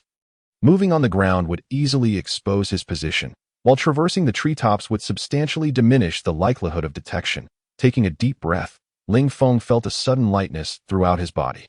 With a powerful leap against the tree trunk, he extended his arms and soared over 4 meters, grasping a protruding branch with agility that rivaled that of a monkey. After merely catching his breath, he had already ascended to the treetop. Entering the canopy, his first task was to ascertain the enemy's position, standing amidst the treetops. The sound of the wind whistled in his ears. He had once heard of the ability to discern direction by listening to the wind. The principles of sound localization and wind direction recognition were fundamentally similar. Sound travels through air, and when the air moves vigorously, its speed and reach increase relative to still air, broadening the auditory range. The primary advantage of discerning direction through the wind lies in detecting the vibrations caused by moving objects, which create friction sounds in the air, thus revealing their locations. From this perspective, wind direction recognition is far superior to mere sound localization. Nonetheless, both rely on the same principles, dependent on the context of their application. Ling Feng listened intently. From the sounds of the wind, he could easily gauge its speed and strength, along with other sounds mingled within it. Utilizing the wind's flow, along with the direction and speed, combined with his lightness of body, he could use the dense foliage as cover. Ling Feng was fully capable of launching an aerial strike, executing it with remarkable speed, undoubtedly catching the enemy off guard. How could they ever anticipate such an approach? To Ling Feng, this method of attack was entirely rational, leveraging wind speed and direction alongside his own agility. However, to outsiders, it seemed almost miraculous. Ling Feng endeavored to feel the wind's direction and speed, inhaling deeply as he stood upon a branch, his body swaying gently with its movement. With each breath, he suddenly leaped in sync with the wind, his form seemingly floating as he glided forward, descending toward the ground. Holding his breath, the energy within him flowed swiftly. Maintaining his lightness, he pressed down with his feet against the branch, which bent slightly before rebounding. Utilizing this rebound force, he leapt once more, just as a gust of mountain wind blew in, propelling him to another tree. Grasping a branch, he steadied himself and finally exhaled a breath of stale air. Now I understand. While Ling Feng searched for the sniper's position, the sniper himself emerged slowly from the other side of the forest, approaching the spot where Ling Feng had originally been injured. He crouched down at the site, pinching a small, blood-stained clod of earth between his thumb and forefinger, prodding it a few times before rising to continue tracking the trail of blood in his mind. He visualized the route taken by Ling Feng's rescuer, shaking his head in disbelief. There was nothing particularly remarkable about this route. How could it have been traversed so silently under his very nose? What could possibly explain this? Could it be that the enemy had donned invisibility cloaks? The assassin sniping skills were not the strongest in their team, but his observational prowess was unparalleled. Who had come to rescue him? The sniper halted, calculating the time based on the coagulation of the blood, concluding that the prey had undoubtedly been returned to their base, rendering further pursuit futile. For this assassination operation, the assassin had lain in wait for nearly 7 days. Hoping for this opportunity, what had seemed a surefire strike had turned out to be a stroke of luck for that young man, merely sustaining a severe injury. The sniper refrained from pursuing any further and reported to his boss via communicator. "Boss, I failed. I only managed to inflict severe injuries. I will remain in hiding and seek another chance to eliminate him," the assassin murmured. "Assassin, do not be careless. China is notorious as the graveyard of mercenaries. Our operation here carries significant risk. Do not falter." The assassin scoffed. "The graveyard of mercenaries? How formidable could these greenhorns truly be? It's merely self-proclamation. There is an old saying in China, caution ensures longevity. We have stirred them. Finding another opportunity will be challenging, but we should withdraw." The assassin remained unconcerned, yet now that they had been alerted, their response would likely be frantic. Given their numbers, dealing with them could indeed pose a challenge. Understood. At the military base's medical room, Ling Feng's injuries were not severe. Xiaobing and the others breathed a sigh of relief upon hearing the news. "Why hasn't the helicopter arrived yet?" Long Xiaoan, fully armed, displayed a hint of dissatisfaction. This kid wouldn't dare pursue the enemy, would he? Long Xiaoan kept checking the time, glancing toward the military base's entrance, but saw no sign of Ling Feng. This kid, he certainly doesn't make it easy for anyone. No matter how capable he is, without combat experience, he is akin to an unsheathed sword, ineffective if not wielded properly. Long Xiaoyan couldn't help but curse. Bullets don't discriminate. Ling Feng is a prime example. "Xiaobing, where is Ling Feng?" Long Xiaoyan suddenly turned to inquire. Xiaobing hurriedly replied, "Report." After saving Ling Feng, he dashed into the forest, presumably to pursue the enemy. "What?" Long Xiaoyan gasped in shock. "Those individuals are seasoned mercenaries, armed with live ammunition. Isn't he just walking into certain death?" Xiaobing was at a loss for words. He had intended to report precisely that. Long Xiaoyan commanded, "Xiaobing, Yufei, Samba, Benjuan, a temporary unit, the Wolf Brigade, has been established. You are all veterans of the Wolf Brigade with extensive combat experience. Immediately head to the armory, gather your gear, and join the fight. Find Ling Feng and avenge Ling Feng." Yes, Xiaobing and the others eagerly awaited Long Xiaoyan's orders. "They have come for us, and they have already breached our doorstep. What is the principle of the Wolf Brigade?" Long Xiaoyan shouted. "Those who offend China shall be killed without mercy." The four replied in unison, their voices resonating with determination. "Let's go." Xiaobing led the others, their spirits fierce as they rushed toward the armory. He Chengguang felt the powerful aura radiating from Xiaobing and the others, a presence only seasoned warriors could exude. For the first time, he witnessed such a fervent scene, his heart racing with excitement. Filled with an impulse to leap into action, his eyes ablaze with zeal. "Report." He Chengguang could no longer contain himself. "Speak." "I volunteer to participate in this operation," He Chengguang declared with unwavering resolve. Wang Yanbing was equally exhilarated. He relished the thrill of combat. The prospect of facing mercenaries only heightened his enthusiasm. Having been in the military for several months, he had long sought an outlet to vent his frustrations through a good fight. "Report." "I volunteer to participate in this operation," Wang Yanbing shouted. Li Erniu swallowed hard. Logically, since Ling Feng had helped him, he should assist him in the fight against the terrorists. However, Li Erniu was terrified of combat. The sound of gunfire made him tremble. "Don't be a coward," Wang Yanbing whispered to Li Erniu. Summoning his courage, Li Erniu gritted his teeth and shouted, "Report." "I volunteer to participate in this operation." Long Xiaoyan cast a glance at He Chengguang, Wang Yanbing, and Li Erniu, his voice cold. "I'm not trying to discourage you. Have you ever killed an enemy? Do you understand that bullets do not discriminate? Ling Feng is the best example. This time he was lucky. He was only shot in the thigh. Next time, it could be his head. You new recruits don't know what you're asking for. If you want to step onto a real battlefield, wait until you become true special forces before you speak. For now, stay put." Long Xiaoyan admonished sternly. "Report." "Why can Ling Feng participate in the operation?" He Chengguang protested. Long Xiaoyan glared at He Chengguang. "Are you as capable as Ling Feng? He single-handedly rescued an old soldier from the enemy. Can you do the same?" "I." He Chengguang's face flushed red with embarrassment. "Strength is cultivated through consistent training, bit by bit. Only with sufficient strength can one survive on the battlefield. Otherwise, one is merely cannon fodder. How many lives do you have?" Long Xiaoyan reprimanded without reservation. "This is not a training exercise. This is the real battlefield." Long Xiaoyan exclaimed loudly. A profound silence enveloped everyone. Some initially thought this was merely a drill, a meticulously orchestrated scene by Lei Zhan. Now, within a mere 5 minutes, Xiao Bing and his team, fully armed, rushed in. "Report. The Wolf Warriors Special Operations Brigade is assembled and ready for orders," Xiao Bing stated. Suddenly, a military helicopter appeared in the distance. Descending onto the training ground, the rotors spun rapidly, generating a powerful gust of wind upon contact with the ground. Long Xiaoyan was the first to leap into the helicopter, followed closely by Xiao Bing. Yu Fei, Ban Zhuan, and Shi Samba, who all streamed into the aircraft. This was the first time I had seen them look so gallant, dashing, and formidable. This is the essence of a true Special Forces soldier. I am determined to become one as well. A group of female soldiers gazed at Xiao Bing and his companions with envious eyes. An Ran and Tang Xiaoxiao also felt a surge of excitement.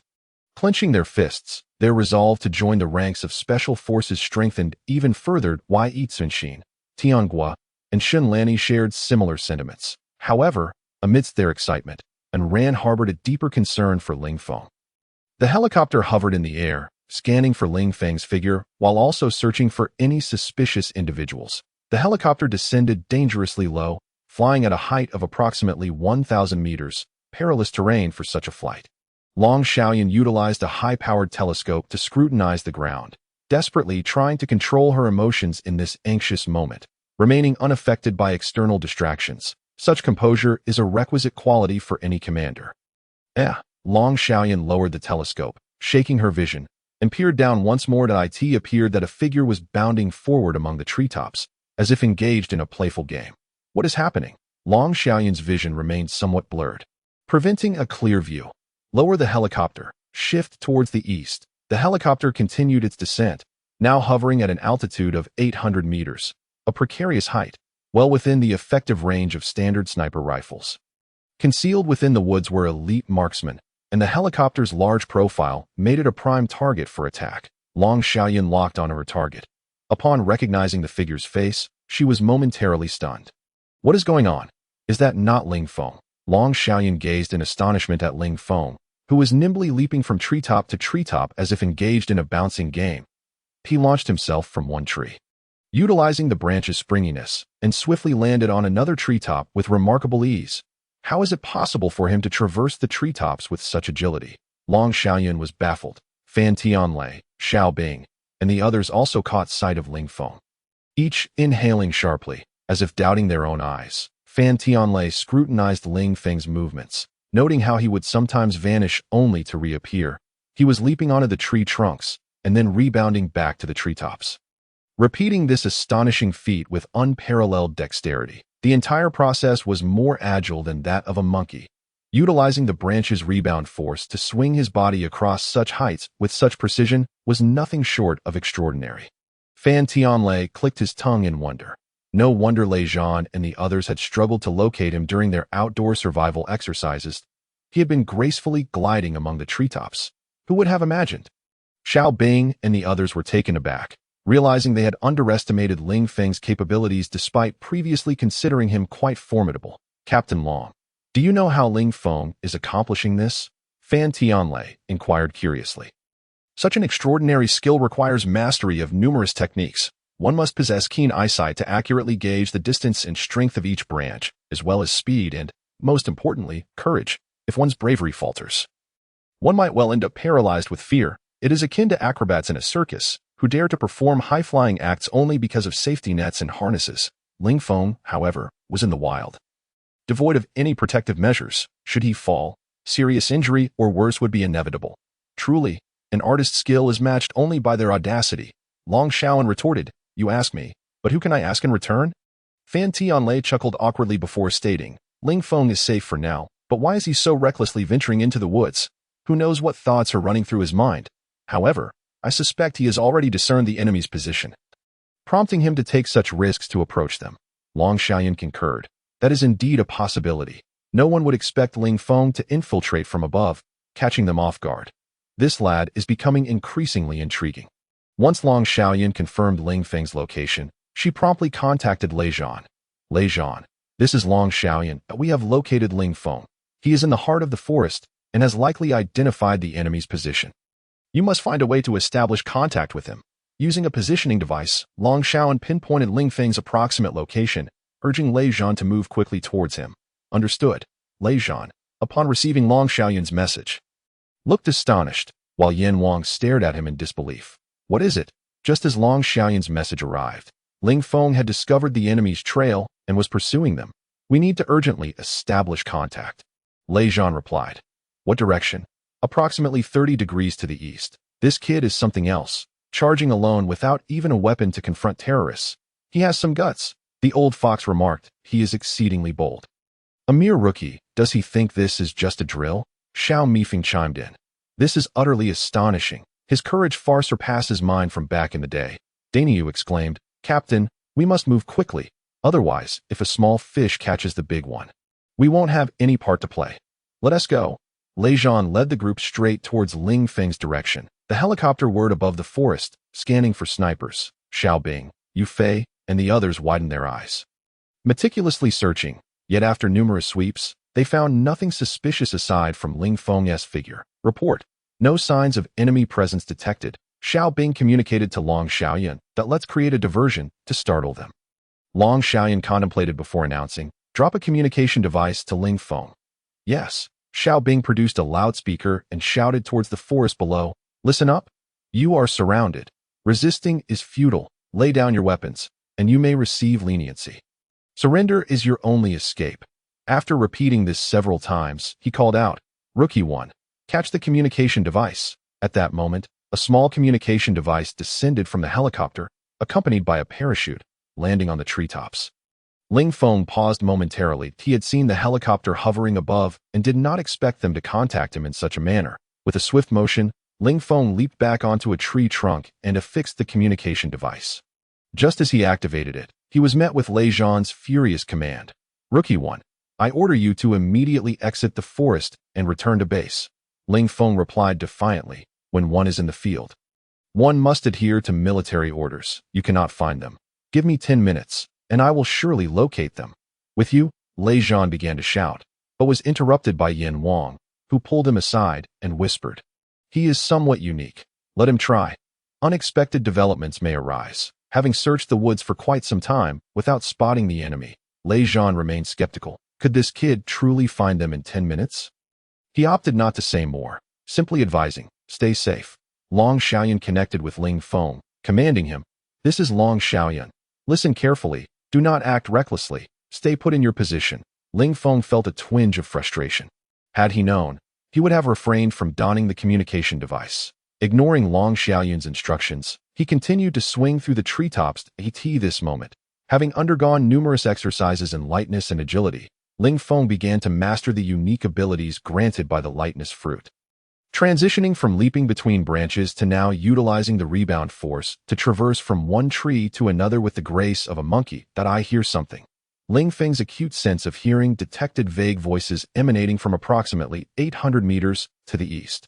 His spirit surged, but he refrained from rushing too close. There was more than one person, and they were all international mercenaries. At this moment, deep within the dense forest, 5 individuals clad in matching camouflage attire gathered together. Among them, a tall and robust middle-aged man, wearing brown sunglasses, raised his gaze to the helicopter circling overhead. With a slightly hoarse voice, he commanded, the rest of you stay put.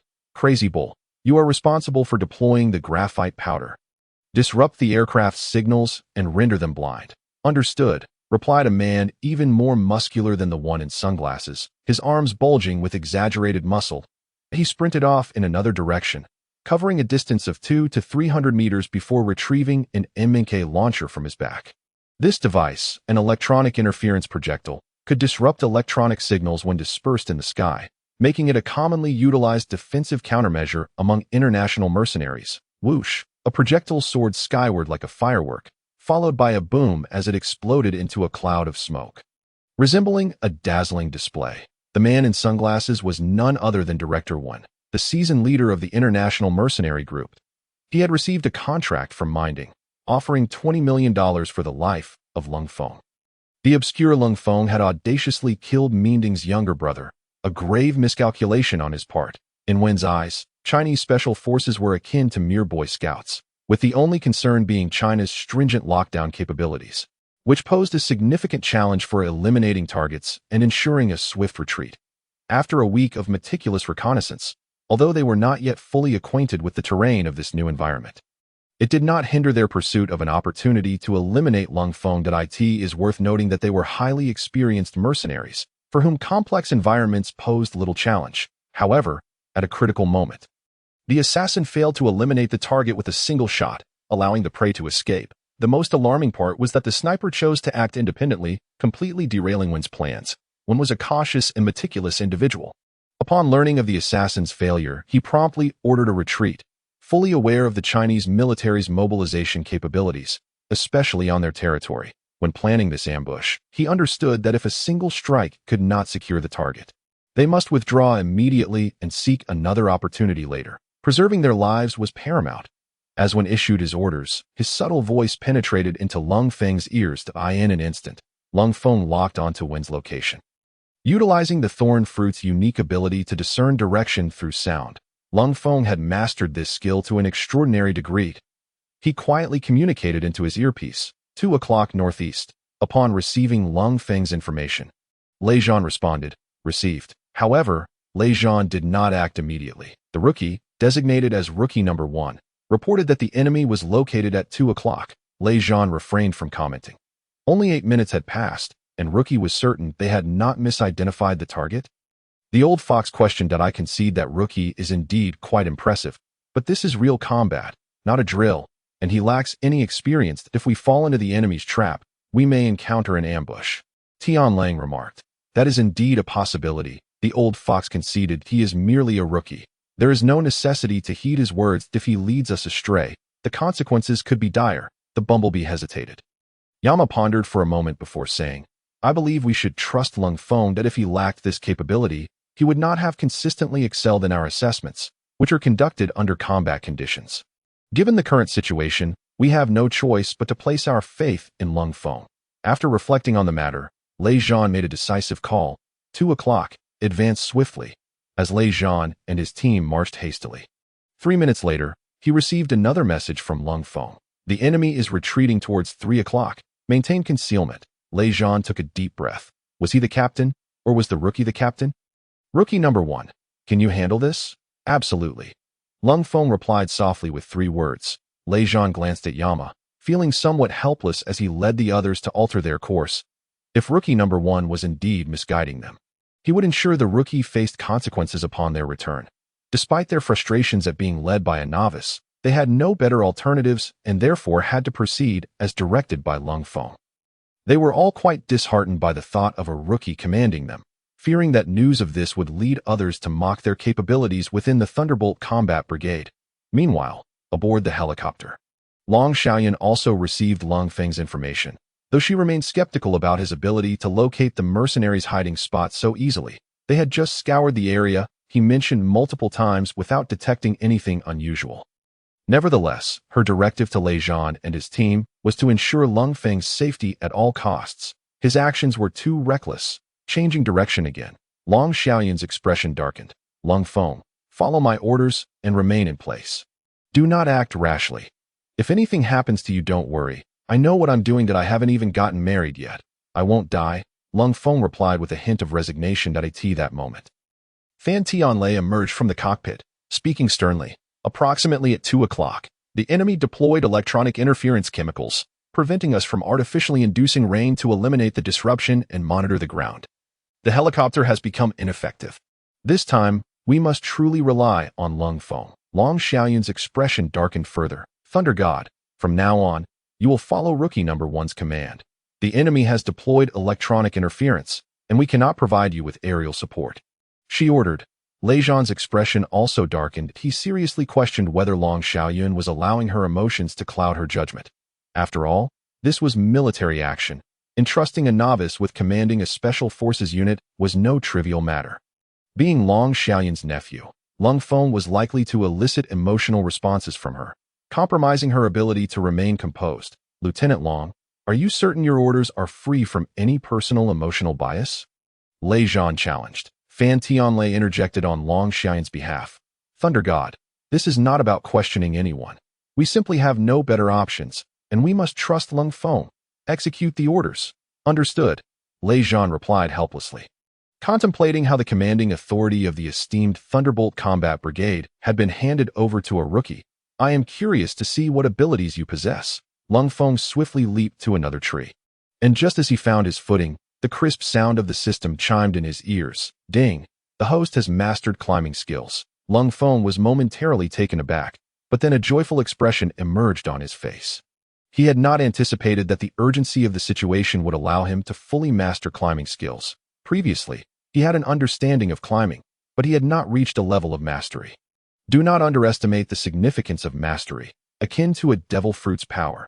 Only by achieving mastery can one comprehend other hidden abilities. For instance, with the mastery of the thorn fruit's abilities, Ling Feng had honed his skill in discerning direction through sound, further unlocking the hidden skill of mastering traps. Indeed, it was only in dire circumstances that the human body could be stimulated to unleash greater potential. After mastering climbing skills, Ling Feng's climbing ability saw a substantial enhancement. Particularly with breath control, he could previously hold his breath for about 15 seconds. Now, he could achieve 30 seconds with a single inhalation, a full doubling. As a result, Ling Feng's mobility increased, allowing him to move with the agility of a monkey. Swinging effortlessly for dozens of meters, he lightly landed atop the tree and focused intently as he soon heard the faint sound of metal disassembling. Report, 3 o'clock, 1100 meters, after confirming the enemy's position. Ling Feng immediately relayed the information. Upon receiving Ling Feng's report, Fan Tianlei swiftly issued a command to Lei Zhan. Thunder God, this is Golden Eagle. Immediately instruct Yama to search for snipers at 3 o'clock. The enemy is approximately 1,100 meters away. Thunder God, this is Golden Eagle. Immediately instruct Yama to search for snipers at 3 o'clock. The enemy is approximately 1,100 meters away. Fan Tianlei repeated this command 3 times. Lei Zhan questioned, Chief of Staff, do you believe Rookie Number 1 can spot the enemy's position without binoculars? Execute the orders. Fan Tianlei provided no explanation. Understood, Lei Zhan responded. As soldiers, their duty was to obey orders. Yama, position at 1,100 meters, 3 o'clock. Neutralize the target. Lei Zhan commanded Yama. Understood, stay safe. Lei Zhan patted Yama on the shoulder. Got it. As soon as Yama departed, Lei Zhan sternly proclaimed, Everyone, prepare for combat. Understood, Lei Zhan harbored doubts about Ling Feng, questioning how he could possibly spot a concealed enemy at 1,100 meters with nothing but the naked eye. What a ridiculous notion. Unless the opponent intentionally exposes themselves, it is most reasonable to lure them into the trap. This is the only logical explanation. Lei Zhan could not comprehend why such an obvious truth eluded the Chief of Staff. It must be Long Xiaoyan. This woman from the capital simply loves to meddle. If anything were to happen to Yan Wang, I would be the first to seek her trouble. Yan Wang, following Ling Feng's instructions, sprinted towards the 3 o'clock direction, simultaneously calculating the distance covered. His speed was remarkably swift. Utilizing the surrounding trees and thickets for cover, advancing stealthily, not daring to let his guard down. After all, the opponent was an international mercenary, equally formidable. Yan Wang had no intention of allowing anyone to eliminate him on his own turf. After stealthily advancing approximately 300 meters, Yan Wang concealed himself in a patch of grass, setting up his sniper rifle and adjusting the magnification of his scope, emitting a faint clicking sound if Ling Feng's assessment was accurate. An 800-meter distance would be the optimal shooting range. 3 o'clock. Yan Wang scanned the 3 o'clock direction through the high-power scope of his sniper rifle, the clear scenery coming into focus in his left eye. It was a dense thicket, and he began a meticulous search from left to right. Suddenly, he noticed slight movements precisely at the 3 o'clock position amidst the underbrush. Yan Wang adjusted the magnification again. Locking on to the source of the disturbance, through the gaps in the branches, he finally discerned the situation. Terrorist. Yan Wang's eyes nearly narrowed to slits as he finally located his target. The opponent was clad in camouflage gear, concealed in a small cluster of bushes, dismantling a small launch device. The position was exceedingly well hidden. Had it not been for Ling Feng's prior confirmation of the 3 o'clock direction, Yan Wang would have found it nearly impossible to spot him amidst the thick foliage. The crazed bull had just launched a signal flare to disrupt the aircraft, and was now reassembling at a rare opportunity. Yin Wang adjusted the rifle's barrel, his index finger poised on the trigger. Searching through the chaotic branches for a sniper's gap, aiming at the opponent's forehead. Taking a deep breath, he also gauged the wind speed and direction in the forest. Suddenly, the crazed bull sensed a crisis. Abruptly halting his actions and raising his head to seek out any, it seems I have underestimated the prowess of this trap mastery. The hint of a smile graced Ling Feng's lips. Originally, I believed that mastery of traps could only be employed in the reassembly and configuration of objects, crafting various formidable traps and identifying the most concealed movement points. To my astonishment, it can even detect unnatural alterations in the surrounding environment. If that is the case, this skill has become even more remarkable. From now on, whose traps could possibly evade Ling Feng's keen eyes? As Ling Feng attempted to proceed forward, he indeed discovered the landmines one by one.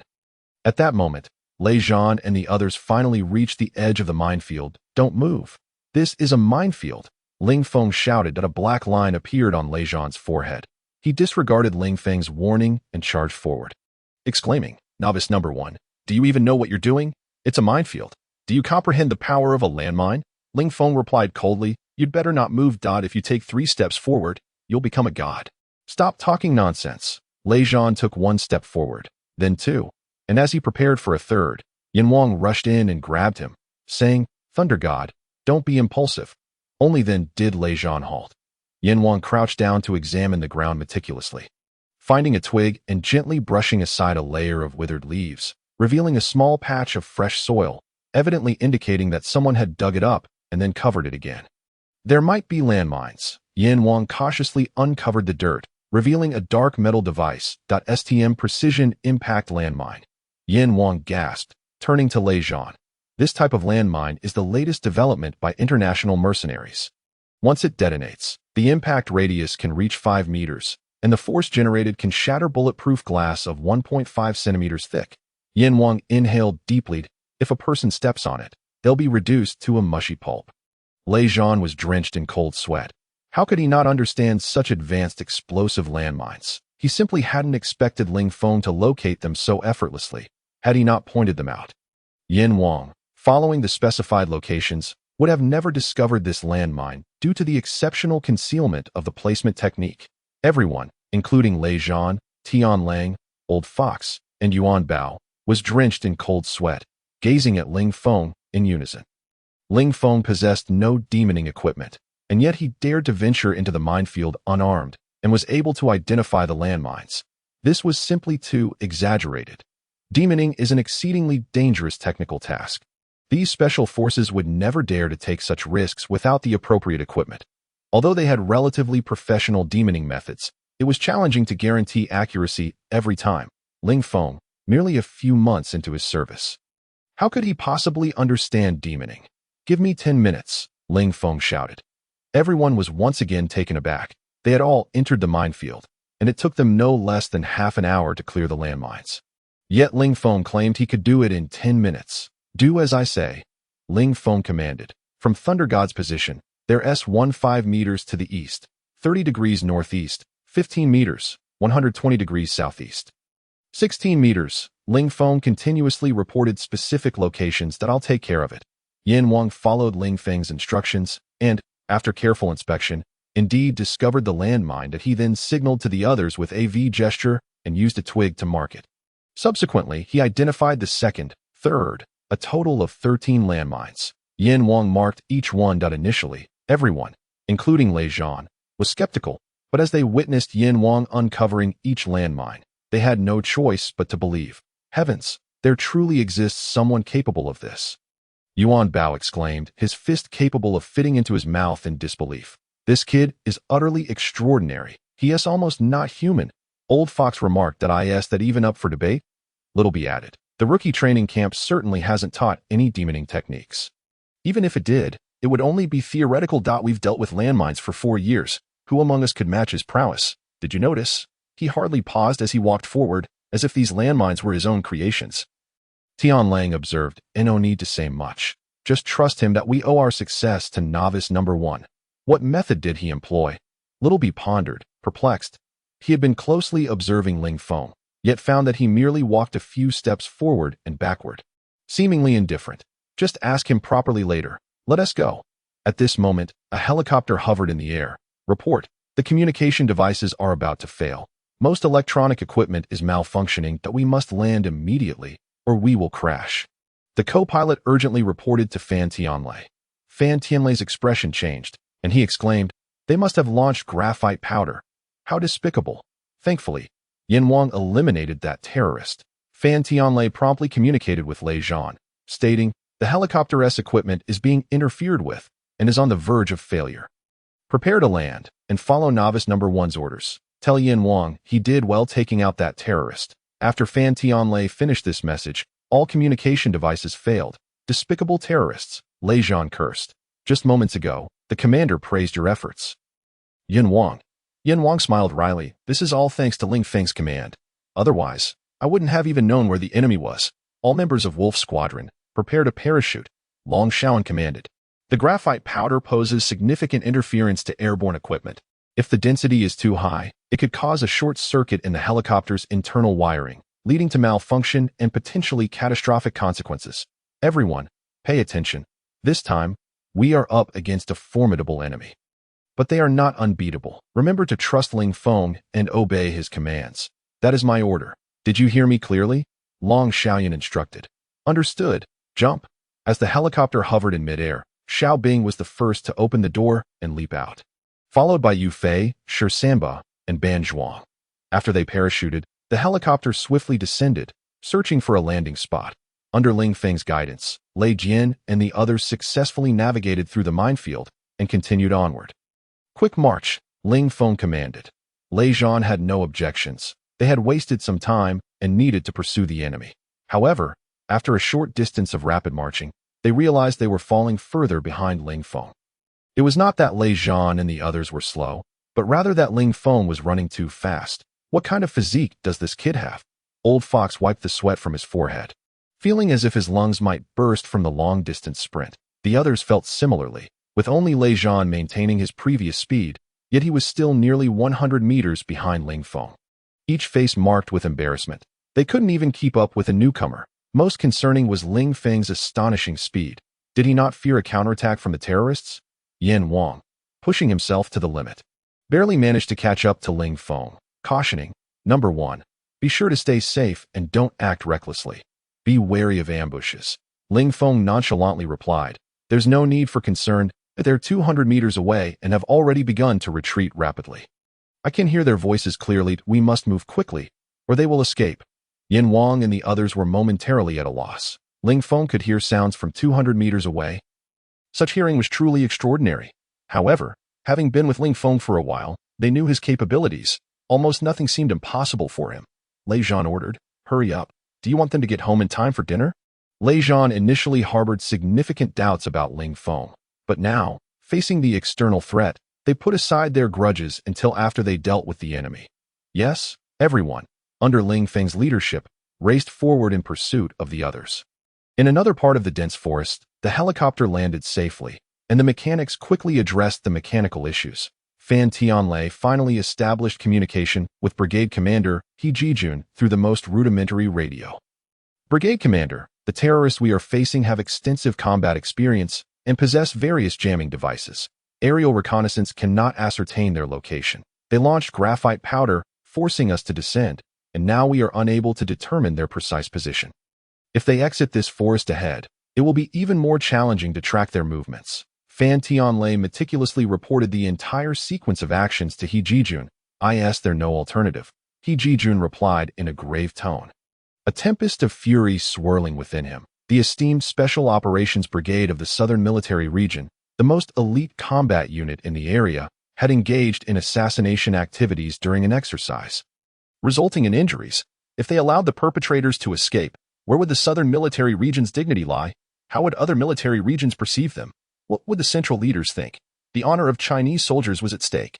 The audacity of the terrorists fueled He Jijun's wrath. Just this morning, Director Wen had personally delivered a notification, and by afternoon, terrorists had launched a surprise attack, infiltrating the military district itself. This was nothing short of a demonstration of defiance against the Chinese military. If they did not eliminate these threats, what remained of China's dignity? Soon, Foreign entities could invade at will, committing acts of violence without consequence. And how would the populace regard the Chinese military then? Presently, Lei Jian and the Wolf Brigade were engaged in a pursuit operation that He Jijun commanded. Inform them that in half an hour, if there are no results, they are to withdraw entirely. I have already consulted with higher authorities. In half an hour, we will execute extensive indiscriminate bombing on the area where the terrorists are located, alive or dead. We must see them. Commander, while this would indeed eliminate the terrorists, it would also obliterate the training base we have painstakingly built. Fan Tianlei lamented. One cannot catch a wolf without parting with its cubs. A base can be rebuilt, but our reputation, once lost, will be tenfold harder to recover, He Jijun asserted. Understood. Fan Tianlei recognized the harsh reality of the situation. Simultaneously, he reflected on his own inadequacies. The enemy's infiltration capabilities were undeniably formidable, yet their own response time was lacking, exposing the disparity between them and international mercenaries. Ultimately, they were left with no choice but to adopt a drastic measure to preserve their honor. Fan Tianlei was deeply troubled. After receiving He Jijun's orders, he glanced at the clock. 27 minutes remained before the deadline, and he urgently needed to establish contact with Lei Zhan and his team. Through radio communication, Fan Tianlei managed to connect with Lei Jian and the Wolf Brigade. Though the signal was intermittent, he finally relayed the message. You have only 25 minutes left. In 25 minutes, the military district will commence indiscriminate bombing on the base. This is a direct order from superiors. At all costs, we must retain the enemy, even if it means retrieving their corpses. Fan Tianlei repeated the command thrice to ensure clarity. Lei Zhan and his comrades furrowed their brows. 25 minutes is an exceedingly tight time frame, Tianlei remarked. Is it that our superiors do not trust us? Yin Wang queried. The higher-ups have their own considerations. Yin Wang replied. What shall we do then, pursue or not? The group turned to Lei Zhan for direction. Lei Zhan looked at Ling Feng and asked, What is your opinion? There are only 4 of us. Trust me. If we march with urgency, we can certainly eliminate them before the bombing begins. Ling Feng asserted with conviction. Pursue. Lei Zhan commanded decisively, unwilling to conclude this engagement in the most humiliating manner of aerial bombardment. Instantly, they all accelerated their pace, with Ling Feng leading the charge. Meanwhile, Lao and his crew also hastened their movements. Move swiftly. The graphite powder has taken out the helicopter. Their special forces cannot withstand us. I know those Chinese. They place great importance on face. To retain us, they will undoubtedly resort to bombing this location. Lao urged his subordinates as they ran. Now, it's all about the speed of our march. As long as we locate our getaway vehicle, we can leave without them ever knowing our pace. When they bombard, it will be of no consequence to us, and they will have destroyed their own base in vain. Lao remarked. What a pity it is not to witness them being blown to smithereens. There will be other opportunities. The raging bull must not perish in vain. Lao declared fiercely. Ling Feng sped along. A cold smile crept across his face as he once again pinpointed Lao's location. He feared their silence. The moment they spoke, he could lock onto their position. I have confirmed their location. Increase your speed, Ling Feng commanded, simultaneously quickening his own pace. Lei Jian and the others poured every last ounce of energy into their pursuit. Barely managing to keep pace with Ling Feng, maintaining a distance of no more than 20 meters, this was already their utmost limit. However, unbeknownst to them, the Ling Feng ahead was not exerting his full speed. He occasionally slowed his pace, allowing them to catch up. What kind of monster is he? Such speed in the jungle must exceed 80 kilometers per hour. Is he truly a novice? The little bee panted, legs nearly giving way. Whether he's a monster or not, I cannot say, but one thing is certain. We have been living in the shadows for years, at least in the realm of off-road capabilities. Number 1 has left us in the dust, Lao Hu muttered solemnly. Now do you see the disparity? Yuan Bao self-deprecatingly remarked. We cannot compete with them in off-road, nor in mine clearance, nor in reconnaissance, nor in combat. Sigh. Once this operation concludes, I shall train relentlessly. The little bee jested. Silence. Lei Zhan barked coldly. Now is the time for action. Our priority is to eliminate the enemy. Understood. The group clenched their teeth and pursued Ling Feng.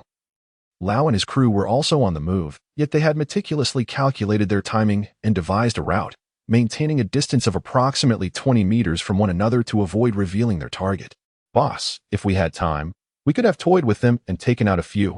Monkey communicated while running. Whether they can navigate the minefield is another matter. They're quite slow. They haven't even reached the minefield yet.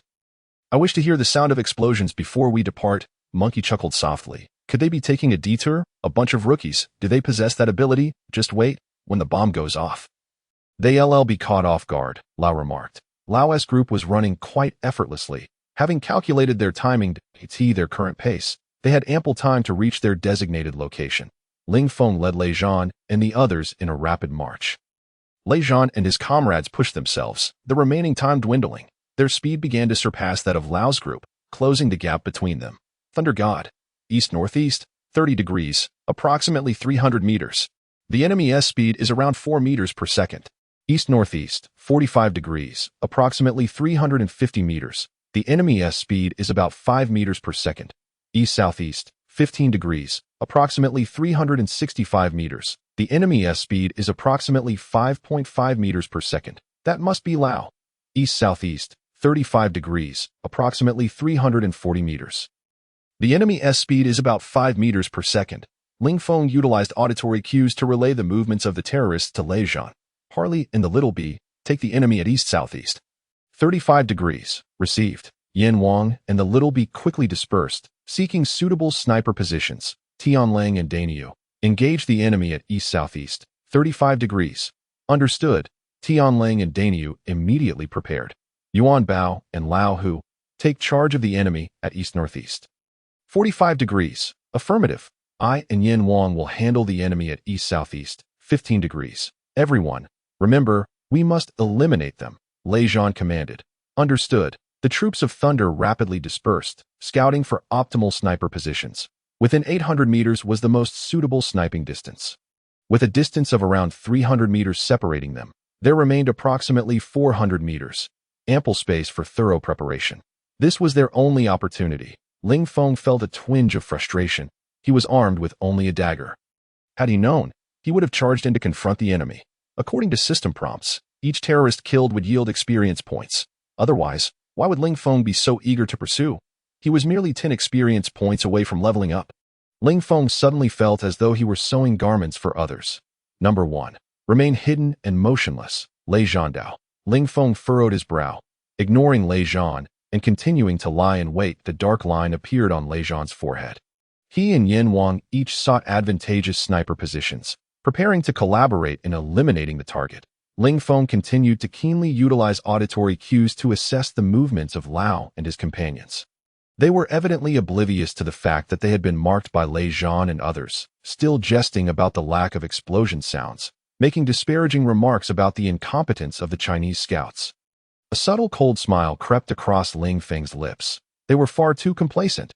Yet, it was hardly surprising they would underestimate their adversaries, as they had laid landmines behind them, sufficient to delay the Chinese military for an extended period. And there were no other forms of surveillance in the air. They surely felt secure. Moreover, they were merely 200 meters away from their designated location. Once they boarded their vehicle and changed their appearance, they would blend into the surroundings like fish in the sea, leaving the Chinese scouts with little hope of apprehending them. Swish, swish, swish. Almost simultaneously, for distinct sounds rang out as sniper bullets swiftly pierced the air. Emitting a dull thud, thud, thud, thud, Ling Feng distinctly heard the heavy impact of bullets striking the targets' heads. But why were there only 3 sounds? A look of surprise crossed Ling Feng's face. Upon closer inspection, he realized that one of the terrorists had evaded the bullets. Lao. Ling Feng deduced this from Lei Zhan's frustration. Truly impressive for a retired Navy SEAL to dodge the combined assault of Lei Zhan and Yin Wang under such circumstances. Ling Feng felt a measure of admiration. Lei Zhan was the king of soldiers in the southern military region, and Yin Wang's sniping prowess was equally formidable. One could only imagine the strength of Lao. Who could survive such a joint attack? At that moment, Lao was drenched in cold sweat. He had been far too careless. He had not anticipated that the Chinese scouts would catch up in such a short span of time. Were the landmines they had laid mere decorations? Logically, they should have remained undetected. Had he reacted instinctively to the imminent danger when Lei Zhan locked onto him, his body would have responded to the threat, and he would have certainly joined the ranks of the cold corpses like his 3 subordinates. When had the Chinese scouts become so formidable? In that instant of evasion, Lao tossed a smoke grenade, enveloping himself in a shroud of smoke. Lei Zhan's expression darkened. Pursue, he commanded. He had not anticipated Lao's acute sense of danger and reflexes, nor his wealth of combat experience that allowed him to deploy a smoke grenade to obstruct Yin Wang's second strike. Such adaptability and ability to think on one's feet left Lei Zhan feeling that he had not executed his plans as decisively as his opponent. Haley and Little B, head east. Tianlang, Daniu, to the north. Yin Wang will provide cover. Yuan Bao and Old Fox, charge with me from the front, Lei Zhan ordered. Understood. The others immediately began to encircle, determined to eliminate the enemy within the final 10 minutes, utilizing the cover of the smoke grenade. Lao rolled and took refuge beneath a pine tree, his breath coming in quick gasps. The graveyard of Chinese mercenaries? Could they indeed be so formidable? Just moments ago, gunfire had erupted from all directions, clearly indicating that someone had locked onto them. Lao's mind raced. Damn. Had he known they were this capable, he would never have accepted this mission. His most reliable subordinates had all perished. A price of 20 million was hardly worth it. For the first time, Lao felt a twinge of regret, compounded by the bitter fact that he had failed to eliminate his target. This was the greatest failure he had faced since embarking on his career. I will return. Lao's gaze turned cold. Little B in position. Dania ready. Old Fox is ready. Under Lei Zhan's command, they began to encircle Lao, who had slipped through their grasp. Lei Zhan gestured, and the prepared Dania charged into the smoke. Bang! Daniu, take cover. Daniu quickly rolled aside as several bullets struck the tree trunk beside him, splintering wood and sending shards flying, leaving him drenched in cold sweat. Stay concealed. Lei Zhan had underestimated Lao's capabilities. For even in such a situation, the enemy could retaliate. Daniu, are you all right? I'm fine. Daniu was lucky. The bullets whizzed past the back of his head. Had he reacted even a moment slower, he would have met his end. Soon, 3 more smoke grenades were deployed, enveloping the surrounding forest in a thick haze. Thunder God, the enemy is likely attempting to break through. Yin Wang cautioned. Everyone, keep a vigilant watch in your respective directions. If the enemy wishes to survive, they will be more desperate than we are, Lei Zhan declared. The enemy was indeed cunning. The consecutive smoke grenades had expanded their coverage from a mere 10 meters to a staggering 50 or 60 meters, leaving Lei Zhan and his team with only vague outlines of the scene within the haze. This is bad. The enemy is breaking through from the southeast, Yin Wang suddenly shouted, having spotted a shadow emerging from the thicket. Bang! In a moment of panic, Yin Wang fired repeatedly, but all his shots went wide. Yuan Bao and Old Fox were already on high alert. However, the enemy was too clever and audacious, emerging like a leopard before tossing another smoke grenade, obscuring everyone's view. Pursue. A dark line appeared on Lei Zhan's forehead as he led the charge in relentless pursuit. Once Lao broke free from the encirclement, he did not charge straight ahead, but instead turned back in the opposite direction. Did these Chinese special forces think they could capture him? No one in this world was born capable of catching him. A cold smile crept across Lao's lips. He only aimed to confuse these Chinese operatives.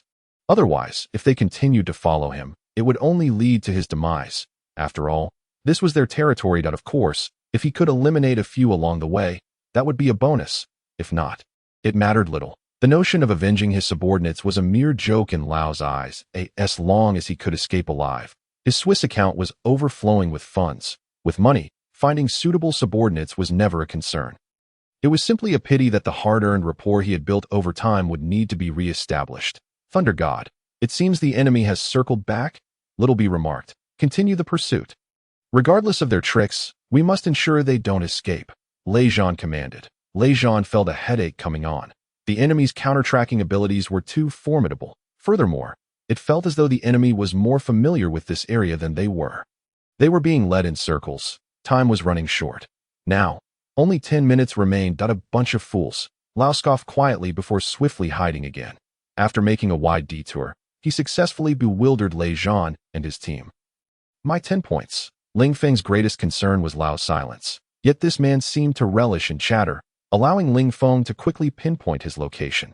Ling Feng cut in from the left side of Lao's retreat route. Of course, Ling Feng had no intention of confronting Lao directly.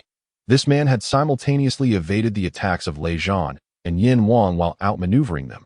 A mere dagger would be insufficient to challenge him. Ling Feng maneuvered into Lao's escape direction, racing forward with astonishing speed. and surprisingly found himself ahead of Lao's path. Taking a deep breath, Ling Feng concentrated, using auditory cues to lock onto the enemy's position.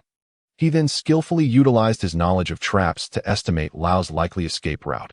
Thinking of fleeing, Ling Feng envisioned a spatial three-dimensional map in his mind, akin to possessing the vision of a deity. Fully grasping the surrounding woodland, this dense thicket, with its varied heights and tangled vines, provided an ideal natural trap. With his mastery of traps, Ling Feng could easily manipulate the environment to set various snares. He drew out his dagger, moving with the agility of a monkey, swiftly climbing a branch. Grasping a vine, he leaped down. The flexible vine stretched nearly to a crescent moon as he descended. Ling Feng held the dagger in his mouth and gripped the vine with one hand, while the other swiftly fashioned a loop at the other end of the vine. The sharp dagger deftly carved a small piece of wood, securing a circle with a diameter exceeding 50 centimeters, while also installing a movable trigger on the short piece of wood. As soon as any prey entered the vine trap and triggered the mechanism, the vine would ensnare them, using the rebound force of the branch to suspend them in midair. This is the exquisite finesse of mastering traps. Ling Feng can, in the blink of an eye, ascertain which branch or vine can support the old one's weight without succumbing to gravity. Even more astonishingly, the traps set by Ling Feng seamlessly blend into the surrounding environment. If one were unaware of their locations, it would be exceedingly difficult for an ordinary person to detect them with the naked eye. Ling Feng, employing the same strategy, has set numerous additional traps in areas where the old one is likely to pass, some of which are even interconnected traps. As long as the old one dares to tread into this forest, not even 10 of them could escape. Come on, Ling Feng, attuned to sound. Here's the old one approaching the traps. 8 minutes are sufficient to earn points. Ling Feng has staked his very life, of course, out of affection for Long Xiaoyan. As Ling Feng is one of her subordinates, and with a hint of camaraderie, he has taken such substantial risks to assist Lei Zhan and others in eliminating those terrorists. Otherwise, Ling Feng would have little interest in those terrorists. To put it plainly, Ling Feng is someone who would not rise early without a motive. Asking him to work for free is virtually impossible. Securing just 10 points would grant him an upgrade. Ling Feng is filled with anticipation. After completing his arrangements, he bites down on his dagger, takes a deep breath, and with a gentle leap, his form resembles that of a monkey as he climbs up the trunk. Carefully making his way to a branch extending from a great tree, he quietly lies in ambush among the branches, concealed by the foliage of another towering tree, completely undetectable from the outside. Ling Feng grips his dagger tightly, his focus remarkably intense. After all, this is his first encounter with such formidable opponents. This is not merely a military exercise. It is akin to a miniature battlefield, with Lei Zhan and others in pursuit and the terrorists counterattacking. Especially during the old one's counteroffensive, which left Lei Zhan and his comrades in disarray, Ling Feng has gleaned much experience. Once he becomes a special forces soldier, such pursuit missions should not be in short supply. Right? Ling Feng, lying in wait on the branch, resembles a cheetah poised to pounce. Should the old one trigger the vine trap, he can utilize the spring-like ability of the fruit to launch an immediate attack. Come on! A spark of excitement wells up within Ling Feng. The old one leaps forward several times, dodging into a dense thicket, seizing a stone from the ground and hurling it in the opposite direction. Moments later, branches in the eastern woods rustle, and he immediately drops to the ground, motionless. East. Yin Wang detects faint movement in that direction and, through binoculars, observes a slight swaying of branches, likely caused by the enemy's passage. Lei Zhan also senses it. East. Lei Zhan signals for an assault while constantly checking the time. Their remaining minutes are few. The group hastens eastward. Lei Zhan had not anticipated the enemy's considerable combat experience, which led them in circles within the forest, perpetually evading capture. Could it be another feint by the enemy? The little bee pondered. That seems unlikely. They just employed that tactic. Could they be using it again? The old fox remarked, "Be vigilant in your search," Lei Zhan urged. Understood. The enemy is adept at stealth and concealment, and they are scrutinizing the surroundings. I assure the chief of staff we will eliminate the last one within 5 minutes. Lei Zhan declared, his sharp gaze sweeping forward. He then strides forward, using the surrounding tree trunks for cover, reaching a stone beneath which the earlier disturbance had occurred. Damn it. They're in the open. A black line appeared on Lei Zhan's forehead. Realizing they had again been misled by the enemy's diversionary tactics, This deceptive method has been employed to perfection by the opponent, leaving Lei Zhan and his team utterly bewildered. Yan Wang's expression turned grave. From the earlier commotion until now, approximately 40 seconds have elapsed. The enemy could not have traveled far, but which direction did they take? If only number one were here. Where is number one? Everyone had been so preoccupied with pursuing the old one that they inadvertently forgot about Ling Feng. A bunch of amateurs. The old one stealthily maneuvered backward, emitting no sound, after retreating 5 or 6 meters. He suddenly sprang to his feet and dashed forward. Whoosh! Clad in camouflage, his speed was remarkable, akin to a wild man sprinting through the jungle. With several leaps, he left Lei Zhan and the others far behind. South driving north, however, although the old one had deceived Lei Zhan and his team, he could not elude Ling Feng's keen auditory perception. The faint patter of footsteps is rapidly approaching his direction. Ling Feng suppressed his inner excitement. Gripping his dagger even tighter, the old one burst from the thicket and sprinted into another grove. Initially charging forward, he suddenly came to an abrupt halt. Instinctively sensing a dangerous aura, every hair on his body stood on end. Danger! The old one's acute awareness of impending crises had saved him countless times. He cautiously scanned the woods, then discreetly began to retreat, quickly exiting the trap zone. Only then did the sense of danger dissipate. Could there truly be traps? The old one could surmise that someone had anticipated his path and set traps in front of him. Hadn't they all been diverted by his own design? Chasing after another direction, just as Ling Feng was poised to launch a surprise attack, he was taken aback to see the old one retreating, seemingly on the verge of exiting the trap area he had meticulously arranged. Could this be the true essence of a military king, possessing an extraordinary sensitivity to the aura of danger, just as Lei Zhan had detected him before, sensing the impending crisis? Military king. Ling Feng finally grasped the formidable nature inherent in such soldiers. No wonder they dared to infiltrate Chinese military zones for assassination missions. The old one is indeed formidable. Ling Feng felt a degree of admiration, but he questioned whether this would allow him to escape.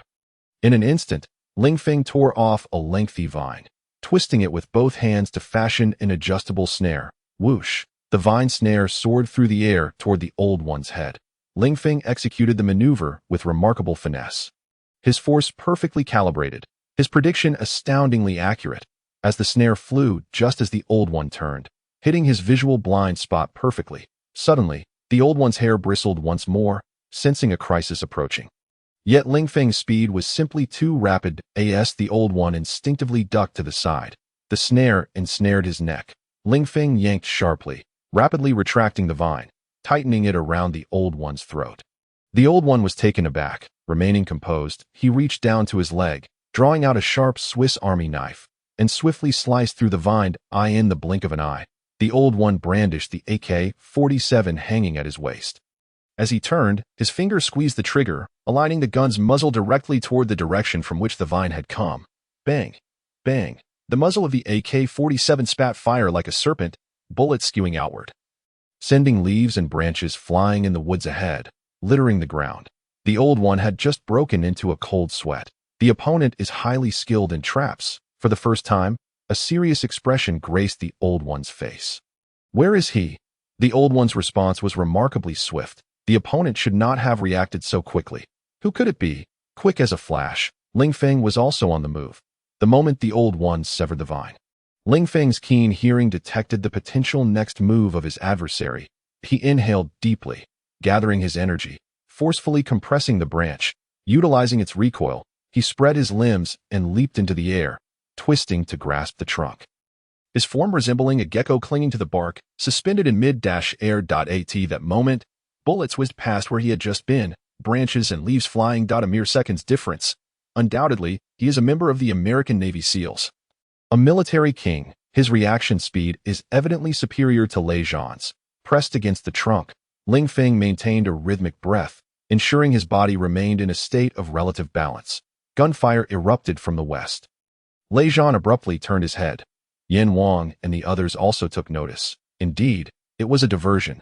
The old one had fled westward. The old fox grumbled. The sound of continuous AK-47 fire is a weapon most commonly used by mercenaries. Judging by the sound's distance, approximately 1,000 meters, it must be the old one. Yan Wang listened intently to the staccato sounds. Damn, He has tricked us again. The formidable figure could not contain his anger any longer. This fellow is exceedingly cunning, he exclaimed. But who is he engaging with? The little bee inquired, perplexed. Could it be Ling Feng? The crowd was struck with astonishment. They once again felt the significance of Ling Feng. Realizing how many times they had been deceived in his absence, that he is unarmed. How can he confront the old man? Yan Wang suddenly remarked. Quick! Lei Zhan was the first to react, leading everyone to turn and dash towards the western direction. Each one of them silently prayed for Ling Feng to hold on. The old man's strength far exceeded their expectations, and Ling Feng was alone, without even a firearm, while the adversary continued to fire. Evidently having located him, the veteran tactician, possessing extensive combat experience, immediately deduced that the opponent was unarmed and scrutinized the dense forest ahead with a wary gaze. He hesitated to step into the thicket, aware that it was rife with vines and that the opponent was adept at setting traps. Cautiously, he prowled around the vicinity, making several circuits without spotting the adversary. He knew the opponent was nearby. Yet he could not find him. Ling Feng remained concealed behind the original tree, skillfully shifting his position in sync with the old man's movements, ensuring that the trunk consistently obstructed the latter's line of sight. Ling Feng adeptly utilized auditory cues to ascertain the old man's pace and trajectory, enabling him to evade the old man's gaze by a mere second each time. The old man was exceedingly vexed.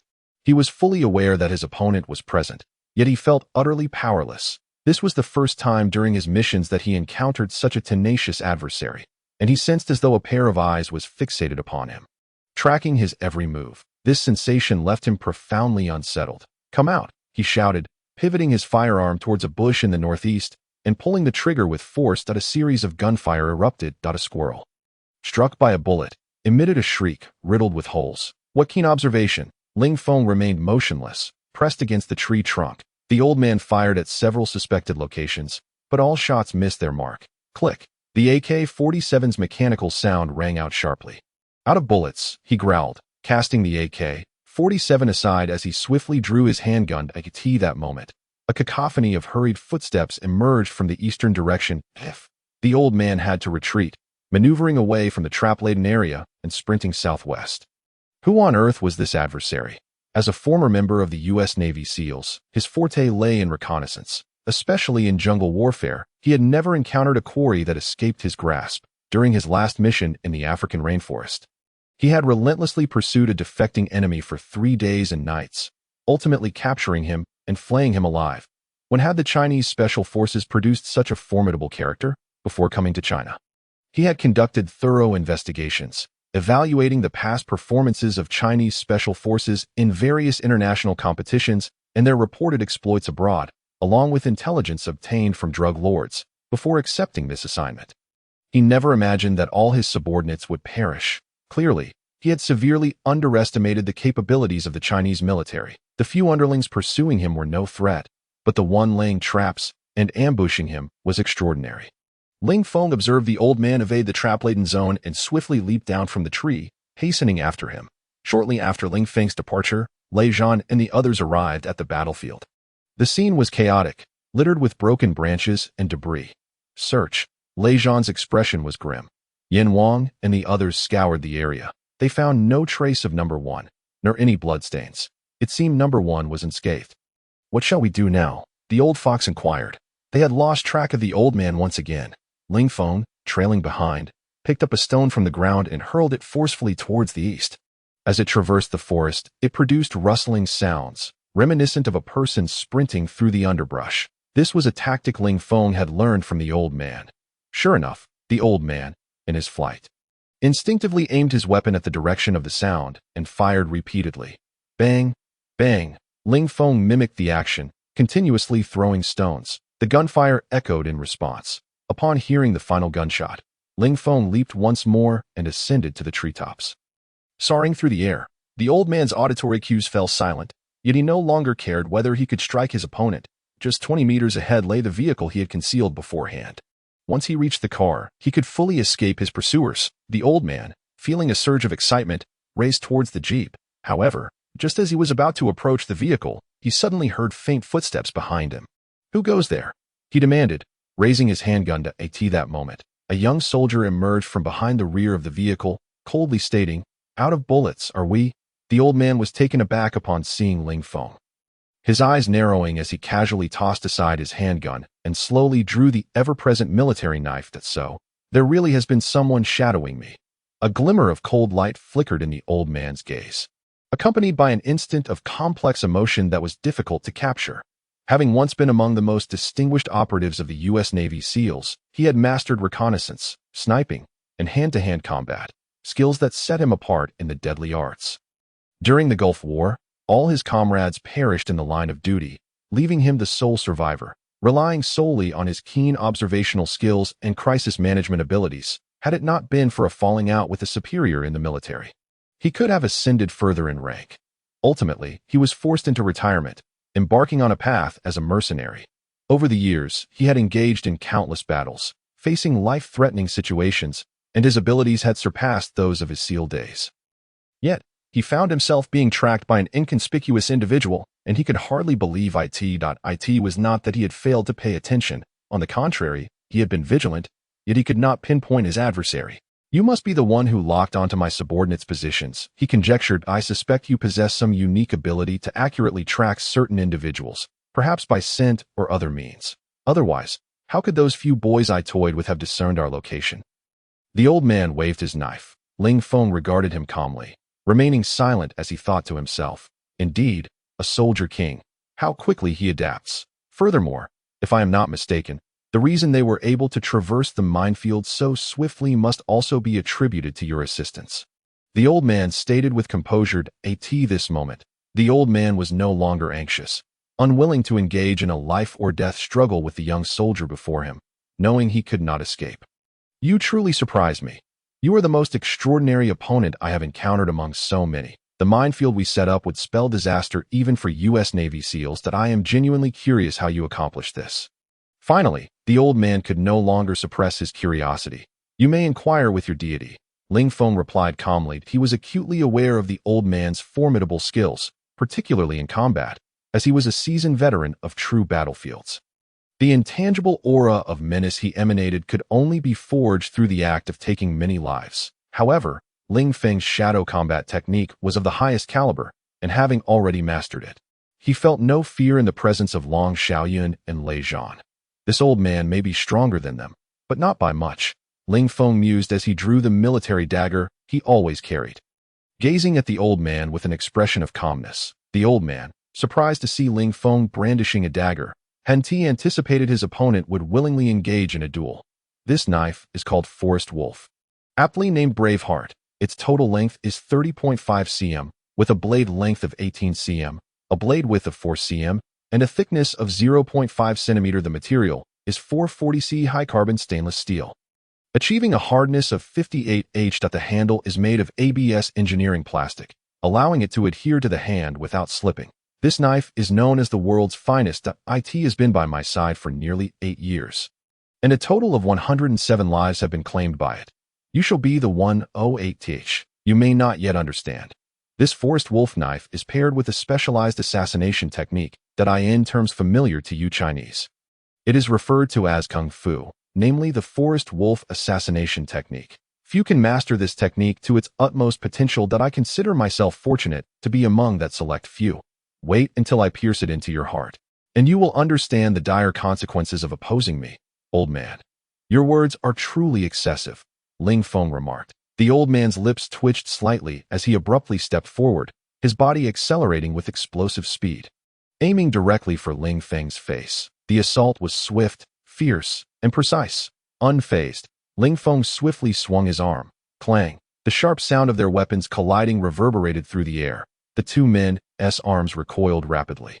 And in that fleeting moment, the old man's right leg struck sideways, akin to a flash of lightning, targeting Ling Feng's chest. The force of the kick was formidable, a true display of momentum.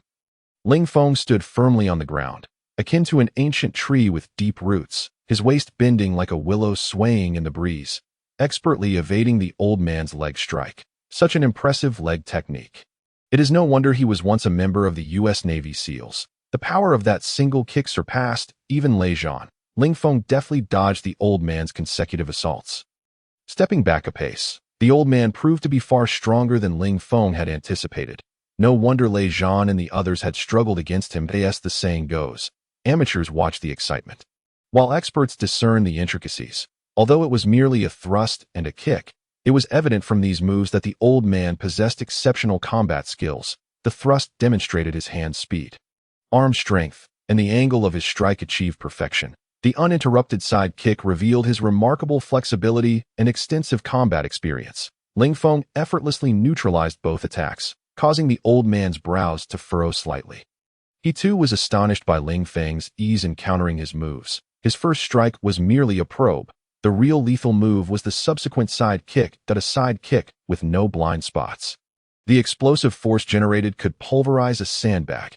It was unexpected that his opponent could evade it so effortlessly. Indeed, he was formidable. However, he still had to die. The old man lunged at Ling Feng again, the forest wolf darting between his hands, creating a mesmerizing display. This was the old man's killer move, an intricate feint. The forest wolf's swift exchanges left the opponent unable to discern whether it would land in his left or right hand. Only in the final second could one discern the truth, but by then, it would be too late. Ling Feng's body slightly recoiled as the old man advanced. Suddenly, like a venomous snake, he surged forward, gliding past the old man with an uncanny grace.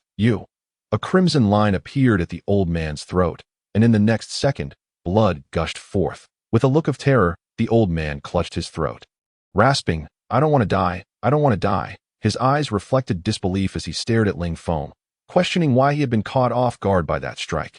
What kind of attack was that? It was like a shadow, Ling Feng sneered, saying, "If you weren't seeing me for the first time, perhaps you wouldn't be facing death." Ling Feng had to admit that the old man's combat skills were indeed superior, surpassing even Lei Zhan and Long Xiaoyan. Even if Lei Zhan and Long Xiaoyan joined forces, they would likely be unable to defeat him. Yet, Ling Feng's Moonlight Moria shadow fighting technique was exceedingly bizarre. Especially when one has never encountered it before, such a stealthy attack is utterly inconceivable. The defense against this kind of attack is not overly difficult, as long as the opponent pays sufficient attention or has witnessed it once before. The effectiveness of a similar attack would be significantly diminished. In other words, if Ling Feng were to employ this offensive method again, the old man would only need to be slightly vigilant to evade it. This is a drawback inherent to the Moonlight Moria shadow fighting technique. Ding! The host has killed a boss-level terrorist, gaining 20 experience points. Ding! The host has reached level 5, unlocking the overpowered Pirate King system anew, allowing the host to select new overpowered skills. Ding! The host has acquired a new essence of a devil fruit. Please check it. A series of notifications rang in Ling Feng's ears after his promotion, filling him with increasing excitement. This was the immense benefit of leveling up, selecting new skills, and obtaining the essence of a devil fruit to enhance his body. Furthermore, his attributes would increase by 1. It was akin to an explosive surge in strength. How could Ling Feng not be thrilled? He hurriedly checked his personal attributes. Soldier, Ling Feng occupation, Special Forces level, 5 attributes, Root Bone 5, Spirit 5, Physique 5, Strength 5, Speed 5, Average Person 1, Skills, Inel's Heart Network Sensory Skill, Crocodile's Drought Resistance Skill, Moonlight Moria Shadow Fighting Technique. Special Abilities, Climbing, Beauty Enhancement, Sound Localization, Trap Mastery. Experience Points, 10,500. While Ling Feng was reviewing his personal attributes, Lei Zhan and the others finally arrived at the scene. That he's dead. Upon seeing the old man lying lifeless on the ground, expressions of shock swept over their faces. It was evident that Ling Feng had dispatched the old man, and in such a direct manner. Number 1. You are truly incredible. Do you realize who the old man was? The king of mercenaries, a former member of the U.S. Navy SEALs. I can't believe he fell at your hands. Little B exclaimed with enthusiasm. Newbie number 1? No. If you're a newbie, then I feel like a mere insect. Yuan Bao jested, saying, I can only offer you 2 words. Impressive. You are the most formidable newcomer I have ever encountered. Lei Zhan approached Ling Feng, his gaze somewhat complex, asking, Are you injured? No, Ling Feng replied. Confirming that Ling Feng was unharmed, Lei Zhan immediately contacted Fan Tianlei. Fan Tianlei prepared for evacuation upon receiving Lei Zhan's report. Are you certain all terrorists have been neutralized? 5 terrorists have been apprehended, Lei Zhan affirmed. Well done. How is Ling Feng? Were there any casualties among the others? All safe. Good. Fan Tianlei repeated the word thrice, then immediately contacted He Jijun. Upon hearing the situation, He Jijun stood up in excitement, applauding the table. He then ordered the cancellation of the bombing and reported the situation to his superiors. Ling Feng gazed at the old man's corpse, feeling that although he had eliminated the opponent in the end, the entire process had been fraught with significant risk and danger. If the old man had been slightly more vigilant, the outcome could have been a catastrophic mutual destruction, or even worse, a deadly standoff. His own abilities were still insufficient. Reflecting on the entire process, Ling Feng realized he had many shortcomings. If he were to face two experts like the old man in the future, the outcome was too terrifying to contemplate. Still alive, Yin Wang discovered that the old man was, incredibly, still breathing as he examined the corpse. Ling Feng was momentarily taken aback, thinking, how can he still be alive with his throat nearly severed? No wonder he is called the old man. Is he a nine-lived demon? Take him away. If he makes it back to the military district alive, it will be a testament to his luck.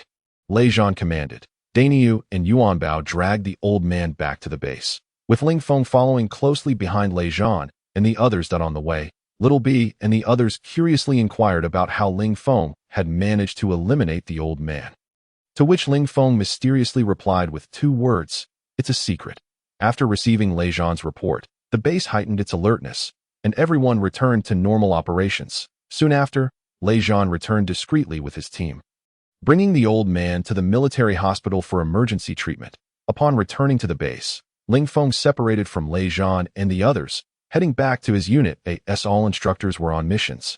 Everyone trained independently.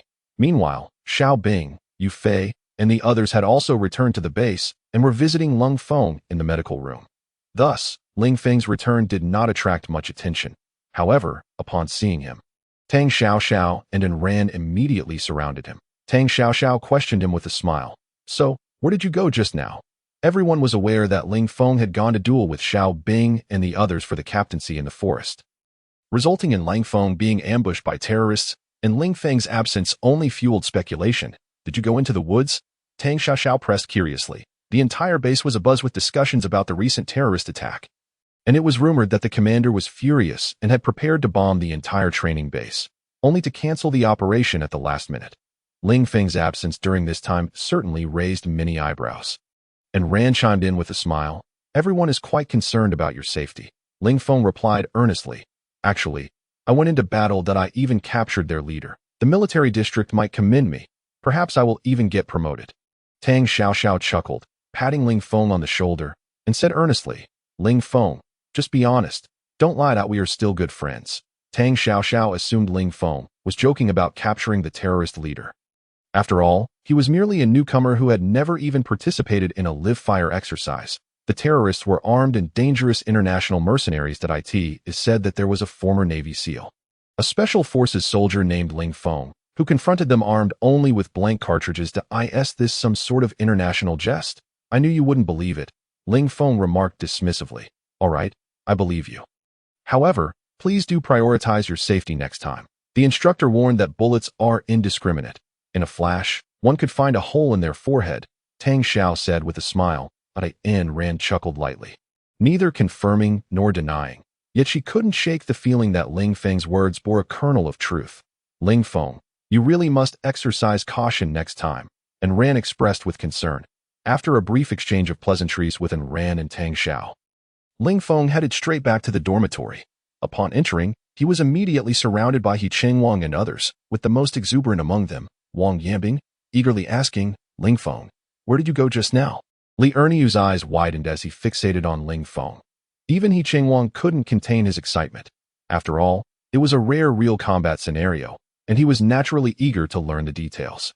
Among the new recruits, Ling Feng was the only one absent when they inquired with Long Xiaoyan. Though they received no direct answer, Long Xiaoyan's remarks implied that Ling Feng had indeed participated in the combat.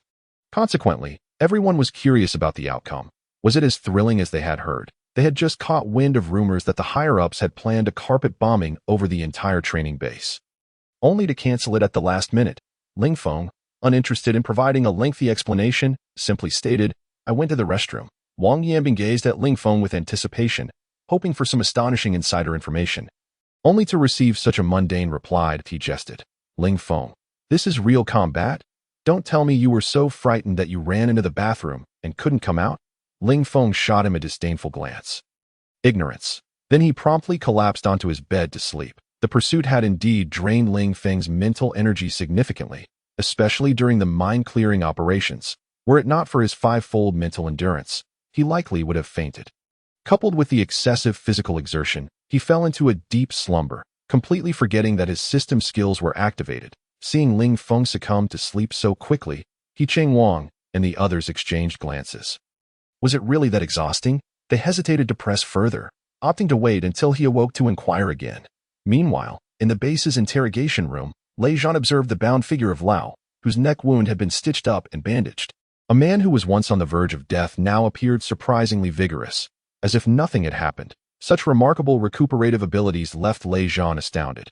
Most perplexing was how Lao had survived after having his throat slashed.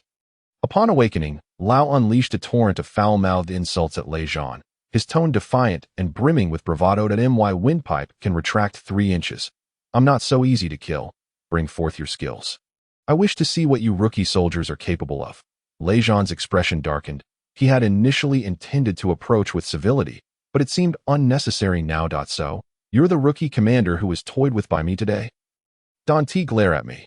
When I wielded my weapon, you were Ling Feng once again sensed the immense toll that tracking and mind-clearing exerted on his mental faculties. His mental capacity, being of the 5th attribute, was merely 5 times that of an ordinary individual. However, each tracking endeavor consumed an energy equivalent to 3 to 4 times more than that of a common person, while mind-clearing required approximately 4 times the effort.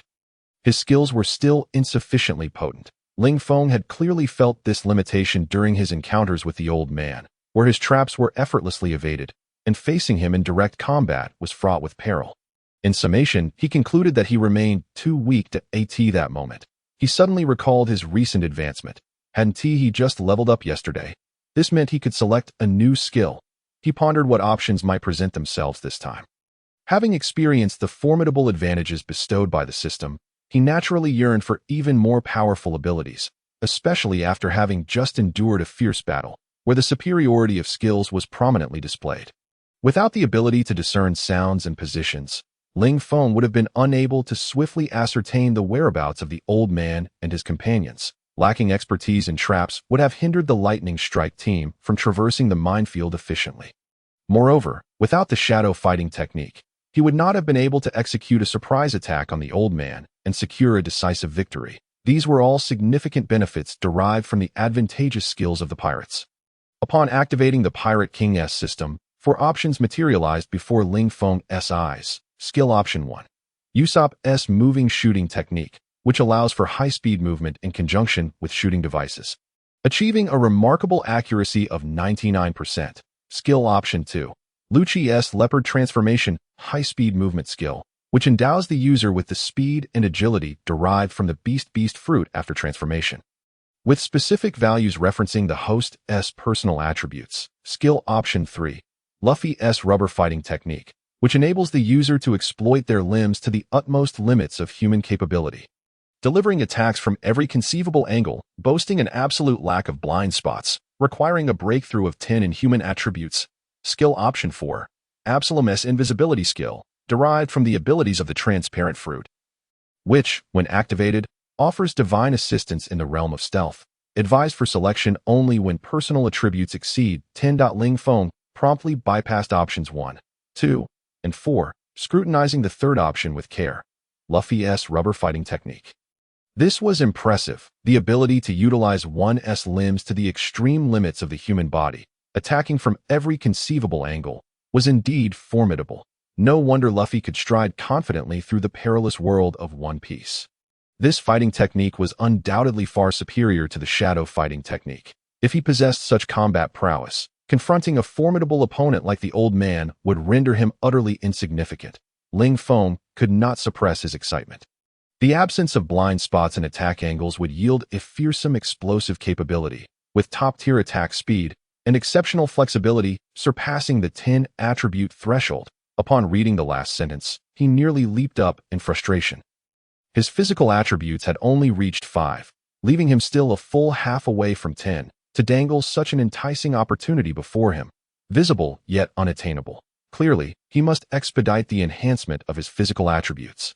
Otherwise, he would be unable to select any advantageous skills. System, how can I rapidly enhance my physical attributes? Ling Feng inquired. There are two methods to enhance physical attributes. The first involves intensifying personal training to continuously unlock latent potential, thereby improving one's attributes. The second entails acquiring the essence of a devil fruit for transformation, which progressively elevates individual attributes. Understood. With the system's explanation, Ling Feng immediately grasped that there were no shortcuts. He could only advance through diligent effort, step by step. Ultimately, when it came to skill selection, Ling Feng chose the second option, Luchi's leopard transformation, high-speed movement skill. The primary advantage of this skill was its potential to significantly increase his speed, especially in long-distance running, thus earning him the title of the King of Speed. This skill differed fundamentally from his physical speed attribute. The latter represented an innate explosive velocity, fixed at a certain value. In contrast, Luchi's skill was a highly technical method of movement, making optimal use of his physique to achieve the fastest speeds with minimal exertion. That it could be regarded as an acquired style of movement. This movement technique could be applied not only to running but also to combat, enhancing the speed of his limbs and increasing agility. It was a truly remarkable mode of movement. This is the one. Ling Feng locked in his selection of the second option. Having a familiarity with the plot of One Piece, Ling Feng was well aware of the terror embodied by Lucci in his leopard form. When transformed, Lucci could unleash air blasts from his claws, akin to shooting projectiles, and his special techniques executed spiral slashes reminiscent of a beast's tail. He could elevate the Marine 6 styles to a terrifying new level, channeling power in a manner that yielded force approximately 10 times that of the impact of the knock-up stream. Had it not been for Luffy's protagonist's halo, Lucci would not have been defeated by him. Comprehend. A flash of white light surged into Ling Feng's mind, and subsequently, an influx of information regarding Lucci's leopard transformation high-speed movement skill flooded his consciousness, in the blink of an eye. He completely grasped it. However, once he fully comprehended it, his brow furrowed. What on earth? The high-speed skill of the leopard transformation was primarily a ground-hugging movement technique, rather than a running skill, as long as he kept his body close to the ground. Using all fours to crawl, he could achieve a speed of 50 kilometers per hour based on his current physical attributes, while an ordinary person could manage only 36. Indeed, he was far swifter than an average person. But to crawl along the ground in the guise of a cheetah was a rather bizarre notion. The thought of adopting such an awkward posture nearly made Ling Feng choke on his own frustration. Did it mean he would have to run like a leopard? How absurd that seemed. Ling Feng felt a twinge of disappointment. Yet, despite the mild discontent, he understood that having more skills was never a disadvantage. Who could say when they might come in handy? With this thought, he felt considerably more at ease. Ling Feng then proceeded to examine the essence of the devil fruit, having experienced the transformation via the essence of the devil fruit several times.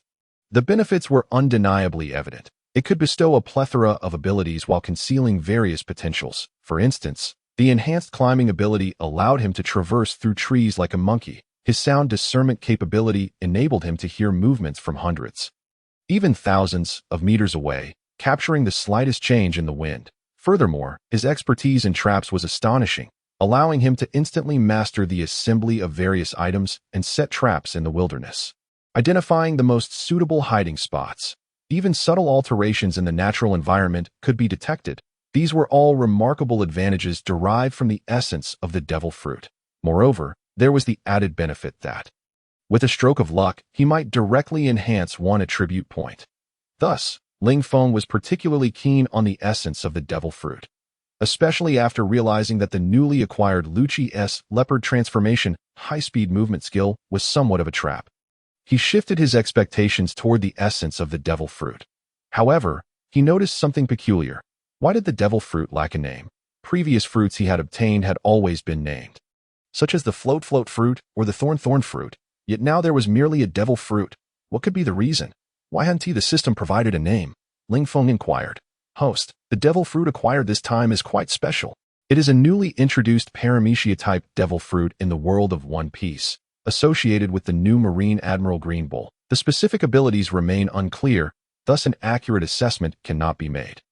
Only after you undergo transformation can you further comprehend and confirm its capabilities. The system responded that a devil fruit with uncertain abilities. Ling Feng was slightly perplexed. However, the new Marine Admiral Green Bull was reputed to be an immensely powerful entity. Though the specifics of his abilities were still shrouded in mystery, as Ling Feng opened the description of the devil fruit, his eyes widened in astonishment. This fruit was exceedingly peculiar. It resembled a snail gazing at green leaves. And even the shell appeared akin to that of a snail. Was this truly the devil fruit consumed by the Paramecia-type Green Bull? Wasn't this simply an animal snail? Ling Feng couldn't help but smile wryly. This was the most bizarre devil fruit he had ever encountered. Nevertheless, Ling Feng recalled the excruciating pain associated with the transformation brought about by the devil fruit essence. He needed to find a suitable place and time for it. Otherwise, the screams of agony would surely lead others to assume he was some sort of monstrous creature. Having clarified these matters, Ling Feng quietly left his dormitory and proceeded to the training ground for self-training until dawn. Gather. After the group completed a 10-kilometer cross-country run, Yin Wang announced the assembly. Subsequently, firearms training commenced, allowing everyone to familiarize themselves with various weapons. After arranging the training subjects, Yin Wang departed, leaving only a few seasoned veterans to supervise the exercises. Which puzzled many. Does Ling Feng know what's happening? Wasn't there an injury involving Lei Dian? Tang Xiaoxiao inquired curiously. How would I know? Ling Feng replied. Didn't Yin Wang appoint you as the captain?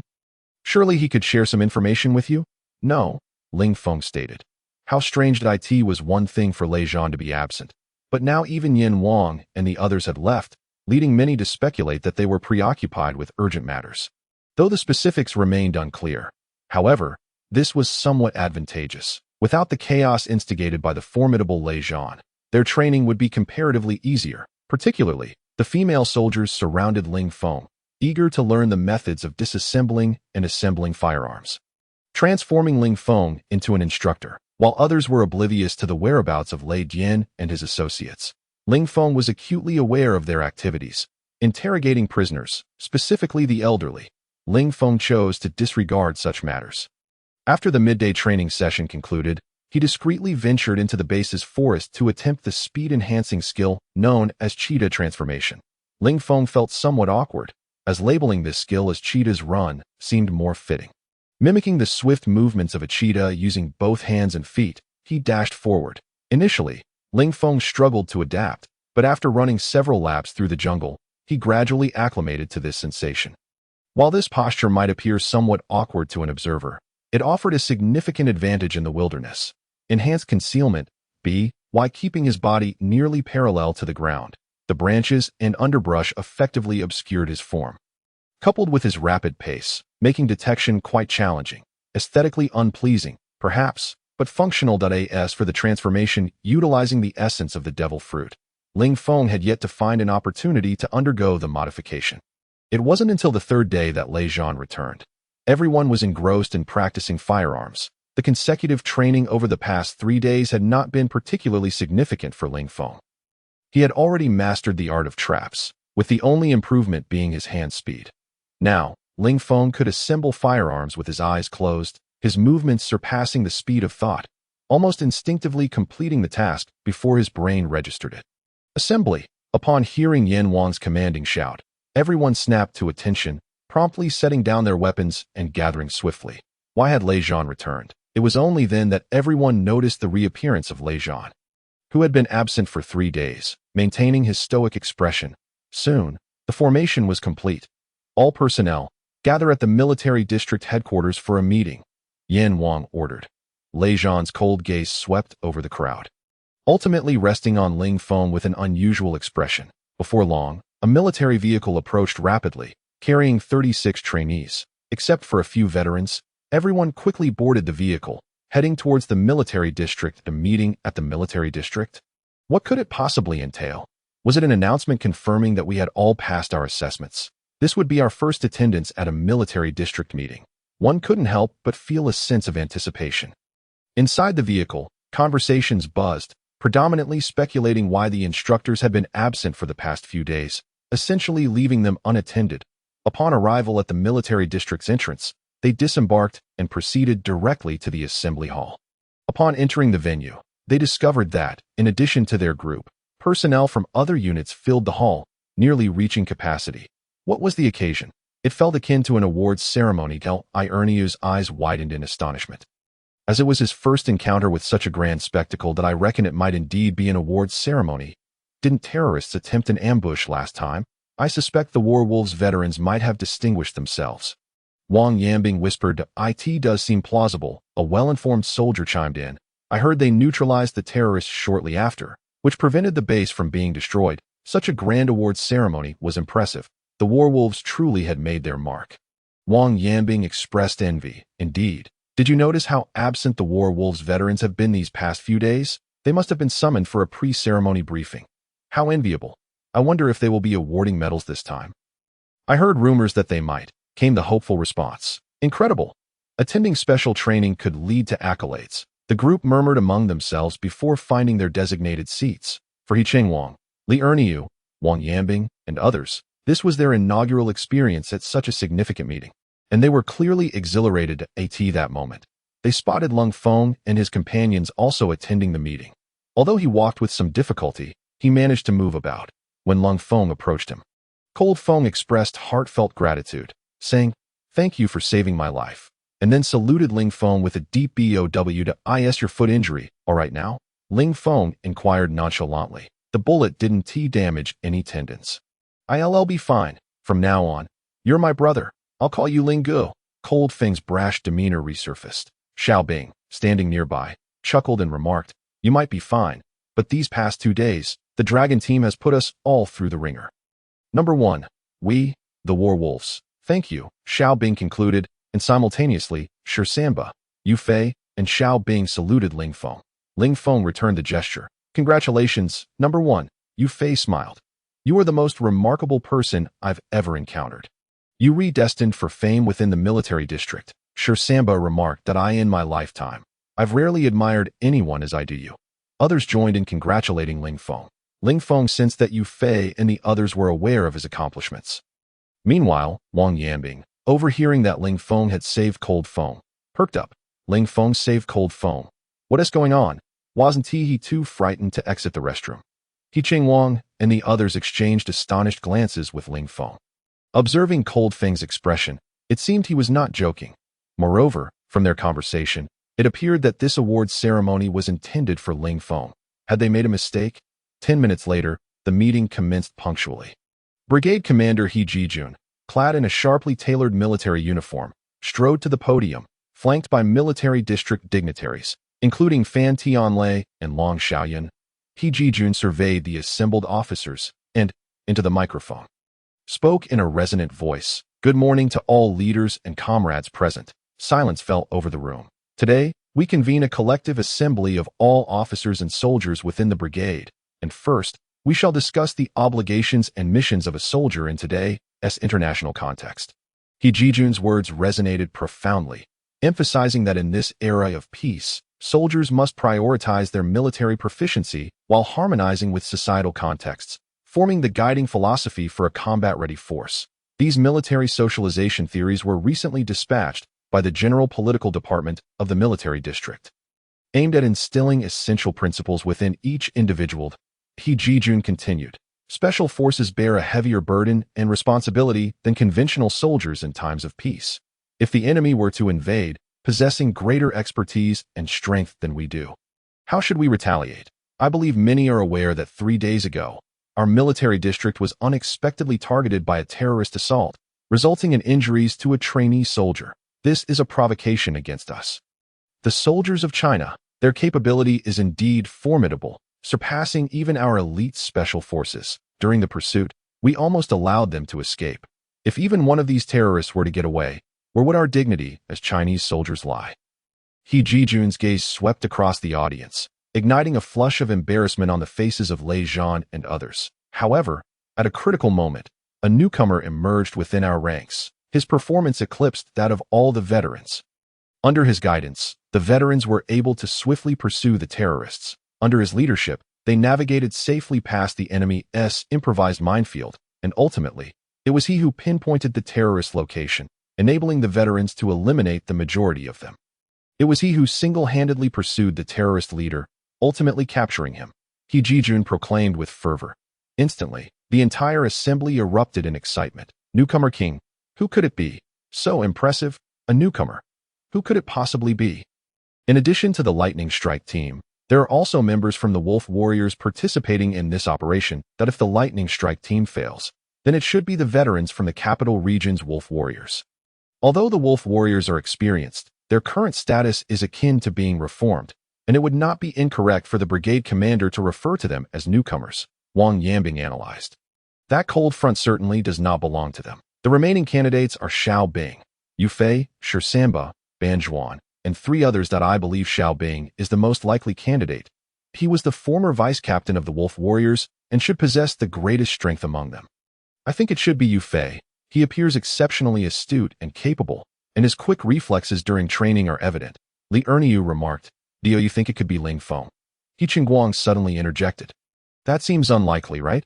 Although he is formidable, he is ultimately just a newcomer. This is real combat. Did you not hear the commander say earlier? The actions taken were incredibly seasoned, even surpassing those of Lei Zhan and his team. Moreover, he even captured the leader of the mercenaries. How impressive is that? Wang Yambing stated, "Indeed, it is quite improbable. Besides, didn't he say he was going to the restroom? If he accomplished such a monumental feat, how could he possibly keep it to himself for so many days without uttering a word?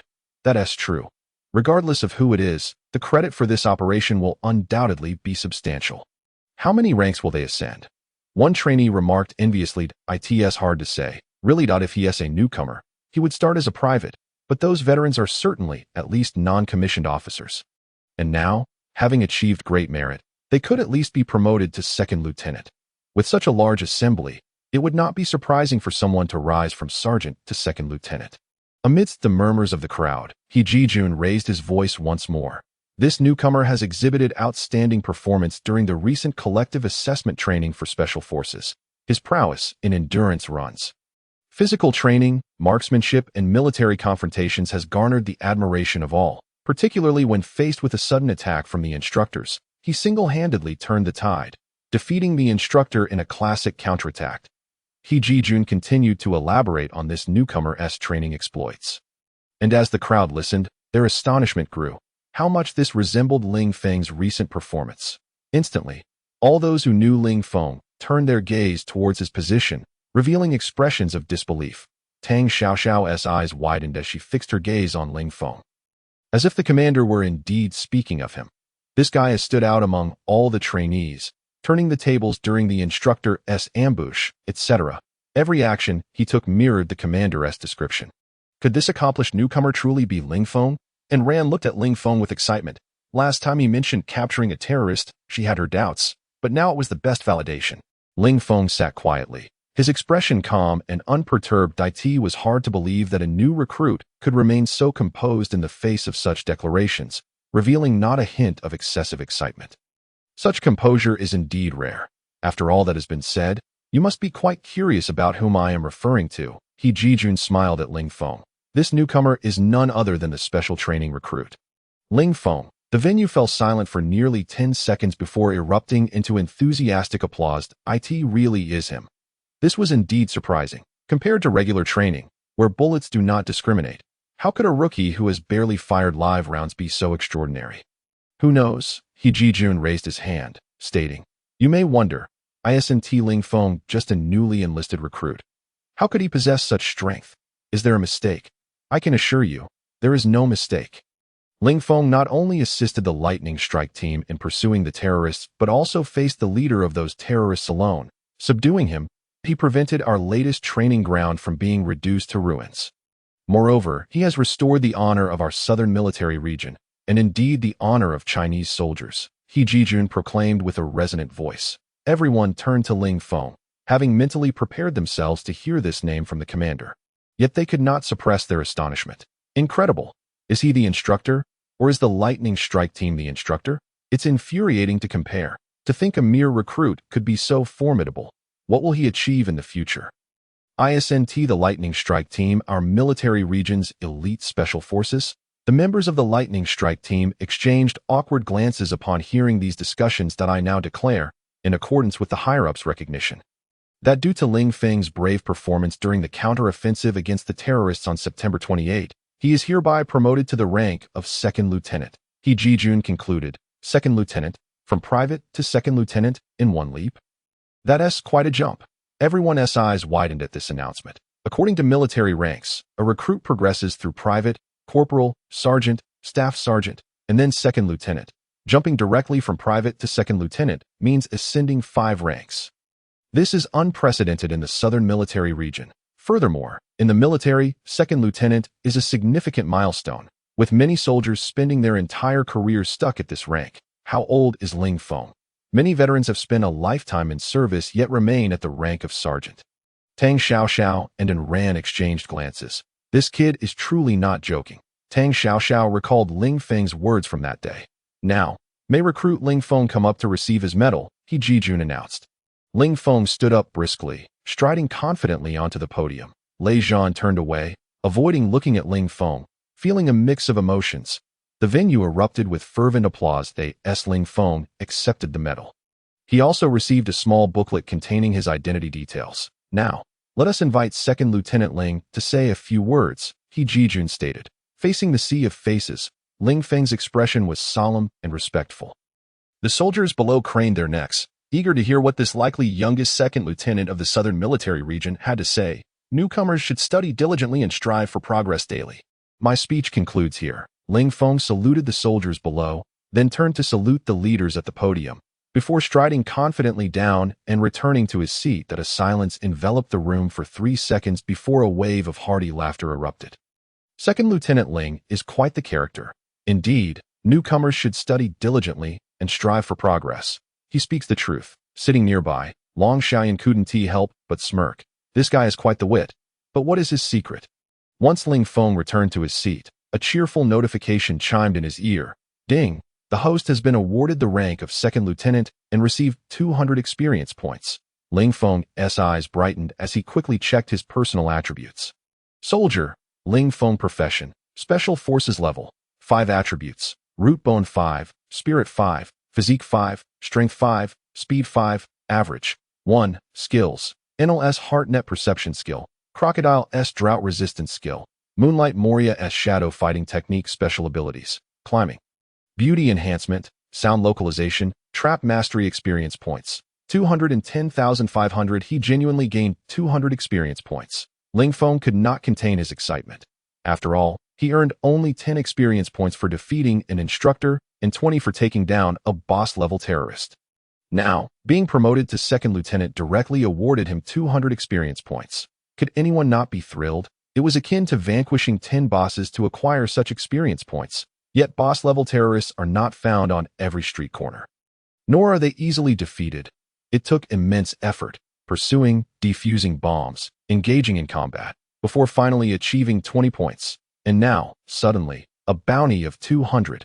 Even someone as composed as Ling Feng could hardly restrain his excitement. Gaining experience points is exceedingly challenging, a rare opportunity indeed, and these points are crucial, impacting promotions, unlocking new skills, and enhancing personal attributes.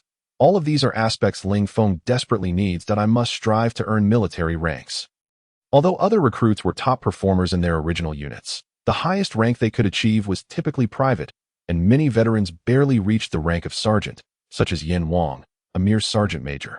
Now, Ling Feng has leaped from an ordinary private to second lieutenant, evoking envy and jealousy in the eyes of many soldiers. Nonetheless, they acknowledged his exceptional performance, which overshadowed everyone else. During the training, it was indeed the case that if it were not for Ling Feng's outstanding performance at a critical moment, he would likely have been eliminated by now. Although the members of the Thunder Strike team felt somewhat dejected, they genuinely admired Ling Feng from the bottom of their hearts, given his military achievements. It is not unreasonable for him to be promoted to the rank of second lieutenant. Yin Wang even discreetly gave Ling Feng a thumbs up. However, Lei Zhan's expression was far from pleasant. The assembly meeting continued until noon, and as soon as it concluded, many people immediately surrounded Ling Feng to offer their congratulations, which he graciously acknowledged one by one. Wang Yanbing hesitated for quite some time, debating whether to approach and express his sentiments. Upon recalling the words he had previously uttered, he felt as though he had slapped himself in the face. and his cheeks flushed with embarrassment. Torn between going and not going, he ultimately steeled himself and approached Ling Feng to convey his congratulations.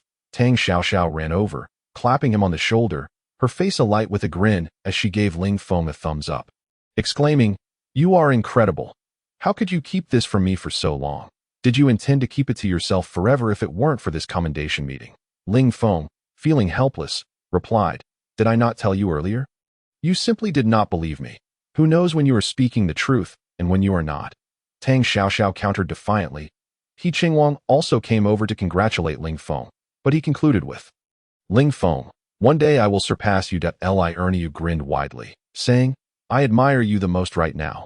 I will take you as my role model, striving to improve myself. That I don't expect to be as good as you, but at least half as good would suffice. Gather." Upon reaching the military district's entrance, Yan Wang commanded everyone to assemble.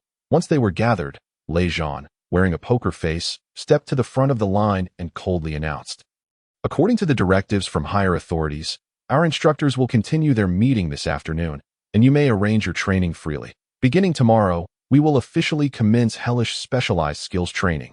Upon hearing this, everyone immediately understood that their easy days had come to an end, and that this stern-faced instructor was about to put them through the ringer again. With a condescending gaze, Lei Zhan looked at the rookies and said, "I don't mind revealing a bit about the training content in advance. You will be crawling under self-mutilating barbed wire for an entire day.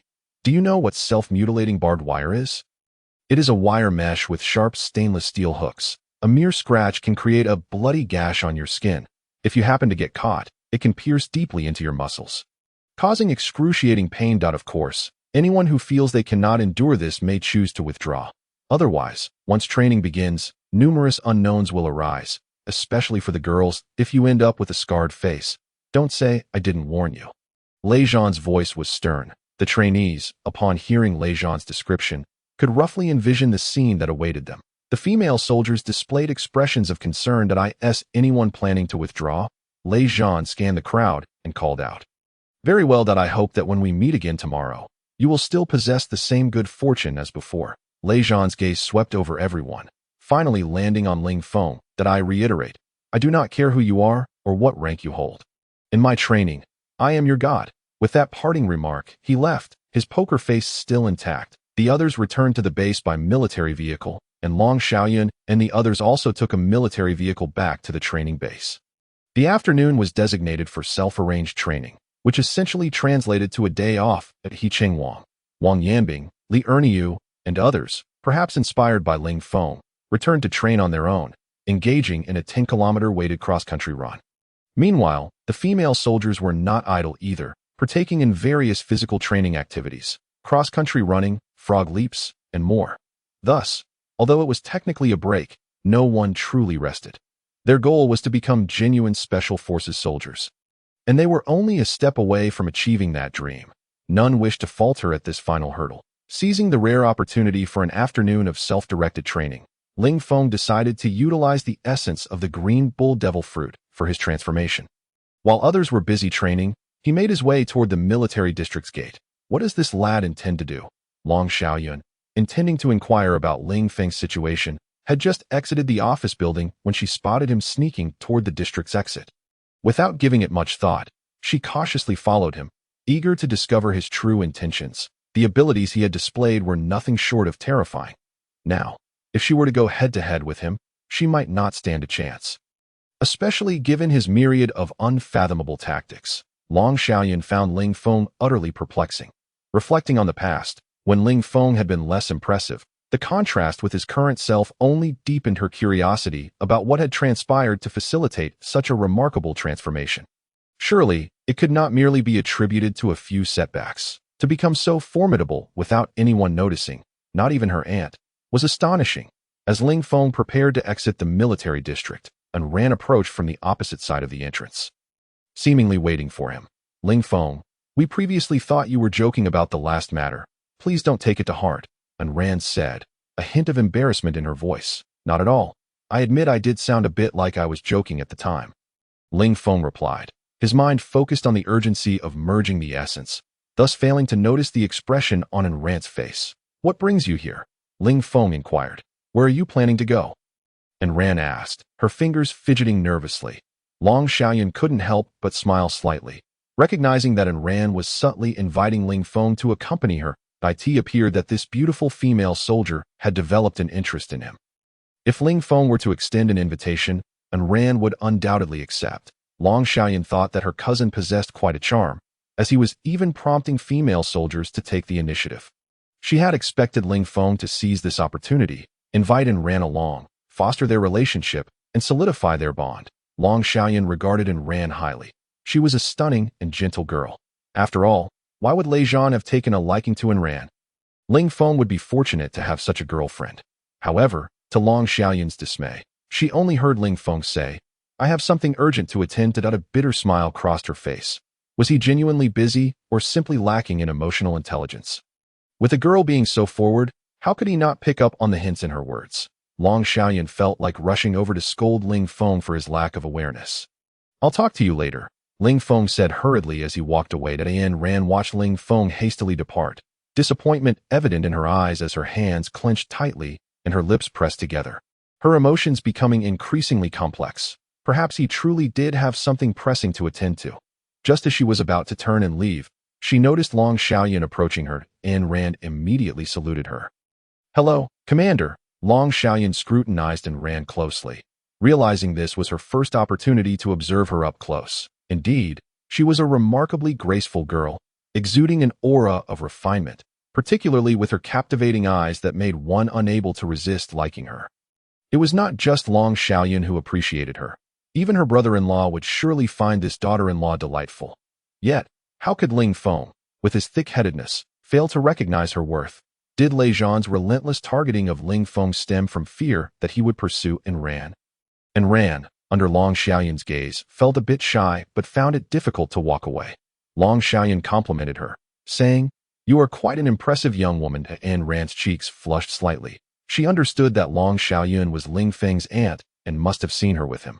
Perhaps thinking they were dating. The thought made her feel even more bashful. Long Xiaoyan did not linger in conversation and soon turned to leave, and Ran watched Long Xiaoyan's retreating figure. Noting that she was heading in the same direction as Ling Feng had run off, was there an urgent matter at hand? And Ran pondered, ultimately deciding to follow Long Xiaoyan out of curiosity about what was happening. Ling Feng, intent on merging the essence, had not anticipated being followed. Everyone else was preoccupied with training. Who had the time to spare? Upon entering the forest, no skills were employed. Instead, I relied solely on my physical stamina to run. Searching for a suitable location, Long Xiaoyan possessed exceptional stealth abilities and was adept in jungle combat, tracking Ling Feng closely without him sensing her presence. Ling Feng sprinted for 10 kilometers, arriving at the edge of a small lake. A sight he had previously observed from the treetops during battle. The geographical location was relatively remote. Even if he screamed in pain, it would likely go unnoticed, especially with a water source nearby. During his transformation, he might expel some foul impurities, and he could jump into the water to cleanse himself. Ling Feng approached the lakeside and took a deep breath. Although the exact skills conferred by the Green Bull Devil Fruit were unknown, it was improbable that a character as formidable as Green Bull would possess a subpar fruit.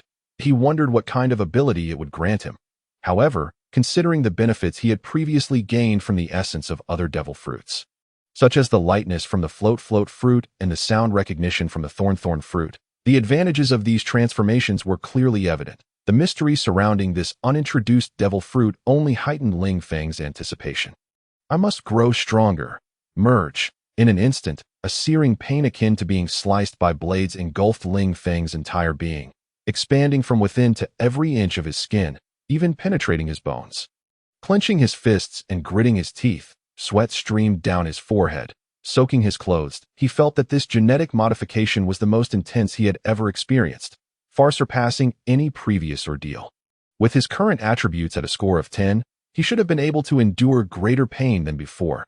Yet, he never anticipated such excruciating discomfort. Could it be due to the more thorough nature of this transformation?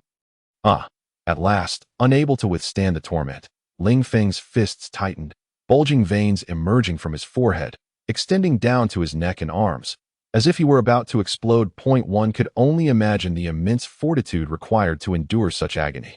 His eyes reddened, and in a moment of unbearable suffering, He let out a howl towards the tranquil lake, reminiscent of a wild beast. The surface of the lake erupted into ripples.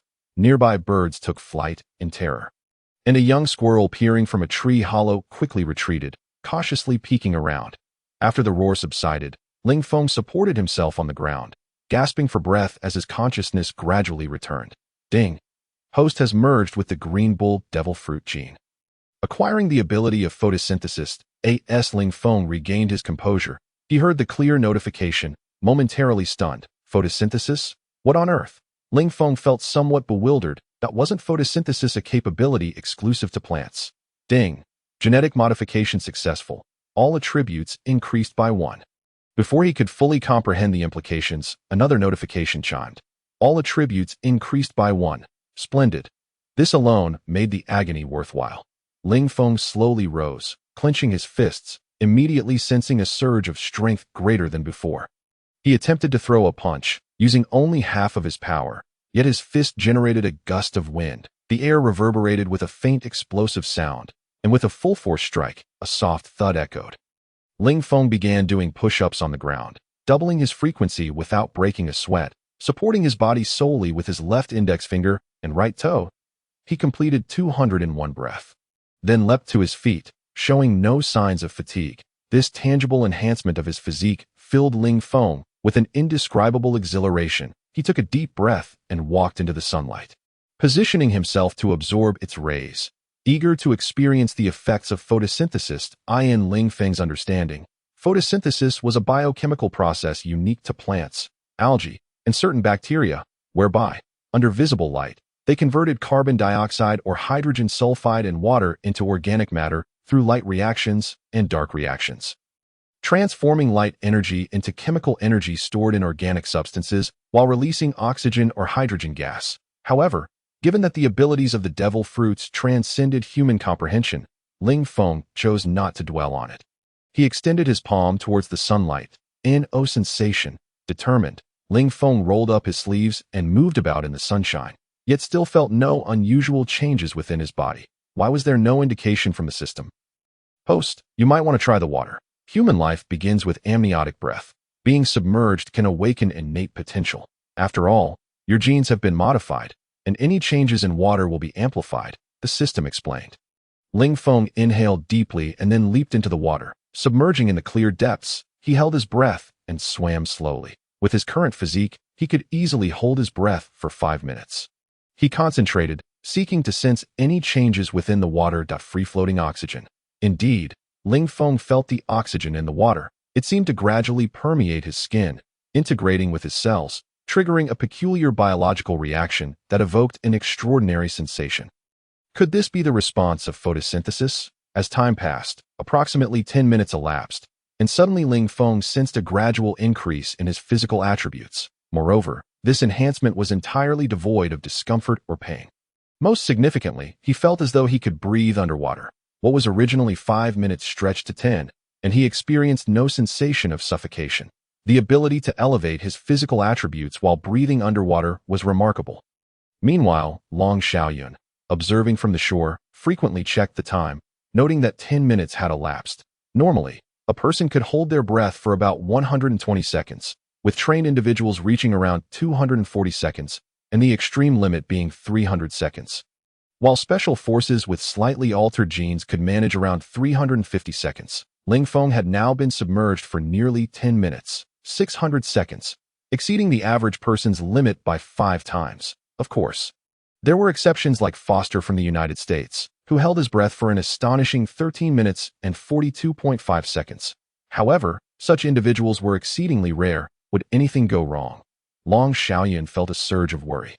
Earlier, from a distance, Long Xiaoyun had heard a horrific scream, initially believing Ling Feng was battling a beast. Upon catching up, she had just seen him dive into the water. She carefully scrutinized the surroundings, finding no signs of a struggle or any wounded creatures. How strange. This was precisely where she had seen him moments ago. Long Xiaoyun felt puzzled. She decided to wait on the shore, but as time dragged on without Ling Feng resurfacing, anxiety gripped her, exceeding the limits of trained professionals. In a panic, she discarded her shoes and jumped into the water with a splash. At that moment, Ling Feng was reveling in the wonders bestowed by photosynthesis beneath the water. Ding! Host muscle cells have reached saturation. All attributes increased by 0.5. A crisp notification rang in Ling Feng's ears. All attributes increased by 0.5. His eyes lit up. He hastily checked his personal attributes. Soldier. Ling Feng occupation. Special Forces level. 5 attributes. Root bone 6. 5. Spirit 6.5. Physique 6.5. Strength 6.5. Speed 6.5. Average person. 1. Skills. Inel's Heart Network Sensing Skill. Crocodile's Drought Resistance Skill. Moonlight Moria's Shadow Fighting Technique. Lucci's Leopard Transformation Movement Skill Special Abilities. Climbing. Beauty.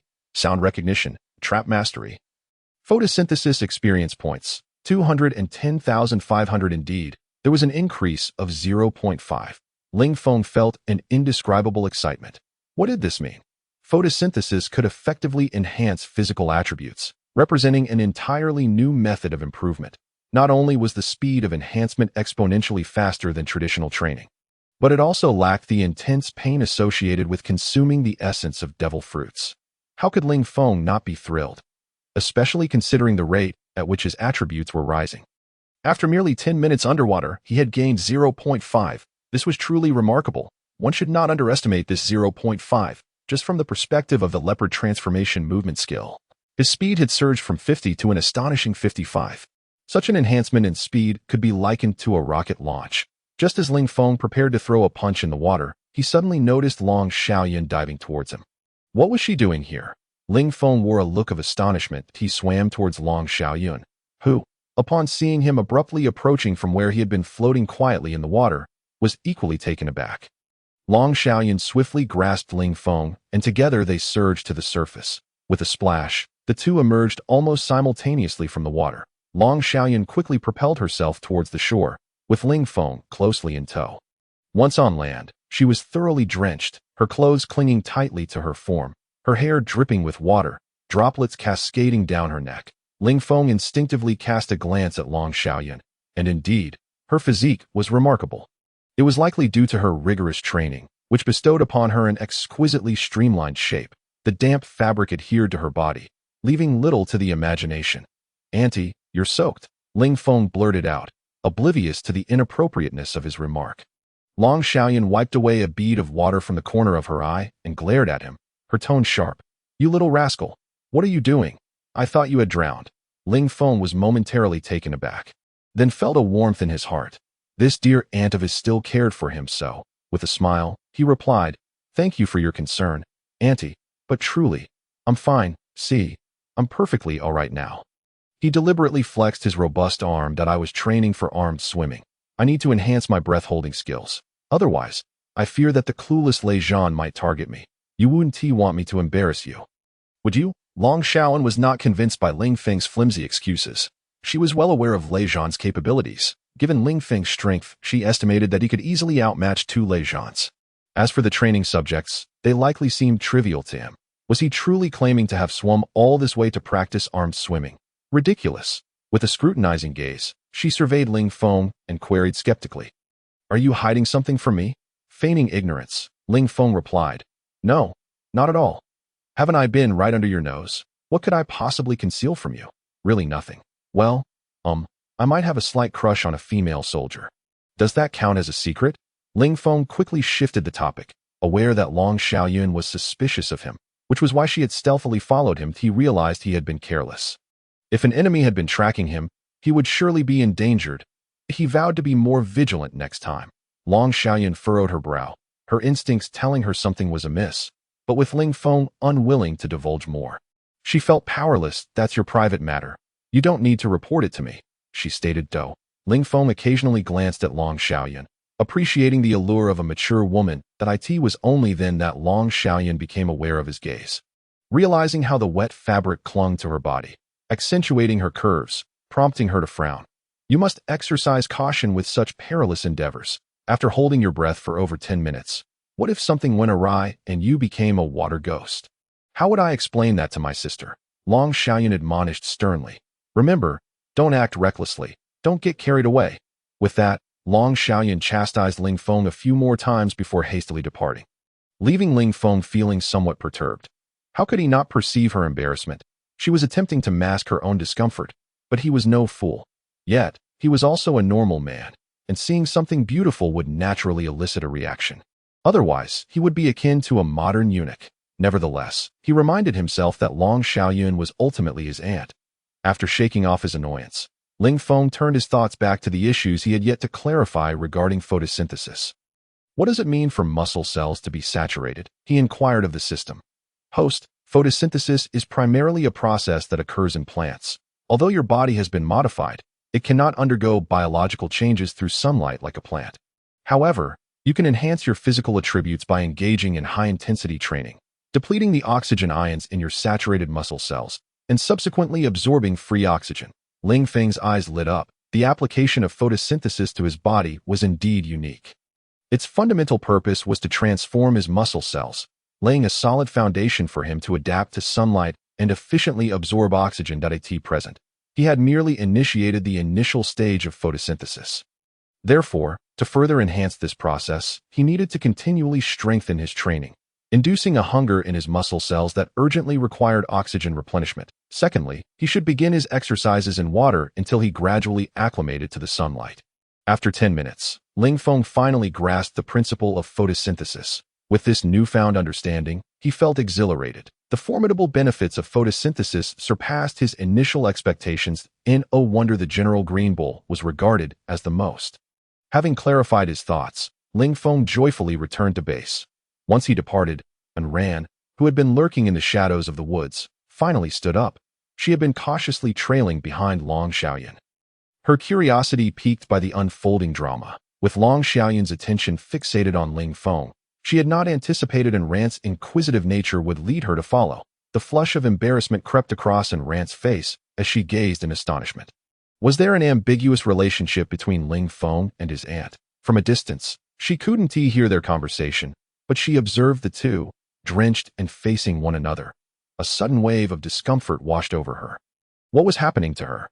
Why was she troubled by Ling Feng's affairs? Why was she adding to her own worries? As Ling Feng sprinted back to the dormitory, he pushed open the door to find Wang Yanbing springing up from her bed. Smiling as she saluted him, "Second Lieutenant, good morning." Ling Feng ignored the sycophant and retorted, "Go sit somewhere else."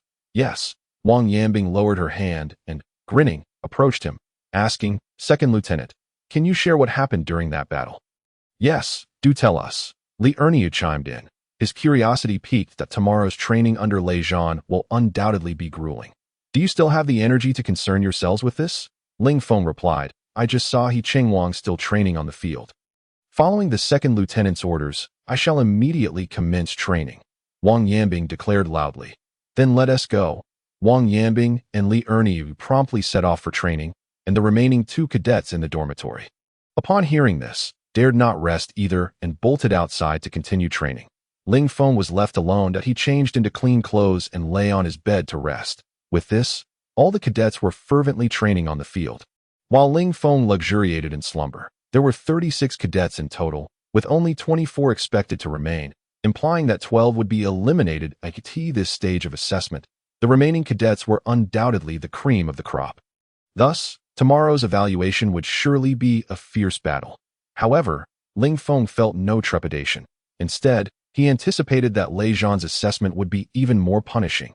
Under heightened intensity, his muscle cells would hunger more swiftly, allowing him to absorb free oxygen and rapidly enhance his fundamental attributes. "Bring it on." Ling Feng's eyes sparkled with excitement. The next morning at 5:30 a.m., a sharp whistle echoed outside the dormitory. "Gather!" Ling Feng was the first to burst out of the dormitory, followed by Ling Feng and others, with He Chengwang and the rest joining in swiftly, all moving with alacrity to assemble, stand at attention. At ease, with the firm command from Yen Wang, the 36 cadets straightened their postures. Lei Zhan strode forward, his ever-impassive face turned toward the crowd, his voice resonating with a heavy metallic timbre as he declared, "I will reiterate once more. This is a training exercise fraught with danger. If anyone is afraid, you may choose to withdraw. You have 10 seconds to decide." Determination etched on every face. None were willing to back down. They had persevered to this point. Who would choose to surrender? Many had prepared for 3 years to become true special forces, investing immense effort and sweat. waiting for this very opportunity, to ask them to abandon it now? Absolutely not. Even if it meant risking their lives, they were willing to gamble for it. The squad fell into a profound silence. Lejean glanced at the time and raised his voice sharply. Time's up? Excellent. You've demonstrated your courage. Now, let us see just how great that courage truly is.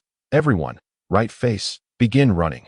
All individuals marched in unison towards the training ground. 5 minutes later, Ling Feng and his companions arrived at a new training site, where less than 10 meters ahead loomed a dense expanse of barbed wire, arranged in various irregular shapes. The most terrifying aspect was the sharp iron hooks embedded within the wire, glinting coldly under the sun. Sending a shiver down one's spine, Lejean raised his voice and shouted once more, "Do you see the barbed wire before you? This is a specific extreme challenge. You will need to navigate through this wire all day long until you feel utterly exhausted." There have been cases where individuals fainted 3 times during this training, sustaining over 20 wounds from cuts. Ultimately, due to excessive blood loss, one was rushed to the hospital for rescue, barely saving their life. The crowd focused intently on the barbed wire. Upon closer inspection, the reflections from those sharp hooks caused them to involuntarily gasp in trepidation. They were to crawl within the wire for an entire day. The wire was irregularly positioned, rising less than 25 centimeters above the ground, while the average diameter of a human head is approximately 20 centimeters. Imagine the difficulty of crawling while being restricted to such a low height. This oppressive, confined space required a full day's worth of crawling. What kind of sensation would that evoke? It was not merely a test of physical limits, but also a challenge to one's mental fortitude. Many faces turned pale at the thought. This assessment method is excessively cruel. With barbs everywhere, a moment's inattention could lead to severe injury. One participant gravely remarked, "Crawling for a day? We are not reptiles. This requirement is far too harsh. Is the intention to eliminate us all?" Another student echoed. Tang Xiaoxiao forced a faint smile and said, "If my face gets marred and I end up with a scar, what will I do? I would surely weep. Be cautious. You can take it slow as long as you persevere. I believe you can do it," and ran encouraged, her gaze shifting towards Ling Feng. Tianghua looked down at her upper body, regretting her size. Listening to the complaints of the trainees, Ling Feng scoffed, "A bunch of rookies. What are you afraid of? It's just crawling. If you can't handle it, then don't even bother showing up. I got shot and didn't die. Did I? This barbed wire challenge is child's play for us veterans. Only you newcomers would take it seriously." Wang Yambing retorted, "Who was it that couldn't even compare to the rookies when chasing down terrorists?" The veterans were displeased with Ling Feng's remarks. "Yes, and you're still bragging about being a veteran while belittling newcomers. When pursuing terrorists, wasn't it Ling Feng who saved the day? Now you look down upon the new recruits. What a joke." Instantly, other trainees chimed in, voicing their dissent against Ling Feng. His expression darkened as the truth of the matter settled in. Ling Feng had received a medal at the military commendation ceremony and was promoted to second lieutenant. While the Wolf Warriors Special Forces had achieved nothing, they had failed to even catch a glimpse of the enemy during their pursuit of terrorists, and it was only thanks to Ling Feng that the crisis was averted. The Thunderstrike team had fared slightly better, having eliminated 4 terrorists, which was commendable. The Wolf Warriors, however, had nothing to show for their efforts. Adding to their disgrace, the terrorists had come specifically for the Wolf Warriors, and they had been utterly powerless to respond. The entire military district was now discussing how the Wolf Warriors had become a laughingstock. Long Xiaoyan had reprimanded them multiple times, leaving everyone feeling humiliated. The trainees continued to voice their opinions in front of Ling Feng, causing him to lose face. Yu Fei and others felt equally disheartened. Yet, it was Ling Feng's foul mouth that had incited public outrage. Although he was grateful to Ling Feng for saving him at the risk of his own life, Ling Feng was not one to easily accept humiliation. The comments from the surrounding trainees struck a nerve. Igniting his anger, he turned to Ling Feng and said, "I appreciate your help, but regarding the reputation of the Wolf Warriors, I must challenge you and defeat you, silencing those who dare to speak ill of us. Let's compete in this barbed wire challenge and see who can crawl faster and endure longer." Ling Feng clenched his fists as he proclaimed, "Of course, if you wish to concede now, you may forego the competition. But you must do so in front of everyone." Acknowledging that the Wolf Warriors are not weak, Ling Feng replied nonchalantly, "If you are not afraid of becoming a laughingstock, then let us compete." The newcomers erupted in laughter upon hearing this. "Hey, rookie number 2, did you hear that? Don't end up as the punchline again. Rookie number 1, You should be aware of your position. You are not number one. The laughter continued to echo. Lei Zhan observed them with a cold smile, thinking to himself, just wait. There will be a time for your tears. At attention. All present. Right turn. At Yin Wang's command, everyone halted 3 meters in front of the barbed wire. This time, they could see clearly the dark, menacing hooks hanging from the wire, sending chills down their spines. Drop. Crawl forward. Yin Wang bellowed, at his command. Everyone quickly dropped to the ground, crawling towards the barbed wire. Although some were frightened, no one was willing to give up at that moment. They carefully crawled beneath the wire. The cramped space and the sharp hooks above created an overwhelming sense of pressure. As they crawled, they dared not exert too much force, being cautious not to lift their heads too high, lest they risk injury. This crawling training was something they had experienced during their time in the squadron. But there had never been hooks above that could inflict wounds with the slightest touch.